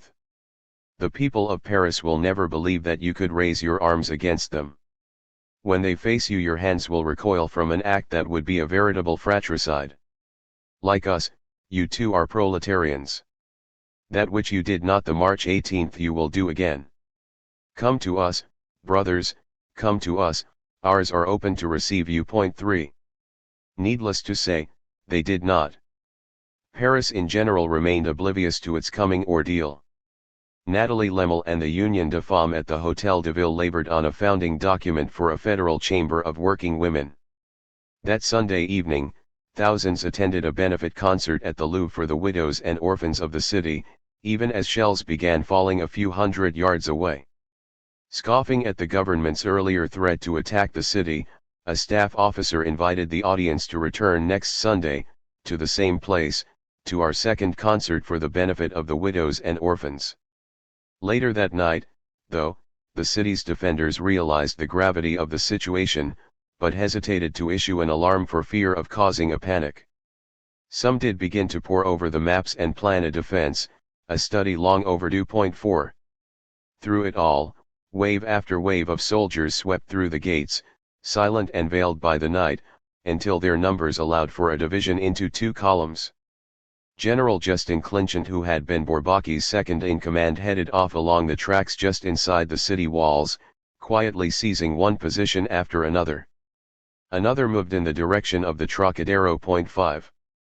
This ignorance, willful in the case of the council, left those defending the western outposts exhausted and without reinforcements. By midnight, the more fortunate of these had made their way back to Tzadlo Dombrowski's headquarters at La Muette. Across the front, people in small groups defending small neighborhood barricades fell back. On the river, sappers had begun to take key defensive positions. By the early hours of Monday, the army held the gates of Passy, Auteuil, St. Cloud, Sèvres, and Versailles, as well as the inner periphery of the western and northwestern city walls with the adjacent 15th and 16th arrondissements. By dawn on Monday, the army had its talons deep into the city. It had moved field artillery onto the rise of Chaillet, near the Trocadero, and on the Auteuil, near the Arc de Triomphe. Without the walls, the defense of the Commune now relied mostly on makeshift neighborhood barricades. Early that morning, meanwhile, the political architects of this disaster at the Hôtel de Ville resorted to what they had done with Cluseret, grilling Dombrowski about the ease with which the Versaillais entered the city. With a quavering voice, the general objected to being treated as a traitor. "My life belongs to the Commune," Dombrowski insisted. 6. And so it would. The paragons of decentralized democracy could not agree whether to inform the people of the state of their city, which effectively represented a decision not to inform them. However, the committee did agree to plaster the city with its proclamations denouncing military discipline and urging the people to organize their own neighborhood defenses. In the absence of information or a general plan, this left the Commune's artillery at Montmartre and, on the left bank, at the École Militaire largely unused. Throughout, those who did have a general plan, the army continued to pour soldiers into the city. Those of Félix Douay took the barricade at the Arc de Triomphe without a struggle and continued cautiously along the Champs-Élysées into the heart of the city. To Douay's left, Clinchant's corps advanced toward the Parc Monceaux. Still farther in that direction, Paul de Ladmirault led his corps along the interior of the walls to the north, putting itself to the rear of the fetters. Uninformed of their precarious situation, the battalions at Neuilly, Levallois-Perret, and Saint-Ouen found themselves cut off from the city and fired upon from behind. 7. By mid-afternoon, resistance across the city intensified as the people of Paris in general finally learned of the extent of the danger that threatened them. In addition, though, the army's butchery seemed to leave them no options, and the military had confined the communards into a shrinking territory. Not a few in the government of the Commune reassured themselves that the appearance of the troops would provoke a general rising in the city, leading to victory. A large barricade at the entrance of the Saint-Jacques Square on the Rue de Rivoli protected the Hôtel de Ville. Similar structures went up across the center of the city. On the left bank, they barricaded the Boulevard Saint-Michel and virtually fortified the Panthéon. 8. On Tuesday, the people at Montmartre realized that Ladmirault's men had unexpectedly moved around the wall and were about to attack their own neighborhood. Ladmirault's cavalry commander, Gaston de Galifet, jockeyed for position in hopes of capping a brilliant career slaughtering Russians, butchering Mexicans, and, far less effectively, bloodying Germans with the wholesale murder of unarmed and disarmed Parisians. 9. The communards there had almost nothing to resist them with, in part because their neighborhood sat at the far end of the city from Versailles. The Commune had sent General Napoleon La Sicilia to prepare a defense, but nobody knew him or paid much attention. Louise Michel, the head of the Montmartre Women's Vigilance Committee, and Elizabeth Dmitrieff had a corps of 25 women to defend the neighborhood. As it became clear that troops were moving in on them, others joined the women. They had every advantage of the terrain, but not enough to keep a well-trained, massively larger military force from overrunning their positions. By mid-morning, Communard teamsters carrying munitions there found the enemy already on the heights, where it engaged in virtually indiscriminate slaughter and plunder. Driven to the foot of Montmartre, Michel met a very tardy Dombrowski, sent by the Committee of Public Safety to save Montmartre. In the late morning, enthusiastic autonomists who did not recognize him arrested him and carried him before the Committee of Public Safety. To its credit, the committee actually accorded him a comradely welcome when he was returned to them. Still, the courtesies accomplished nothing for Montmartre, though he arrived in the area in time to encounter Michel in the midst of her labors. Resistance proved much stronger around Montmartre than on its heights. Dmitrieff sent word to the mayor of the 11th arrondissement urging the armed women in the neighborhood to come immediately to the barricades.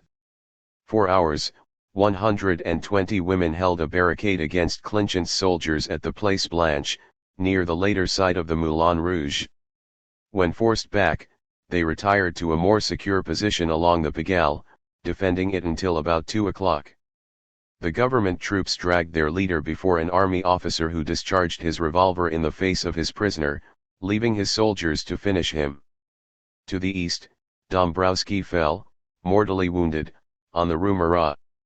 On the other, southern end of the line, on the left bank, General Ernest de Sissy had command, with General Joseph Vinoy in reserve. A handful of communards held on stubbornly near the Montparnasse cemetery until they ran out of cartridges, at about the same time as the army took Montmartre. However, it took them late into the afternoon to dislodge the fetters near the Legion d'Honneur. Elsewhere on the left bank, Walery Rybolovsky and others had prepared a series of defensive positions, particularly the Butte auxiliary cales to the south of the Pantheon. Late in the night, distant flames reddened the facade of the Hôtel de Ville, aided by gaslight, torches at several nearby barricades, and some bivouac fires. In one room, they displayed the corpse of Dombrowski in preparation for his funeral. In the lower lobbies, exhausted fighters sought a fitful sleep alongside the groans of the wounded and dying. The remaining members of the Central Committee had already issued their peace terms, dissolution of the Assembly and of the Commune, the army to leave Paris, the government to be provisionally confided to the delegates of the large towns, who will have a constituent assembly elected, mutual amnesty. The leaders still hoped, and Delesclos still signed bombastic proclamations, but the thousands of men, women, and children sleeping in short, shallow bursts on their arms at the barricades had even less room for illusions. Never able to count on reinforcements and always short on munitions, they now found themselves thrown on the meager resources of their neighbors for food. At 3 o'clock, a sleepy officer with the small detachment at Notre Dame, turned up at the Hôtel de Ville, requesting permission to move the hundreds of sick and wounded near the cathedral to a safer position. In the night, the Commune authorities sent Sadlo Dombrowski's body from the Hôtel de Ville to the Père Lachaise. Fetters at the Place de la Bastille stopped the wagon and briefly paid tribute to the corpse at the base of the column commemorating the Revolution of July 1830, and a guard formed a circle with torches as the defenders passed by, placing a kiss on the brow of their commander while the drum beat. Wrapped in a red flag, the body continued to the cemetery, where his brothers, members of his staff, and a few hundred guards stood bareheaded. Wednesday and Thursday. Sporadically, the rattle of firing squads broke the silence of the night, though the army had already begun to experiment with using the mitrailleuse for mass executions. The army's killings hardly stopped with any uniformed member of the National Guard taken, since any male of almost any age could be a potential enemy and too much was at stake not to take them into custody, and necessity required remaining unburdened by prisoners. Parts of Paris burned furiously as of the morning of Wednesday, May 24. The Tuileries, in particular, actually had been torched, likely to clear the field before Communard defensive positions. More generally, though, the incendiary shelling had started fires in the western, more bourgeois neighborhoods of the city that the army first encountered. The flames gave rise to the myth of Communard women patroleuses, engaged in arson.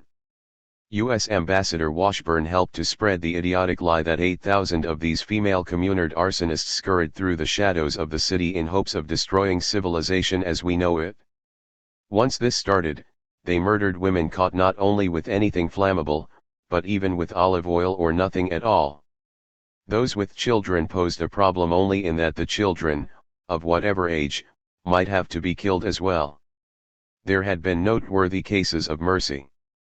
Individual soldiers and groups of soldiers showed remarkable courage in protecting the unarmed and disarmed from their comrades. In one case, officers ordered a soldier shot for himself refusing to murder civilians. Clinchant and Ladmiral took measures to prevent the killing of prisoners, though corps commanders could not be everywhere, and those with such homicidal underlings as Galifet would find that humanity had little place left. Point 10 We know of cases where individual soldiers helped to hide a Communard or, in one case, prevented the murder of a dozen male prisoners aged 12 to 17 taken in the West. Such things were noteworthy because they were so rare. Everywhere, the soldiers captured communards by the dozen, and shot them in batches numbering in the hundreds, alongside any unfortunate bystanders. Near the present wall of the communards in Père Lachaise cemetery, one observer counted about 800 bodies in one trench grave and 300 in another, and he did not have time to count the other trenches in just that location. Brooding over the harrowing stories of wholesale massacre, some of the local officials decided to act at around 7:20 a.m. on that earlier blanket authorization of the retaliatory killing of hostages. Some 300 of them were held at Mazas on the river. They chose half a dozen for execution in the exercise ground. "I am not the enemy of the Commune," stammered the Archbishop of Paris, Georges Darboy, who had attempted to facilitate his exchange for Auguste Blanqui. "I have done all I could," he added. "I have written twice to Versailles." The officer in charge of them informed them that they were not about to die at the hands of the Commune but the Versaillais, who are shooting the prisoners. At 2 o'clock, the Communard Minister of War, Delescluze, gave a resounding speech to the remaining officials of the Commune. All was not lost, he said, and a great effort to hold out to the last might still turn the tide. When news of the execution of hostages reached him later, Delescluze simply continued to write. However, when alone with a friend who was working with him, he hid his face in his hands. "What a war!" cried he, "what a war!" The collapse of the Communard center was the single most important event of the day. Remarkably, defenders still held the Palais Royal and protested the order to evacuate, only to have it repeated. After they fell back, the Commune abandoned the Hôtel de Ville, torching it, the police headquarters, and the courthouse. This loss of the Hôtel de Ville left the Commune pursuing its own purposes on either side of the river. Resistance on the left bank collapsed in the course of the day. The army overwhelmed the fetters on the Rue Vavin, just southwest of the Jardin du Luxembourg. It took 2 hours to overwhelm the barricade at the Place de l'Élysée, near the Église de Saint-Germain-des-Prés. Thereafter, the Versaillais poured through the Jardin du Luxembourg, though not in time to prevent the detonation of the city's magazine there. Clouseret's old friend, Eugene Varlin, the militant internationalist and bookbinder who had taken the organization to Le Creuset, had been fighting for hours before he showed up at the Pantheon, which had been so well defended in June 1848.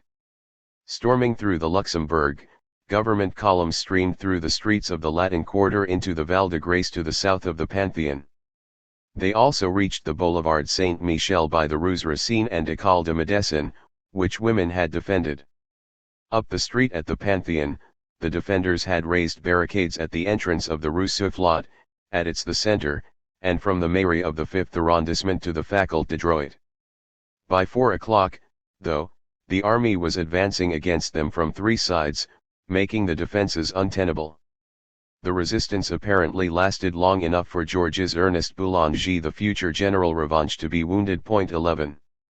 The fall of the Pantheon mirrored that of Montmartre, as did the celebratory slaughter by the army.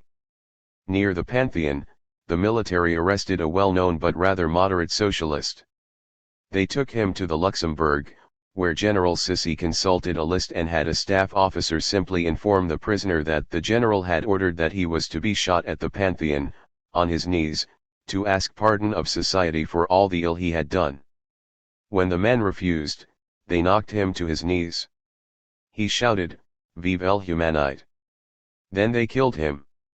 The simple murder of such civilians became not merely commonplace but general.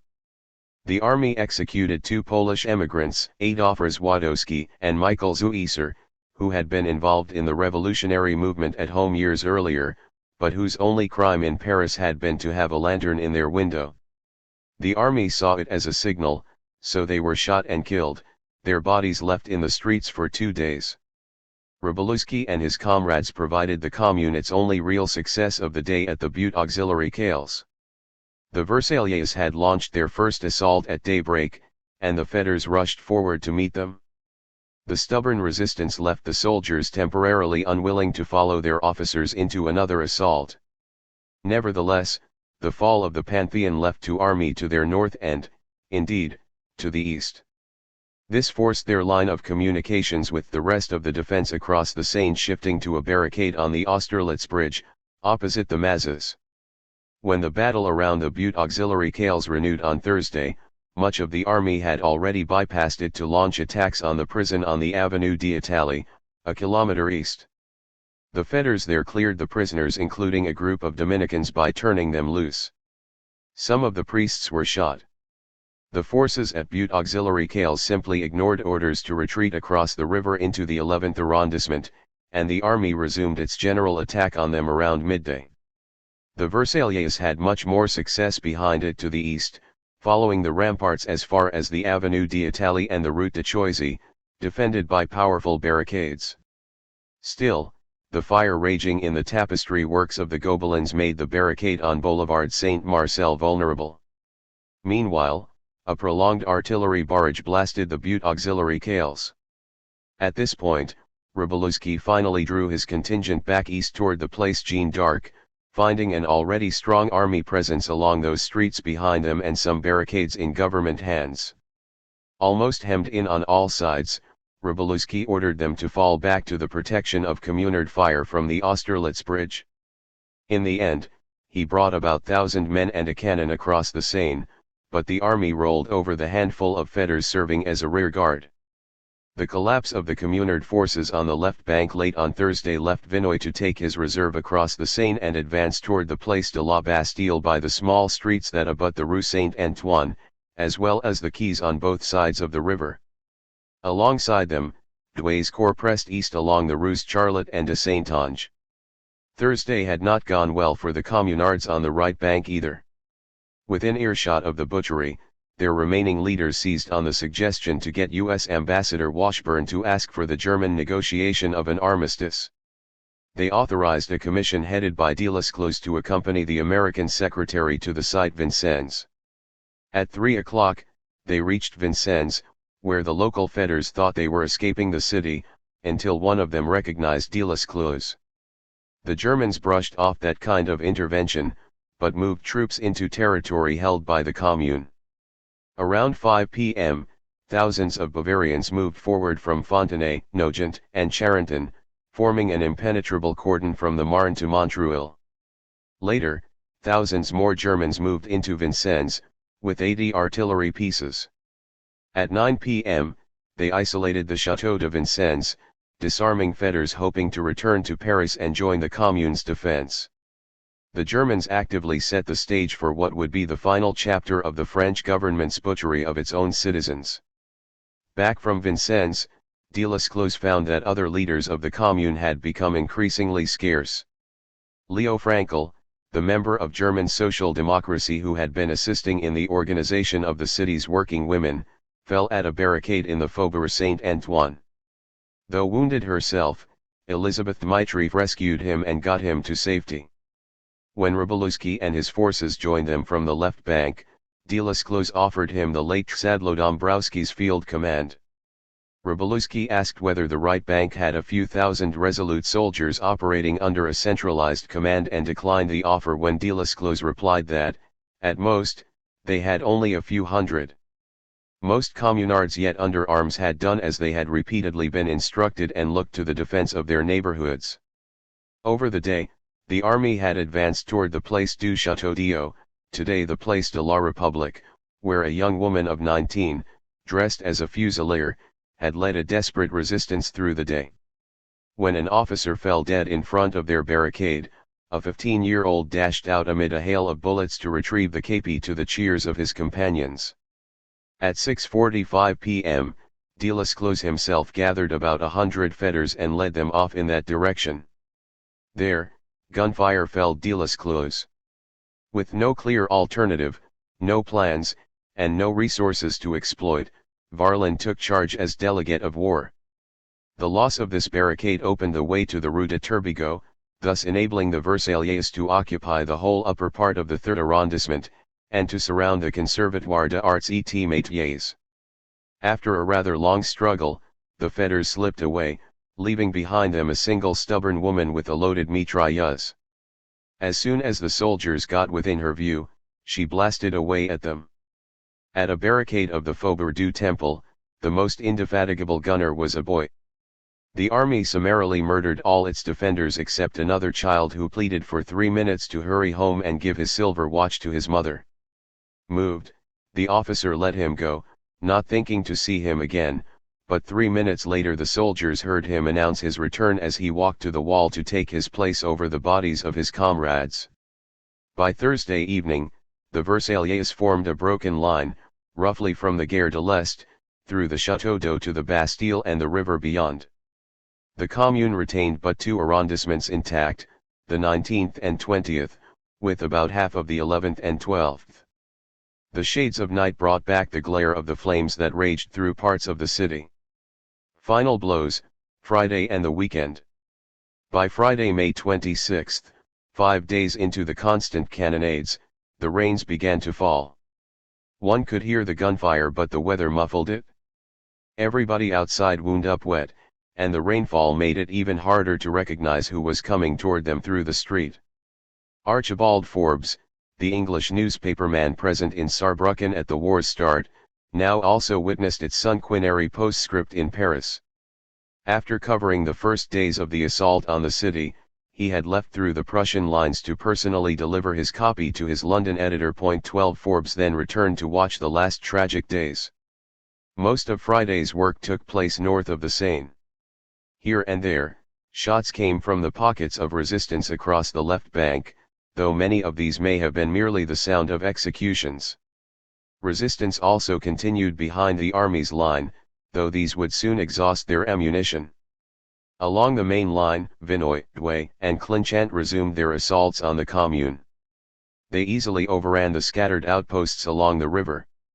By 7 a.m. it faced what had become a pitched battle around the Communard barricade on the Place de la Bastille. The fetters had rushed cannon to the position, and held it until 2 p.m. However, government troops had gotten to their east and scattered fighting had continued north, roughly along the line of the Canal Saint-Martin. By Friday, little more than a shadow remained of whatever authority the Commune had ever had. The few remaining members of the council wandered the neighborhoods of the 11th, 19th, and 20th arrondissements still out of reach of the army. Just as whatever power they ever exercised flickered, the reenactors of Jacobinism among the communards insisted on declaring a revolutionary dictatorship over the city. A few still clung to hope that a direct American intervention might end the massacre. They took a letter for Washburn to the Prussian outpost at the city wall. One officer after another palmed the problem off to another authority, and eventually sent the courier of the Commune back with assurances that the ambassador would get the document. Meanwhile, the army buelled its way into a cluster of slaughterhouses in the basin of La Valette, itself only a few kilometers shy of German-occupied Aubervilliers, where Cluseret had made the case for the Commune. On Friday morning, the troops overran the barricade on the Rue de Flandre, but the 269th, which had offered stubborn resistance for days, withstood the enemy and continued fighting from small enclaves around La Villette. Leaving a few thousand men to secure the Bastille, Vinoy continued on in mid-afternoon. One column veered back to the river at Mazas and continued to the Gare de Lyon. Their artillery there helped reduce the barricade on the Rue de Rye that, nevertheless, held back the army for a few hours. Their movements converged on the Place du Trône. In sharp contrast, the decentralized defense of the Communards precluded an opportunity to concentrate their artillery. On Friday night the government artillery raked the neighborhoods of Ménilmontant and Belleville in a way no German guns had done. Government shelling continued to pound Belleville, some landing as far as Bagnolet and wounding some of the Germans. Some of what was left of Commune's defenders trickled into this small corner of the city it still held, and tried to shelter in the already overcrowded houses, some of which collapsed on them. Most of the remaining Communards spent at least part of the night in the open air, many in the flickering glow as fire destroyed La Villette. The city's defenders woke with a chill on Saturday morning. Around 7 a.m., the army occupied the Place du Trône and pressed on to locate the heart of the resistance there, around the mairie of the 11th arrondissement. The Versaillais concentrated half a dozen big guns against the barricade defended by two inexpertly handled cannons. Government shells still overshooting Belleville landed to the east, driving more civilians from their homes. They rushed the city gate on the road leading to Les Lilas and Romainville.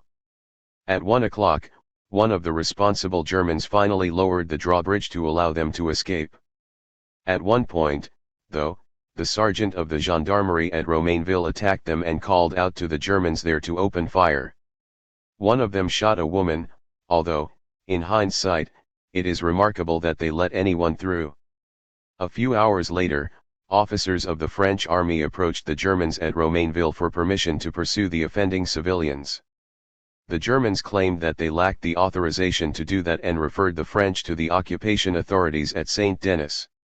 At nearly 2 o'clock, Communards in the Rue de Bellevue blocked the advance of several battalions of the army, who brought up artillery.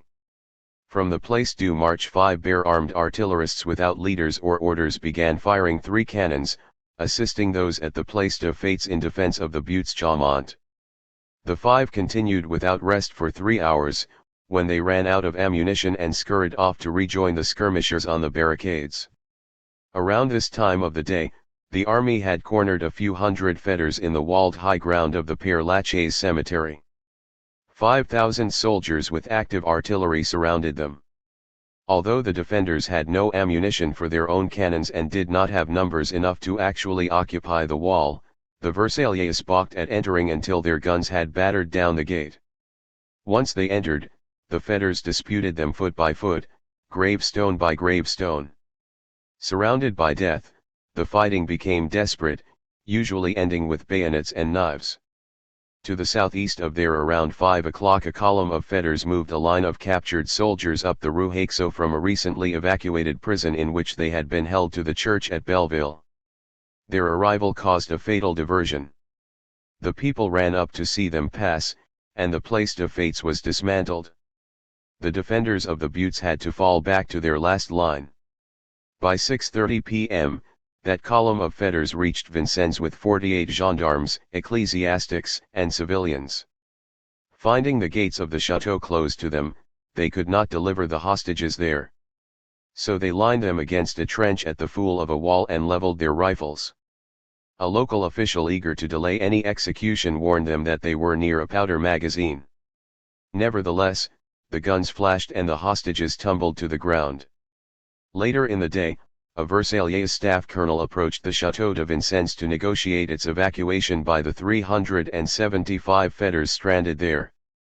Their commander, Colonel Nicolas Falto, was a veteran of the wars of Poland and of Garibaldi, and he had played a prominent role in the mutiny of the troops at Montmartre, which detonated the insurrection. At its close, he proved no less a formidable figure. He had commanded the 82nd Battalion through the siege and won the Legion of Honor for Buzenval. He had become identified with the Blanquists, as part of the Revolutionary Army. The army offered him safety in return for his cooperation. Perhaps Falto had just learned not to trust the government, but answered that his honor forbade his deserting his men. 13. The colonel proved a tough negotiator, even when he had absolutely nothing with which to bargain. He pointed out that, by virtue of their position, they had taken no part in the battle against the Versaillais. 14. He demanded passes, not for himself, but for some of his officers of foreign nationality, but Vinoy demanded an unconditional surrender. Falto appealed to the Germans under the Articles of War. However, MacMahon had already ensured the cooperation of the Prince of Saxony. The fate of the chateau seemed unavoidable as the rest of the Commune was pacified. Developments back in Paris indicated that this would be only hours away. Through the late afternoon, scattered survivors, refugees of the fighting across the city, had clustered in its northwestern corner. Wagons rumbled in beneath the continued whir of the shells. There the wounded found no doctors or medical supplies, nor even a mattress on which to die. The spent, the bloodied, the dying staggered into what remained of their vision of a city on the hill. Injured men, women, and children and few remained uninjured in one sense or another brought a cascade of news from the front, about the fall of this street, the loss of that barricade, and the massacres everywhere.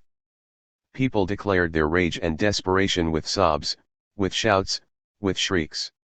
Among them wandered Varlin and the last members of the elected council, exhausted and painfully aware of what awaited them all. Around 4 o'clock the troops of Vinoy and Ladmiralt made a relentless push along the ramparts from different directions, converging on the Romainville gate and ending the hope of any further German largesse in saving civilian refugees. Over the next hour, other soldiers overran the barricade of the Rue Ribeval in the Boulevard de la Villette, and advanced on the strongest remaining defenses, along the Rue de Paris from the rear. At 8 p.m., the army took the mairie of the 20th arrondissement. The commander of the 191st and the remaining half-dozen of his men held one barricade until their ammunition was exhausted. For all of their propagandistic whining about the hostages, none of the army bothered going nearby to the prisons de la Roquette to release the prisoners, despite having secured the nearby Père Lachaise. Through most of Saturday, the still incarcerated hostages had been left to their own devices, the few that had tried to escape having been shot. Not until 9 p.m. did the government send anyone to rescue them. This delay of 12 hours sufficiently shows their contempt for the lives of the hostages. By this time, the army had driven most of what was left of the resistance into a small square formed by the Rue du Faubourg du Temple, the Rue de Trois Bornes, the Rue de Trois Couronnes, and the Boulevard de Belleville. 2 or 3 streets struggled on in the 20th arrondissement, including the Rue Ramponneau. In a last heroic act, Varlin and other remaining leaders of the Commune tied red scarves around their waists and rallied those still capable of a coordinated resistance. With their chaussepots slung over their shoulders, they marched down the Rue des Champs for the last fierce fight. A gigantic Garibaldian carried the red flag before them. They entered the 11th arrondissement and continued to the barricade at the corner of the Rue du Faubourg du Temple and the Rue de la Fontaine Roi. By 10 o'clock, the firing had begun to sputter away. The Fedders loaded their last cannon with double shot. It boomed from the Rue du Paris, as what Lissaguret called the last sigh of the Paris Commune, their last cartridge spent. Overwhelmed by shells, they threw themselves upon the muskets bristling around them. There came to be several claims for the location of the last barricade. It was most likely somewhere around Belleville or in the 11th arrondissement. Lissaguret recounted a romantic story that the last barricade had been in the Rue Ramponneau, where a single communard held it for a quarter of an hour. Thrice his marksmanship broke the staff of the Versaillais flag hoisted on the barricade of the Rue de Paris. He likely spent the last of his ammunition and slipped away in the darkness. Since the most probable source for the story would have been the individual in question, his survival can be assumed, and we can but hope that the story was true. That said, scattered neighborhood shooting continued well into the night. Reprisals continued the following day, Sunday, May 28. Famously, some 147 communards were taken to a wall at the edge of the Père Lachaise. The Mur de Fetters remains one of the most visible remaining sites in the city associated with the Commune. A priest fingered Varlin, who was captured by soldiers. They took him through the streets, where they permitted the heroes and heroines of the bourgeoisie to beat him about the head and face until his left eye dangled from the socket and he had become unrecognizable. They dragged him to the spot on the Rue de Rosiers where other soldiers had earlier killed Lacombe and Clement Thomas, and murdered him there. In case this human sacrifice would not be sufficient, they marched 42 men, 3 women and 4 children to the location and told them to kneel bareheaded before the wall. One woman, grasping her child in her arms, refused, and urged her companions to die upright. So played out the justice of the Republic, not so differently than had been that of the Empire. Only the Château de Vincennes was left for Sunday. Vinoy also had contact with a few disreputable individuals who offered to ensure its surrender by quietly taking the most intractably radical defenders out of the picture. One of these, a sergeant named Merlet, familiar with explosives, had already taken measures to blow the place up rather than surrender it. The magazine held 1,000 kilograms of powder and 400,000 cartridges that could still be of use to the insurrection. On the morning of Sunday, May 28, at 8 a.m., the sound of a gunshot from Merlet's chamber brought in his comrades at a rush to find him shot in the head. Later a Captain Bayard of the 99th admitted to having shot Merlet to prevent his using an electrical detonator to explode the magazine. 15 He and another government agent opened the gates of the fort on Monday. By mid-afternoon, the army had occupied and shuttled its disarmed defenders to Versailles, except for 9 of the officers, for whom an actual trial might prove troublesome. Instead they held a council of war and condemned all 9. In the early hours of Wednesday, May 31, the authorities took the 9 captured officers to the ditches. Another of them, one Delorme, possibly the individual who had been with Garibaldi in Burgundy, turned to the commanding officer of the Versaillais with the words, "Feel my pulse. See if I am afraid." 16 At 3:30 a.m., the firing squad performed one of its last acts of the patriotic butchery. The government turned the preeminent metropolis of Western civilization into a slaughterhouse. The army transformed its soldiers into brigands engaged in the murder, rape, and robbery of the people they had ritually sworn to defend. Their work eclipsed the St. Bartholomew's Day massacre, the reign of terror in the French Revolution, the insurrectionary clashes of 1830 and 1848. Repression of the Commune continued far from Paris. In Brussels, Victor Hugo's denunciation of the Belgian government for failing to offer refuge to the communards resulted in the mobbing of his home. On the border, officials regularly detained anyone trying to cross who struck them as suspicious. An English tourist briefly held there indicated that they had shot some of them. 17. The army had arranged for the burial of 17,000 communards. However, it simply threw many bodies into makeshift pyres in the streets or onto the flaming ruins around them. Many were pushed into mass graves without their identities or paperwork, such as the hundreds Georges Clemenceau saw near Père Lachaise Cemetery. Reasonable estimates generally run to 17,000 or more. Nor did the killing actually stop with the military reoccupation of the capital. The army officially took 43,522 prisoners, over 1,000 of them women, and 615 under the age of 16. It marched them to Versailles or the Camp de Satory, stopping for roadside executions along the way and confining the survivors in notoriously crowded and unsanitary conditions until they could be processed. In the end, they did not bring to trial more than half, while unrecorded numbers of the rest were variously dispatched. The military courts that tried them convicted 13,500 of the 15,895 brought to trial. They sentenced 95 to death, over 250 to forced labor, nearly 2,400 to prison, and the rest to deportation, most to New Caledonia. The Republic had chosen to destroy Paris in order to save it. It also destroyed the old idea of a republic itself. Conclusion. The final conflict. New views of revolution. A modern Western world emerged from the events of 1870–1. The management of mass warfare institutionalized not only the mechanisms necessary for more and larger conflicts but also the means for the repression of internal opposition. It set us on the path to where old terms like militarism or the merchants of death would fade in importance with their normalization as defense and national security. Yet, in the decades since the Commune, revolution has been a recurring response for reasons that recall the disaster of 1871. The ordeal of Paris and its people became a fitting demonstration that war, on this new scale, would write its own rules and follow its own logic. The level of human suffering inflicted on the people of Europe's most celebrated city, in the heart of the triumphalist West, remains mind-boggling, though its unpracticed 19th-century character allowed many to escape the carnage. The communards who survived the subjugation of Paris experienced widely diverse fates. The authorities sought particularly to make an example of Louis Rossel, the officer who had turned on the army, and executed him in November. 1 The working-class Garibaldian from l'Écrasot, Adolphe C., never returned from his exile to New Caledonia, though Louise Michel did. Nader escaped exile, but his photography business dried up, which drove him from Paris.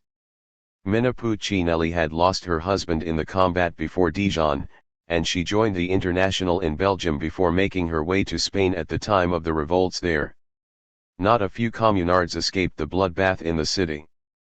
Perhaps because he had tried to save the lives of the archbishop and other hostages, local clergy hid Gustave Cluseret for several months before he escaped to Switzerland.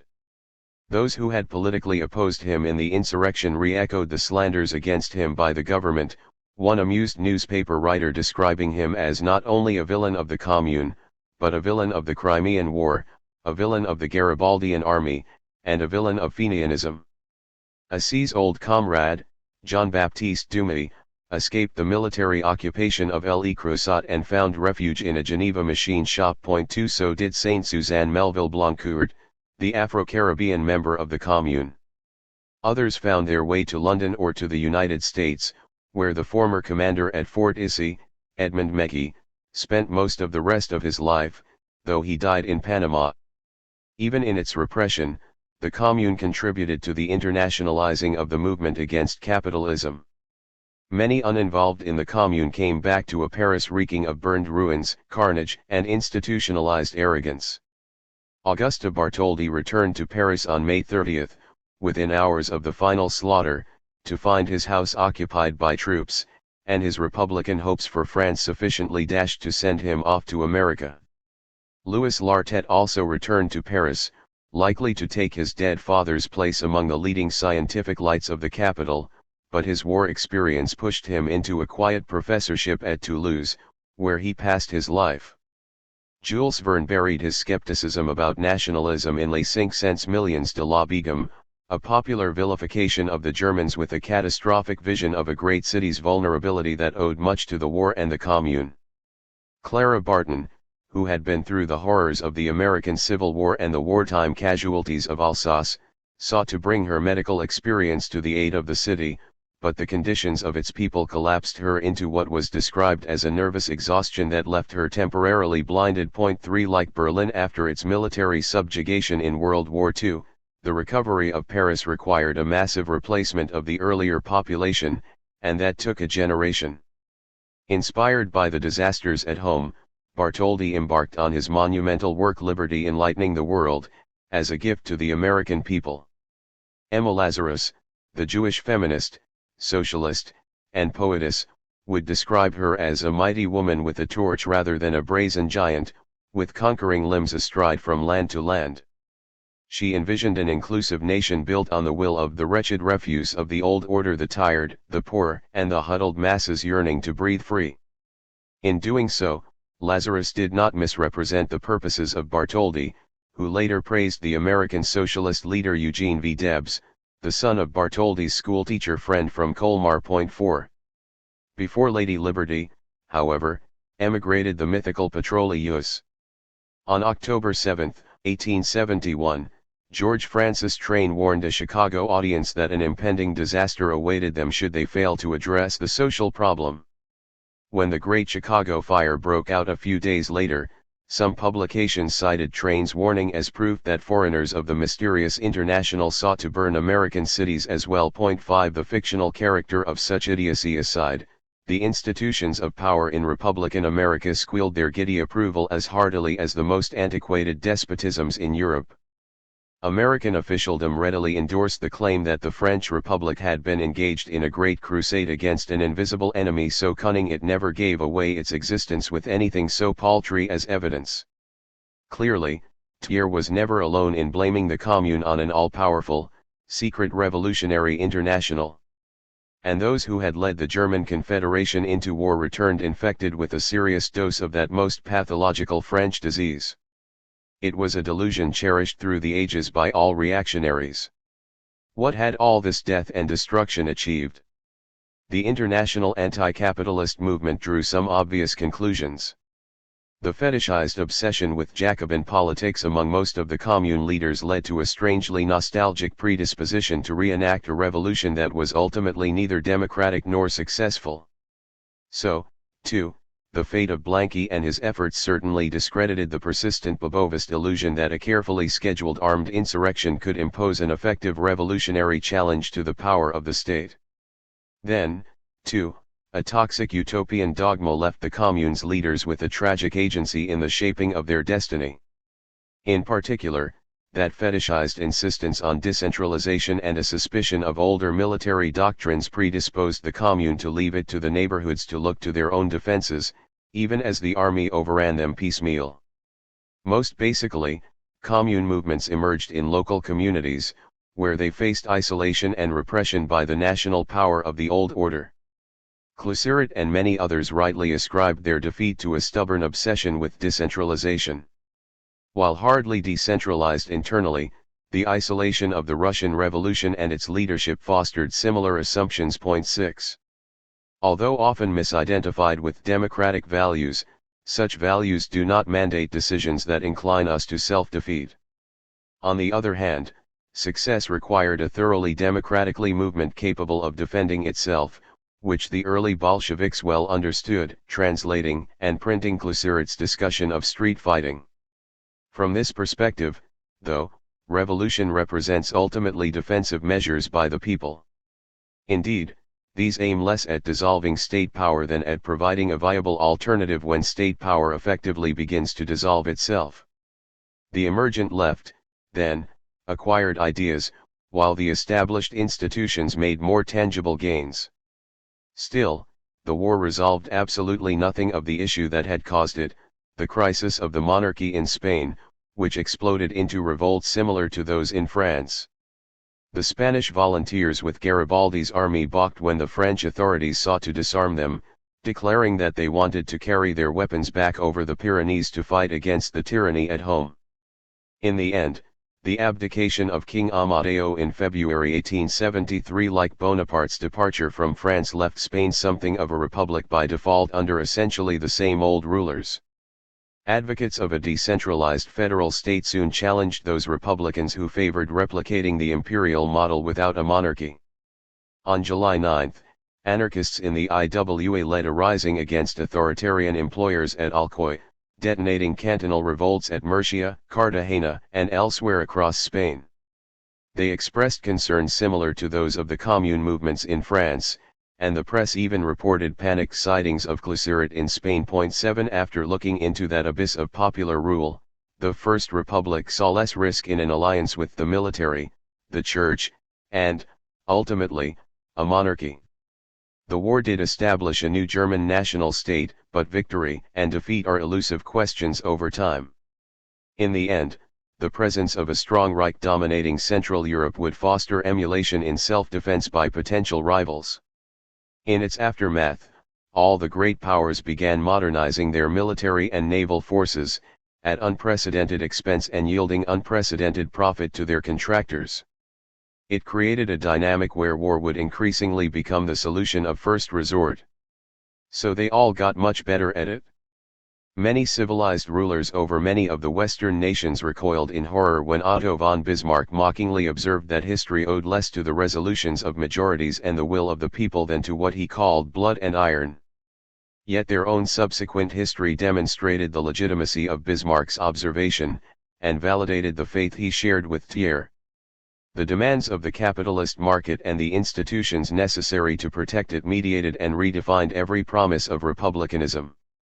With the rise of industrialized warfare, the Schneiders in France, the Krupps in Germany, and their peers around the world made unprecedented fortunes as what a more straightforward world called merchants of death. In turn they bankrolled the institutions and careers that assured them of greater profit. Less than half a century after the founding of the Kaiserreich, the practice of war reached a staggering crescendo. Its founding victims nurtured an anguished desire for revanche, politically organized by characters such as Georges Boulanger and Paul Déroulde. The German rulers learned nothing about the pitfalls of their confiscation of Napoleonic arrogance, and the legacy bequeathed to Helmuth von Moltke's nephew became an unalloyed curse. Global disaster resulted. Among the Germans, Alfred Graf von Schlieffen reduced the raw experience of 1870 into a formulaic ritual for conquering France. In the 1914 effort to demonstrate this, the generalship of Paul von Hindenburg and the airships of Ferdinand von Zeppelin supplied some of its more memorable features.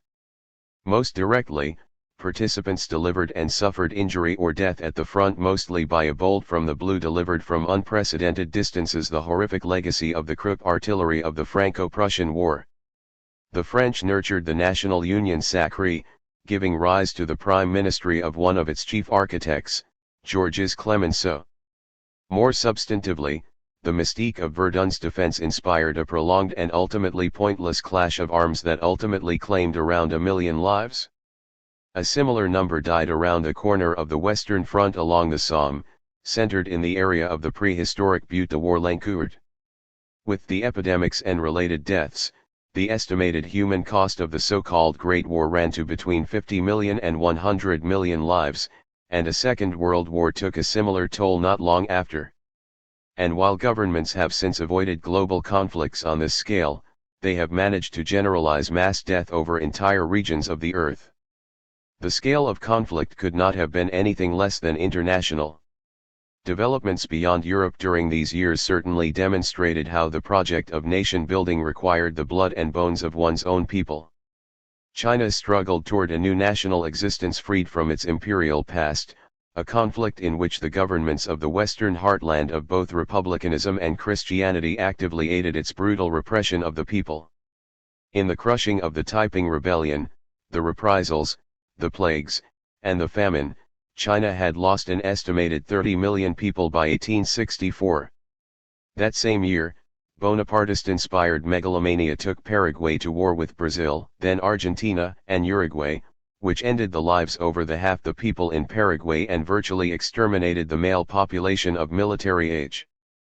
The course of these wars forever dissolved the assumption that nation-building required republican bricks. A Bartholdi or a Garibaldi or a Lincoln had increasingly thought of republican politics as centered on the considered will of the people, and expected a representative system defined by the state of society in general. They believed, or came increasingly to believe, that national unity, republican government, and egalitarian social reform would form a common, mutually interdependent republican society.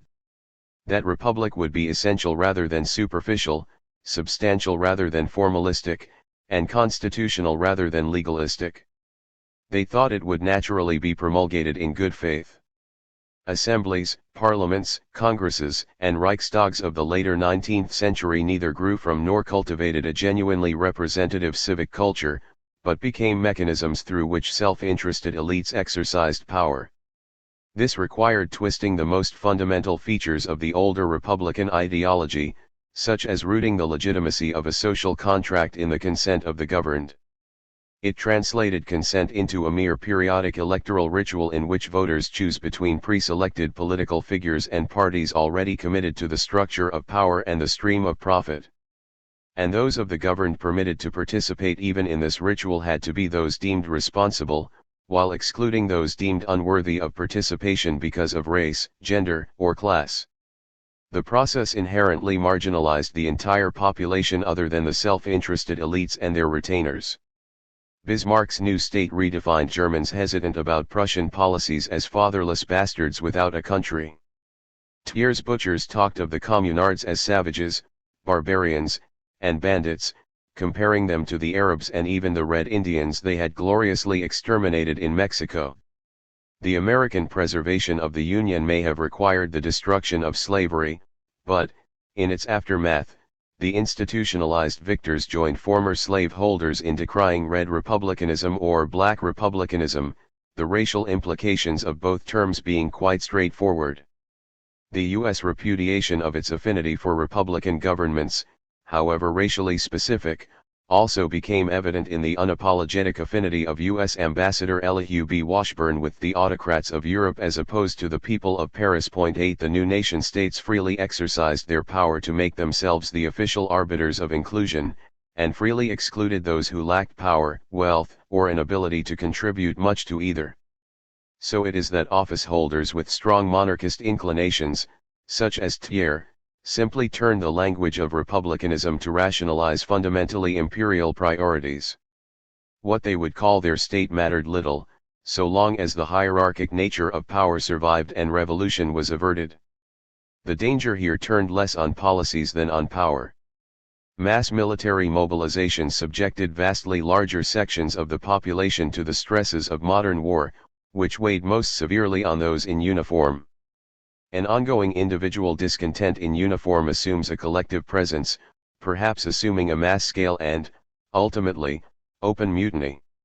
English and American papers watched with interest the pioneering efforts of the emerging German state to contain the socialist thread within the army. With the raising of mass armies, it can also no longer be denied that the social democratic influence has even extended to the military. The authorities tried secretly to prevent this.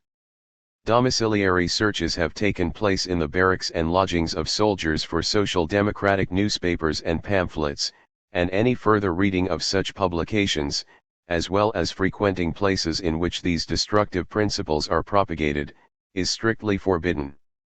Paradoxically, though, the government gave military training to the working class and peasant youth that might be turned against them, such as happened in Paris during the Commune 9. The aspirations of radicals came into sharper focus in response.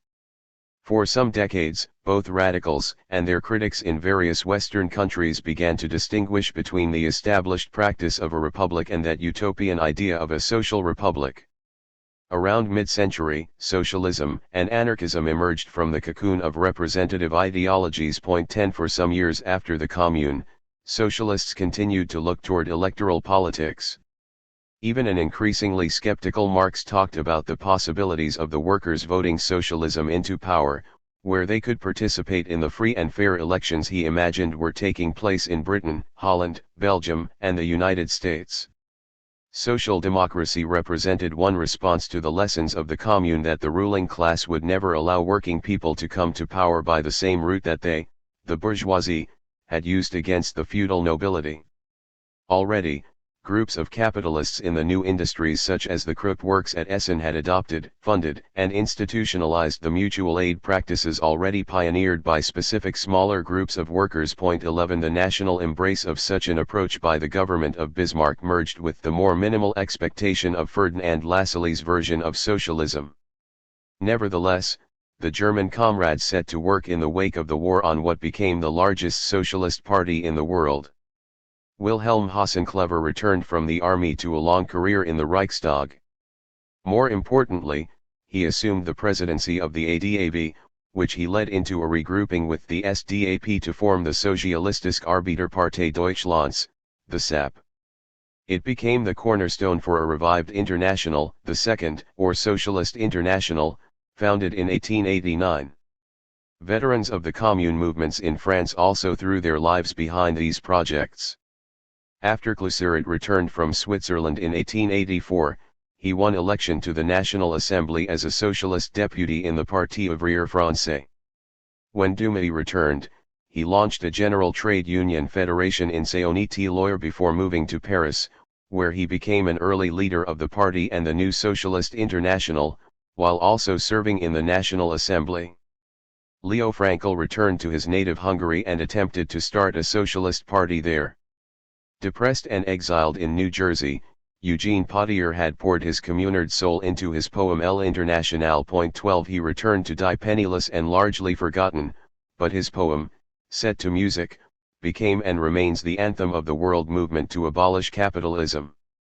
Those efforts and those of their successors won electoral and legislative victories in terms of policy but never took these countries closer to the abolition of capitalism in terms of its most essential feature, that of class power.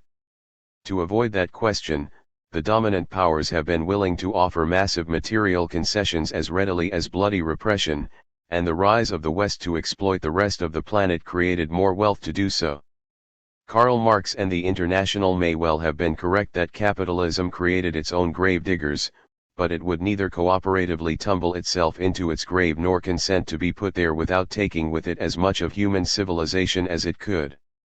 Rather than bringing to birth a new world, subsequent generations witnessed a globalized system of exploitation with wars of unprecedented scale, endemic mass starvation, and the systemic rationalized destruction of the biosphere, while the established order cultivated the mass capacity for unreasoning delusions, habitual deference, and socially sanctioned cruelty necessary to sustain the more dysfunctional features of the dominant institutions and prevalent ideologies. They even offered their own version of a United States of Europe. The Western world cultivated a mechanism that legitimized and rationalized itself. It carefully crafted illusions of an ever-expanding prosperity, and the kind of gradual linear progress toward a more just and inclusive society. Despite a few not inconsequential hiccups, such as 1968, the Commune came be rendered as an unfortunate misunderstanding and a kind of scaled-up, best-forgotten incidence of domestic violence.